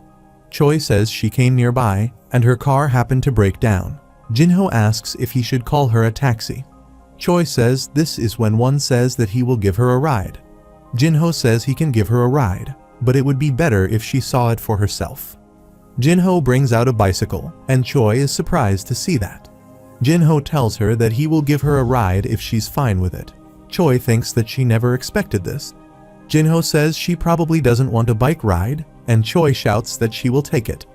Jinho starts riding the bike. Choi gets scared and grabs his hair. She says that it is so shaky that they are going to fall. Jinho tells her that they are not going to fall, just let go of his hair. Someone is spying on Jinho while standing on the roof of a nearby building. He says the target is confirmed, so do it. After a while, Jinho and Choi sit on a bench, and Jinho looks like a mess. Choi says she is sorry, she was just too scared. Jinho says it is okay. Choi gives him a drink and says take this. She will just take a taxi. If she gets on that thing again, she might end up pulling out all of his hair. Jinho asks if she is scared of bikes, and Choi says yes. Jinho tells her that when riding behind, she should hold on to her waist, not her head. Choi says no, she will take the cab. Jinho grabs her hand and tells her that she will be fine this time, so let's go. He tells her that it's more dangerous for her to be alone during this time of the day. Jinho starts riding the bike and thinks that he knows they caught up. He brought her with him because it looked like they were after her. He can't just kill them in front of her. A few cars are following them, and Jinho thinks this is bad. Choi asks Jinho if he feels like those cars are following them. Jinho thinks that they are not even trying to hide. Jinho tells her to just leave his hair alone, and he will take care of the rest. Some people block their path, and they pull out their swords. Choi tells Jinho to look ahead. Jinho makes the bike jump in the air, and Choi starts screaming. Everyone is shocked to see that Jinho jumps ahead and rushes out of there. A person asks what just happened. His fellow says they just need to stick to the plan and tell Lee Hyun that everything is going according to the plan. He reports that Target is heading to the tunnel. Lee Hyun tells them both to get out of there. He clenches his teeth and says they will kill Jinho this time. Jinho shakes Choi. She is zoned out. She says that she was flying a moment ago, and Jinho tells her that they are fine now. Jinho asks her to give him her hands. He grabs her hands and thinks that he feels bad for her. He is moving at a pace too harsh for normal people. Jinho wonders if he has even been in a fight where he had to protect someone else. Choi starts feeling calm and happy. Jinho thinks if he was alone, he wouldn't care if they were armed with swords and guns, he would just crush them. Choi starts blushing after realizing that Jinho is holding her hands. Jinho wonders if he would be able to fight them while protecting a person who doesn't know martial arts. Jinho thinks that he still needs to get stronger. Choi pushes back her hands and says enough with the brake. They should get going and slow down a bit this time. Jinho says okay and starts riding the bike again. Choi tells Jinho that he has been a little weird today. Jinho asks how, and she replies that he feels different from the Jinho she knows. Jinho says that he is the same as always. Choi says maybe she's out of her mind because she's going through so much today. Jinho says that it must be it. It's late, and she's probably tired. Someone notifies Lee Hyun that the target has entered the tunnel. He replies that it has been confirmed and tells everyone to get ready and keep their eyes on the target. Choi looks back at the tunnel and asks if this roadway is for cars. She wonders if bikes are allowed. Jinho tells her it should be fine since there are no cars. She punches him and says they never know when a car will show up. Jinho says the sidewalks are more dangerous because they are narrower, and besides, they are almost there. Jinho thinks that if he had known they were blatantly aiming for the people around him like this, he should have taken care of them earlier. He should contact Bang when he gets back. Jinho notices some strange sound. He looks up and sees a time bomb attached to the ceiling. There's a huge blast. After the blast, the tunnel collapses. A person reports that the mission is complete, and Lee Hyun tells him to stand by. After a while, someone reports that there is no movement. Lee Hyun is looking at the rubble of a collapsed tunnel on a screen. He says good, it has completely collapsed. They should get out of here because no human can survive that. He tells his subordinate to retrieve the cameras and get back to base. In the morning, Cho is on a call with Park. Cho asks if he didn't come to work today. Park tells him that they called his house, and they say he hasn't come back home since last night. Cho says he will give him a call. Park thanked him, and Cho disconnected the call. Cho says to look at all these people worrying about him, and yet he disappears without a call. Cho wonders if he has gotten into some trouble again. Cho calls Bang, and Bang wakes up and asks why he's calling him so early in the morning. Cho says he is sorry for the sudden call, but Jinho is missing. Bang smashes his hand on the table and breaks it. He grabs his head and says he doesn't need his coffee anymore. Bang asks when Jinho gets off the grid. Cho says it looks like something happened last night. Jinho is the last person he would expect to disappear just like that. Bang says he will look for him, and Cho thanks him. Cho says Bang should take care of the martial side of things. He grabs his coat and says he needs to find his GPS. He tells Jinho to please be safe. After some time, Cho calls Bang and tells him that he has found the last location to which his GPS signal was sent. Bang arrives there, and he is shocked to see the collapsed tunnel. He says it is in the opposite direction of his house. Cho says exactly it's the opposite. He doesn't know why, but this is the location of his last signal, and the biggest problem is that the signal came from inside there. Bang is worried to hear that. Cho looks at some documents and says it looks like this is no accident. This tunnel was built pretty solid, and there are no signs of any shift in the ground structure. Bang gets furious and says, of course, it was intentional. He asks why a tunnel would collapse by itself. Cho sighed and said the rational conclusion would be that the Yongnam group had done this. Cho asked if he thought Jinho was still inside. Bang says if it is the Jinho they know, then he should escape this place easily. Cho says if he did, then he would have contacted them already. Bang says he is not Jinho, but he can also read the Kai and find out what is happening inside. He places his hand on the ground and says let's check if he is still there. Bang closes his eyes and tells Cho that he can feel a presence inside. They seem to be caught under the rubble, but there are two of them. Choi opens her eyes and wonders where she is. The last thing she remembers is when she was on a bike with Jinho in a tunnel, and the tunnel collapsed. Choi asks Jinho where he is. She sees that he is shielding her by stopping the rubble from falling on her. Jinho is bleeding from his head.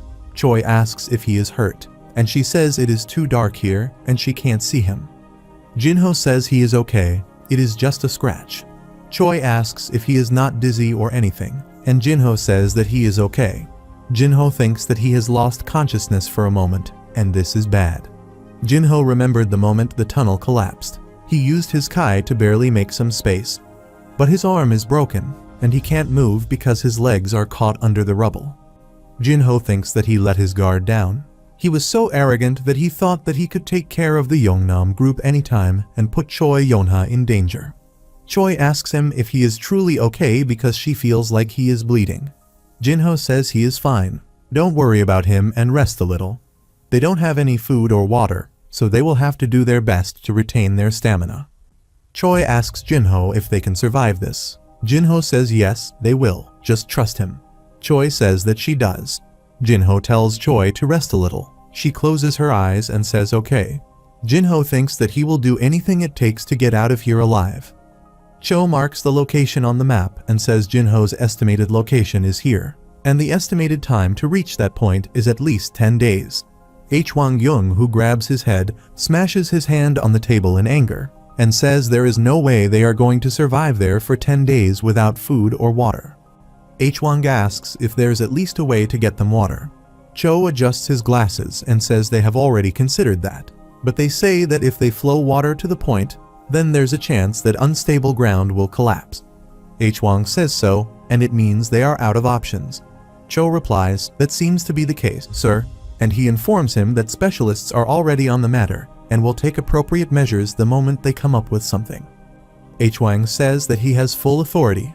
He can even use his name and Yi Kaiyang if necessary. He orders Cho to save him at all costs. Cho says yes, sir. Meanwhile, blood starts dripping on Choi's face. She wonders where the water is coming from. The blood goes in her mouth. She opens her eyes and says it's not water, it's blood. Choi touches Jinho's face. Jinho tells her not to move and to keep resting. Choi tells Jinho that he is bleeding, but Jinho says it is not because he is hurt. Choi is surprised to hear that. She thinks Jinho deliberately made a wound so he can feed her. She thinks it is all her fault if she didn't go and meet Jinho. Only if she hadn't been so stubborn about seeing his face, none of this would have happened. Choi tells Jinho that she is sorry. Jinho tells her that none of this is her fault, so she should not worry and go back to sleep. Jinho thinks that he at least got his arm back in one piece through cultivation, but his legs still have a long way to go. Choi is in a bad state, and he doesn't have time. Jinho feels some shaking and thinks that if it collapses now, it will kill them. Bang tells Cho that the old man is quite something. Cho adjusts his papers and says Jinho is like a son to him. He asks Bang if there is no way to rescue him with the power of the marshals. Bang says they are all just a bunch of extra muscles. They might only get in the way, and in the worst case scenario, making the wrong touch might even cause a bigger accident. Cho says that is off the list. Bang puts his hand in his pocket and says sorry, he has a call. Bang goes outside and asks Kim Suk what he wants. Kim says that he lacks manners as always. Kim smiles and says it is not like he can do anything else but bark without Jinho. Bang says he knew that he was behind this. Kim says now that the ace up his sleeve is dead. Bang interrupts him and tells him to shut up and get to the point. Kim tells Bang to hand over the assembly, and Cho is secretly listening to their conversation. Kim tells Bang that he will make a special offer and keep a position for him. Bang gets furious and starts cursing him. Bang tells him that he is coming for him soon, so he just keeps hanging on the edge of his seat. Bang disconnects the call. Cho appears from behind and asks him how long a marshal can survive without water. Bang says he has never heard of anyone doing that. His guess is probably twice as long as a normal human. Cho asks how long Jinho will survive. Bang says it feels like he can survive a whole year, but realistically probably about 10 days. Bang says if they start excavating right now, it will be too late. Cho is surprised to hear that. Bang says he told him there are 2 people inside. One is obviously Jinho, but the other is a normal person. They can dig and rescue Jinho, but the other person will definitely die. Cho says their main goal is to rescue Jinho. Bang puts his hand on his shoulder and tells him to listen to himself. There is still a living person inside. Bang says Jinho is merciless to his enemies, but he shows unlimited kindness to his friends. Cho says that means Jinho is protecting that person, which would make everything make sense. It is probably the reason he even came here in the first place. Bang tells Cho that he has a crazy plan. He smirked and asks if he is interested. Cho looks worried and says that he has a bad feeling about this. He asks what the plan is. Bang points at the rubble and says they should blow it up. It is the only way to save them both. Cho asks if he is mad. Bang says he knows that it sounds crazy, but thinks for a second that Jinho is still stuck because of that person. Bang says he doesn't know if it is Jinho or the other person who is severely wounded, but Jinho is in a position where he can't push up the rubble. But if they somehow relieve the pressure of the rubble for an instant, there's a chance for him to escape. Cho says no, and none of that makes any sense. Jinho is still only human, so he grabs Bang's collar and asks if he thinks that Jinho can withstand the blast. Bang asks if he thinks that a blast can kill him. He says they just need to set up everything, and he will do the rest. Cho grabs his hair and asks how one can think of blasting the whole place. Cho starts walking away. Bang asks where he's going. Cho turns around and shouts at him that he is going to go with his plan. Jinho gets pushed down by the weight of the rubble, sighs, and thinks it wasn't a big collapse. Choi opens her eyes and tells him to lean down on her. Jinho is surprised to hear that. Choi tells him that he is tired, and Jinho says no, he's fine. Choi says not to make her talk again, and Jinho says okay, just for a moment.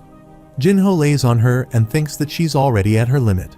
He can't make her waste any more energy, so he needs to keep cultivating and regain his energy. Choi says that she is cold. Jinho thinks that this place isn't even that cold. He needs to hurry with his recovery because, at this rate, she will not make it.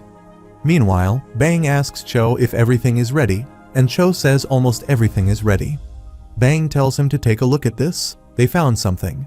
He shows him a picture of explosives and says they planted them around every tunnel. Cho is surprised to hear that. Bang says they thoroughly planned beforehand. A worker comes and says the explosives are ready, and Cho says okay. Cho thinks that he needs to calm down and that everything will be fine. He just needs to assist Jinho so he can escape. Cho says let's get started.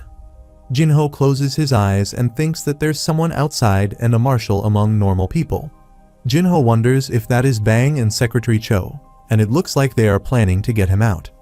Jinho thinks that he is low on Kai, but this is his only chance.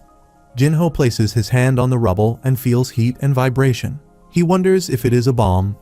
Jinho thinks that he never expected Secretary Cho to blow up this place, and he says he truly comes up with insane ideas sometimes. Choi wakes up and asks what that noise is. Jinho tells her not to worry, it is not a collapse. Jinho tells her that there are people outside. They are trying to get them out of here, and they are going to blow up the place to make their way out. They might not get out of here alive. Choi says it's okay and it's better than just dying here waiting for help. Jinho takes her in his arms and tells her to hold tight. He thinks if they are planning to remove all the rubble in one blast, then it is going to be a huge explosion. Since Choi won't withstand the blast, he will have to combine his Kai and unnamed art to protect her while making his way. Jinho starts releasing his Kai. There's a huge blast. Jinho uses his technique of cloud dash and moves at an insane speed through the rubble. He thinks that this is draining his Kai too much. Jinho uses a Kai blast to smash the boulders away. He sees another large boulder flying towards them. Jinho decides to use another blast, but he realizes that he is out of Kai. He thinks that he can't withstand a boulder like that right now. Jinho thinks that he will have to use his innate pure Kai to destroy it. So he punches the boulder and breaks it to pieces with a huge blast. Bang and Secretary Cho cover their ears due to the huge blast. Bang asks if it works. There's dust everywhere. When the dust settles, they are shocked to see that there is nothing left. Cho grabs Bang by his collar and says that he said it would work and Jinho would get out of there alive. He tells him to say something. Bang is speechless. Cho starts crying and says they killed Jinho. Bang tells him to calm down and look over there. Cho turns around and asks at what. Cho starts running towards the rubble, and he starts searching for Jinho by excavating it with his hands. Bang tells his subordinates to get the medical team ready. Cho stops and starts crying to see Jinho. They start pulling Jinho outside, and Bang asks why he's so heavy. Jinho is holding Choi in his arms. Bang says that he is not breathing, so he pulls Jinho away from her. Cho is shocked to see Choi there. Bang starts pushing his Kai into Jinho's chest, and Jinho starts breathing again. Bang tells Cho that Jinho is awake. He comes running, shows him 2 fingers, and asks how many he can see. Jinho opens his eyes and starts laughing. He looks up and says he didn't know the sky could be this beautiful. After some time at the hospital, Cho asks if he is sure that he doesn't need any more examinations. Jinho says that he is fine. Cho tells him that Bang took his arm and crunched it like this. Jinho tells him that he relocated his arm, and Cho says that he was stuck down there for so long. Jinho asks him where Choi is. The doctor tells Jinho that Choi is physically healthy, but it looks like she has developed mental trauma, and she shows severe signs of anxiety in the dark when there's no one around, so she's currently in the VIP ward. Jinho goes to the VIP ward and presses a button. A voice says VIP ward speaking. Jinho says that he is a visitor, and after some, he arrives at the room. Choi is sitting on her bed. She looks happy to see him. Jinho comes near her and asks how she's doing. Choi replies that she's okay. They say that she just needs to rest a bit and that she can leave here in no time. Jinho says that is good to hear. Choi tells Jinho that it is good to see him clearly. When they were down there, she couldn't see anything, even though she knew he was right there beside her.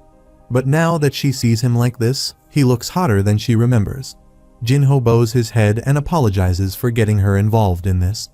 Choi says that it was her fault for insisting that he give her a ride. Jinho says no. He tells her that this incident has nothing to do with her. It would have happened no matter where he went, and she was dragged into it because of him. Choi is surprised to hear that. She says that she doesn't understand. Jinho tells her that some people were targeting him, and somebody deliberately collapsed the tunnel. Jinho says that he is sorry. Choi puts her hand on his mouth and says enough. Choi says she doesn't know what exactly happened and why, but she shouldn't be scared like that.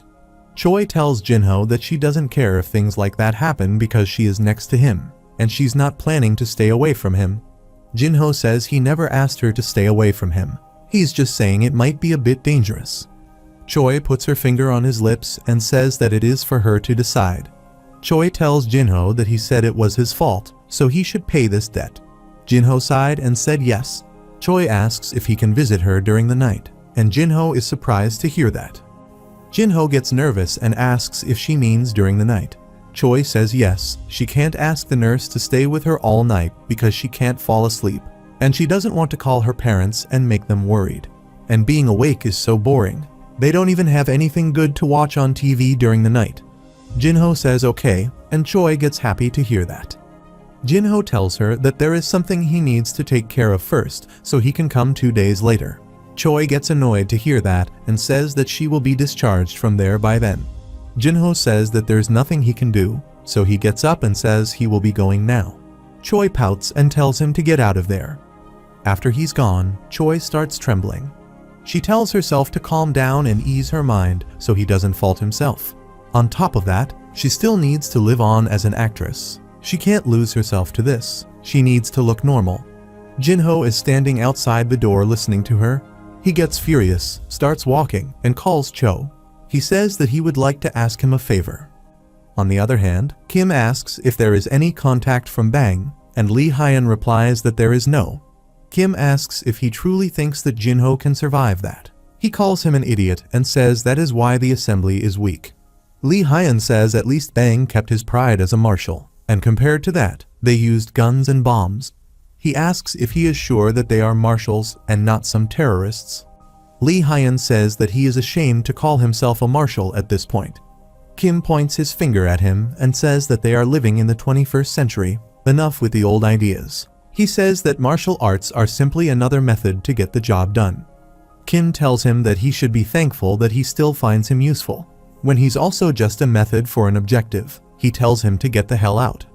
Lee Hyun leaves the room and thinks that he doesn't know that Jinho has escaped from that wreckage and is coming this way with the whole assembly backing him up. Lee Hyun says he wouldn't even know there was such a huge movement if he hadn't informed him.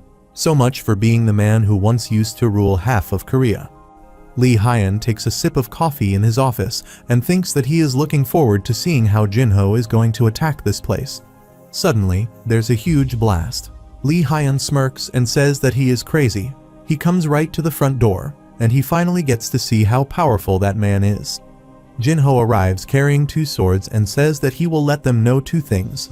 This is the only way out, and good luck in struggling. A bald man appears and says what a foolish brat is. He is also an executive, and his name is Yong Yi-sung. Sung asks if he thinks he can take them on all by himself. Jinho says he never said he came here alone. Numerous marshals appear around the wall. Bang tells them that they heard the man, and their only way out is to get through him. They won't move an inch from here, so good luck. Sung starts laughing and says this child is going to fight them all alone. Jinho says yes. Sung takes a fighting stance and tells Jinho not to get too cocky. He doesn't know what tricks he used to destroy the front gate, but now that he stepped foot in their territory, he's not leaving alive. Jinho swings his sword. Sung asks if he thinks that his sword can reach him from that far. Suddenly, there's a cut on his chest, and blood starts pouring out, and he falls to the ground. Everyone is scared to see that. Jinho asks who he thinks he is talking to. Jinho tells them to bring the next one or else he will start killing them one by one. After some time, Jinho kills another guy, and everyone starts running away from him. A person says, "I don't think about fighting him, just run." Jinho sends another flying slash and kills them. Lee Hyun arrives there and thinks that he is actually facing the whole Yongnam group by himself. He looks at Jinho and thinks that he is an anomaly that the whole of Korea can't even face, a true one above all. Unlike these half-assed men who call themselves marshals, he's a true marshal with overwhelming power. He's the true form of a marshal that he always dreamed of. Lee Hyun says he doesn't care if his men or even the whole Yongnam group burns to the ground. He wants to see what more he has. A person starts crying and says that he doesn't want to die. Jinho easily kills him and says he tells them there is only one way to live. Bang says he doesn't get it. He asks why Jinho is doing this much. The enemy has already lost their will to fight, and he asks what meaning is there to mow down enemies like that. Bang says that Jinho is deliberately being cruel right now. Cho says that he told him about it earlier today. Jinho told him that in a war between two factions, even if it ends with a victor and one side takes over the other, it's highly likely that there will be a split of factions and internal conflicts. Jinho asks Cho what would happen if it were not between two factions but between a faction and an individual. And what if that individual was so powerful that even the whole faction was no match against him? Cho replied that they would either give up or deny the reality. Jinho says that is right. Because of that one moment of fear, people end up abandoning even the smallest attempts of resisting. Fear is an effective method of gathering people together.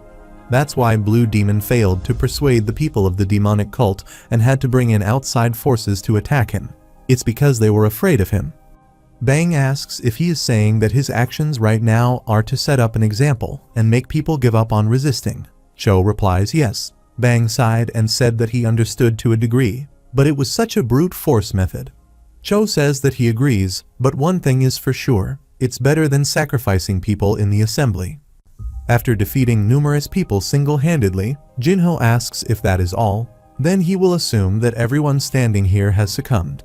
Everyone is scared of Jinho. Jinho tells everyone to throw away their weapons and bow down.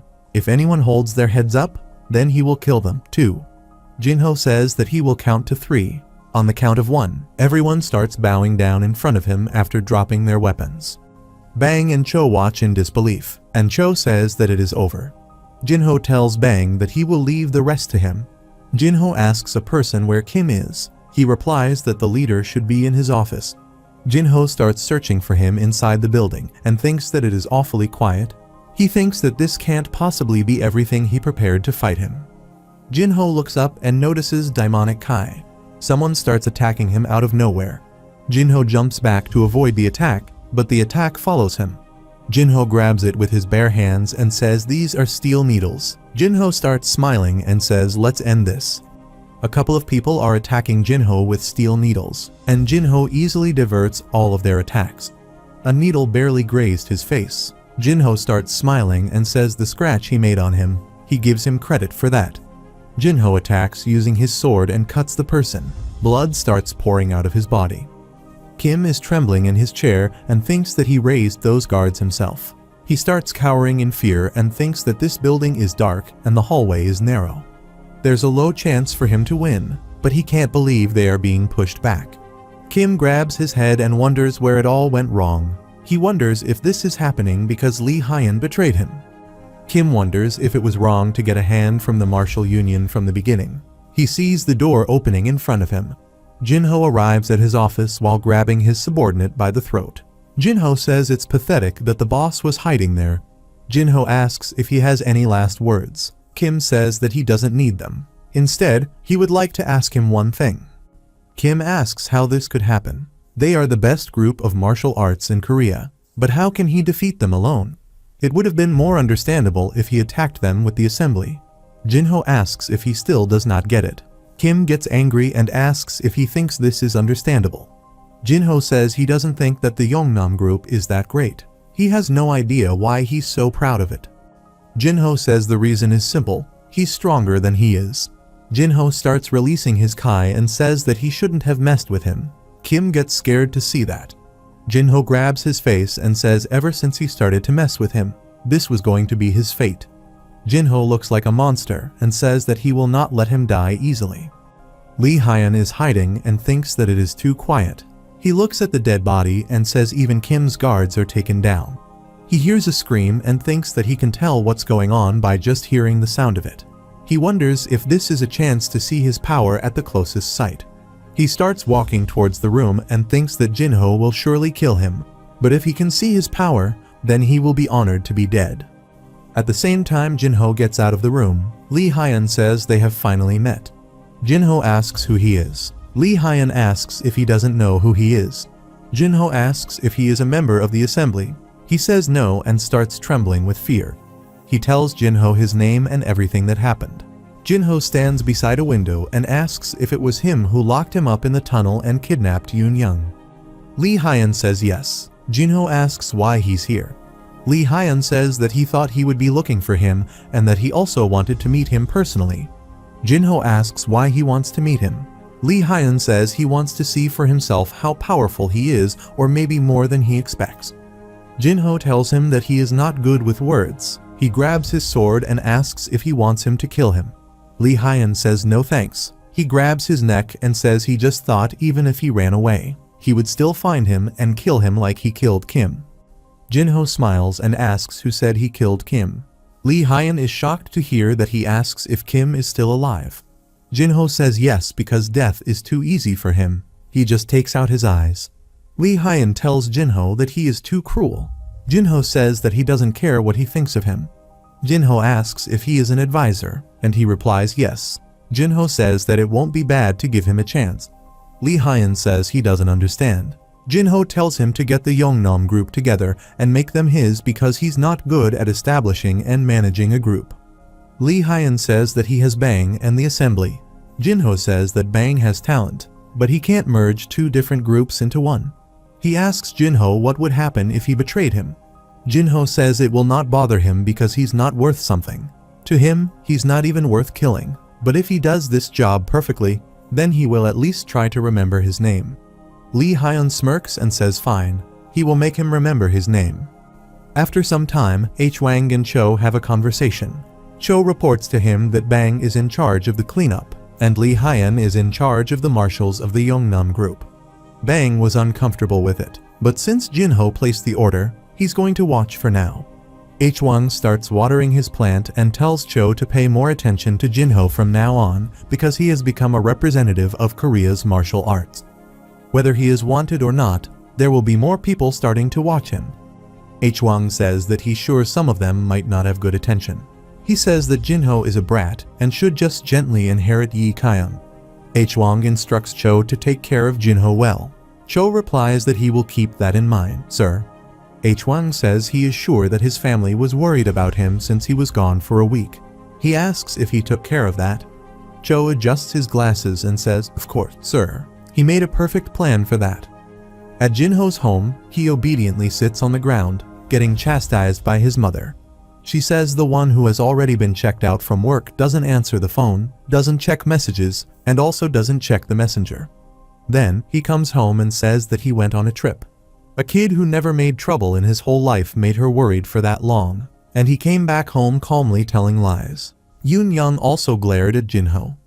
Jinho thinks that Secretary Cho said it would work like a charm.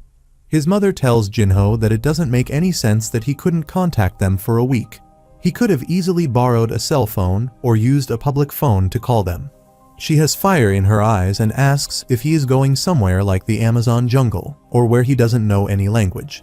Jinho says he is sorry.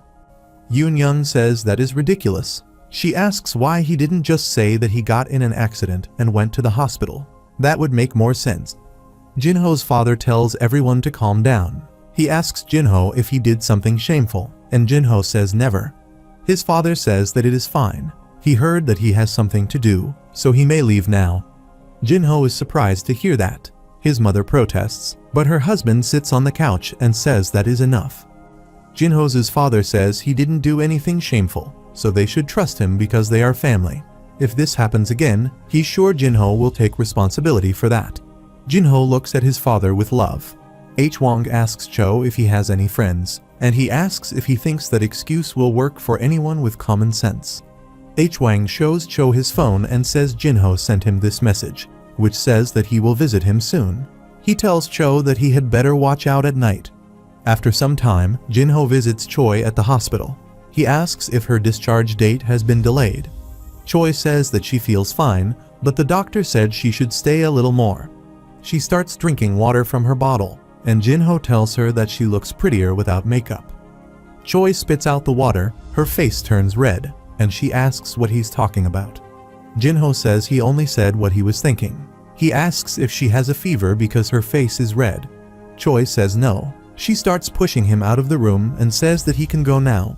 Jinho says that he just got here. Choi asks if he is planning to stay the night, and she tells him that if she gets involved in a scandal, then she will lose her job. Jinho tells her that the visiting time is not over yet. Choi puts her finger on his lips and pushes him out of the room. She tells him that he doesn't have to come anymore. Jinho wonders if he did something wrong again. At night, Jinho returns to the hospital, jumps through the window, and looks at Choi. She's struggling to sleep, and Jinho thinks that she has the murky Kai all over her body. He places his hand on her stomach and thinks that her spirit has become too weak. Jinho can't believe that she was able to pretend to be bright in this condition. Jinho starts transferring his mana to her and thinks that this can't totally cure her, but it will make her better than before. In the morning, Choi gets up and starts stretching. She says that it is weird suddenly. Her body feels so fresh. She wonders if she did something yesterday. She only met Jinho. Choi runs to the washroom and looks at the mirror. She says she can't get better just by meeting him, but her face looks better, and she says it is time to be discharged from the hospital. Some students are bullying a boy, and one of them kicks him in the ribs and says that no one will come to help him. He warns him that if he snitches him again, then he will beat him to a pulp. At the pizzeria, Park tells Jinho that the orphanage kids are being bullied at school. Jinho asks since Park says that he is not sure, and he asks them for details, but they don't tell him. Park says that maybe they do not want him to worry, and he understands them because he is like them. Park says that he will go to school later, but Jinho tells him no, he should go there now. Ju arrives there and starts yelling. He asks where they are trying to go. Jinho tells him that the orphanage kids are being bullied, and Ju has tears in his eyes. He gets furious and says that workplace bullying is what they are doing.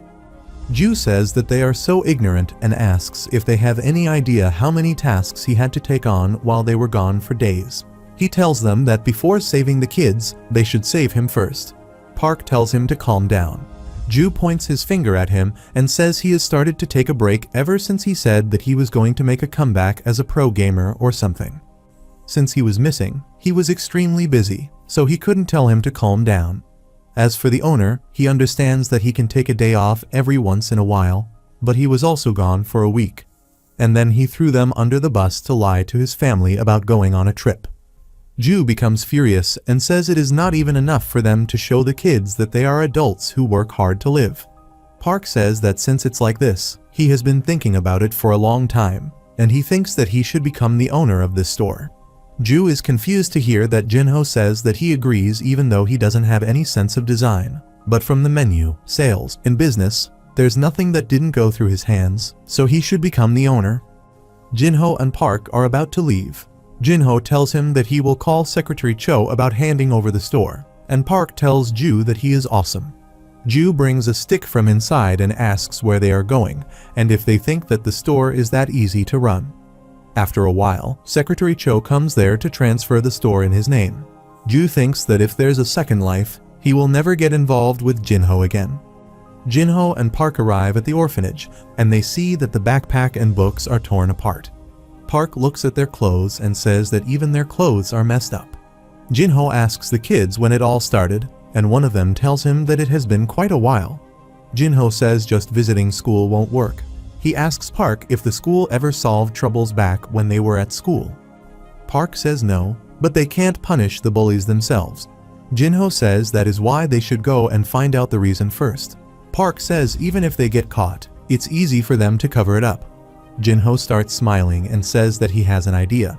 He's sure this would work for the guys, but he is not sure about the girls. The kids are surprised to hear that. Choi is working out when she receives a call from Jinho and wonders why he calls. She starts smiling and wonders what she should do. Choi starts blushing and she gets nervous. She wonders if she should act happy.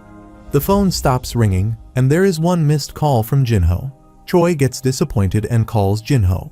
She starts yelling at him and asks why he called. Jinho tells her everything and says that he needs her help. After a while, Choi arrives at the orphanage and says that he needs to solve the problem of the girls being bullied. Jinho says yes. Choi asks how he didn't know that until now. Jinho gets scared and remembers what she did to him the last time. Jinho says that he has nothing to say in his defense. He thinks it is better to know now than not at all. Choi says that since he admits his mistake, she will let it pass this time. She asks if he has asked any other woman besides her. Jinho says there are no other women he knows. Choi says that she feels great but bad for him. Choi tells Jinho that she will help him, but he needs to go on a date with her. Jinho says that he will try to make some time, and Choi starts laughing and says that it is a deal. Choi turns around and tells the kids to wait for her. She will take care of it faster than light. After some time, Jinho tells the kids that they didn't do anything wrong, but sometimes being weak can be a sin. He tells them that he knows it sounds unreasonable, but there will be a lot of times when something unreasonable happens in their lives because they are weak. Jinho says that this is the only solution and that they should become strong enough that no one dares to bully them. Jinho tells them that if one person bullies them, then they should overcome that one person, and if 5 people bully them, then they should overcome all of them. The kids are shocked to hear that. Jinho starts smiling and says they should get started. Meanwhile, Choi asks the girls if they are being bullied at school, and they say yes. Choi tells them that she can't solve their problems, but she can help them pick themselves up. Choi says that the way people look at them, ignorance and criticism, they shouldn't be discouraged by those things because people who like to gossip will always gossip no matter what they do. She tells the girls that she is going to change their appearance and make their minds stronger today. She has a hair straightener in her hand and asks if they understand her. Everyone replies yes. She gives them makeup and tells them that they shouldn't worry about the money because she will use her credit card for them. The girls start smiling and they say that she's the best. Jinho makes the boys run and Choi gives the girls a haircut. Jinho tells the boys to do push-ups while Choi takes the girls shopping. After some time, the boys return to the orphanage. They look tired and dirty. Choi looks at them and says they are so dirty. A boy gets angry and asks what she expects. He tells her that they had to run 50 laps around the playground, and after that, Jinho made them run 20 more. And he also made them do pull-ups, skipping rope, and even rolls. The boy falls to the ground. Park tells him to hang in there. One kid looks at the girls and sees that they are dressed up in pretty clothes and chatting happily, but they just roll in the dirt. Cho is also present there, and he says that the way Jinho has done it is so old-fashioned, and Jinho is surprised to hear that.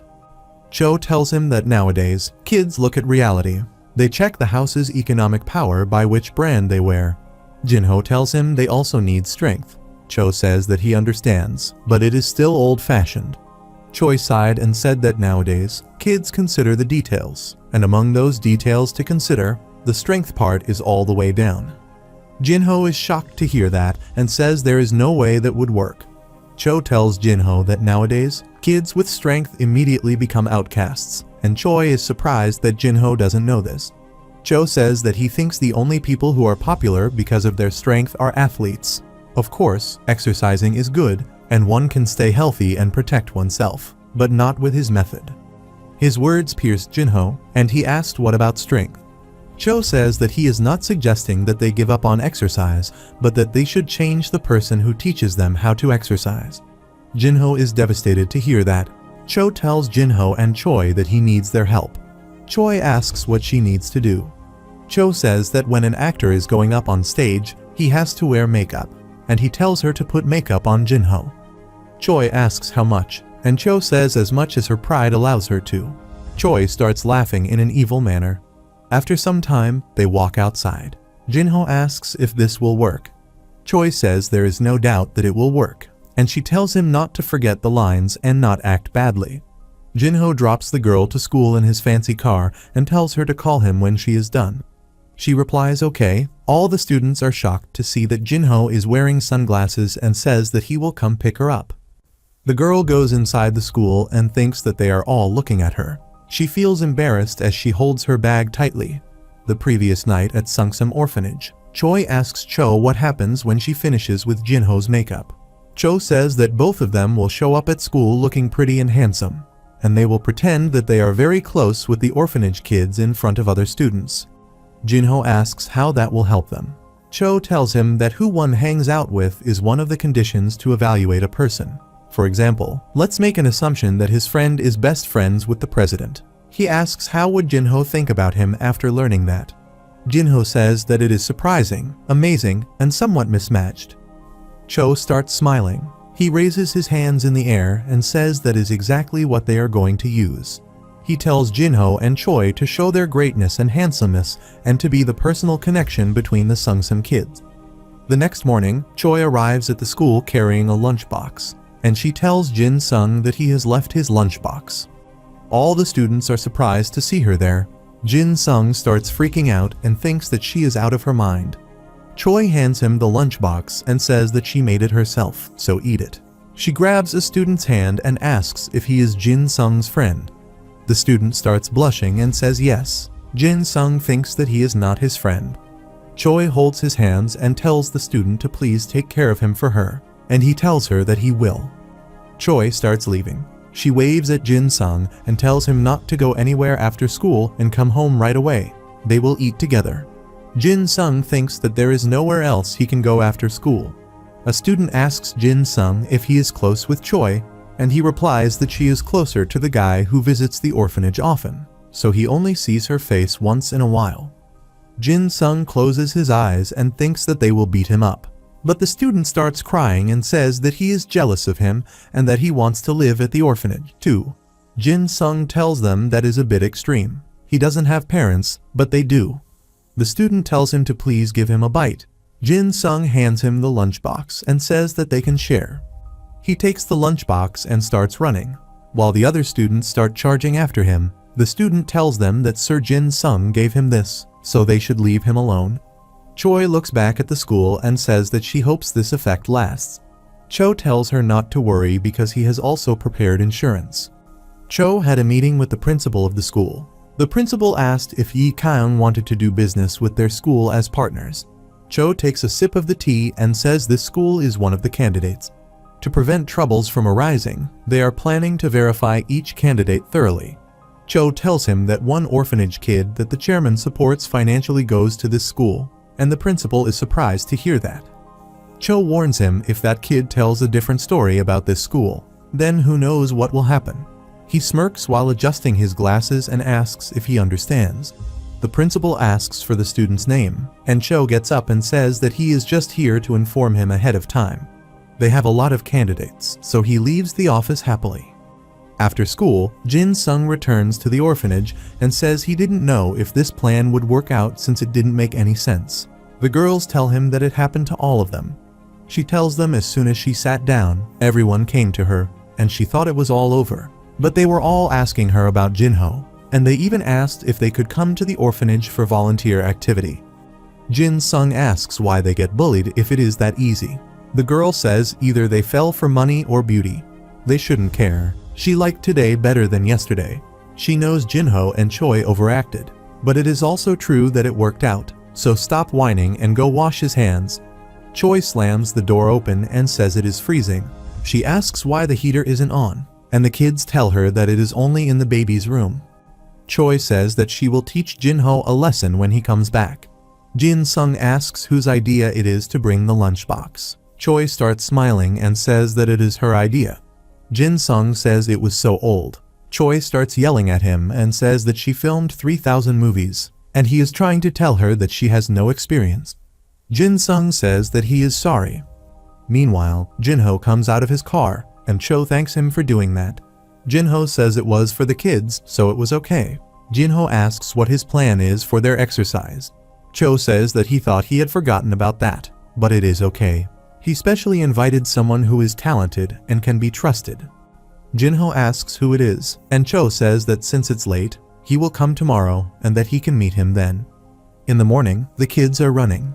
Jin Sung thinks that it is fine that they should continue their exercise, but why did he bring a gangster to train them? Bang laughs and says there's only a little bit left. Kids, they should keep it up. Bang starts laughing and says he can tell they have been cared for by Jinho, and even though they are weak, they are doing well. The kids are exhausted, and Jinho and Cho are looking at their training. Jinho asks why he chose Bang, and Cho says that because he trusts him and he is talented. Jinho says that is true, but he is very busy. Cho tells him not to worry. They have finished his schedule. Cho says that since Bang has a lot of work to do for the assembly, his pupils will come in from time to time. Jinho is surprised to hear that. Cho says if they compare it to the gym, he explains that Bang is the director of the gym and his pupils are the teachers. Some of them were instructors before, so he doesn't have to worry about that. They will handle everything. Cho says that he understands that he is not happy with it, but if they train kids his way, their muscles will melt. Jinho says that they will do it his way because he doesn't want the kids to get hurt. Cho smirks and thinks just as he planned. After a while, Jinho sits near Jin Sung and asks how school is. He replies that it got better than before. It's a little overwhelming, and sometimes it is annoying, but if he can go to school like this every day, it would be fun. Jin Sung says that he is not happy about it, though. It is not that he hates it, but the friends who want to be close to him now want to be close to him because of his surroundings since he hasn't changed. Jinho says that he feels uncomfortable since he hasn't changed, but people originally judge by how one looks on the outside because no one can see each other's heart. They estimate one's inside and value by watching the way they are acting and talking. The thing they did was to let them know that they need to reevaluate him. Jin Sung says it would have been better if they saw him for who he is without these events. Jinho says that he is sorry, but he doesn't have that kind of power.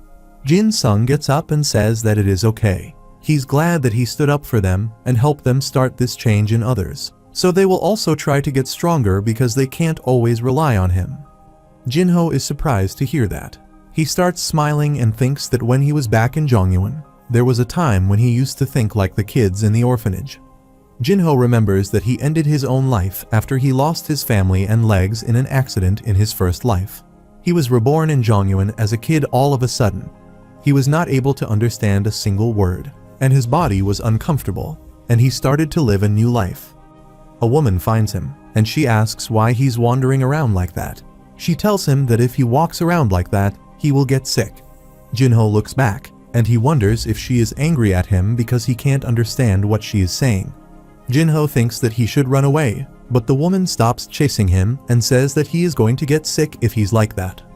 After some time, Jinho sits on the ground, and snow falls on his head. He starts feeling cold and hungry. Jinho wonders if he is going to die again. He falls to the ground, and an old man arrives and looks at him. After some time, Jinho opens his eyes, he gets up, and wonders where he is. The old man starts smiling. He tells him that he had brought him to his house when he passed away, and he asks about his parents and where he lives. Jinho can't understand a word he's saying. The old man scratches his head and says maybe he doesn't know how to speak. The old man asks if he wants to eat food, and he pretends to eat something from a spoon. Jinho tells him that he wants to eat pizza, and Jinho shows him on the paper that he wants to eat pizza. The old man makes him something resembling a pizza and says he will teach him how to talk and read after he eats. Jinho starts staring at it. The old man tells him to stop staring and eat. Jinho asks if he can eat it. He starts eating and thanks him. Jinho spits out the food and falls to the ground. That was how Jinho met his master. Jinho remembers that the old man who saved him was an interesting person. He lived alone far from town and left for town once in a while. The old man starts shouting at an old lady and says that she should have let him know if she ran out of firewood, but she could barely hear what he was saying. The old man starts cutting the wood for her, and Jinho remembers that he was someone who cared about people through actions and not words. He was weird. The old man took care of him and taught him how to read and speak, as well as different ways to train himself. He told him this breathing method is as important as the things he's going to learn later in life, so don't forget. Jinho asks what he's going to learn later, and the old man tells him that he is going to learn martial arts, which is called unnamed art. Jinho asks if he can learn martial arts with these legs. He says that it will be tough, so he picks up a small piece of rock and throws it toward the tree. The tree gets blown away, and Jinho is shocked to see that. The old man asks if he moved from where he was standing. Jinho says no. The old man says there will be no problem with his legs. If he still worries about his uncomfortable legs, he can fix the bones with his power. Jinho is startled to hear that. He starts meditating. The old man tells him that the man who created this martial art wanted all the people who suffered to protect themselves through this unnamed art. He developed training for martial arts so that everyone could learn it, but it failed to spread into the world. However, his will still continues. This martial art has no name and no owner. The old man makes a fist and tells Jinho to remember that this power is for defending himself and others and overcoming pain. Jinho says yes, master. The old man punches him and says he told him not to answer while he was meditating. Jinho says the last time he got hit because he wasn't answering. While training, they spot a deer, and the old man tells Jinho that the best way to learn martial arts is to engage in actual battle, so go hunt that deer. After some time, Jinho is eating food, and he looks tired. A woman asks if he is the boy who is walking alone on a snowy day. Jinho tells her that his master saved him that day. She asks if he is staying with the old man and if everything is alright. Jinho says maybe the old man looks tough, but he's kind. The old man yells that there is no meat in the soup for kids. He asks his neighbor how he can live without meat when he has so many kids at home. He tells him that if there's nothing to eat, then he should borrow it from him, and he gives him the deer Jinho hunted. The old man tells him to make the kids meal with this, and the neighbor thanks him for that. The woman starts laughing and tells Jinho that he is such a nice man. Jinho is sad that the old man gave away his deer. The old man opens the door and asks why this store is empty. The neighbor asks why he's going through their house without permission. Jinho stops the old man by grabbing him. The old man asks again why the store is empty. The neighbor tells him that it is because of the people up there. This town is owned by the Pang clan. Their sons told them the demonic cult has appeared, so they took much more tribute than usual. They even took all the animals too. But for them, they stopped at this much because they were running an inn since they also had to eat. They even took people in other towns if there were not enough tributes. The old man gets furious to hear that. He tells the neighbor to hide that deer so they can use it for the kids and elders. Jinho asks his master what the Pang clan is. He replies that it is one of the 7 noble clans. The clan used to be considered justice and stood for a great cause, but perhaps they have changed over time and generations. A person is selling tanghulu on the street, and the old man hands Jinho the tanghulu and says that he is a silly kid. Look at his face. He punches Jinho and tells him to hurry up and eat it. He tells Jinho that it is not something he can stop even though he knows martial arts. He caresses his head and says a man who knows martial arts should also know to be patient even though they know it is irrational. Jinho says he understands. Jinho says that patience only delayed the situation. It wasn't the solution. Master should have known that. After some time, Jinho brings a rabbit and some wood. The woman asks where he gets the rabbit. Jinho tells her that he found a rabbit burrow during his training. He heard today is the youngest child's birthday, so he makes a meal for him with this. The kids start playing with Jinho. The woman asks if he came alone today. Jinho says no, the old man was just here. The old man is arguing with the neighbor, and he asks why there isn't any black water. The neighbor replies that there's nothing like black water, and besides, he can't drink black water. The old man tells him that he is talking about the black water that one can drink. It is black water that pops. The neighbor shouts back and says this is the first time he's heard about black water that pops. The only black water he knows is poison.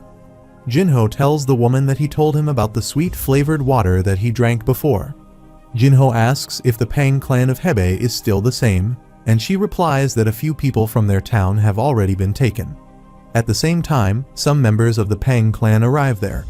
Their general manager asks how the shopkeepers are, and he tells her that they stopped by on their way to bring drinks and food for his pupils. The woman apologizes and says that since it's a bad year for the harvest and it is already winter, there is nothing to eat. He tells her to go to her neighbor and bring him something. He tells her that they are trying so hard to protect them from the demonic cult, even though this town is useless. He starts yelling at her and says instead of treating them well, she's trying to kick them out. He tells her to look at how skinny his pupils are since they haven't eaten. A child shouts at him and says they already took all the food, so there's nothing left to eat. Today is his little brother's birthday, but he hasn't eaten anything yet. His father grabs him and tells him to stop. He asks for forgiveness and says that his kid made a mistake. His pupil pulls out his sword. The general manager says kids can do that, but he should have taught him better so he wouldn't have made it in the first place. The pupil stabs the father. Jinho shouts and comes running to look at his wound. The general manager says that it looks like someone stabbed him. He says that a band of thieves came to the town and killed everyone. He orders his pupils to kill everyone in here. Everyone brings out their swords. One of them tries to kill Jinho, but the old man rushes and breaks the sword with his bare hand. The old man tells Jinho to go and take care of the elders and children first, and Jinho says okay. A pupil asks if he thinks they will let them leave, and the old man strikes his chest with his palm and says that's his line. Everyone attacks the old man, but he easily defeats them.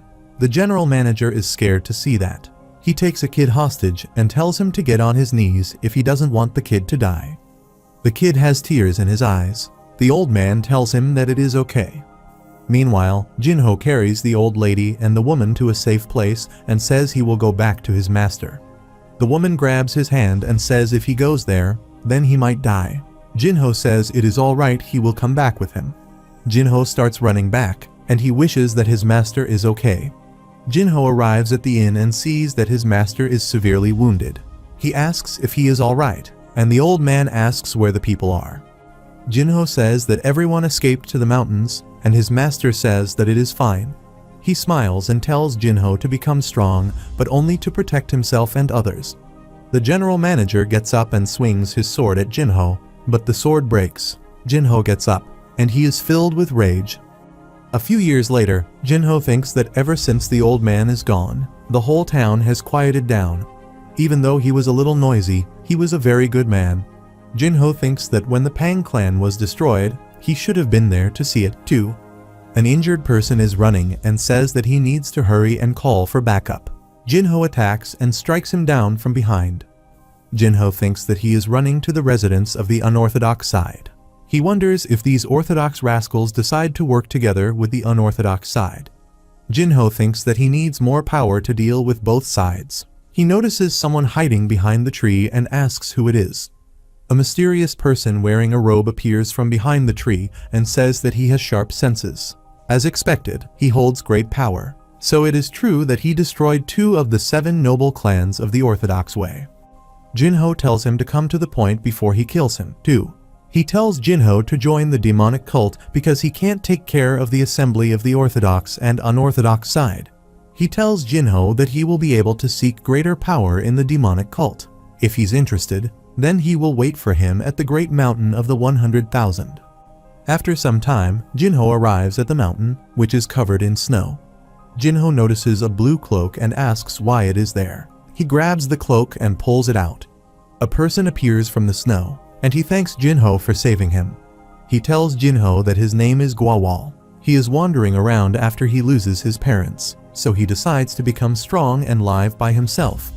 That's why he headed to the demonic cult's territory, but he encountered a snowstorm. They are sitting by a fire in the cave. Jinho says that he is going to the demonic cult as well, so they should go there together. Guawal starts smiling and thanks Jinho. After some time, they arrive at the base of the demonic cult. Jinho and Guawal joined the demonic cult. They brought victory in many wars. People started addressing him with admiration and fear. Guawal bows and says it is ready. Demonic Master Jinho says they should go Blue Demon. Jinho comes outside, and everyone bows down to him and starts praising him. Guawal comes running and informs that the lower ones attacked the village. Jinho is surprised to hear that. Guawal says that the people living in that village were sheltered and hid in the orthodox way. Jinho looks at the burning village. His subordinates tell Jinho that they were hiding the people who tried to kill their master, so they took care of them first. Jinho gets furious and kills them. He thinks if he becomes master of the cult, he thinks there won't be any more unfair deaths, but that was his mistake. Jin Sung is calling Jinho's name, and he asks what he's doing. Jinho apologizes and asks him about the training. Jin Sung says it finished a while ago and asks what he was thinking about. Jinho replies that he was thinking about the past. Jin Sung gets excited and asks what happened in the past. Jinho looks up and says he doesn't need to know. There was just a time when he was like them. A time when he also tried to change. Jin Sung says that he looks old and worn out. After some time, Jin Sung returns to the orphanage. The girls drag him to a dark room. He asks what this is, and the girl flashes a light at him and tells him to be quiet. A girl asks if he remembers the promise he made to Choi. Jin Sung raises his hand and says that he remembers. Choi asked him to help her with the relationship between Jinho and her, but it had to seem natural. The girl says that they are going to help her this weekend, and they are planning to go to the amusement park. They will take them both along with them and leave them alone so they can have an amusement park date. Jin Sung asks if it is better for them to convince Jinho, and Haimi replies that they are busy. Jin Sung tells her that he will take care of it. After a while, Jin Sung goes to Jinho and says that he wants to go to the amusement park, so he lies on the ground. Jinho asks what he's doing. Jin Sung starts crying and says that he wants to go to the amusement park.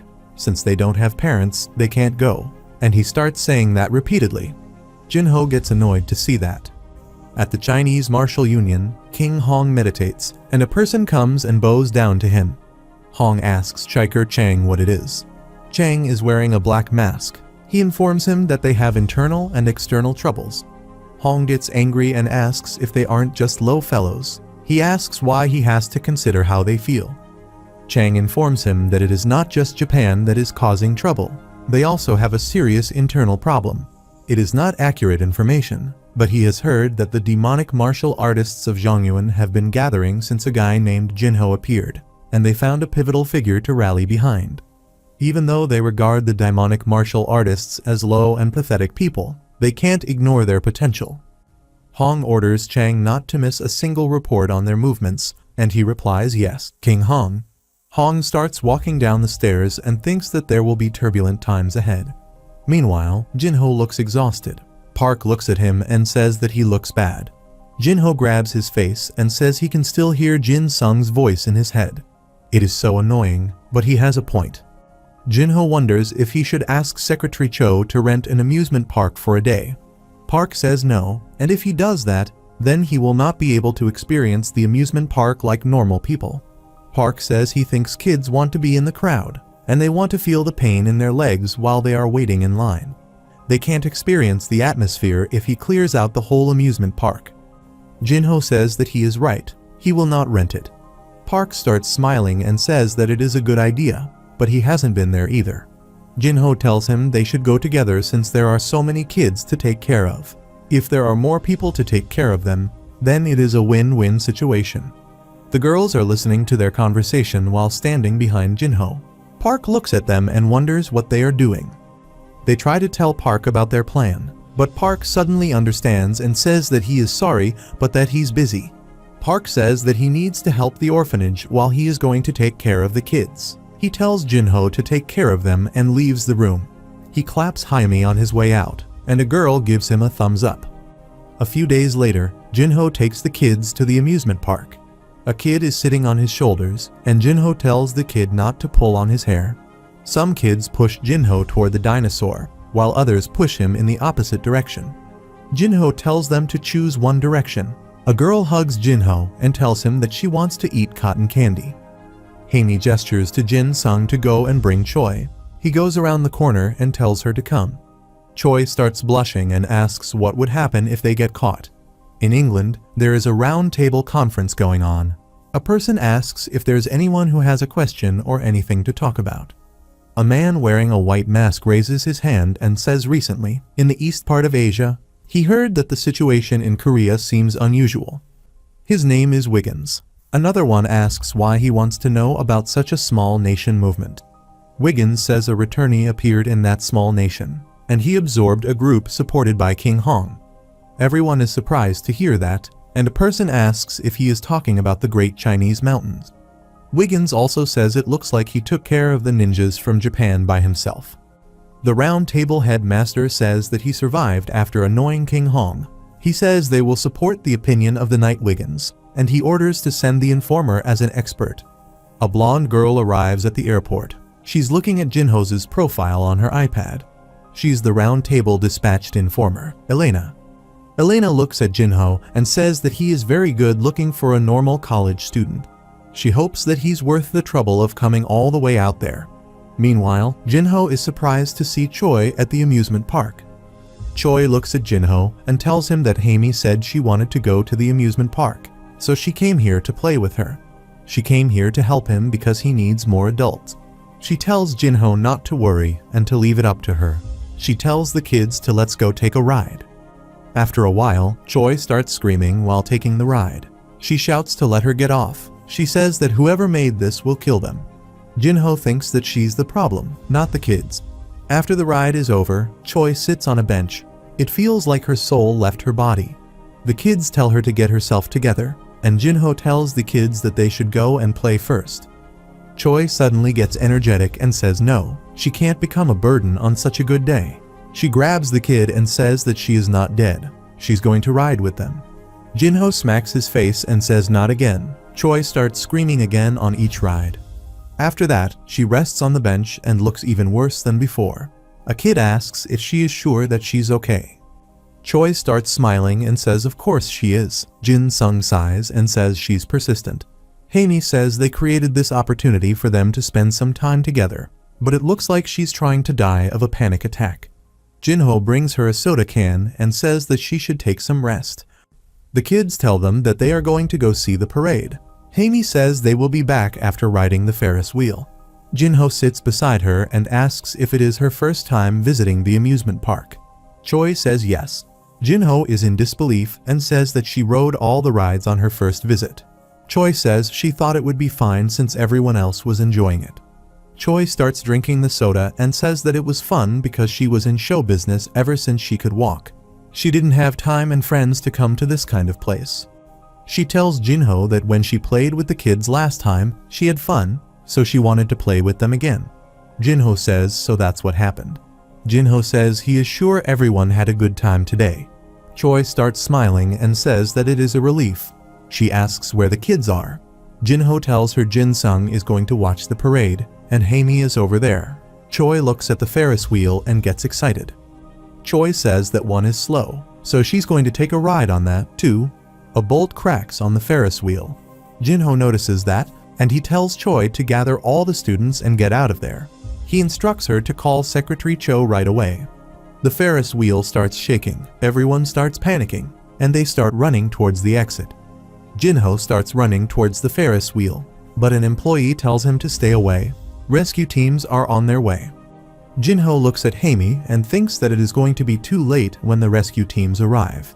Jinho jumps and starts moving at insane speed to rescue the kids. He climbs on the Ferris wheel in no time and says that he will get them out of there in no time. Meanwhile, Choi is gathering all the kids to take them to a safe place. A strange man appears with a steel door in his hand and says that he should greet him at last. He throws the steel door at Jinho and says they should have some fun. It strikes Jinho on his back. Everyone is gathered at the exit, but the employees are stopping everyone from leaving. A person asks why they are not letting them leave, and the employee tells him that they are investigating the situation at the moment, so please wait in the designated areas. Choi is trying to move through the crowd.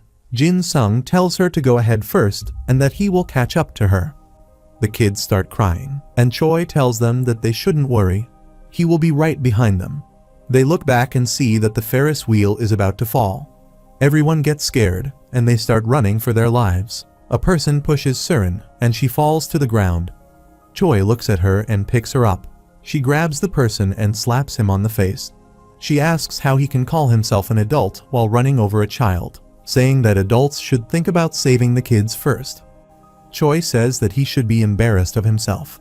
Another man says they are all going to die here, so he doesn't care about any kid.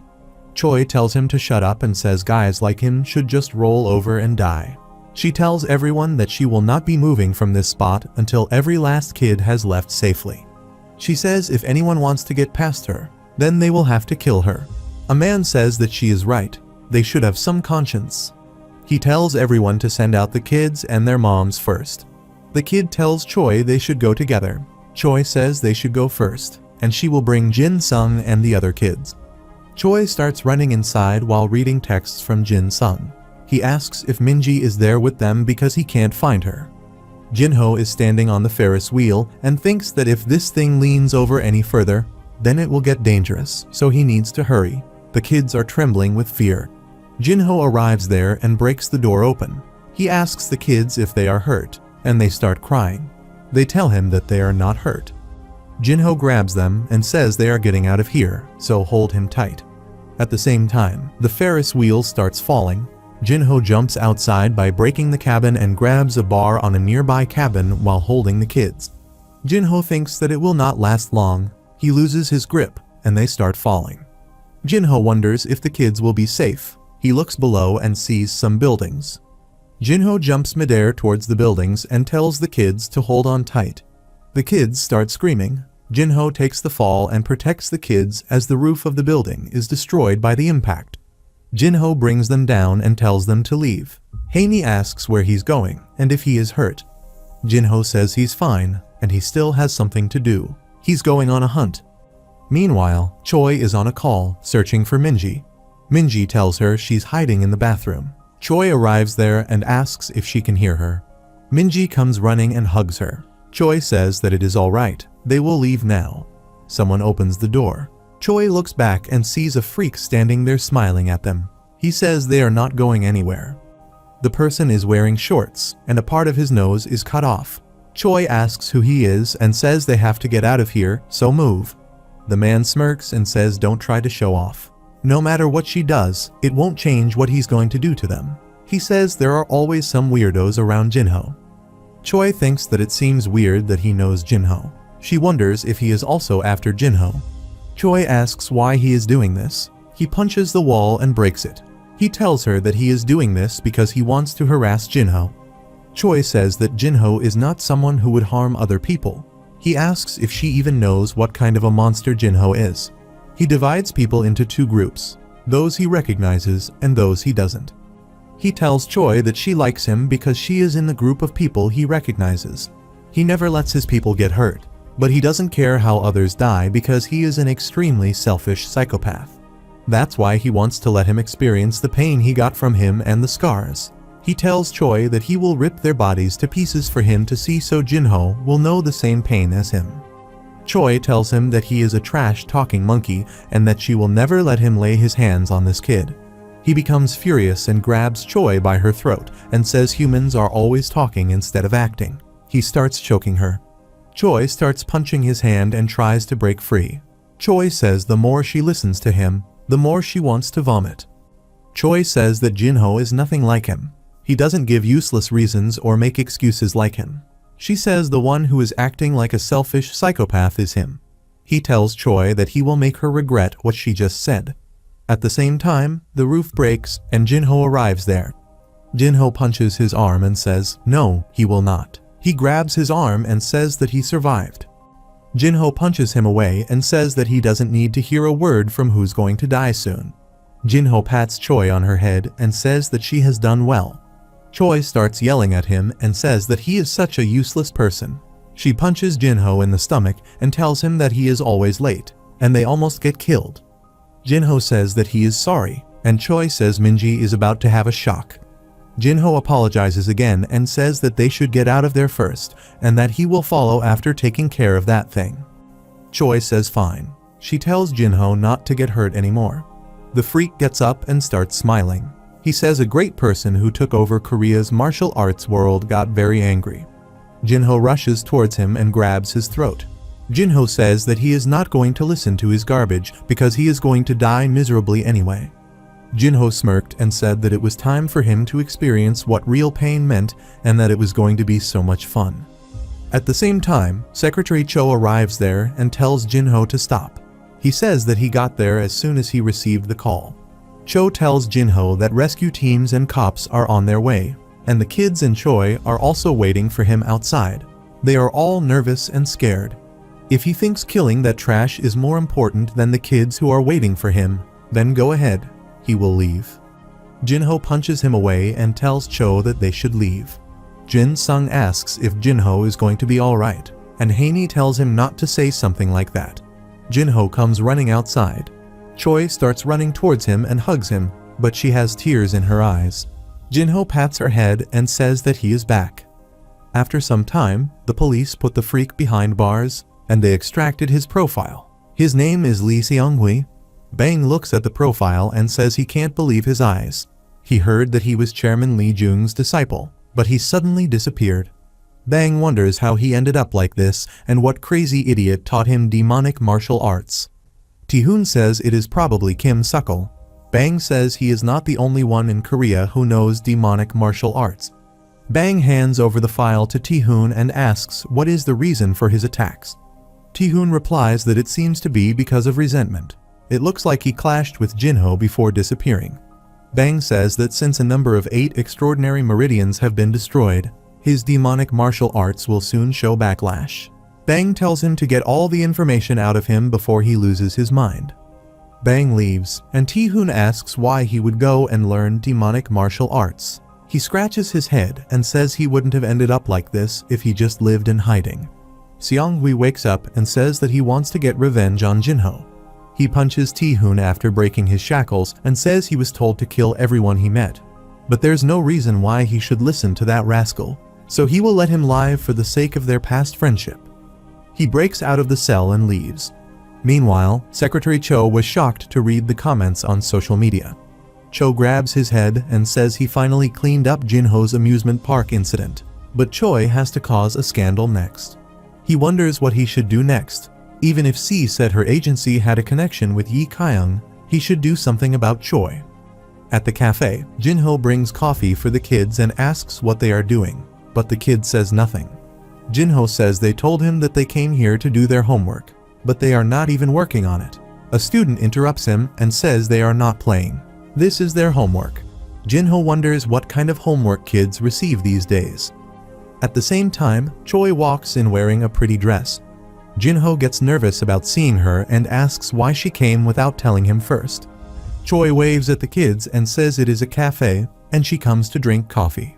She asks if he thinks that she came to see him. Choi whispers to the owner that part-timers are overthinking too much. The owner says he's not good at anything, so he becomes like that if one gives him a little compliment. The owner asks what she would like for today. Jinho is surprised to hear that. Choi says she would like 2 Americanos today. The owner tells Jinho to go and make the coffee, and Jinho starts making the coffee. Choi asks if it is okay for the part-timer to make it, and the owner tells her not to worry. All he does is learn how to make coffee after getting kicked out of his own store. Choi starts laughing and says that is a relief. She trusts his coffee, but she's scared of the part-timers. They both start laughing. Jinho wonders when she started coming here and when they get so close. Jinho says that the 2 Americanos she ordered are here, and Choi tells him to bring them outside with him. She asks the owner if she can borrow his son, and he replies, of course, just bring him back after using him. Jinho is confused to hear that. After some time, they arrive at the bridge. Choi starts smiling and says it feels good. They haven't seen the ocean in a long time. Jinho says yes. Choi asks why the sour expression. She tells him that he is the one who offered to hang out with her for a day since she went through that amusement park incident. Choi pouts and says that he is too passive. She asks Jinho if he realizes that the way he hangs out with her and others is the same.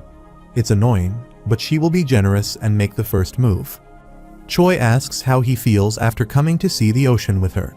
Jinho is about to say something, But she interrupts him and tells him not to answer that right away and to think about it for 5 minutes. After a while, Jinho speaks and says it feels very good. Jinho says he was feeling a little annoyed, but it seems that this enjoyment is slightly different from time spent with family and friends. Choi turns around and starts smiling. She says that it is a relief because she was a little worried that she was being annoying, but since he feels good, there's something she wants to tell him.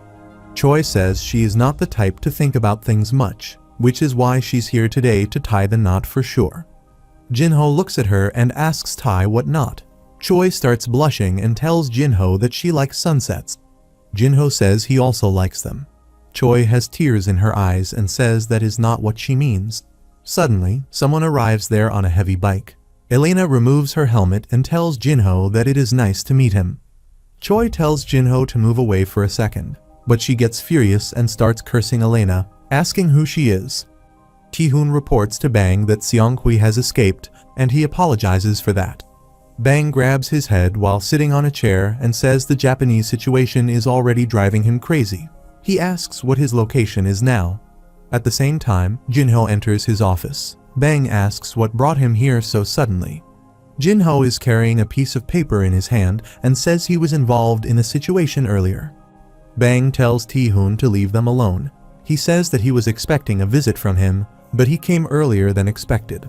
Bang asks if he is here to talk about Japan or Seonghui, and Jinho asks if he did that. Bang is shocked to see his reaction and asks if he doesn't know anything. Jinho says he forgot about it. Bang says he definitely doesn't have any plan whatsoever to deal with that. Jinho says that is right. Jinho tells Bang everything that happened earlier. Elena ignores Choi and tells Jinho that she came from England to meet him. Choi asks where she thinks she is breaking into. She asks if she is mixed blood. Elena tells her that she is pure British, and she tells Choi that she is not talking to her right now. Choi gets furious, but Jinho grabs her and tells her they should leave. Choi starts smiling and says yes.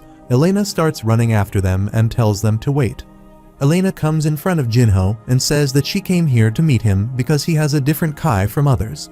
Jinho gets furious. He starts releasing his kai and says she's free to do whatever she wants, but he is warning her in advance not to interrupt his daily life. Jinho walks past her and says this is his last warning. Elena thinks that he is just like Wiggins reported. He's definitely not easy, but it wouldn't be fun if he was easy. Elena bows and apologizes to Jinho. She says that she didn't mean to bother him. It was just that she was not accustomed to this country's culture. So if he's ready to forgive her, then she would like to have a conversation with him for a moment. But there's no answer. Elena raises her head and sees that they already left. Jinho asks Choi if she has something to tell him. Her face turns red and she says that she is forgetting things right now.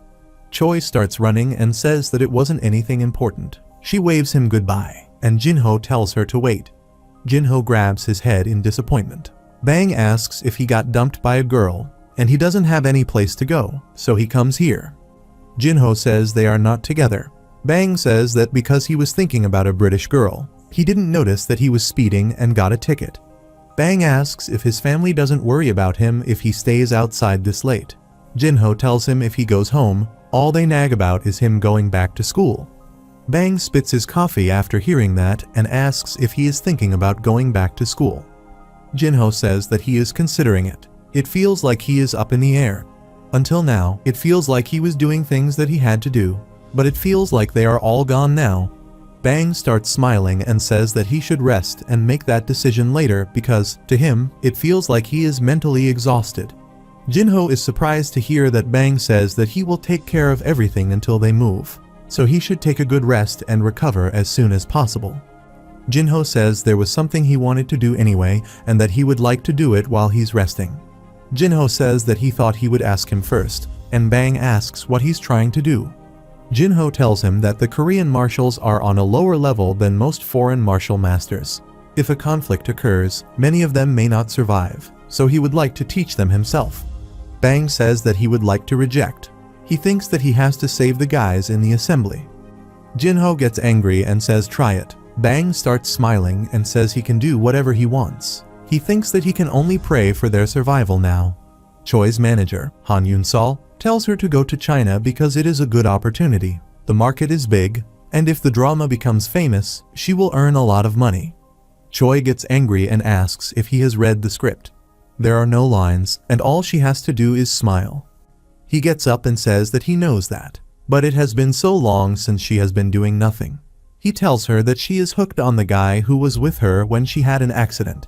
He tells her that she was chasing him to the orphanage, which she had never done before, and she has been buying and dumping the same pizza on him for days as if she wants to fatten him up. Hansol says that she likes that guy, but she still hasn't secured him. Choi grabs him by his collar and tells him to keep quiet. She will get him soon.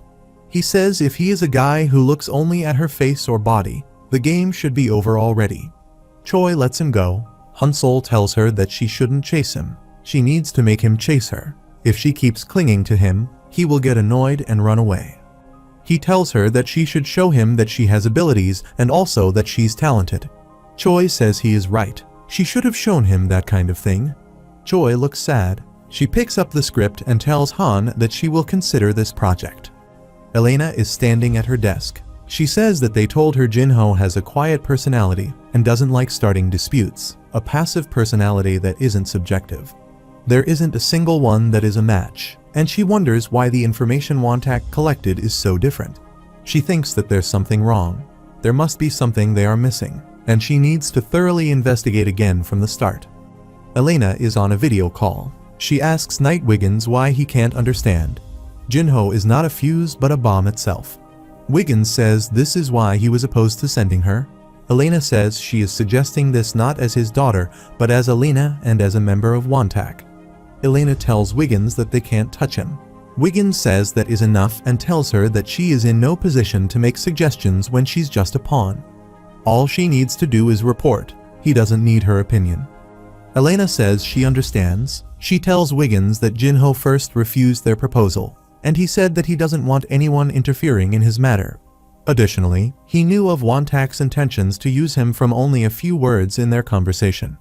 Wiggins is sitting in his office and says that Jinho is more dangerous than they thought. Elena says that is why they should give up on him and converse with foreign countries. Wiggins tells her that she is being stupid. He understands the danger and the fact that talking to him won't work. If he's such an entity, then it would be faster to kill him than to raise him. Elena says that she doesn't think that he understands what she just said. Wiggins tells her that he doesn't need her opinion. His disposal will be decided by Wontak, and if anything special happens to him, then report. Elena shouts that he is dangerous. She has never felt that kind of danger, even from their master. Wiggins gets furious and says that she is very rude to a pawn who hasn't even seen their master's shadow properly. Elena says that she is sorry. Wiggins tells her that no matter how many missions she completed and how much experience she has built up, her discernment and emotions aren't enough for Wontak to consider. Wiggins asks if she understands Pawn Elena. Elena says that she will keep that in mind. She disconnects the call and says if she follows what he says, the world will turn over. Even if she ends up being kicked out of Wontak, she needs to stop them before Wontak messes with Jinho. Jinho arrives at the assembly holding another ticket. Bang says not again. Jinho asks if the preparations are complete, and Bang says yes. He selects only the ones who want to learn and gathers them all. Bang says that he wants to learn too, but he has a lot of things to do, so he can't participate. Jinho asks what things are, and Bang tells him that he is planning on meeting with director Lee Jun, who knows a lot more about information on foreign countries. Bang asks Jinho if he can ask him one more thing before leaving the kids to him. Jinho says yes. Bang asks if he will follow him and if his kids will also become strong. Jinho says that since everyone is built differently, he can't answer that certainly, but his pride won't allow the people who follow him and learn from him to be so weak. Jinho says he will make them strong no matter how long it takes.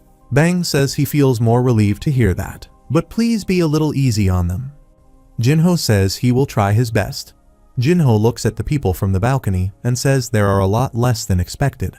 Bang says it hasn't been long since it was merged with the Yeongnam district, so it is impossible to gather them by force. Jinho says it is fine. For the older people, the knowledge they possess and the new knowledge they learn will collide and have an adverse effect.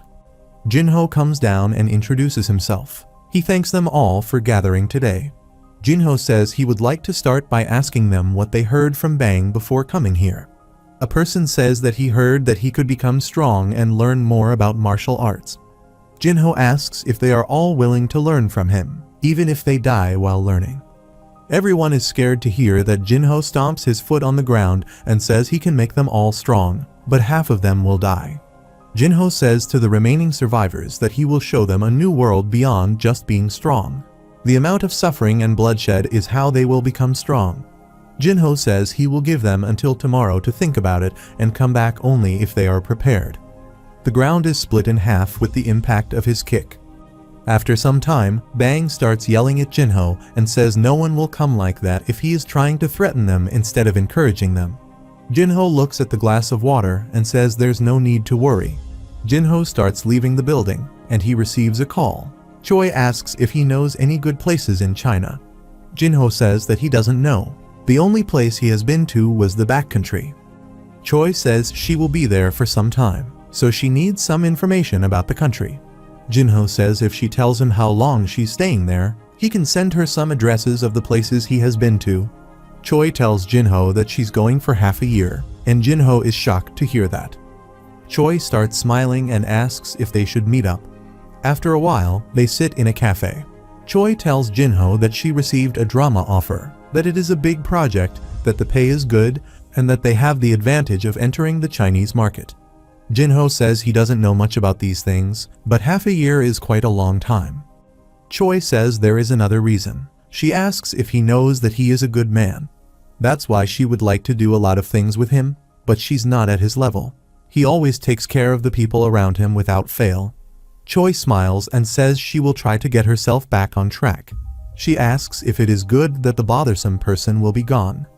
Jinho says no, it is not good because he is a little sad. He doesn't know why, but he feels sad. Choi smiles and says she will become a confident person who is worthy of standing beside him. That is her goal. Jinho asks if he is worthy. Choi blushes and says that, in her eyes, he is the coolest person in the world.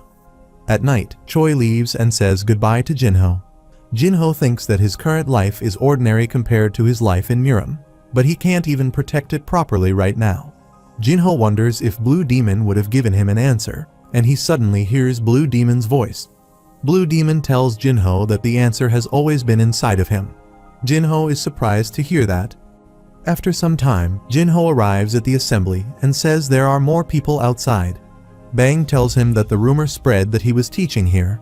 Bang says if he is uncomfortable, then he can just send them back. Jinho says he doesn't mind. He tells Bang to start the interview as scheduled.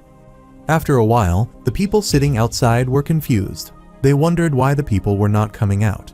Over 10 people went in, but none of them came out. A person puts his ear near the door and thinks that he can't hear anything. Bang opens the door and tells Lee Mayoung-hwan to come in. Jinho is conducting the interview himself. He tells Mayoung-hwan to sit and asks if he is prepared to become stronger. He replies yes, of course. Jinho asks if he is prepared to risk his life to become strong, and Mayoung-hwan says he believes it is. Jinho says it is funny. He grabs him by his throat and asks if he knows how it feels to die.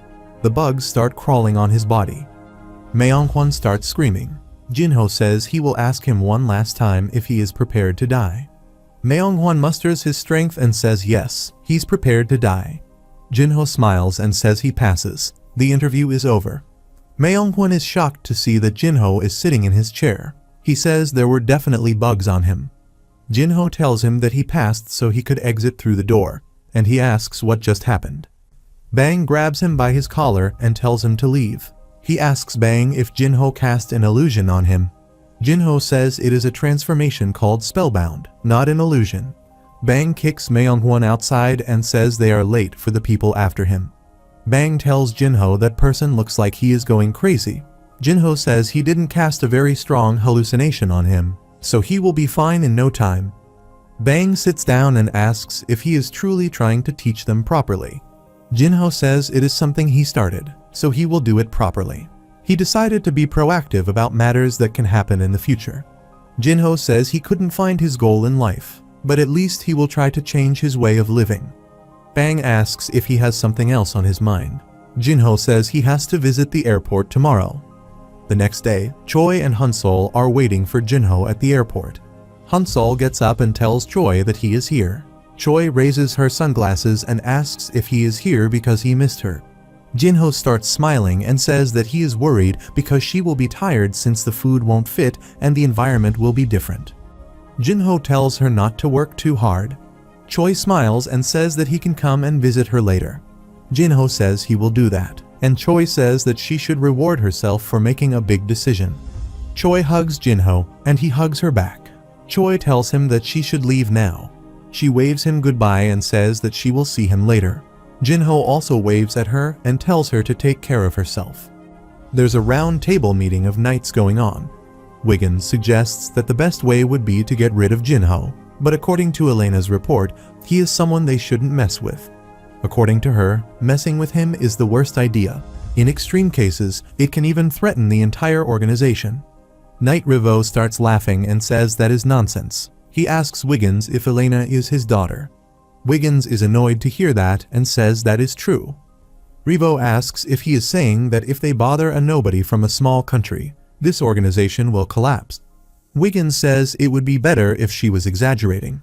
The chairman tells them to stop and asks what the best way to handle this situation is, and everyone says that they should get rid of him.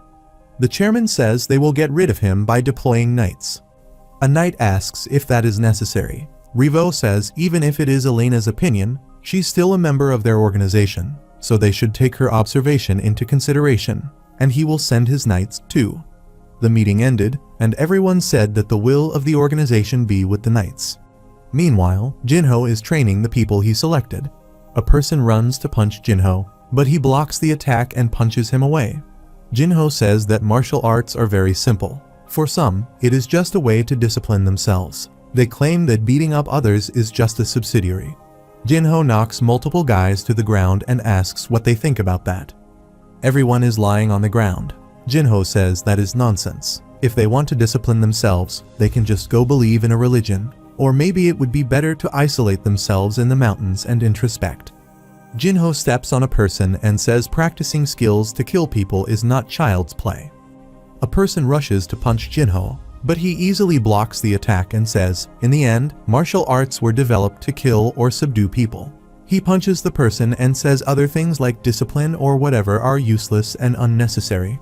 Everyone is defeated. Jinho says it will be difficult for them to subdue, let alone kill anyone like this. They are all weak. However, it's already too late to throw away the skills they learned and learn new skills. But that's only a problem when they are learning the normal way. A person raises his head and asks if he can get stronger by not learning it the normal way. Jinho says that he is smart, and he throws a book at him, saying it is a magic book. A person asks why there is only one book when there are so many people here. Jinho tells them to just copy the book.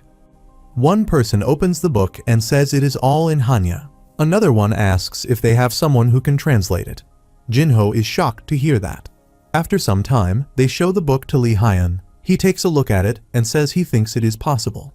He has done this a few times at the Yongnam branch, so he thinks that he can do it. Jinho is glad to hear that, and his students start rejoicing. Lee Hyun tells Bang that he is wondering why he suddenly looks for him, and it turns out he is doing something fun. He asks if he can't let him in on it, and Bang says no. Bang tells him that considering his current position and what he's in charge of, he can't learn this. Lee Hyun looks sad. Jinho says that is only one of the reasons. He wants him to do something else instead. Jinho says since the movement of the foreign groups has yet to be identified, he needs him to help Bang manage the information at the General Assembly. Lee Hyun scratches his head and says he can't be much help because he's just a former member. Bang says never mind, the directors will complain a bit, but he will manage. Lee Hyun tells Jinho that someone must have approached him. Jinho says yes, but they have been quiet these days. Lee Hyun says he has a plan to lure them out. Jinho and Bang are surprised to hear that. Lee Hyun starts smiling and tells Bang to leave them alone for a moment because he will not agree to what he's about to say next. Bang gets angry and leaves the room. Lee Hyun tells Jinho that he has been monitoring the movements of foreign groups for a while. He has learned that the Japanese and the knights of the organization have entered the country. He wouldn't be surprised if the General Assembly is attacked right now, and they won't be able to avoid those bullets, so he suggests that they move first rather than waiting for them to attack. He tells Jinho to trust him and make the first move. At night, Jinho arrives at the sea. He steps on a boat. Some people are spying on Jinho, and he says that Jinho is a fool. His life is in danger, and yet he is now out fishing without a care. He says that this is good for them. He was going to take care of this quietly, but instead, Jinho has done them a favor by going to a place no one knows. He tells everyone that they should move. A person says, according to Elena's report, he is a very dangerous person. The person asks if he is scared of that Asian. Another person tells the leader of the knights that there's a ship approaching, and there are at least 5 people on board. A person wielding a sword is riding a boat with his subordinates. They arrive at the shore, and the Japanese guy with the sword asks the leader of the knights why they are there. He replies that they came here to get rid of Jinho. The knight says it seems like his side also came here for the same reason, so there's no reason for them to collide. The Japanese guy gets furious and says they are here for the sake of noble revenge for their comrades who were mercilessly murdered by Jinho. They pull out their swords and say this is Asia. This is their land. Even if they fail, they won't insult themselves by joining hands with them. The leader of the knights orders his subordinates to prepare for a fight. They should not forget the pride of Chevalier. They are about to engage in a battle, and Jinho appears from the woods wearing a hat. He says there are a lot more of them than he expected. The Japanese guy looks at him and says so he's Jinho. Jinho puts down a bag and says there are so many people here, and yet they are fighting amongst themselves. Jinho pulls out his swords and says he's ready to show them hell. Meanwhile, Bang comes running to Li Haiyan and asks what he did. Bang grabs him by the collar and asks why he didn't report the situation to him first. Li Haiyan tells him to calm down and listen to him first. He will explain everything. Bang lets him go. Li Haiyan says, first of all, he would like to apologize for not reporting to him, as this is the most important mission in order to bait the enemy. He had no choice but to keep everything confidential. Bang starts yelling at him and asks if he knows how many enemies there are. Japan and England are trying to kill Jinho. Li Haiyan tells him that there's no need to worry. He has set up the perfect trap. First, he sent him to a place that wasn't touched by civilization. On that island, there were knights sent by the organization, as well as the Nana Hashigumi of Japan. Li Haiyan smirked and said they would be alone with Jinho. Bang said he was truly evil, and even if Jinho was prepared, they shouldn't leave him like that. Li Haiyan says he chose the place carefully. There are no CCTV cameras and no passers-by. A place where Jinho can truly unleash himself without any restrictions. He asks, isn't that the best trap? Jinho starts killing his enemies, and a person asks Master Oizumi what they should do. If this keeps going on, they will all die. Oizumi says even if they have to die, they will die with honor. He rushes to attack Jinho. Jinho says he doesn't know what he is talking about, but there is a guy just like him. Jinho breaks his sword with a single swing of his blade and says he will tell him what happened to that guy. Oizumi is shocked to see that. Jinho moves at an amazing speed and cuts everyone down. Only one person is left. Jinho looks at him and asks if he will beg him to spare his life. Jinho rushes to attack him, and he tells him not to die so easily like others. The knights are scared to see his strength. The leader tells Matthew to translate this, and he shouts at Jinho that they would like to have a conversation with him. He says that they were wrong, and they apologize for underestimating him. They will give him all the compensation they can. He tells Jinho that his name is Gang Hao, and he will risk his life in order to entertain him more than those who died there. Hao tells Jinho to spare his subordinates. Jinho says that he is curious about how these Westerners fight. Hao conjures a sword out of nowhere and says he will fight him. Jinho asks why he should spare the lives of those who came to kill him. Everyone conjures their swords and shouts that they are Chevalier. They will die here. Suddenly, a boat comes crashing to the shore. Elena jumps from the boat and bows down in front of Jinho. Elena apologizes to Jinho and asks what they will have to do to stay alive. She tells Jinho that she knows they are shameless and asks her to spare her subordinates. Jinho tells them to stand up and do that again. Hao is confused when he hears that, so he starts conjuring a magic circle. Jinho tells him to put away his sword and take it out. Jinho looks at the circle closely and asks how he did it. He tells him to do it again.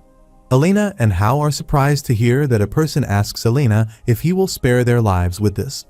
Elena says it seems like it, but his arms will fall off at this point. Hao is exhausted from showing Jinho his technique, and Jinho observes him closely. Jinho tries to copy the same technique. Elena is surprised to see that Jinho is casting mana just by looking at it. Elena tells Jinho that Vincent can explain this in more detail. Even though he is doing amazing right now, there's a limit to what he can do from just observation. She tells Jinho this is called mana and magic, a rare concept of the Eastern martial arts. Jinho thinks that it wouldn't hurt to learn what this is. If he learns this properly, he can make good use of it in the future. Jinho thinks that having to hide his swords everywhere he goes is a pain. Jinho tells them that he will spare their lives this time, but they will have to confess everything they know. Hao says he has prepared himself for that. Jinho says alright then. At the same time, Bang arrives there with Li Haiyan on the boat. He asks Jinho how they could do this without him. Bang gets furious and says that he is the chairman and he didn't know anything about this. Jinho says that he is sorry. Bang looks at the dead Japanese guys and asks why Westerners are still alive. Jinho says they used an interesting technique, and if he learns about it, he thinks it will be useful, so he spared their lives. Jinho tells Li Haiyan to take care of him.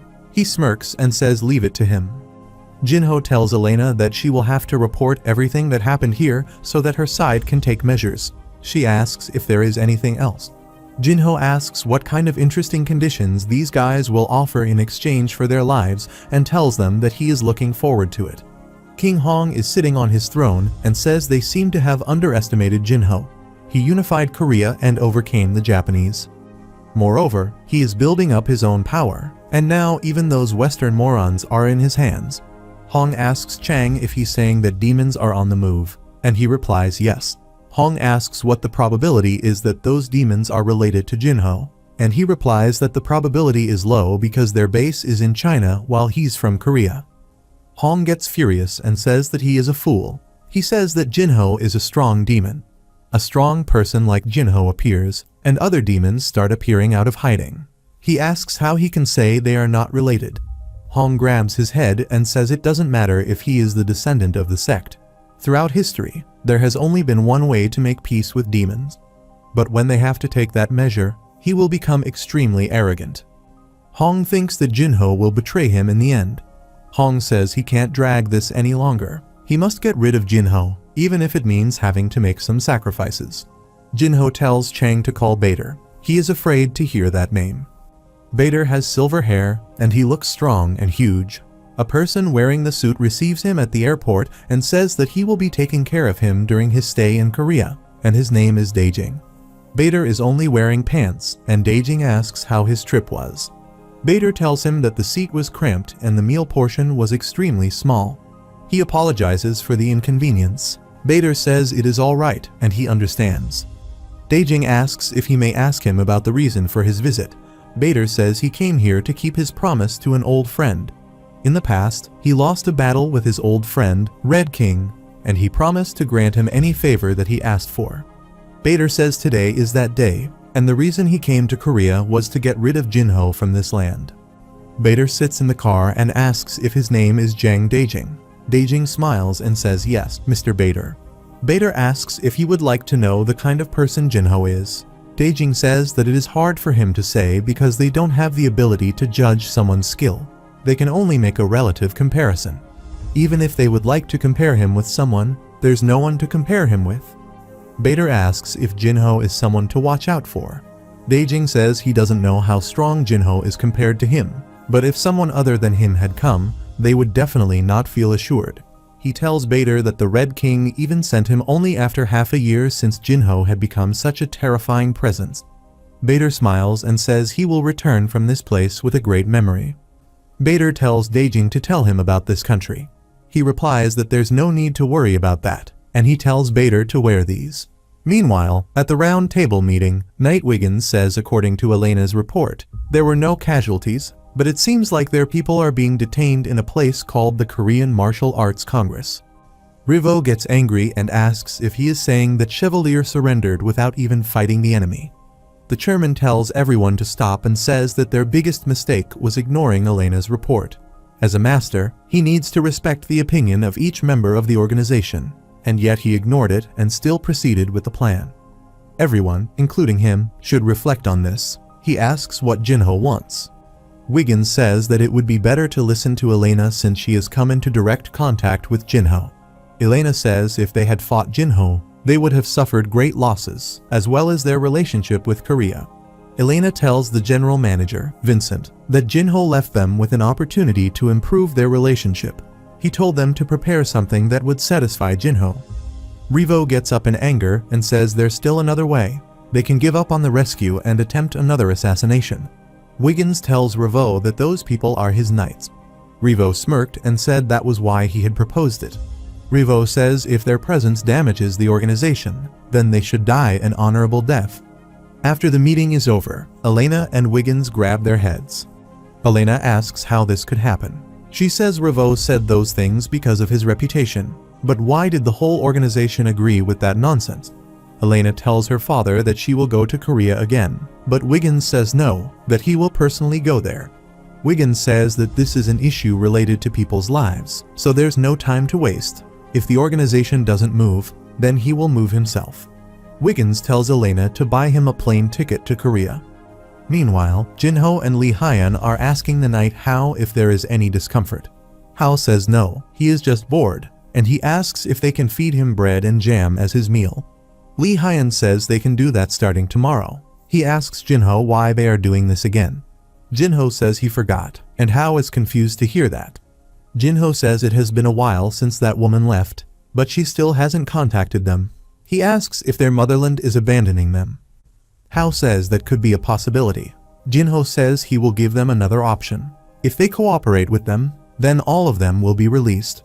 Jinho tells him to spit out all the information he knows and transfer their skills accurately without any errors. Once they are done, he will release them all, and he will also help them return to their country. Hao asks what will happen if they refuse. Jinho says he is a smart person, so he can figure it out. Hao asks for some time to think about it, and Jinho and Lee Hyun come out of the room. Jinho says he doesn't know if they are doing this right. He has never held a prisoner before. Lee Hyun tells him that it is normally like that, and he tells Jinho that it is beneficial to obtain cooperation, so he does well. Jinho starts smiling and says that it is a relief. He is seriously considering whether or not to kill them. Jinho says that is enough for today. He hopes that his students are training right now. Jinho returns to the assembly, disappointed to see that his students are all sitting idly as they feel hopeless. They say that they feel like trash because they can't understand anything written in the book Jinho gave them. A student tells Jinho that he knows it is hard since it is their first time seeing it. But even after reading it hundreds of times and discussing it with them, they still don't know anything. After all this time, they are still stuck on the first page, and the first page is only the basics. It is about how to wield one's energy. A student gets up and says it says that energy sucked from the outside should not be taken in by the Kai Center, but instead by the Beihui. He asks Jinho if that is possible, and Jinho says yes. The student says no matter how hard they try, once they take in the energy from the outside, it is sent directly from the body into the Kai Center. Jinho grabs his head and says he will have to teach them from the beginning. Jinho says that in magic, there are righteous and lawless ways. The righteous way is the method where magic is learned from the beginning, and the lawless way is the method used when those who have mastered other martial arts want to learn magic. Jinho tells them that, fortunately, all of them are still weak, so they can slowly learn the righteous way. Lee Myung-hwan has tears in his eyes and says that he heard that guys from the Yongnam group could do well on their own. He tells Jinho to think about it. There isn't a single one of them who can understand this. He says that perhaps it is too old that they got something wrong in the middle. Jinho tells everyone to sit down, and he will show everyone where the Kai Center is. Jinho grabs Myung-hwan by his head and says this is Beihui on the crown of their head. Jinho starts transferring his Kai and says, after taking in the energy from the outside, pull it out to the Beihui and then pull it down to the Kai Center at once. Myung-hwan feels immense pain and falls to the ground. Jinho says he still has some impure energy, so it may be painful, so don't forget this feeling and practice well. Jinho tells the next person to come sit down, and after a while, everyone is panting on the ground. Myung-hwan gets up, and Jinho says that they recover fast. Myung-hwan says it is because he was the first one to go down. Jinho closes the book and says he still recovered quite fast. He gives him the book and tells him to share it with others. Myung-hwan asks if he has finished translating the remaining parts. Jinho says yes, and he tells everyone to memorize them all by next week. Everyone is surprised to hear that. Wiggins and Elena arrive at the airport. Elena says night Wiggins, and Wiggins tells her that she can call him dad now. They don't have their masks on. Elena tells her dad it may be too late to ask this, but she's wondering if it is all right to come like this. She asks what about Wontak. Her dad says they will be fine on their own. Elena is surprised to hear that they are not here to negotiate. Wiggins tells her there are no rules against them suddenly going abroad, and the rules aren't important right now, especially when people's lives are on the line. Elena tells her dad that Wontak won't tolerate this. He says that he doesn't care.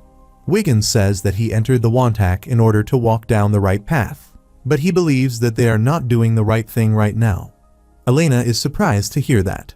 Wiggins smiles and says that, in this case, he needs to abandon Wontak. He advised her to check her belongings and escort Jinho right away. Elena said to leave it up to her. Wiggins hands her a gift box and tells her to take this too. He says that it seems like he hasn't done anything for her in a while. Elena looks at the pink box and asks her dad if he knows how old she is. At night, Jinho is walking in the street, and a person calls his name from behind. Jinho turns around and asks who he is.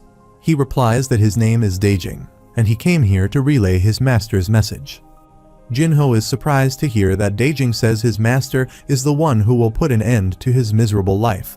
Jinho says he doesn't know his master, but he is thankful that he told him, like a man, that he was going to kill him.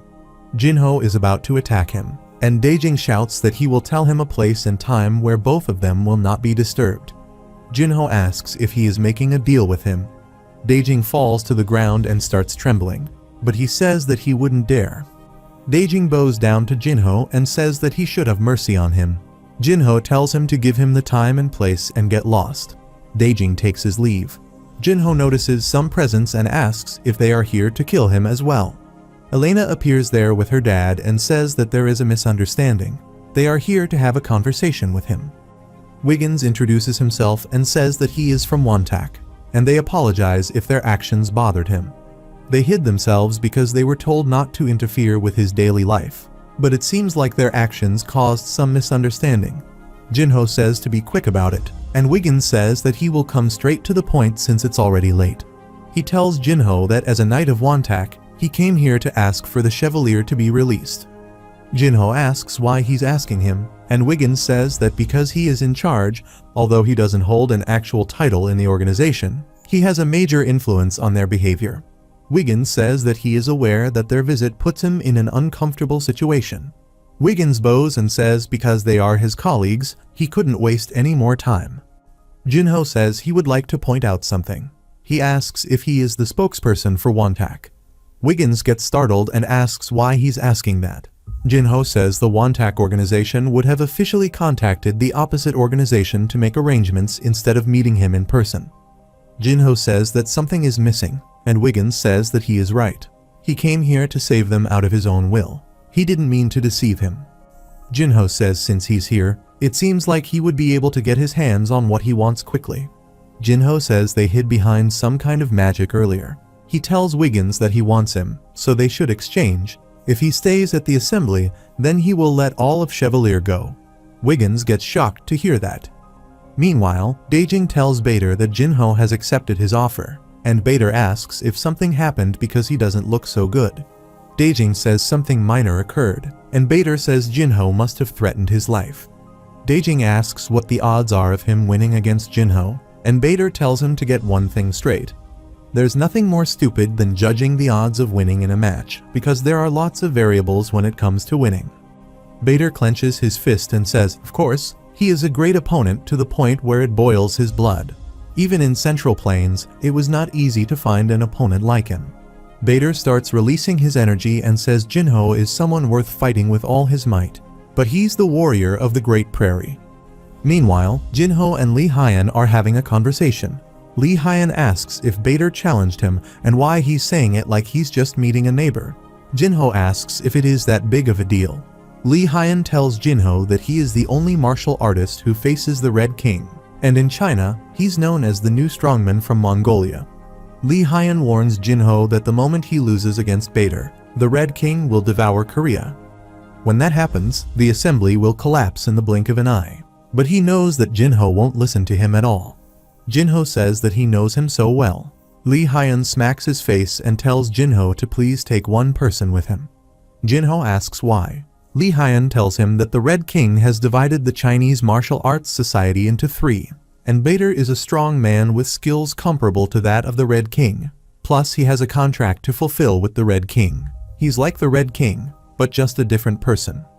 They don't know if the match will end upon receiving injury, or until either one of them dies. Li Haiyan takes a sip of his coffee and says they will need someone to take care of the mess afterward. Jinho says he is right, so he will take him. Li Haiyan is shocked to hear that, and he spits out his coffee. After some time, Jinho and Li Haiyan are passing through the woods. Jinho sees that Bader and Daejing are waiting for them. Jinho tells Bader that he chose a romantic place, and Bader says it suits martial artists like them. Jinho says it suits him more to make a move while taking orders from others. Bader tells him to think about whatever he likes because right now, he is delighted that he has been able to stand next to another martial artist like him in this small land. Jinho says his thirst can't be quenched with someone like him. Bader clenches his fist and says that he will make him pay the price for that arrogance today. Jinho grabs his sword and tells him to stop blabbering. Jinho starts releasing his Kai and says that he will teach him what death is. Bader starts releasing his energy as well, and he tells Jinho that he has such strong evil energy, yet he manages to hide it. Jinho rushes to attack him with his sword, but Bader blocks the attack with his punch and attacks Jinho. He dodges his punch. Li Haiyan is shocked to see that Bader stopped the sword attack with his bare hand. Bader tells Jinho that martial arts mean training the body to perfection. He says that he trained for so long that his body is like that of a god. Jinho says the feeling of cutting that body must be special then. Bader charges at Jinho, swings his sword at him, and strikes at his head. Bader tells Jinho to go ahead. They both start exchanging blows with each other. Bader gets furious and asks Jinho if he thinks that he can cut him. He punches Jinho, but he uses his swords to block the attack. The ground gets destroyed under his feet. Bader smashes Jinho with both fists to the ground and starts punching Jinho consecutively. Jinho coughs blood, and his hood gets torn apart. Bader looks at Jinho with a disappointed look on his face. Jinho starts getting back up and panting hard. Bader says that is how it should be. He shouldn't die from just one hit, and they should have more fun. Jinho thinks that his body is as bulletproof as that of a Shaolin monk. Jinho thinks that he is much stronger than anyone he faced so far, and he surpassed the limits of human beings. Jinho rips out his shirt and thanks him. Bader asks if he hit him too hard and makes him go crazy. Jinho smiles and says it used to seem like he had reached his limits, and he felt like this was going to end with him going back to his former self, which is why he was a bit scared. Jinho says that thanks to him, he found out the possibility is still there for him to climb up to new heights. Bader starts cursing him and says he still wishes to face a stronger opponent than him. Bader stomps his foot on the ground and destroys it. Jinho jumps in the air. Bader starts kicking the pieces of boulders toward Jinho, and Jinho cuts them all in half.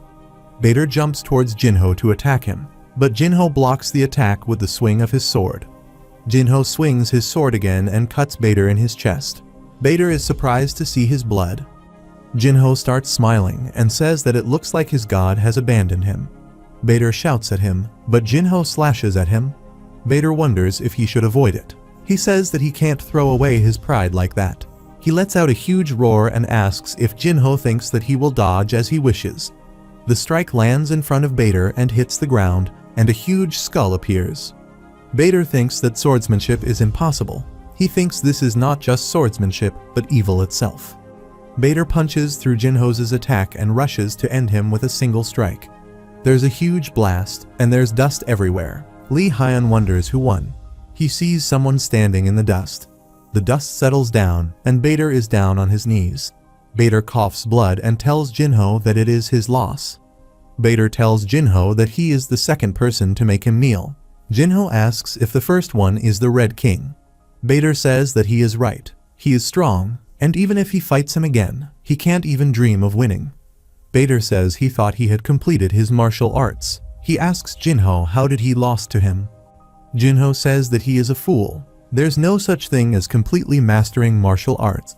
A complete martial art is a dead one because no one devotes himself to it any longer. And one more thing, he lost is because he is weaker than him. Bader is surprised to hear that. He tells Jinho that since he won the fight fairly, he will pay the price with his own death. Jinho says don't be ridiculous. It may be that kind of fight for him, but his death doesn't just simply end with dying. Jinho pierces his sword into Bader's chest, and Bader starts screaming. Jinho tells Bader to look at him. Bader wonders where he is, and a voice tells Bader to look at him.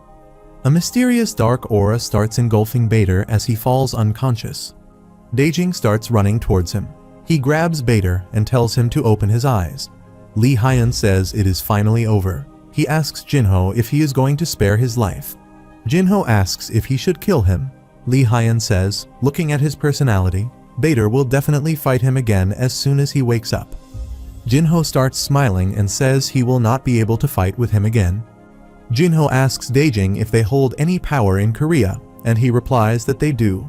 Jinho says to take care of this mess and relay this to the man named Red King. If he wants to catch him, then he should come here himself. In the morning, Jinho brings Wiggins to the assembly. Bang starts yelling at Lee Hyun. Bang asks Jinho when he meet him. Wiggins says a while ago, the Lord made an offer to him. He wants to trade Chevalier with him. And in order to make a decision, he requested the Lord to show him his skills. The Lord gladly accepted his rude request. He realized this when they went to the mountains together, that his thoughts and judgments are trash, and if he follows the Lord, then he will have a chance to become stronger. Wiggins says that, for that reason, he decided to attend the Korean Martial Arts Congress. Lee Hyun starts smiling and says they didn't go together. There was only Bader, Daejing, Jinho, and him. Wiggins says he was also there. He grabs a cup in his hand, and it starts disappearing. Wiggins says this is a magic skill called the shield. He was able to hide using this skill. Bang asks if he came here to tell them that he's quitting Wontak. Wiggins says that is right. This place is a very unique organization. Normally, a hero is created inside the organization, but in this place, the hero already exists, and the organization is drawn to him. Wiggins says it is something he has never seen before. He starts smiling and says he wonders how much he can grow here. Lee Hyun says he is sorry to interrupt his happiness, but he wonders if the Wontak is aware of this since he bears the title of a knight. If he joins their organization, they will be troubled as well. Jinho asks if the title of a knight means that much, and Bang says it is at the same level as that of a director. Wiggins says that Wontak doesn't know if this is the case and that he should alert them now. Lee Hyun starts cursing him, but Bang puts his hand on his mouth. Meanwhile, Bader is getting treated at the hospital, and he regains consciousness and asks if Daejing is there. Daejing says yes, he is. Bader asks how he got here. Daejing replies that after his defeat, he lost consciousness and collapsed, so he moved him here. He tells Bader that Wicked Jinho did this to him. Bader grabs his head and starts screaming. He grabs Daejing by his throat and asks how dare he call him Wicked Jinho. Daejing is shocked to hear that. Daejing comes out of the room and wonders why Bader said that. He wonders what did Jinho do to him. Bader starts going on a rampage inside the room. After some time, Bader comes out of the room. Daejing asks if he is alright, and Bader tells him to prepare the car. Daejing starts smiling and asks where they are going. Bader says he's going to his master, Jinho. Daejing is shocked to hear that. Meanwhile, Wiggins meets Hao. Hao asks why he's here.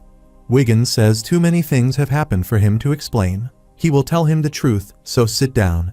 Wiggins tells him that the round table has given up on them, and Hao is shocked to hear that. Wiggins says, to be precise, they think that saving them will cost them their honor. Hao says that he fully understands their decision, and he asks if he came here all this way to give him the news. Wiggins says no, that he came here to tell them that they were all free to go. Hao is confused to hear that. Wiggins says that he is staying here instead of them so they all can leave this place safely. After the conversation, Wiggins returns to Jinho, and Jinho asks how it went. Wiggins tells him that it ended well, and in the end, Chevalier decides to stay here. Wiggins says that the person who commands them is someone who looks up to him. If he finds out that they came back after sacrificing him, then he will definitely kill them.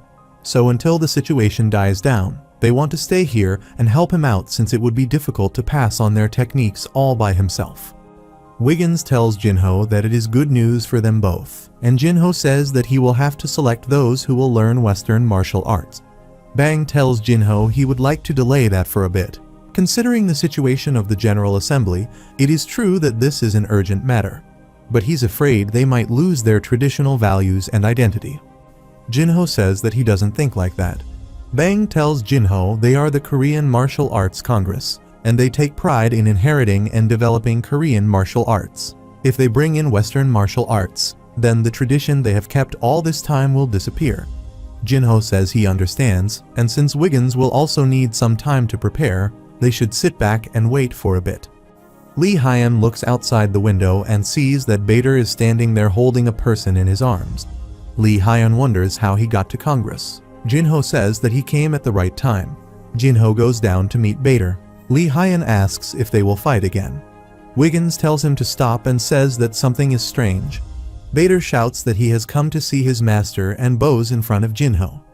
Everyone is shocked to see that Jinho tells Bader to let that person go and stands up. Bader says that he will follow his master's orders. Lee Hyun asks Jinho if he cast a black magic spell on him that time. Jinho says something similar, but it won't last long, just for a few years. Daejing is shocked to hear that. Jinho looks at Daejing and says he thought he would return to the Red King, but he's still here. Jinho tells him to convey his message to the Red King that he will make good use of Bader. Daejing gets furious and asks if he is planning to keep calling Bader like a servant for years. Jinho says that is right, but he can get out of this faster if he gets stronger. Daejing tells Jinho that if that's the case, then take him too. If Bader starts blindly obeying him, then he would be much more difficult to control than before.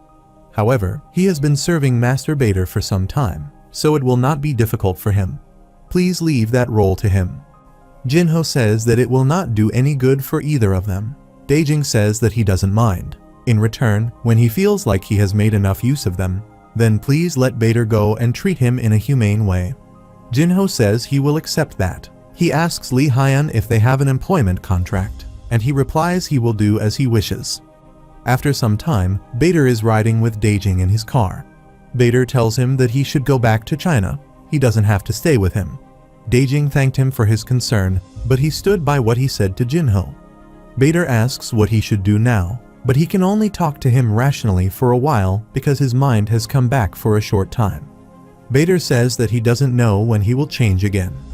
Daejing tells him that Jinho said he needs to become stronger, that his influence will lose its power, and that he's sure Jinho didn't lie.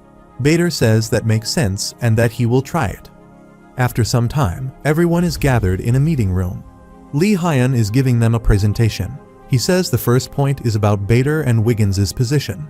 He says a lot of outsiders join them, and they decided to accept their martial arts. They will need the right management for that. First of all, they are an organization, and it's good for them to have a structure and a clear hierarchy. Jinho suggests that since they are not officially affiliated, they should call them non-executive directors. Lee Hyun says the next step is to prepare places for the three gentlemen and the Chevalier, which will be done tomorrow. Wiggins says it is all right. He understands. Wiggins tells Jinho that he is planning to give the Round Table a status report since it is a sensitive issue, and it will cause the Round Table to be hostile in the future. He would like to hear a clear answer from the Lord. Jinho tells him to go ahead and tell them the truth. Lee Hyun says the next point is discussing how to develop the Assembly's power. Bang says they are already in a position where they have to fight against other countries, so he thinks they need to recruit more informers. Jinho asks if that is necessary. Daejing says Korea has nearly zero information gathering capacity and also zero possibility of leaking or withholding information about itself. When he met Jinho, it was the first time and the only time he had been threatened. Jinho says they do need a lot of informers. Lee Hyun says that he will create a team, and the assistant will be Daejing. Daejing is startled to hear that. Lee Hyun smirked and said that he had signed the contract, so he had to work. Bader tells Jinho that he would like to participate in his efforts and become stronger. He says if they send him people with low IQ development and a decent body shape, then he will teach them physical Kai. Jinho says he can do that. Lee Hyun says that thanks to Bader and Wiggins, people who failed in Jinho's class and people who couldn't follow his style also have an equal chance to learn. Lee Hyun asks what about Lee Jung's side. Bang sighs and says it is right on the edge. Bang says he knows that developments always come with pain, but since it is hard for him to take care of all of this alone, he would like to ask for some help. Wiggins says that he will gladly do it, and Bang tells Jinho that he has one thing that needs to be clear. Bang asks Jinho if his goal is to defend Korea or if he wants to conquer others. Bang says they need to know what they are going to do and need to have a goal after they become stronger in order for them to have a direction for the future, and they can't change their goal easily or without loss. Jinho says that he will try to decide as soon as he can. Lee Hyun claps his hands and says that they should close the meeting for now. Before that, he would like to ask Wiggins if he has any magic that can translate automatically. Everyone is fighting to get the admissions forms of the 2 new classes approved by Jinho. There are 2 signs on the notice board. The first says that the professional martial arts class has been officially approved by the assembly, and Mr. Wiggins will be the teacher. The second one is the physical Kai training class by Bader from Mongolia. Lee Jung hears the noise outside and says they are very energetic today. Hyunju says she's a little worried about accepting too many martial arts from outside. Lee Jung says he is also worried about it, but they can't just sit idle and do nothing about it. Of course, Bang can choose the wrong way, as he has done before, by chasing what's in front of him, but he's different from him because he has someone who can show him his mistakes and give him advice. Jung says Chairman Bang is the kind of person who accepts that kind of advice. That's why he has decided to help him and wait things out, but it seems like he is at his limit. Hyunju asks her grandfather what he means by limit. Lee Jung says that it is already time. He should get going. He tells Hyunju that she doesn't need to know that he will be back soon. Lee Jung arrives at a place where a person welcomes him and says there are more people gathered than he expected. He says it is because the former chairman is visiting, but he doesn't know what he should call this important meeting. Lee Jung says that he knows what this is. It is a plot for treason. He goes inside and sees that a lot of directors are gathered inside. The meeting begins, and a person says Jinho doesn't even accept the opinion of directors and elders, and another person asks what's wrong with bringing all these foreigners. Lee Jung thinks there are only those who can't follow the changes. They are stuck in the old days. A person says that foreigners aren't the real problem. The real problem is that the demonic martial arts are spreading. Lee Jung thinks that they don't have the guts to rebel. They can only bark. Lee Jung says that he understands they have a lot of dissatisfaction, but they can't do anything about it. There's no other way if they can't defeat Jinho. He raises a glass with an evil grin on his face and says that he has a way to deal with Jinho if they would like to try. Lee Jung says they can't defeat Jinho with their powers only. It is the harsh truth, and they need to acknowledge it. But they have another way. That kid is their disciple, and he's already playing an important role inside the General Assembly, so he'll use the people in the General Assembly and confuse them. And then at that time, they will cut off Jinho's neck. A person objects and says this plan will cost them many sacrifices, while the one sitting next to him says that in order to achieve great things, one should be prepared for great sacrifices. Lee Jung sighed and thought that everyone there would die.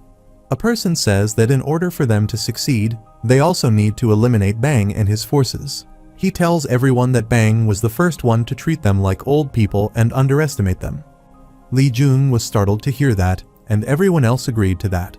A person says that he is right. There's no guarantee that someone who rebelled once won't do it again, so it is better to get rid of uncertainty in advance.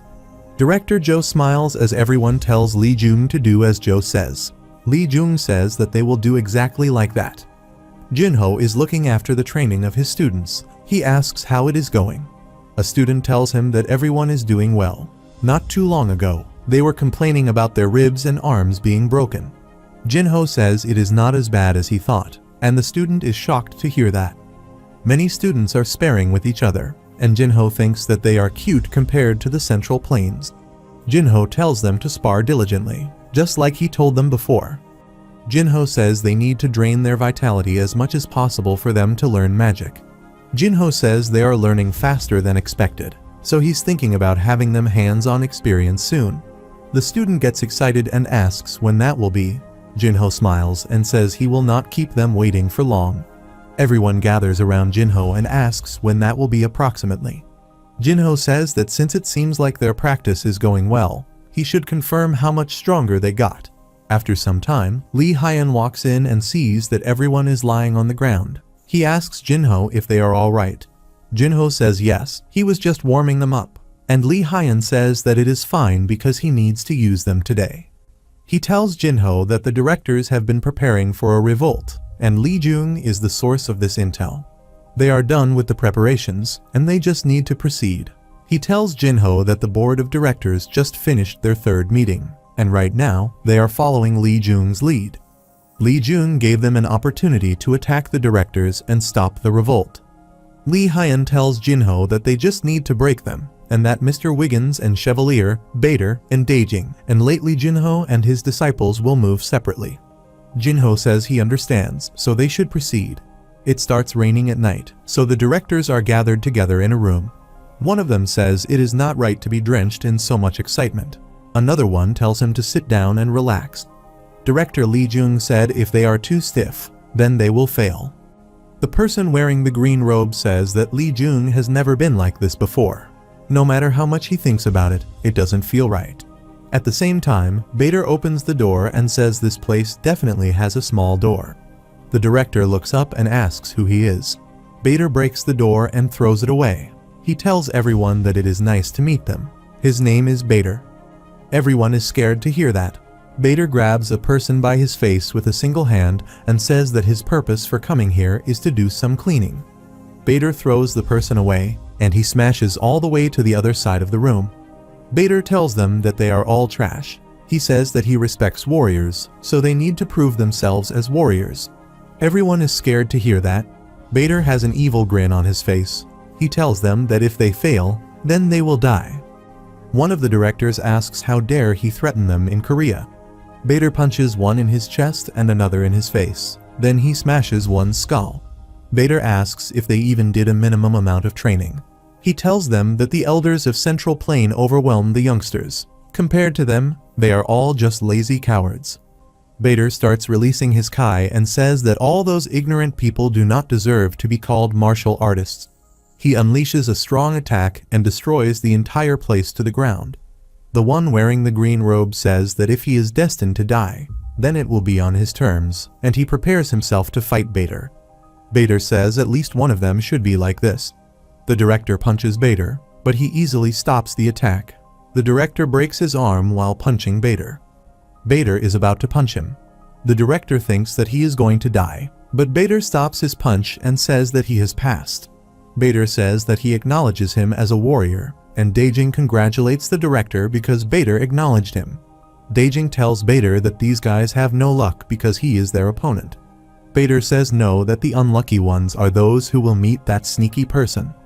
Meanwhile, Wiggins is surrounded by a lot of enemies. Wiggins says that he came here because there were reports of some unsettling movements, and it looks like they have no intention to surrender. Wiggins tells them that this is also what he wished for because he also prefers fists over words. Suddenly, there's fire everywhere. A person asks Wiggins what he's doing. Wiggins says that people with poor learning abilities like them have no choice but to learn the hard way. He tells them that they are going against an enemy they don't know about, and he possesses a skill that they don't know about. Everyone rushes to attack Wiggins, but he disappears. A person asks where did he go. Wiggins suddenly appears in the sky and says let's see how they deal with this. Wiggins is standing in a magic circle. He attacks them with a magic beam, and the ground is destroyed by the impact. Wiggins pulls out his sword and strikes a person on his neck. Some of the enemies start floating in the air, and one of them tells the others that there's no need to panic. He is using a skill that makes things float. He tells the others to cast an energy reversing spell. Everyone lands back to the ground. Wiggins asks if this is a skill that makes the body heavy. Wiggins snaps his fingers and says that is not the answer. Suddenly, the enemies get struck by huge boulders from above. The ground gets destroyed by the impact, and Wiggins wonders if it is too much. He says that Lee Hyun will take care of it. Director Joe tells Lee Jung that Bader and Westerners attacked 2 other places. Lee Jung starts drinking and says they are just greedy losers who lack any morals and skills. Joe says that is true, but Bang's choice is not entirely wrong, although it is a problem that they are not adhering to the standards. Joe says that since he called them losers, no matter how much he thinks about it, passing the chairman's position to him, who has failed once, would be strange. The cup drops from Lee Jung's hand. He grabs his chest in pain, and foam starts coming out of his mouth. Lee Jung grabs his throat as he falls from the chair. He asks Joe if he thinks he can win against Jinho. Joe smirks and says yes, it is very much possible with his disciples and bodyguards, so don't worry about it and just die. Lee Jung falls to the ground. Some guards are outside. They see some movement in the woods. A guard wonders if it is a mountain beast. Suddenly, numerous eyes appear, and they say, "Let's kill them." Jinho's students jump towards them and start attacking them. A person asks if he is Lee Myung-hwan. Myung-hwan rushes to attack him, but the guard stops his attack using a stick. Myung-hwan smirked and crushed the stick, and the guard got scared to see that. Myung-hwan is about to kill him with the broken piece of a stick, but Jinho kicks him away. Myung-hwan falls on his face, and Jinho asks what he tells them about the people who have lost their morale. Myung-hwan says that he told them not to kill them. Jinho tells him that he must not lose his sanity to the dark. What he needs is a person who can stand beside him, not some animal without his sanity. Myung-hwan says yes as he grabs his swollen face. Jinho tells him to remember everything he's feeling right now because that experience will make him stronger. Jinho kicks another one of his students far away. Bang arrives at the scene and asks if Jinho's disciples have done this. Lee Hyun tells him that they are called the Demon Flame. Bang says it is unbelievable to think that this is the extent of internal arts without any forms. Lee Hyun says yes, and they all end up following him.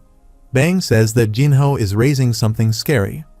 Bang says that he did well not to learn from him. Lee Hyun says that it is a relief that he listened to the chairman. A guard comes running and tells Director Joe that Jinho is attacking the place with his demons. Joe says that he understands, and he orders him to go and protect his post. Joe clenches his teeth and wonders when he notices Lee Jung has been deceiving him for a long time by being cooperative. If they are attacking 2 other places, then that means the plan was leaked long before. Joe looks at Lee Jung and wonders if the person who has been in contact with Jinho forces is none other than Jung. Joe says that he betrayed them from the beginning. At the same time, 3 members of the Demon Flame arrived there. Joe shouted at them and asked how dare they come here. Joe points at them and says this is not a place for the likes of them, so they should bring Jinho here. Jinho enters the room and says that he grasped the situation very quickly. Jinho looks at Lee Jung's dead body and says so it has come to this. Joe says this only happened because Jinho and Bang underestimated them. Jinho tells him that he doesn't understand what he's saying. Jinho says that it is because of his greed that the situation has come down to this. Jinho says they didn't ask him for anything in the first place, and Joe is speechless about that. A mysterious dark aura starts surrounding Jinho. He says that they just corroded the General Assembly, so he will kill all of them without any regrets. Joe rushes to punch Jinho and says that he doesn't know anything. Jinho easily blocks his punch. Joe asks if he thinks that he can lead the General Assembly. Jinho says that he has already failed once, but there are people who trust him and people who have decided to walk by his side. He has no intention of failing again. Jinho punches him in his gut so hard that he spits out blood and falls to the ground. Jinho tells Myung-hwan that he can take care of the rest. Bang brings Hyunju to Jinho and says that it looks like Joe locked her up. He may have wanted to get rid of her along with Lee Jung. Hyunju looks at her grandfather's body and starts crying. Bang says that they need to bring her to the General Assembly first, and they also need to hold a funeral for Director Lee Jung. Jinho says they should do that. Bang asks if he will go to the General Assembly with them, but Jinho says no, he will go there later. After some time, Lee Hyun and Hyunju are having a conversation in a room. Lee Hyun thanked her and said it must have been hard for her. He tells her that a day before the operation, her grandfather came to them. He told them about the information regarding the plan for the execution that had been prepared by the board of directors, And he also told them that he would leave his position for Jinho after his death. Hyunju says that the current chairman is there, and it hasn't been long since his appointment, so why would her grandfather say that? Lee Hyun tells her that right now, the power in the General Assembly is distributed, and there's no final decision maker who can unite the opinions. Lee Hyun points out that in order to run an organization efficiently, it is necessary to combine the distributed power, so appointing a final decision maker is the best choice. Hence, the director must have decided that the best person for this position is Jinho. Hyunju says that she understands. Lee Hyun tells her that there is no need for her to overwork herself and remain in the General Assembly. Hyunju says no. She still wishes to remain at the General Assembly not as the previous chairman's granddaughter, but as a martial artist. She tells Lee Hyun that she would like to climb up the ladder using her skills at the General Assembly. She wants to see how the General Assembly will change and how much stronger it will get. She wants to remain here and watch over it. She asks if she can do that. Lee Hyun says of course she can, and please take care of herself in the future. Lee Hyun tells her that they will also do their best as much as her grandfather trusts them. Bang tells Jinho that his face has turned so red at the mention of becoming the chairman. Jinho says that he is not happy about it, and Bang says that everything has been sorted out. Bang tells Jinho that people from Mongolia and England are coming here soon. They are all Wiggins and Bader's subordinates. He tells Jinho that there is a limit to what these two can teach, so through their subordinates, the training will be done more systematically. Jinho says that sounds fine. Bang asks if he will take some rest now. Jinho says that he is fine, but he should let the others rest. Bang tells Jinho that he should call that person. Jinho asks who, and Bang hits him with his elbow and says it is the one he used to call every day. Jinho tells him that they are not in that kind of relationship and that she must be very busy. At the same time, Choi calls Jinho. He picks up the phone and she starts shouting at Jinho. Choi says that just because she didn't call him, he didn't give her a single call. Jinho says that he is sorry, and Bang says that she has strong vocal cords. Choi asks if he is coming to China or not, and Jinho says that he is coming. Choi says that she heard that he has been busy these days, and it doesn't seem like he's meeting with a woman. Jinho asks who is giving her all these details, and Choi replies that her younger friend, who also filmed a drama with her. Choi says it is her fault for trusting him. She doesn't care if he comes or not. Jinho asks if he has a choice, and Choi tells him that if he can handle the consequences, then he can do as he wishes. Jinho is scared to hear that. He says that he is sorry, so please let him come. Jinho grabs his head after the call. Bang tells Jinho to please come back alive. Choi gets furious, and she grabs a person by his hair and asks what he is saying to him. Yunsol tells her to calm down and says that she shouldn't be doing this here. The person pushes Yunsol to the ground and says that he is just an employee.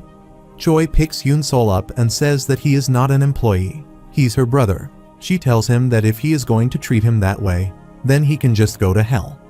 The person tells Choi that she's too kind. She's calling an employee her brother and caring about him so much. He smirks and says that he will come again later because there is plenty of time they can spend together. Yunsol tells Choi on the call that they will have to reshoot because the director didn't like yesterday's and today's film. Choi is lying on her bed wearing a bathrobe. She says that she knew from the beginning that the director is a perfectionist, so it is fine. Choi tells him to hang up the phone because she's tired. Choi turns around, and her phone starts ringing again. She gets annoyed. She picks up her phone and shouts that she already agreed to do the reshoot. A person says that he guessed she got home safely, and he's sure she just came out of the shower, so they should video call. Choi gets angry, and she throws her phone to the ground and destroys it. She tells him to shut up and know his place, an annoying being. Choi says if she had just stayed in Korea, she would have at least seen that handsome face as much as she wanted. She puts her hands on her head and asks Jinho when he's coming here. The guy gets disappointed that Choi cuts off his call, and he starts cursing her. He grabs a bottle of wine and throws it toward a wall. A person standing next to the wall asks why he's so angry over a girl. His name is Hyung Nim. He smirks and says to tell him if he doesn't like anything if she doesn't know her place and is rude to him, then it is a problem. Hyung Nim says that their Black Death organization can take care of problems quickly. He says that he knows that he is not going to marry her, and he just wants to play around with her. Ryu Y says that is true. Hyung Nim says that he will make her obedient and bring her to him. Even though he looks a little rough, he has manners. Lee Hyun takes a look at the beautifully organized file cabinet and says that it looks great. Wiggins says that he is flattering him. He tells Lee Hyun that this knight has looked over documents so many times, so this much is easy for him. Wiggins praises him because he had a harder time translating this. Lee Hyun says that he is also used to it, so if there's anything he can help with, then let him know. At the same time, Bader comes barging in and asks Lee Hyun if he's being helpful to the master. The files fall out of the cabinet. Bader says there is another rat in here, and he asks if they are making a plan to harm the master. Wiggins says that's not the case. Bader says that he distrusts them the most. Wiggins tells him to calm down. He has important information about the Lord. He hears that there's a place the Lord must visit. Lee Hyun is surprised to hear that, and he tells Wiggins that the information is top secret. Wiggins tells him that if he wants to reorganize the assembly quickly, they need to get rid of Bader for a while. Instead of letting him interfere with every single thing, they should just send him and the Lord together for a while. Lee Hyun whispers that he got it. Bader gets angry and asks what they are whispering about. Wiggins says that he will tell him everything after he takes a seat first. After some time, Bader bows before Jinho and says that China is dangerous. Jinho says that he understands his concern, but there is a reason that he has to go. Bader says that he also knows the reason. He says that there's nothing more important than choosing a good spouse for a king. Wiggins and Lee Hyun start laughing. Bader tells Jinho that if he must go to China, then he should take a guard with him. Jinho tells him to please listen to what he's saying. Jinho tells him that Korean martial artists are not at that level yet, so they won't be of much help there. Bader says that he knows a solution to that. He will go with him, and Daejing will come with them. Daejing is startled to hear that. Jinho says there is another problem with that. First of all, he can't hide himself because he is very noticeable. Even if no one should know that he's in China, everyone will know that he's there. Second, he was King Hong's man, but now he's working for him. Jinho asks if he thinks they will let him go that easily. Bader is disappointed to hear that, while Lee Hyun and Wiggins are laughing. Lee Hyun says he doesn't have to worry about it. He asks Jinho if he knows some people in Yi Kyung. Jinho says yes, and Lee Hyun says that they decided to get help from them. He tells Jinho that he will enter the country in a cargo plane, and as soon as he reaches there, he will be in a vehicle, and he will not go through security. He will go straight to the hotel. Lee Hyun says that this is the only way they can go to China together, and Bader starts smiling after hearing that. Lee Hyun hands Jinho an ID card and tells him to use this forged ID in China. Bader tells him that he is a smart rat, and Lee Hyun says it's all possible because of someone talented in Yi Kyung. Bader puts his arm around Jinho and says that this is going to be a happy trip. After some time, Jinho and Bang ride together in a car, and Bader asks Jinho if he is going to start breeding as soon as they arrive. Jinho grabs his head and says that it is not like that. Jinho says that the actual purpose of his visit is different. He says that there are people waiting for him in China. He met them by chance a long time ago. Bader says that he doesn't mean to disregard magic, but except for him, the other demons are all trash, and the same goes for their behavior. Bader says if the influence of magic is bad, then it can be changed, but it is impossible to be the other way around. Jinho says that he is right, but there is no need for those guys to change because he is not trying to fix them. He is only trying to use them. Jinho says if they don't meet his expectations, then he can just throw them away. Bader thinks for a while and says that it is cold. He wonders if he ended up serving a preposterous master. Meanwhile, Choi is shooting her scene with Ryu Y. The director says cut. Ryu Y says that he was truly good today. Choi is shocked to hear that. She thinks that this squashed butter did not learn what good means in school. His acting was worse than reading from a Korean book. Yoon-sol is carrying a small fan, and he is preventing Choi's face from sweating. Choi asks how the director cast someone like him, and Yoon-sol says, of course, because of money. He tells Choi that he hopes that they can finish by today, and Choi says that she would love that. The director thinks that he did well choosing Choi for the role, not only because of her visuals but also because her acting skills and emotions are amazing. Compared to her, that guy is so bad. The director starts shooting again. Ryu Y tells Choi that he can't give up on her, and Choi replies that he can't do this. Ryu Y grabs her hand and hugs her. He tells her that he can't let her go. He grabs her face and says that he can't leave her alone. He puts his hand on her back. Choi gets furious and asks where he thinks he is touching her. Choi kicks him in his ribs and calls him a pervert. Ryu Y falls to the ground and asks why she's treating him like this. Choi starts cursing him. He tells her that he has skills, looks, and money, so she should thank him for choosing her. Choi says that she has more skills, looks, and money. She says that she will not accept him even if he brings her a truck filled with gold. Choi tells Yoon-sol to call it off today. The director asks what she is doing right now. Choi hands him the flower decor and tells the director that she's not filming today. She says that there is a clause that prohibits skinship in the contract, and that guy broke it first. She asks if he didn't see him sexually harassing her, and the director says that she is right. He was at fault, so everyone should wrap up for today. At night, Yoon-sol tells Choi that he peeked at that guy earlier, and he was looking at her as if he was going to kill her. Yoon-sol warns Choi to be careful and lock the door before sleeping today. Choi asks how he can even come here, and she pushes Yoon-sol outside her room. Yoon-sol tells her that this is a country where money is everything. Choi says okay, she will lock it. Choi closes the door and says that his nagging is making her uncomfortable. She looks at her face in the mirror and says, "Look at these dark circles due to working hard these days." Suddenly, Choi notices the door opening and wonders what it is. She asks if it is Yoon-sol. A person appears from behind and says that he was wondering why that idiot Ryu Y was making such a fuss. She's such a beautiful woman, so good that it is a waste to give her to him. Hyung Nim grabs Choi by her neck. She asks who he is and how did he get in. He smiles and says that it must not have been long since she learned Chinese, but she's quite a natural.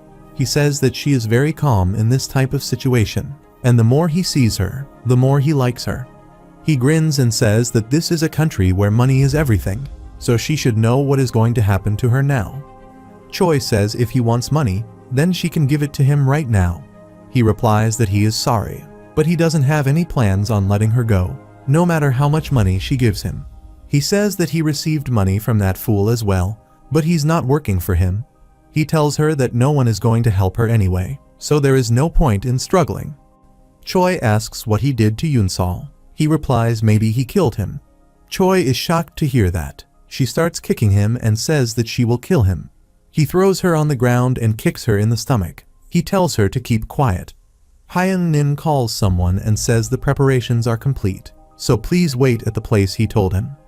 Choi starts coughing, and she has tears in her eyes.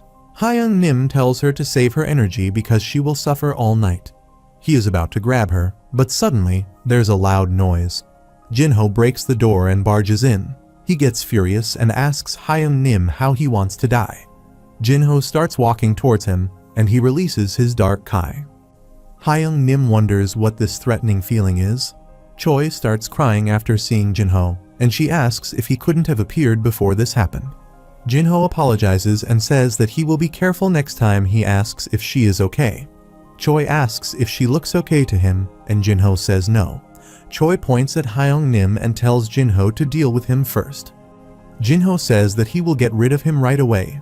He will bury him well so they don't get caught. Choi asks if he is nuts, and Jinho looks at her in confusion. Choi sighs and tells him that she should be the angriest one in this situation. Also, she should be the one to want to kill him the most, but should she kill everyone because they make her angry? Choi says she knows that she sounds strange but doesn't kill him. Jinho says right. Ryu Y opens the door of his room and wonders why he's causing such a ruckus. Jinho arrives there, and he's dragging Hyun Nim with him. Choi tells Jinho that he is the one who ordered him. Jinho says that he will deal with them together then. Choi tells Jinho that he is the main lead of the drama, that she has to shoot with him tomorrow, and that he's quite famous. So if he disappears suddenly, then the entertainment industry will make some noise. Jinho grabs Ryu Y by his throat and says that he doesn't like his face, but he will spare him. Ryu Y is on his knees. Jinho tells him that he will only spare him until this drama is over. Until then, he should do his best. The moment he ignores the mercy Choi has given him, he will get rid of him. Ryu Y is scared to hear that. Jinho throws him in the lift and tells him to get lost. Jinho looks at Hyun Nim and says he doesn't have a reason to spare him. Jinho calls Bader and tells him that he left a gift for him on the 20th floor, so give him a good beating in moderation. After some time, Choi sits on her bed and says that she is sorry that she complained too much and that she was too childish.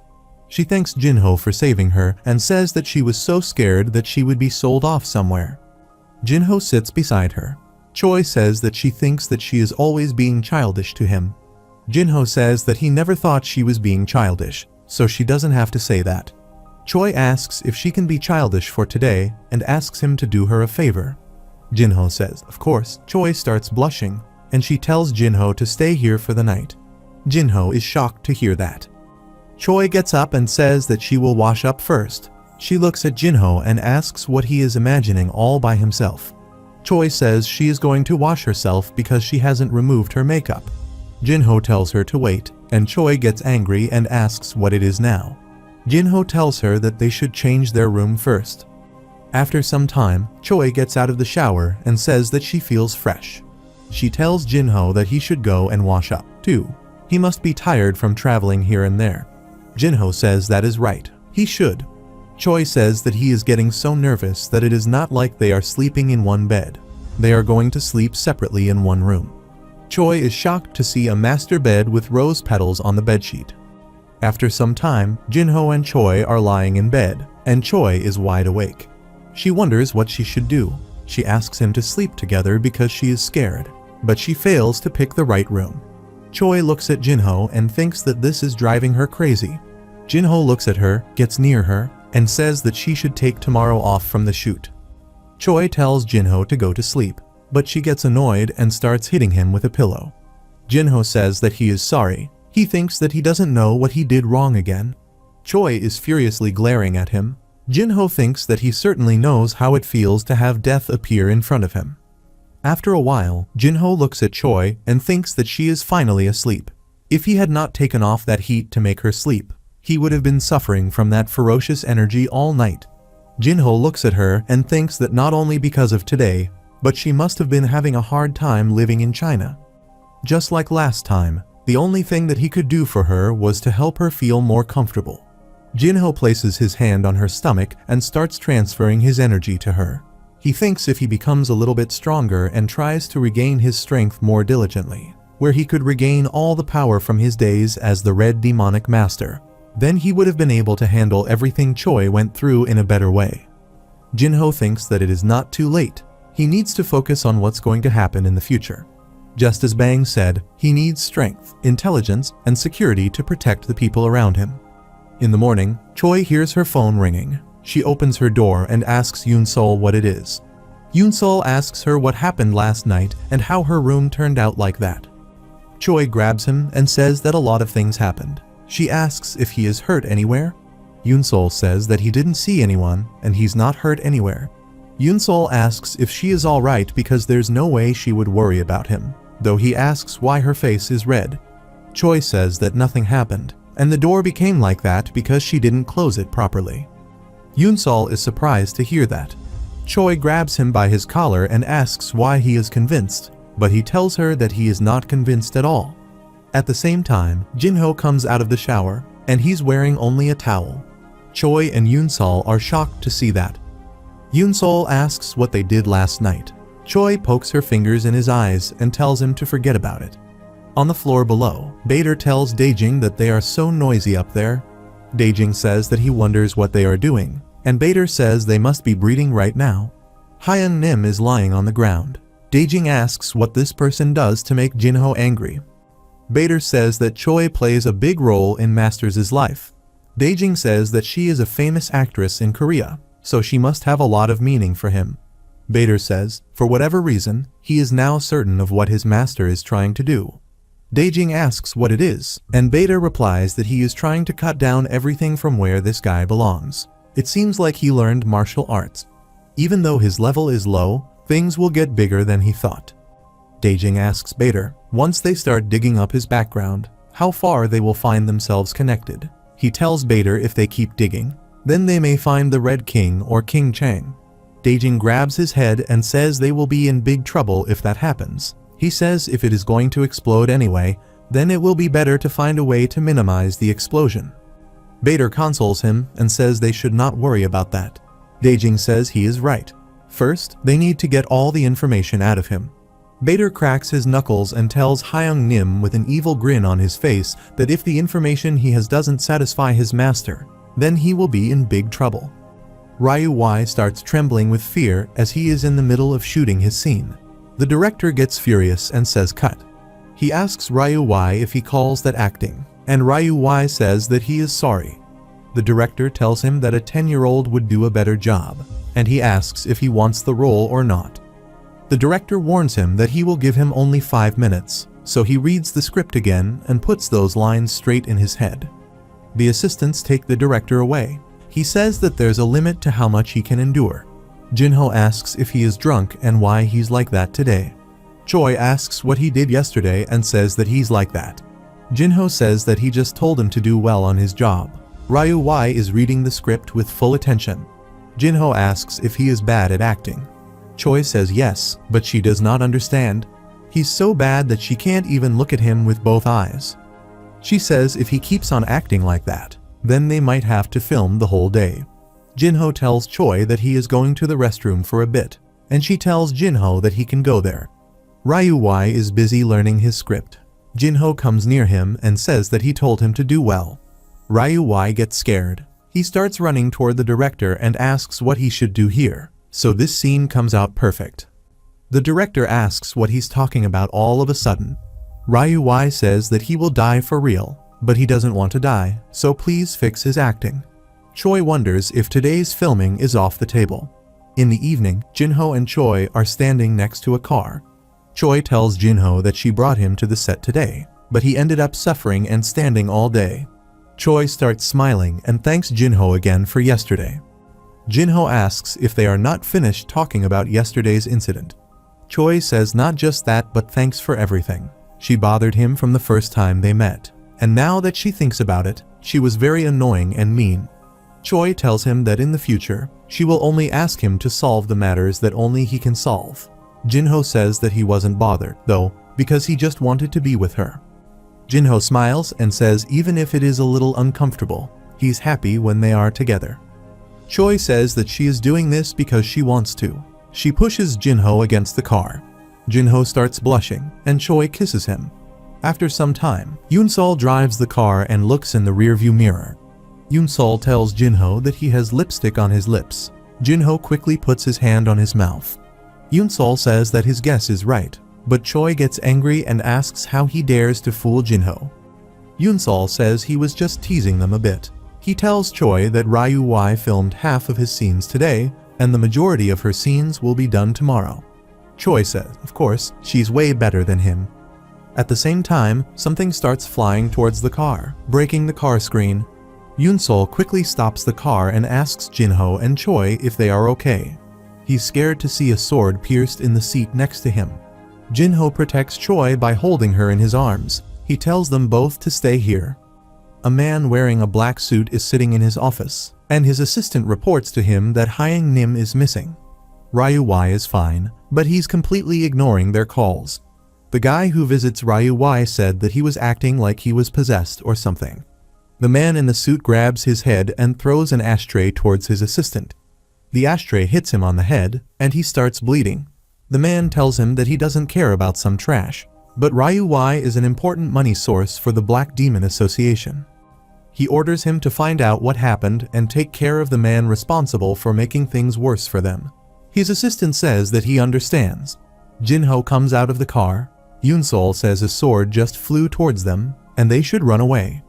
Choi tells Yoonsol that it is fine and that Jinho will take care of it by himself. Choi asks Jinho if he remembers his promise. Jinho smiles and says that he will not kill them because he is in a good mood right now. Yoonsol is scared. He says that they should call the police. Choi asks if he heard that, and she starts smiling and says Jinho is in a good mood right now. Jinho starts walking towards the men holding swords. One of them asks where Hyung Nim is. Jinho smiles and asks him to take a guess about what happened to him. The person thinks that it feels like he is a martial artist. He wonders why he's so calm when he's unarmed and at a disadvantage. Everyone feels a threatening aura from Jinho. Jinho starts walking towards them and tells them that he is in a good mood today. He says this is his first time letting go of the person who threw their sword at him. One of them points his sword at Jinho and says that he is a fool. He tells Jinho that he should beg for his life, and then he will cut off one of his arms. Jinho punches him away toward the sky. Everyone is shocked to see that. Bao thinks that no matter how strong he is, he throws him away so easily. Jinho tells them that he only needs one person, and Bao asks what about the remaining two. Jinho says he will spare them, but they will have to jump from that cliff. Everyone is shocked to hear that. Jinho glares at them, and everyone starts fighting each other to jump from the cliff. Jinho shakes his head and says that martial artists these days have no loyalty. After a while, they travel in the car again, and Bao sits beside Jinho. Choi starts sneezing because she's feeling cold. She asks why there isn't a blanket in the car. Yoon-sol gets annoyed and asks who would have thought that things would turn out this way. Yoon-sol points at Bao and says this doesn't make any sense. He asks why they are giving him a ride. Choi says that he is staying still right now. She says that it is not his fault that others ran away, leaving him behind. She tells Yoon-sol not to worry about others. Yoon-sol asks Jinho if he is going to take care of him. Jinho says yes, he's personally going to take care of him, and he means to talk to him. Choi asks Jinho if he would like to have dinner together. Jinho says that he needs to pack up his things and that he's planning to go to another place in a few days. Jinho says that they should spend their time together until then, and Choi starts smiling after hearing that. After some time, Jinho brings Bao to Bader. He says that Master brought another one here.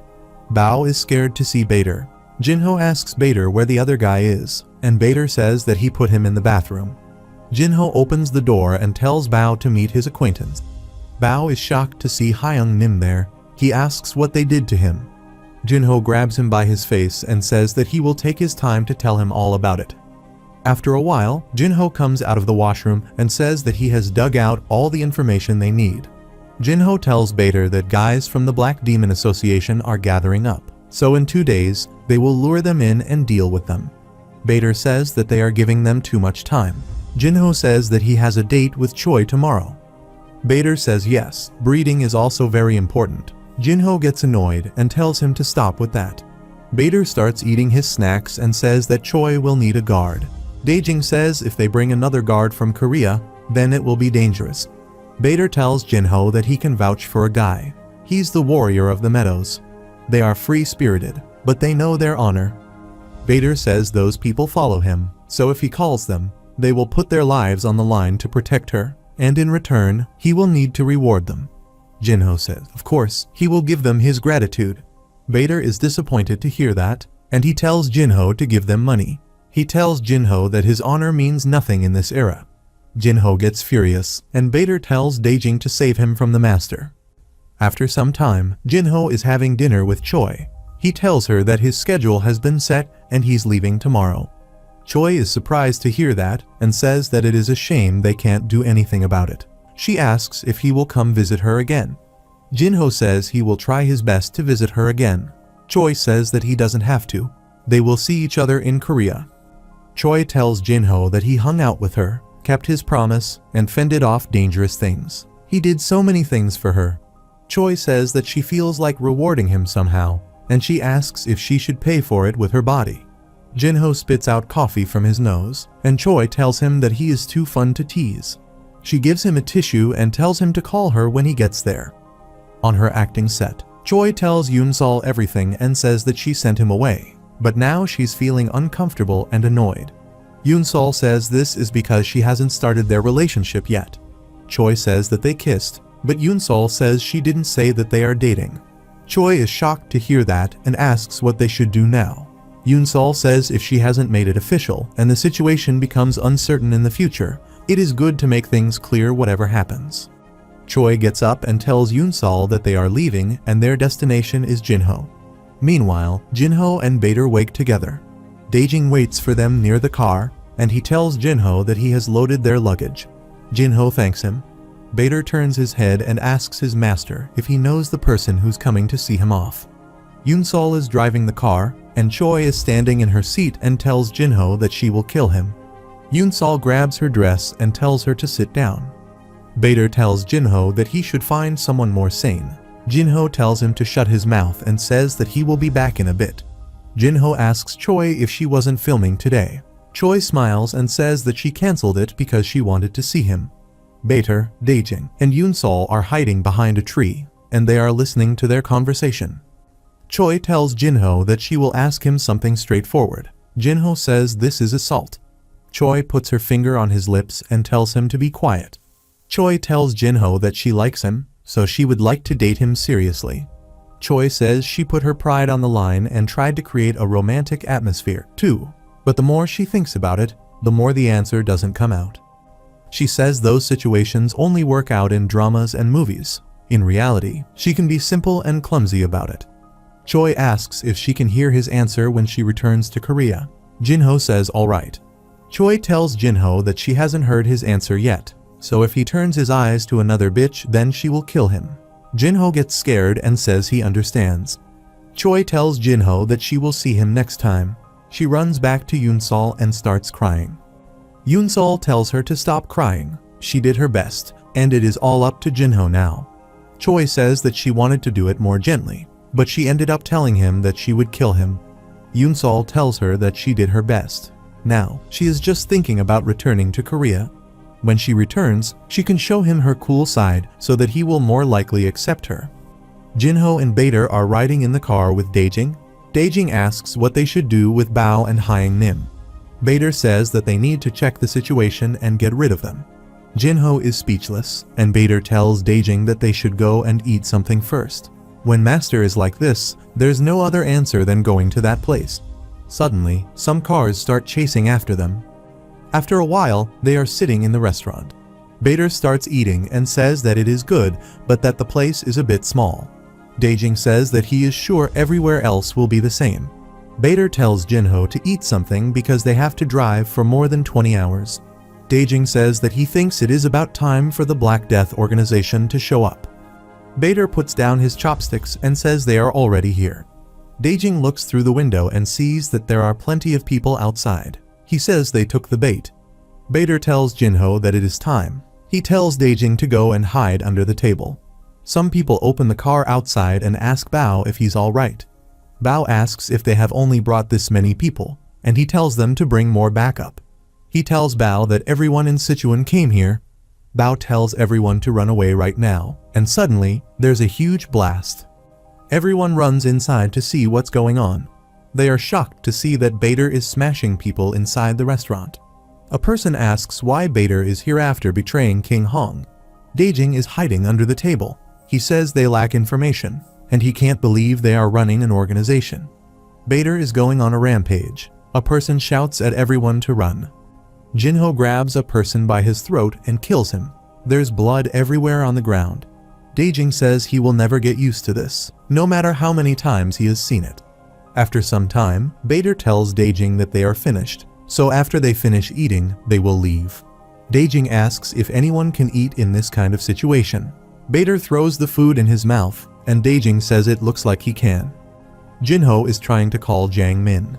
Bader asks who that person he can't reach. Jinho says he is a very old man. Suddenly, he picks up the call and starts shouting on the phone. Jinho and Bader are startled to hear his voice. Jang Min asks why the heavenly demon didn't call him for such a long time. He was waiting for his call. He was waiting and waiting. His bones were about to turn into ashes, and he was about to lose his soul. Jinho covers his ears and says that he could have called him first. Jang Min said the number that he gave him. It said the number didn't exist. He tells Jinho that he worries about him a lot. The world now is too tough for him. He knows that he possesses the highest skill in martial arts, but he seems to be having a hard time with the smartphone. Bader starts laughing and says that this man is a true loyalist. He also knows that Master is bad at machines. Jinho is disappointed to hear that Jang Min says that he is in China right now. Jinho grabs his head and asks when he come. He replies that it has been a few days. He tells Jinho to tell him where he is, and he will send his man right away. Jinho hands his phone to Daejing. Daejing introduces himself. Jiang Min asks how dare he come between their conversation when the heavenly demon is speaking. He will tear him apart and throw him to the wolves. Jinho tells Jiang Min that Daijing is his secretary, and Jiang Min tells Daijing to speak without mistakes and clearly. After some time, they are waiting outside. Bader says since the Black Death organization is taken care of, they won't come again. He asks Jinho when that demonic man is coming. Daijing says it looks like he is here.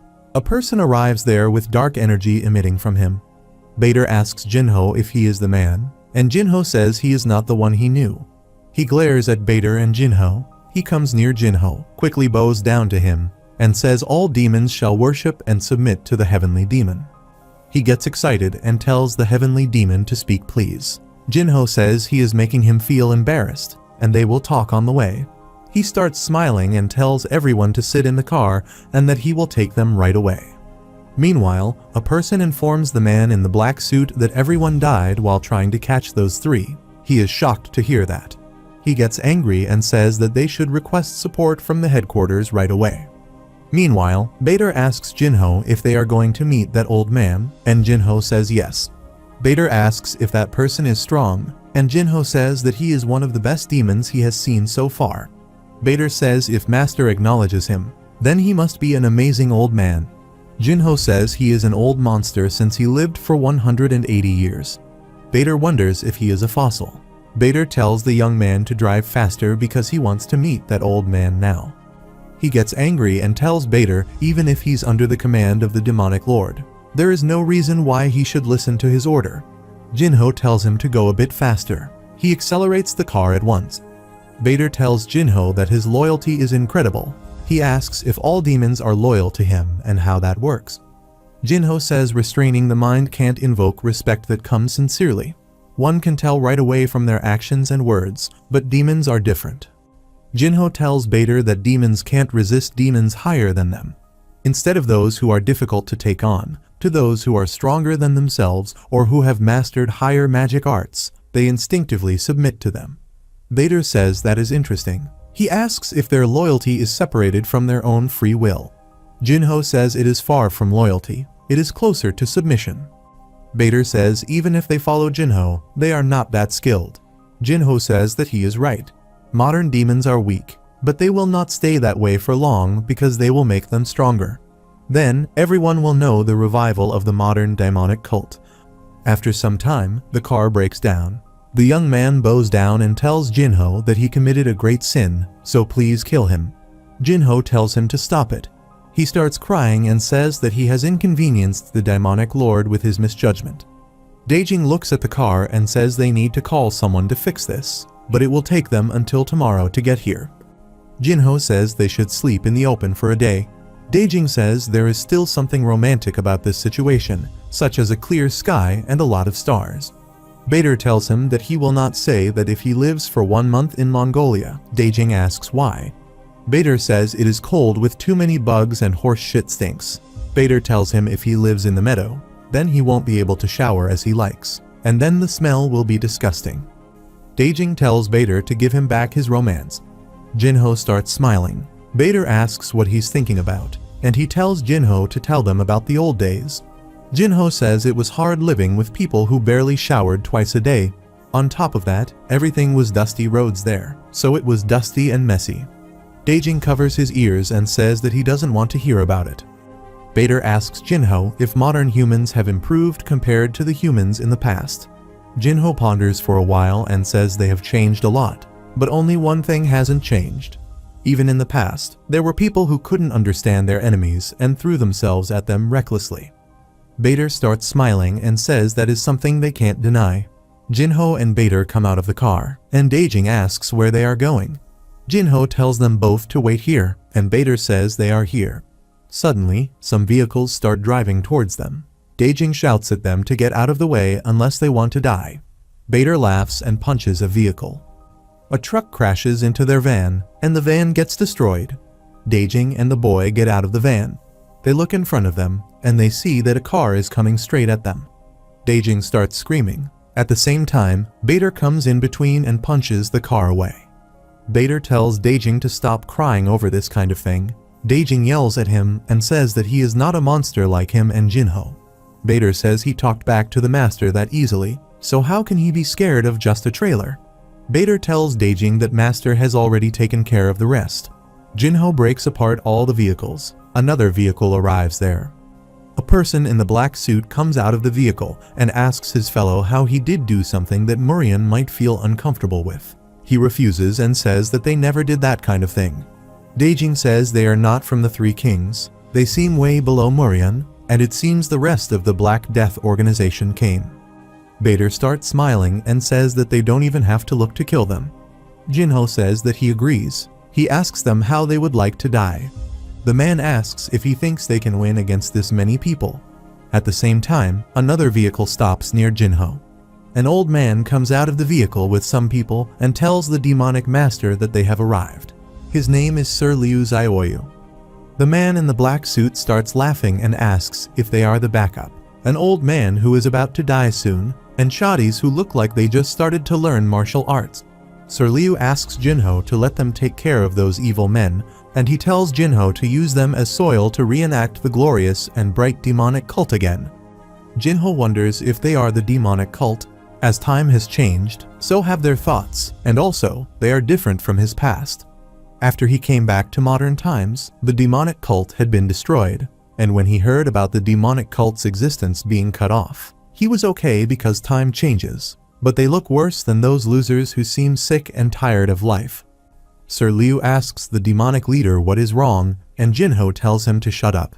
The guy wearing the black suit asks if they bring that trash as their strength. Jinho says that they are scrappy and shoddy, but he's the only one who can call them that. Jinho calls Bader, and he bows and says to give him an order. Master, Jinho says, let them know the price that they would pay for saying what they shouldn't have said. Bader rushes towards them and starts attacking them. Everyone rushes to grab Bader. A person is about to attack him with a knife, but Bader pushes them away with his strong physical kai. Jinho starts releasing his kai and asks the man in the suit who is trash now. Jinho tells them to struggle all they can before he kills them. A guy attacks Jinho with his knife and says that he will kill him. Jinho grabs the knife using his hand and says that because they look down on him and his people, his subordinates will have to make unnecessary sacrifices. He yells at Jinho and says that it will be a worthy sacrifice if they can kill him and Bader. Jinho breaks his blade to pieces and says that kind of worthy sacrifice doesn't exist. Jinho grabs him by his face and lifts him in the air. Jinho tells him that death is death, and he will have to let him know one more thing. Jinho crushes his head and says that his death will be worthless. In the morning, everyone reached their destination, and Bader asked if it was okay to leave them there like that. The young man says yes, Sir Liu and the other demons will take care of it because they are used to this kind of situation. Jinho asks if they have done this a lot, or if he's saying that they help take care of others' mess. The young man replies both. He tells Jinho that they have never been treated like real martial artists, so they are at the point where they have to do whatever it is to survive. He tells Jinho that they're here. This is the base of the demonic cult nowadays. They arrive in front of a steel gate. Bader says this looks like an underground bunker. The young man opens the door. An old man is standing there wearing a robe.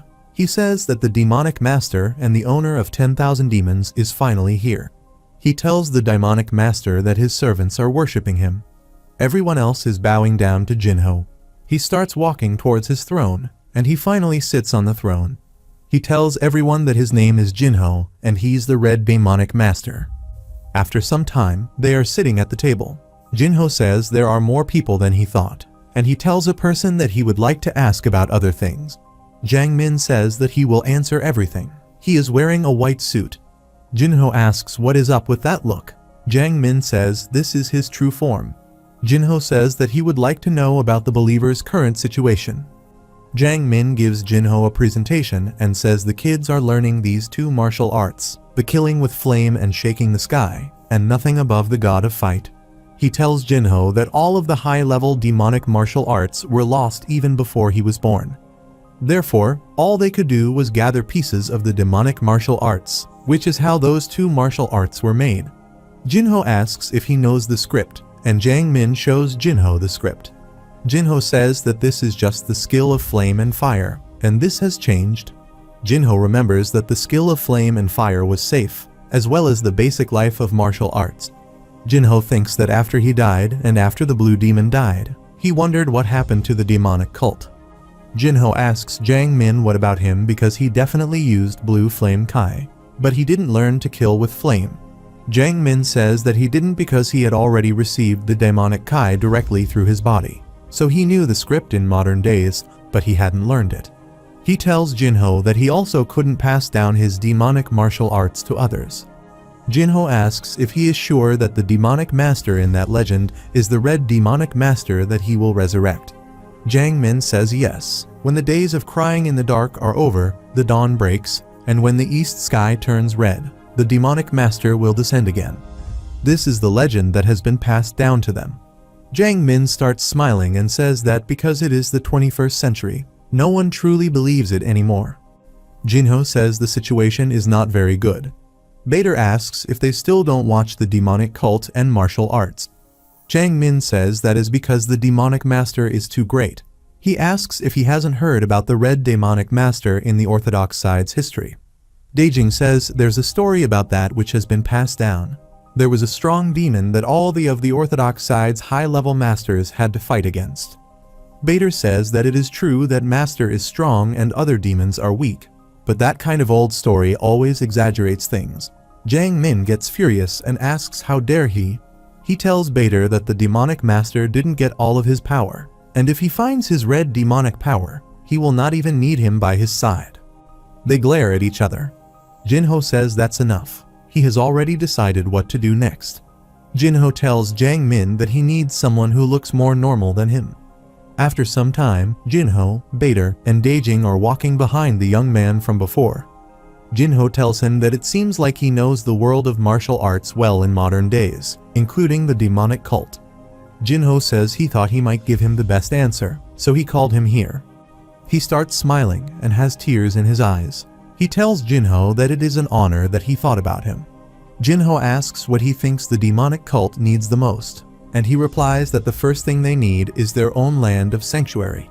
In order for them to get their old-time glory back, they also need martial arts, but it can be learned anytime.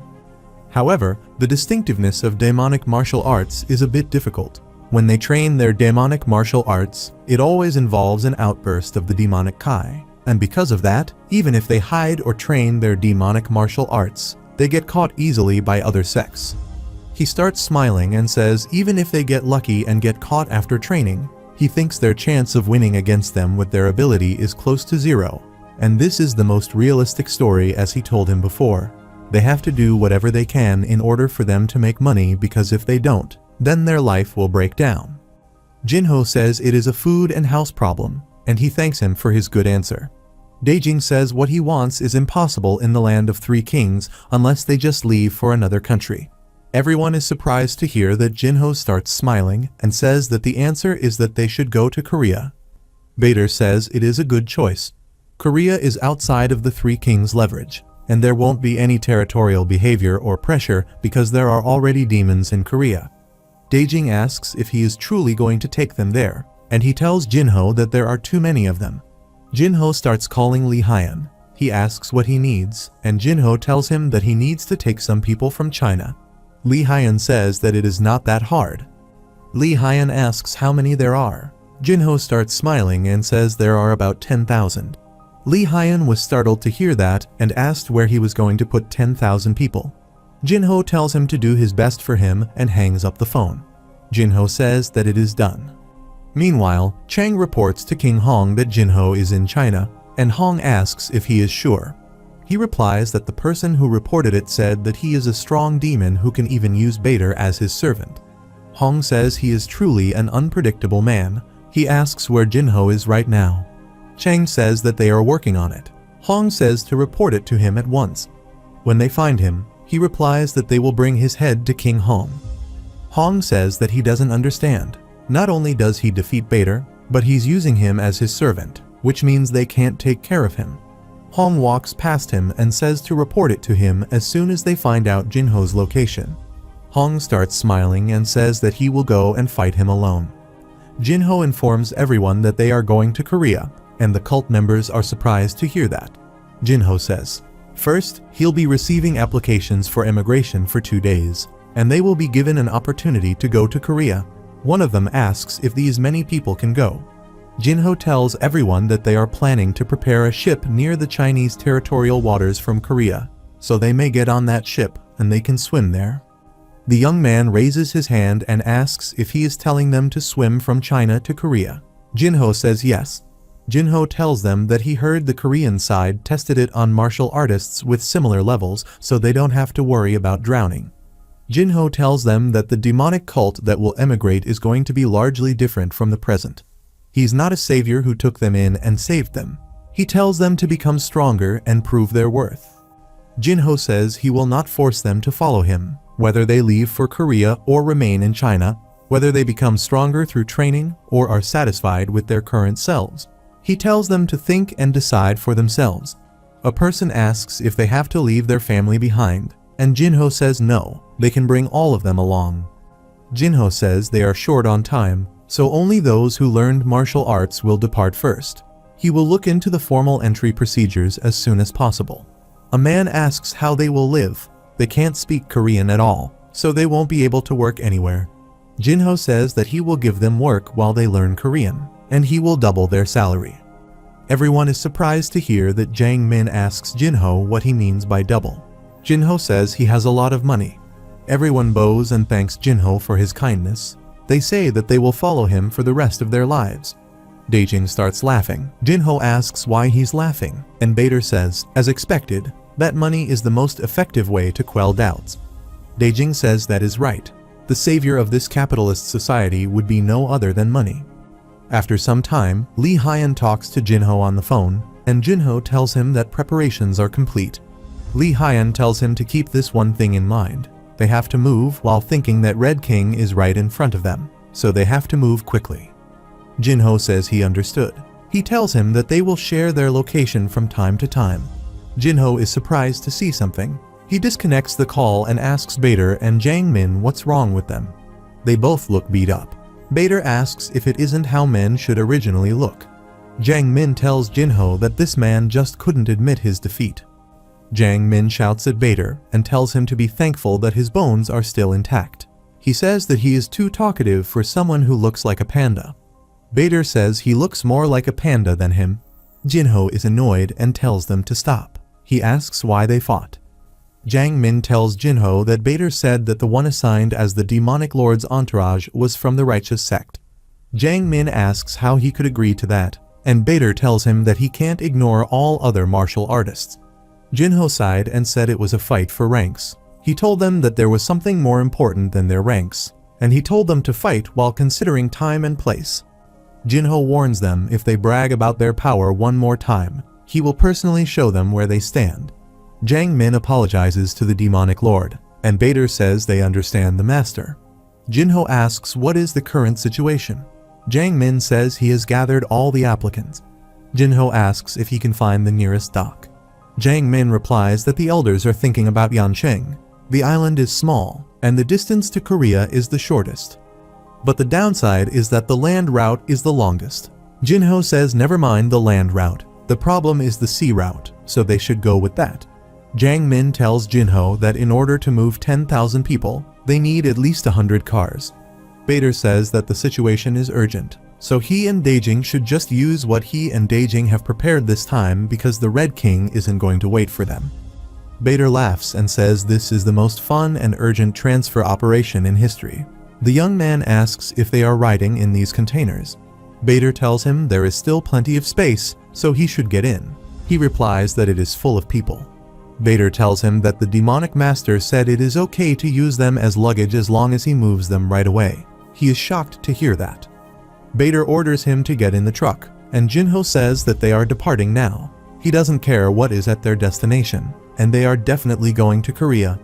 Chang blocks the road. His subordinate reports that everything is ready, and Chang tells his subordinate to stop them at all costs. While traveling, Bader tells everyone that it is hard to grasp the Red King's forces. In order to not get caught, a lot of his forces hide themselves, and there are some who hide because they don't want to be revealed to the public. Technically speaking, he's an outsider, so he wasn't told about his internal forces. Bader says the worst case scenario is if the Red King is already at their destination when they arrive. Jinho says that he fought Red King in the past, and he asks Bader if he thinks that he can take him down. Bader says back then, he was a little kid who didn't know anything, so he took him on. Honestly speaking, he's not confident that he can defeat him. Bader asks Jinho what about him. Even if he hasn't found all his power back, he must be more confident than him. Jinho says he is not sure. If it were him in his prime, then he wouldn't be afraid of the Red King or even the current Central Plains. However, after returning to the modern time, he gave up on power and opted for humanity. Compared to that time, he has become ridiculously weak. Jinho thinks that this doesn't feel right. A drone is following their vehicle in the air. Jinho opens the door and throws a coin at the drone. He tells Bader to watch the perimeters, and Jinho jumps on the car. Jinho uses Western magic to bring out his swords. Bader wonders when Master learns that magic. Jinho says he will take care of this himself. Everyone is feeling cold inside the container. The young man thinks this must be a trial by the demonic lord. Suddenly, a car hits the truck from behind, and the gate is destroyed. Jinho jumps on a car and kills the driver by stabbing him using his sword. Jinho sends a flying slash and destroys another car that is following them.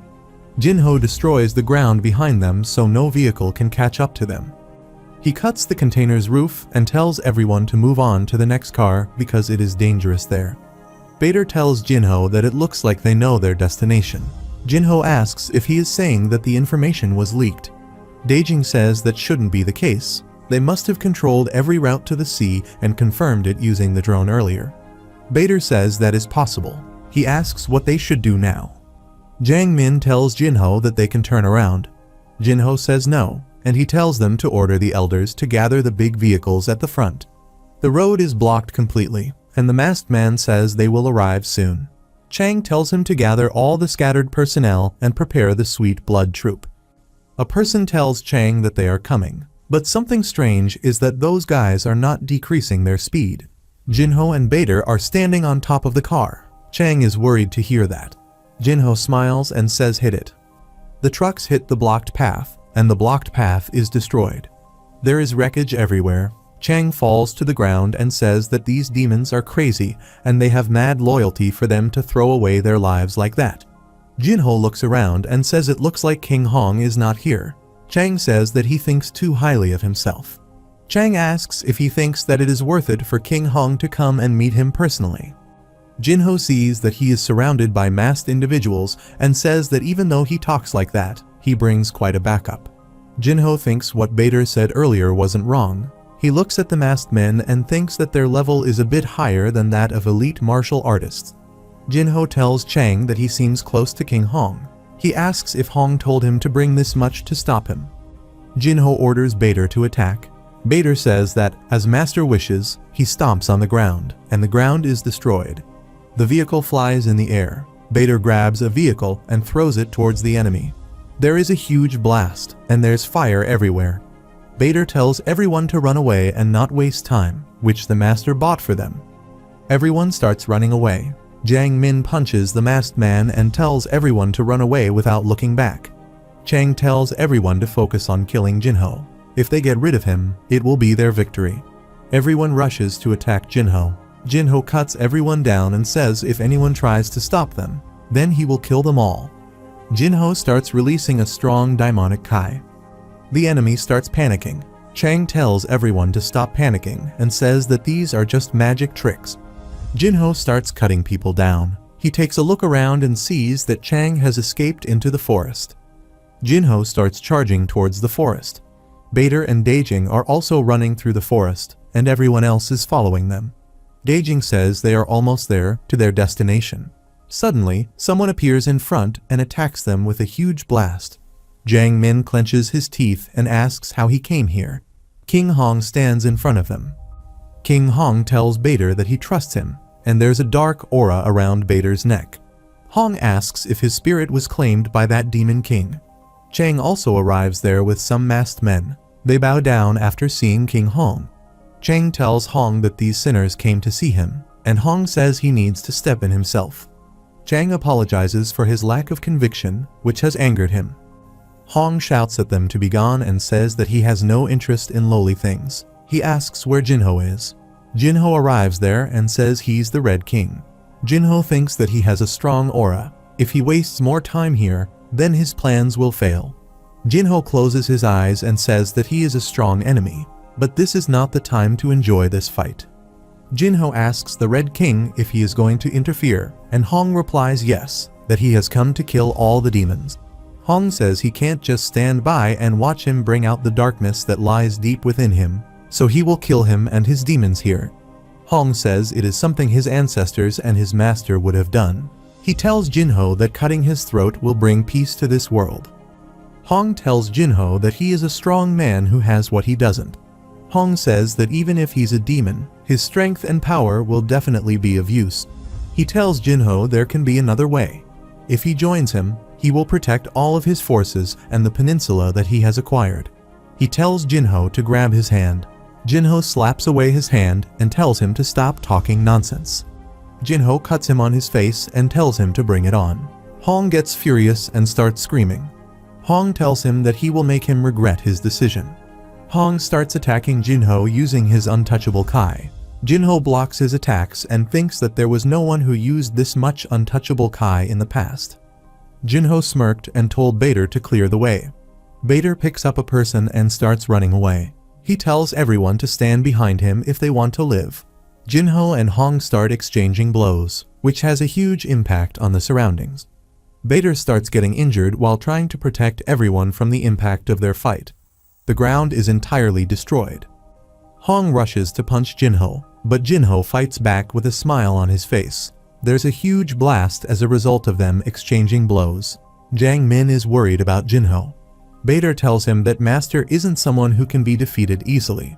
Even if his body is torn apart, he will never give up. Jinho starts emitting a strong dark Kai. Hong rushes towards him and tells him to resist if he can. Hong attacks Jinho, and there's a huge blast. Jiang Min looks worried as it starts raining, and he sees King Hong standing on the water. Bader tells him to look closely. Hong's hand is bleeding. Jinho survives his attack and he is standing in the water. Hong tells him that he has always exceeded his expectations. He says for a long time, there were only a handful of people who were able to hurt him. Hong tells Jinho that he is a demon he despises, but at the same time, he also admires him for hurting him. Hong asks Jinho what kind of opponent he is to him.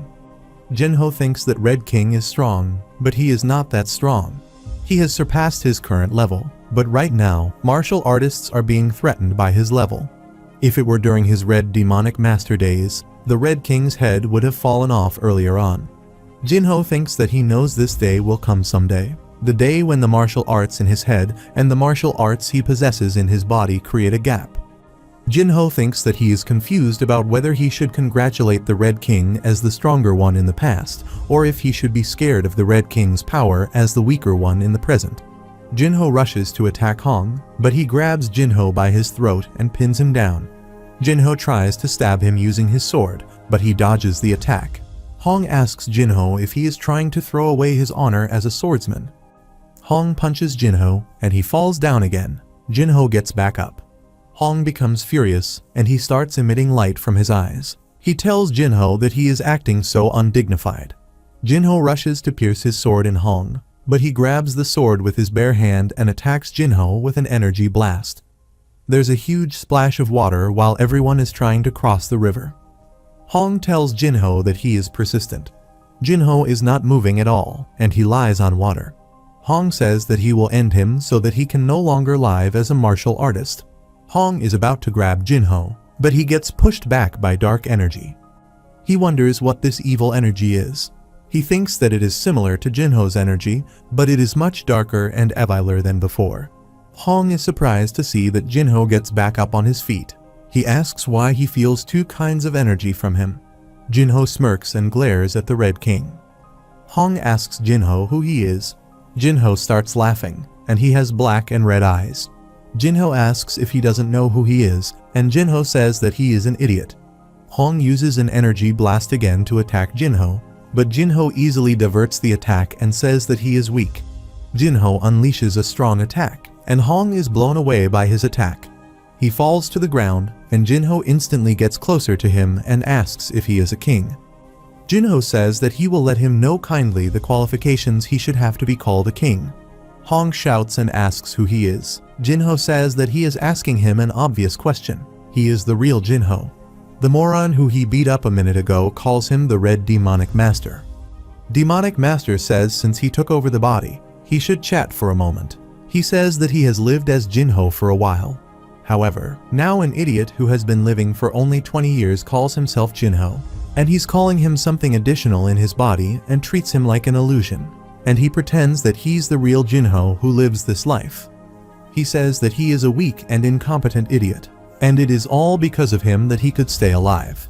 But he thinks that everything he has achieved is his, and he acts like the real owner. He dumped all his past pains on him, and he lives a happy life by himself alone. He asks if Jinho thinks that he will just sit back and watch.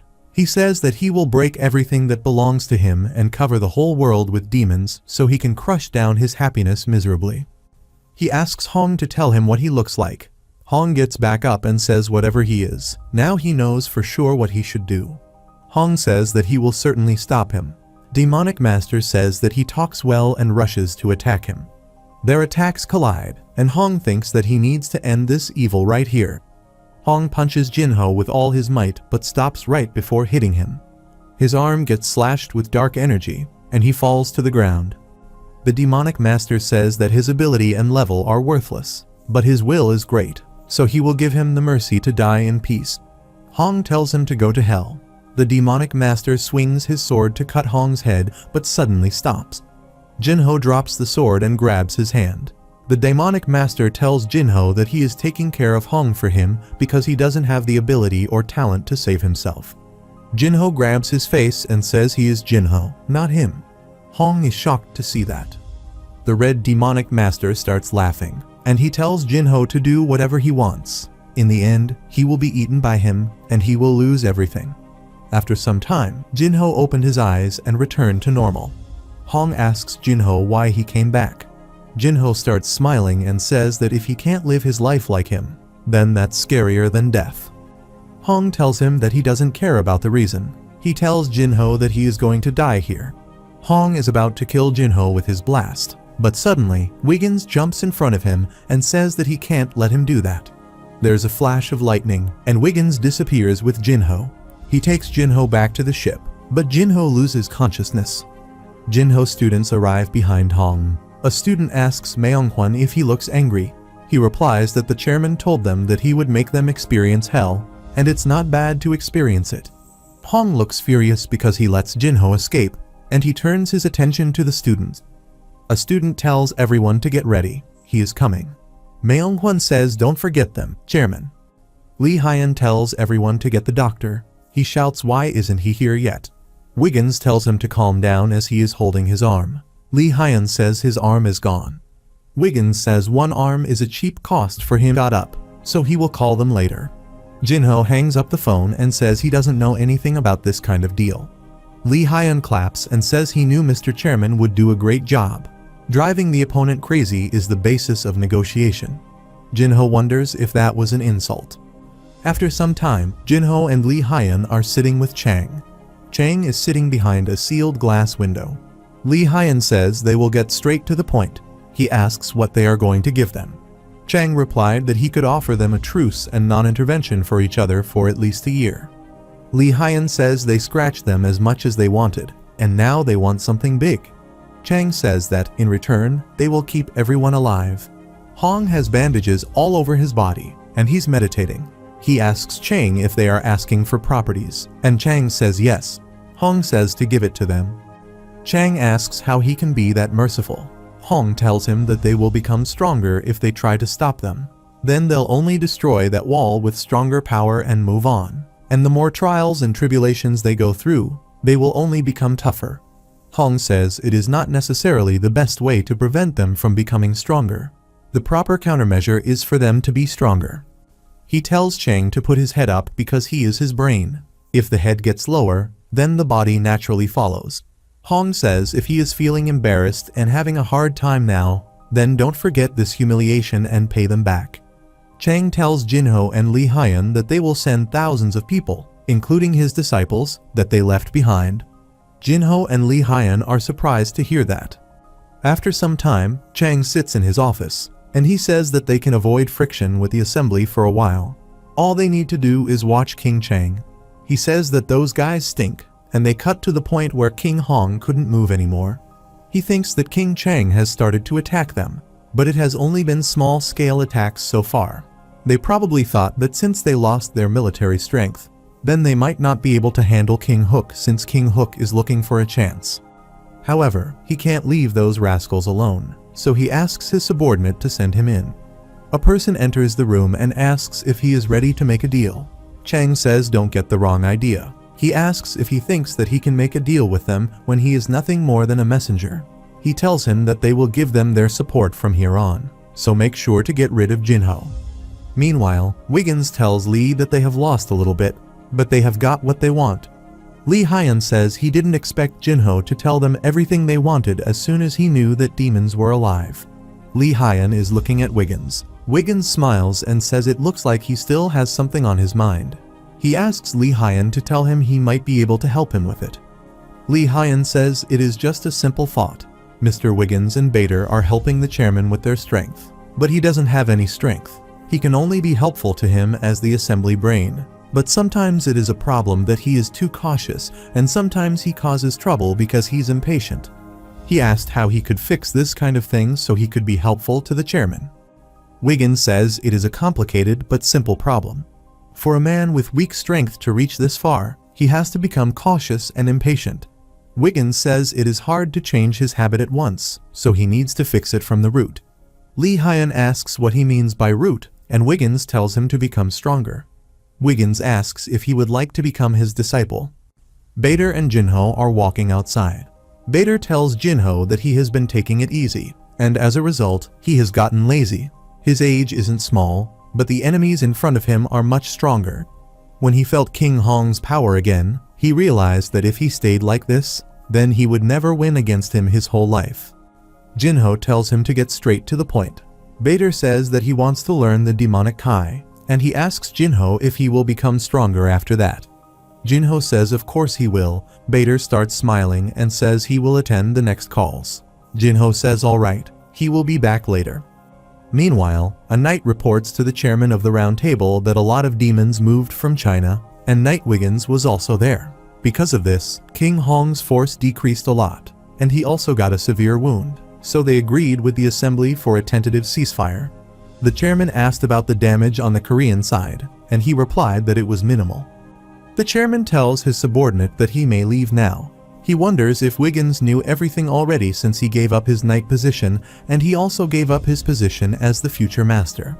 He orders a person to go to Korea immediately. He says before he ends Wiggins with his own hands, he would like to see Jinho himself. Choi and Yunsol are waiting at the airport. Choi tells him that she sent Jinho a message, and he replies that he will be here. Choi gets furious and asks why he is not here. Yunsol says maybe he hasn't decided yet whether he'll go out with her or not. Choi says that must be the reason. Yunsol gets up and tells her that this is his mistake. He shouldn't have said that. Choi is filled with rage. She says see what happens when Jinho gets here. Jinho is hiding behind a pillar because he is afraid to face her anger. Jinho musters his courage and goes to Choi. He apologizes for being late. She starts smiling and says it is fine. She's not mad at him. After some time, Jinho is surprised to hear someone's voice. He tells Jinho that it has been a long time. After the Battle of the Red Ground, this is the first time he says please forgive his rudeness for greeting him last. Jinho looks at the man with long hair and says that he must be Blue Demon. Blue Demon smiles and says it has been a long time, Demonic Master. Jinho and Choi are having lunch together. Jinho asks if her filming ends well. Choi says yes, there were some twists and turns, but they managed to wrap it up without any issues. Jinho smiles and says it must have been hard.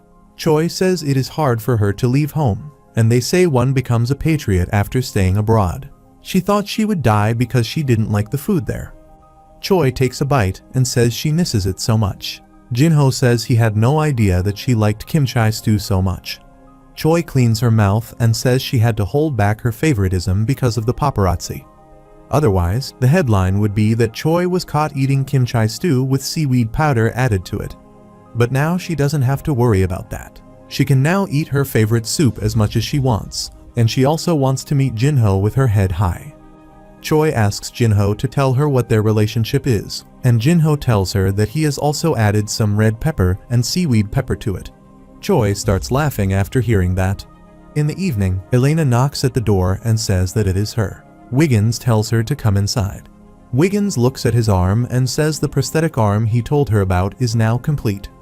Elena tells her father that she was told that Masters' plane has landed at the Incheon airport. Wiggins says yes, he knows because Master informed the assembly and made a formal request for a meeting. Elena says they should get ready to take some action. Maybe they have come this time to punish the traitors. Lee Hyun says there's no need for the Master to come all this way just to punish some traitors of the Round Table. Wiggins says that, just as he said, the reason behind his visit this time was to make a prudent decision. Elena says it may also be due to some personal agenda. She says that Master regarded Wiggins as his successor. She asks how he would have felt about abandoning the Round Table, taking the position of the next Master, and becoming Jinho's subordinate. Wiggins looks outside the window and says that he doesn't know, but they will find out soon enough. At night, Jinho drops Choi at her place. He takes out her luggage and asks if this is all of her things. She says Yoon-sol probably brought the rest back home, and Jinho says he will take his leave now. Choi starts blushing, and she asks Jinho if he wants to eat ramen. Jinho asks if she didn't add some ramen noodles to her soup earlier. Choi smacks her face. She goes near Jinho and says that she was wondering about it while eating her stew earlier, but now she wants to confirm it. Choi tells Jinho that she wants to hear it from his mouth if he likes her. Jinho smiles and says that he likes her. If it weren't for her, then he would have lived several more lives and would never have felt this way. Choi is surprised to hear that and wonders if he is the kind of person who could say such romantic things. Jinho receives a call from Wiggins, and he picks up the phone. Wiggins tells Jinho that Round Table Master has requested a meeting with him. Jinho says he will be there soon. He tells Choi that he must go now. Choi says it seems important, so it can't be helped. She kisses Jinho. Wiggins tells his master that Jinho will be here soon, and he asks if they should have a small conversation over a cup of tea. He takes off his mask and asks what about scotch since it has been a while since they last met. He tells Wiggins that they are no longer in a master and knight relationship.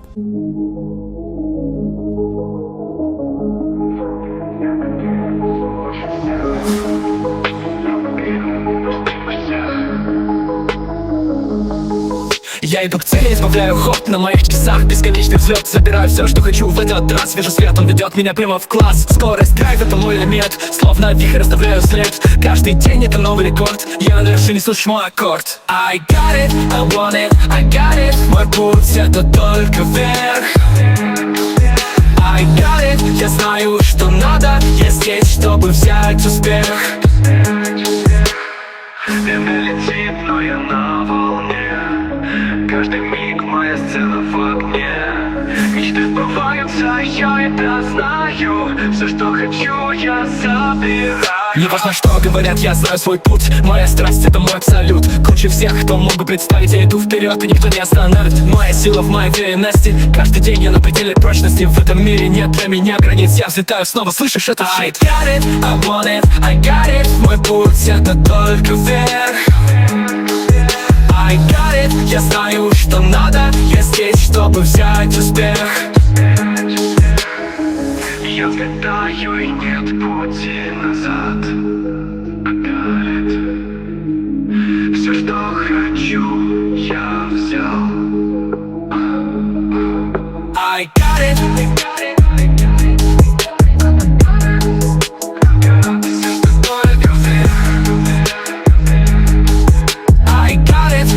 Я стану в окне.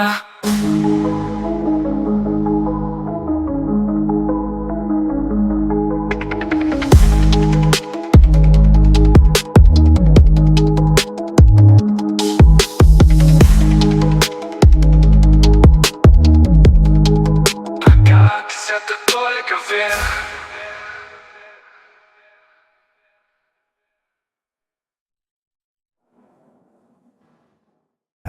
They will only say that they were only doing what they were told to do. He tells the master that the crime tribunal of the Nazis didn't make their own decisions, but simply believed in and followed the system. The master says that he has got a good point. At the same time, Lee Hyun and Elena enter the room, and he says that the Lord has arrived. Jinho arrives there, and Wiggins welcomes him. Lee Hyun and Elena are laughing at Jinho because he has lipstick on his lips. He quickly removes it using his hand.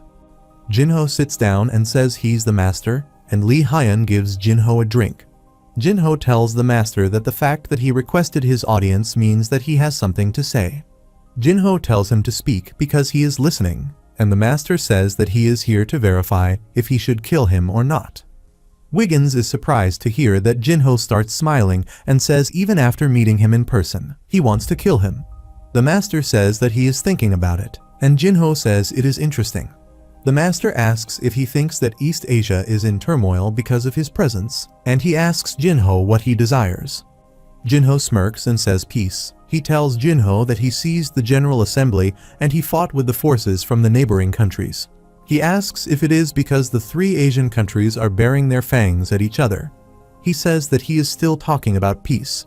Jinho says peace is not determined by whether a war is waging or not. Real peace is achieved when one has the power to win the war. Jinho starts releasing his Kai. The master thinks that he is talking about peace while exuding such a dark and evil aura. Jinho says if he was weak, it would be impossible to create a place like this in the first place. He says that Round Table tried to use them to fulfill their desires. The master says that he can't deny that.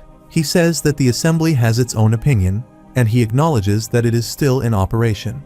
Although the current development in the assembly shook up the balance in East Asia, he also knows that it was something unavoidable. Jinho calms down. The master says that he also wants to support the assembly for stability and peace in Asia, and his support will include economic, human, and intelligence support. Jinho asks about his conditions, and the master says peace. All he needs to do is keep his word. He tells Jinho that there's no need to point his sword outside because he truly wants to strengthen peace. He tells Jinho that the Round Table will give him their full support only if he promises that he will not invade other countries. Jinho says that he previously heard that the Round Table is a place where the master and knights decide on an equal basis by voting. The master says it is true. Jinho asks if he has the authority over the decision he made just now. The master is startled to hear that and says that he doesn't have the authority right now. Jinho smiles and says that he likes his honesty. He gets up and says that he accepts his offer because he wants to believe in his words. Jinho shakes his hand and says that he should consider himself lucky because he is in a good mood today. He hopes that he enjoys his trip back. Jinho leaves after saying that. The master tells Wiggins that he now understands why he chose Jinho. Wiggins thanks him for his understanding, and the master warns him that he should know that those who traverse such an extreme path have a predetermined end. The Martial Assembly may have grown this rapidly by relying on his luck, but they will have it worse if his own strength is unable to handle the enemies he created himself. He says that the Martial Assembly will collapse. Wiggins asks if he didn't come here to prevent that outcome. The master asks why he can't tell him what he thinks. Wiggins says it won't work, but the master is more suited for that, so he asks why him. Elena says that her father only knows how to say no, and everyone starts laughing.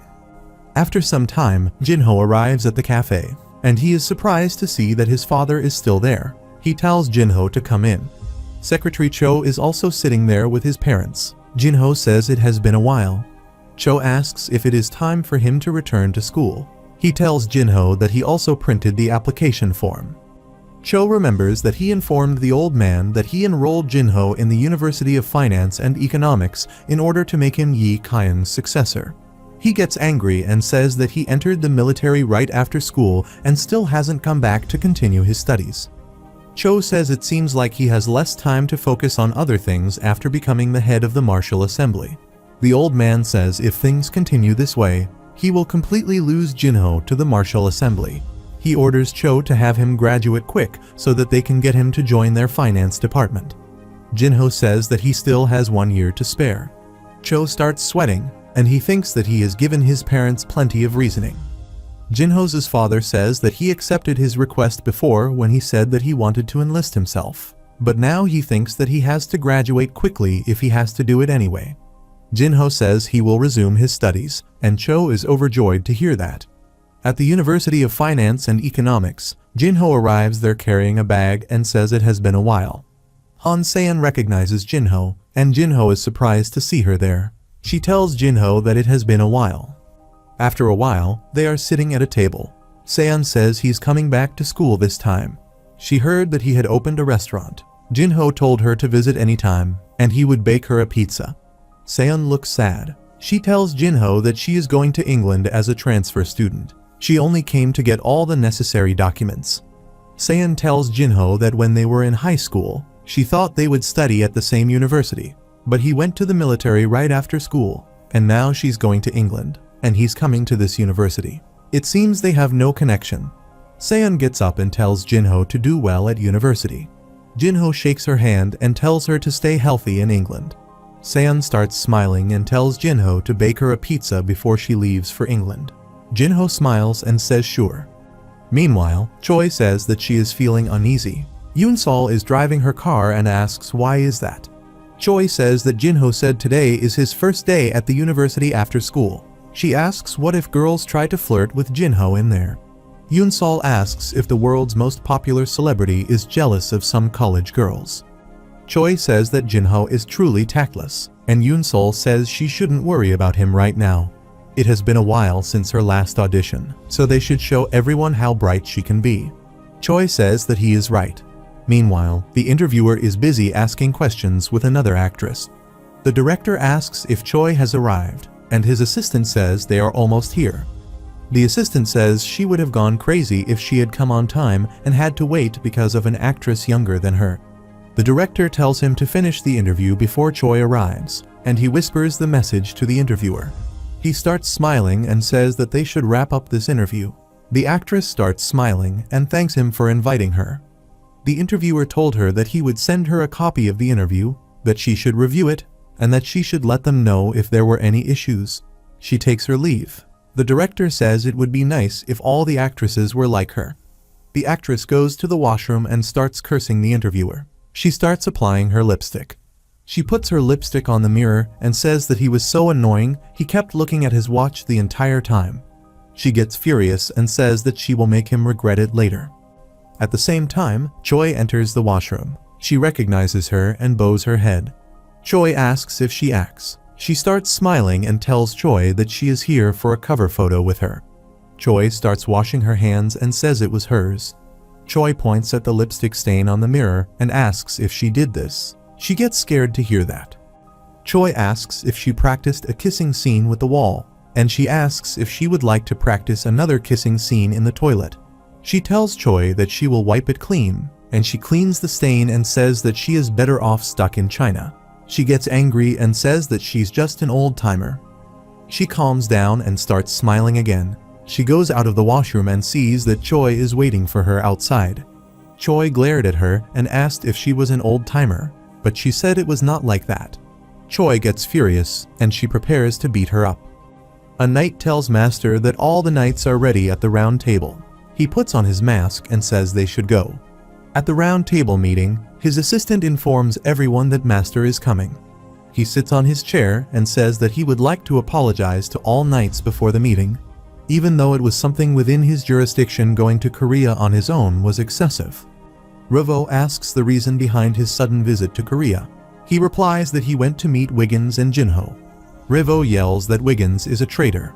Master says that he knows, and they are allowed to talk to traitors if necessary. This is in line with the principles of the Round Table. He used Wiggins to meet Jinho of Korea and negotiate some terms. He would now like to convey the terms and demand the Round Table's opinion. At the university, Jinho is sitting in the class, and a student tells everyone that the Business Administration Department's opening meeting is today, so please try to attend it without fail. A couple of girls start following Jinho after the class, and one of them asks Jinho if he is a returning student since she didn't see him during the orientation. Jinho says yes, he enlisted in the military right after admission. The girls start smiling, and they tell Jinho to guide them in their studies. Jinho tells them that he needs to receive this call. Choi calls him baby, and Jinho says that they agreed that they wouldn't call each other. Choi says that it is fun. She tells Jinho that she has finished her interview with the magazine and that she's headed to her next schedule. Choi hears a girl tell Jinho that he must attend the department's opening meeting today. Choi asks if someone is next to him. Jinho says that he doesn't know her name, but she's a junior. Choi asks if he is going to that meeting, and Jinho says no. Choi tells him that it is just some binge drinking fest with no health benefits. She gets in her car and says that she will call him after eating a tasty dinner when she gets home. Choi hangs up the phone and tells Yoon-sol to drive the car to the University of Finance and Economics at once. She needs to see Jinho right now. Cho says hi to Jinho, and Jinho asks why he's here. Cho starts smiling and says that he came to cheer him on since it's his first day here. He asks Jinho if he will attend the opening ceremony. Jinho says no. Cho tells him that it is not a chance, that the ability to socialize is a manager's most important skill, and that a manager can never be successful if he ignores human relationships. Jinho remembers that someone gave him the same advice in the past, saying that strength also comes from people. Jinho tells Cho that he will attend the opening ceremony. Cho says he will do a great job. He will also attend the opening ceremony with him, and he can also have some drinks since he will be driving. At the roundtable meeting, Revo asked that the negotiating terms he mentioned just now be on the condition that the Korean Martial Assembly doesn't attack other countries if they want their full support, and he agreed to that. Master says that he is right. Revo asks what they will gain from supporting them. The Master replies peace in Central Asia. Revo asks if he truly believes that the center of balance can be maintained between Japan and China if they give their full support to Korea. The Master says that it is possible, and everyone is surprised to hear that as they look at each other. The Master says it may come as a surprise to them, but the Jinho he met at the meeting, Revo, interrupts him and says before discussing this agenda, he would like them to first vote on a more important and sensitive issue. The Master asks what agenda he wants to propose. Revo gets up, draws his sword, and says that he would like them to vote on the Master's impeachment. He puts his sword on the table, and the Master is shocked to see that. Jinho is sitting at the table with some students at the opening ceremony. A student says that before they start, he would like to welcome a special senior, an excellent talent nurtured by the Business Administration Department of our university. He is currently working directly under the finance group's chairman, Hwang Jiang-hu. Cho waves at everyone. Everyone is excited to see Cho there. Cho tells everyone to enjoy themselves to the fullest because the first round of drinks is on him. Everyone starts cheering for him, and Cho thinks that his self-esteem has increased. Jinho says that he didn't know Cho was his senior. John arrives there with Seon and asks if they started drinking already. Seon sits across from Jinho and says that they meet again. She tells Jinho that she was dragged here after she ran into Senior Jong from the business department office. Jinho says that he made him drink a lot back then, and he even earned the nickname Squirtle because of that. They both start laughing. A girl sitting next to them gets jealous and tells Jinho to pour her a drink. Jinho pours her a drink from the bottle. She tells Jinho to pour as much as he loves her. Jinho is startled to hear that. She tells Jinho that his love is overflowing, and she gives Seon a smile. Meanwhile, the Master has been put in prison. Revo asks him how it feels to be trapped in a prison that he made himself. He asks Revo if he is still addressing him as his master. Revo replies that he may have been impeached, but a new master has yet to be decided, and that's why he is being polite. The Master turns his head and says he seems to follow selective procedures, so there's no need to follow this one. Revo says he can become the Master if he follows this one procedure. The Master asks if he wants to take over the round table. Revo says, first, he will get rid of all those pathetic procedures he set for the round table. Revo says he will get rid of all his hypocrisy. The Master says the king's sword. Ever since the Excalibur got stuck in the rock, many men tried to take it out, but to no avail. But a boy of just 15 years old drew that sword and became king. He asks if he knows why, because the Excalibur was not a sword that would give him the power to become king. It was a sword meant to choose the person who would use that power the right way. He doesn't know if the hilt of that sword will end up in his hands, but he can never become the king. Revo tells him that he will never escape from here and will pay the price for his sins. He tells him to try to live as long as possible. That's the only way he will be able to see the world he will create in the long run. Revo tells him that his body has lost its mana due to the magic circle set in this prison. He wonders how long it will last. At the opening ceremony, Cho gets drunk, gets up, and asks if there's anyone more attractive than the chairman's secretary.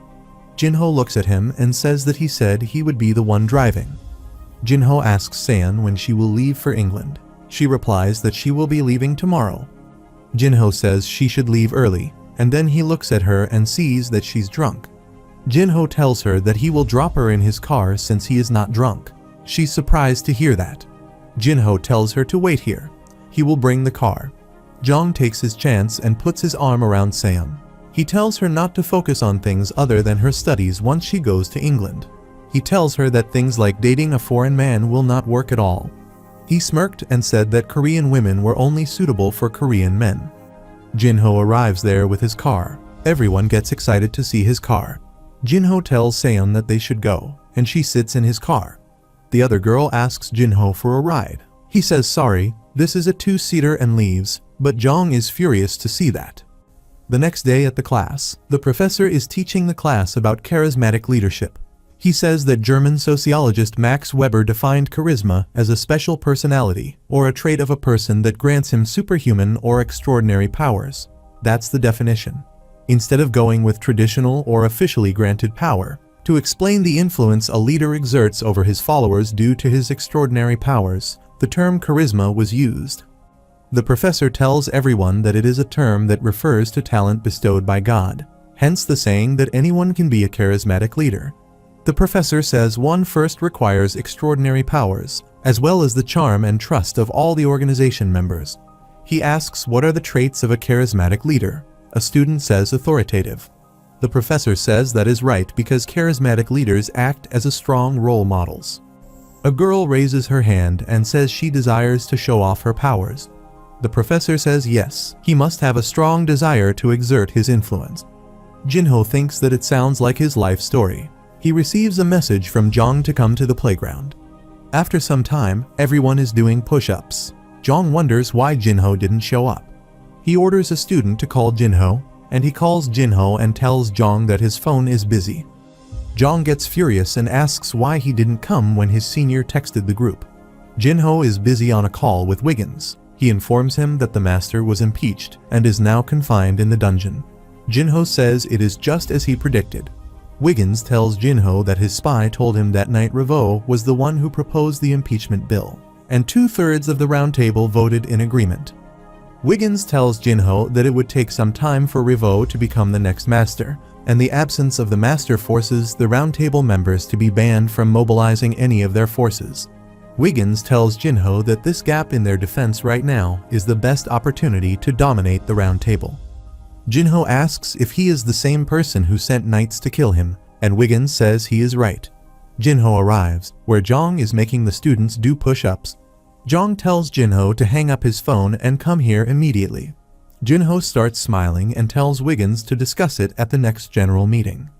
Jong tells Jinho that the university atmosphere has become rotten. He tells him that it seems he didn't receive any teaching on how to behave. Jong tells him that students other than seniors are banned from coming to the university by car, and Jinho asks who issued this ban. Jong tells him that it's to solve the parking issue and promote the study environment on campus. Jinho starts calling someone. He tells Jinho to hang up while his senior is talking to him. Jinho tells Chairman H. Wang that it is Jinho speaking. He tells him that it seems an unreasonable culture of maintaining discipline is in practice at campus. There's one senior who has gathered all freshmen, and he's giving them some punishment. Jong is surprised to hear that Jinho says that he has told Secretary Cho and thought that he should also know since he's also part of the University of Finance and Economics Board of Directors. Jong snatches his phone and says stop making fun of him. H. Wang says that he has notified the principal and will take action immediately. Jong is scared to hear that. Suddenly, Cho gets up from doing push-ups and says that he received his orders and is standing right beside Jinho. Cho says that he witnessed and experienced the scenes of human rights violations that tarnished the university's reputation, and he also recorded them. Cho says that the disciplinary committee must take action against the responsible student at once. Jong is shocked to hear that, and he falls to his knees. Jinho tells Cho that he is going to attend the general meeting and that he will see him later. Cho says don't worry about it. Jinho picks up his phone and sees that Jong is sweating. The students get up and thank Jinho. Jinho waves at them. He gets in his car and leaves for the meeting. The students say that he is so cool and charismatic. Cho grabs Jong by his arm and says they should go and have a nice talk at the principal's office.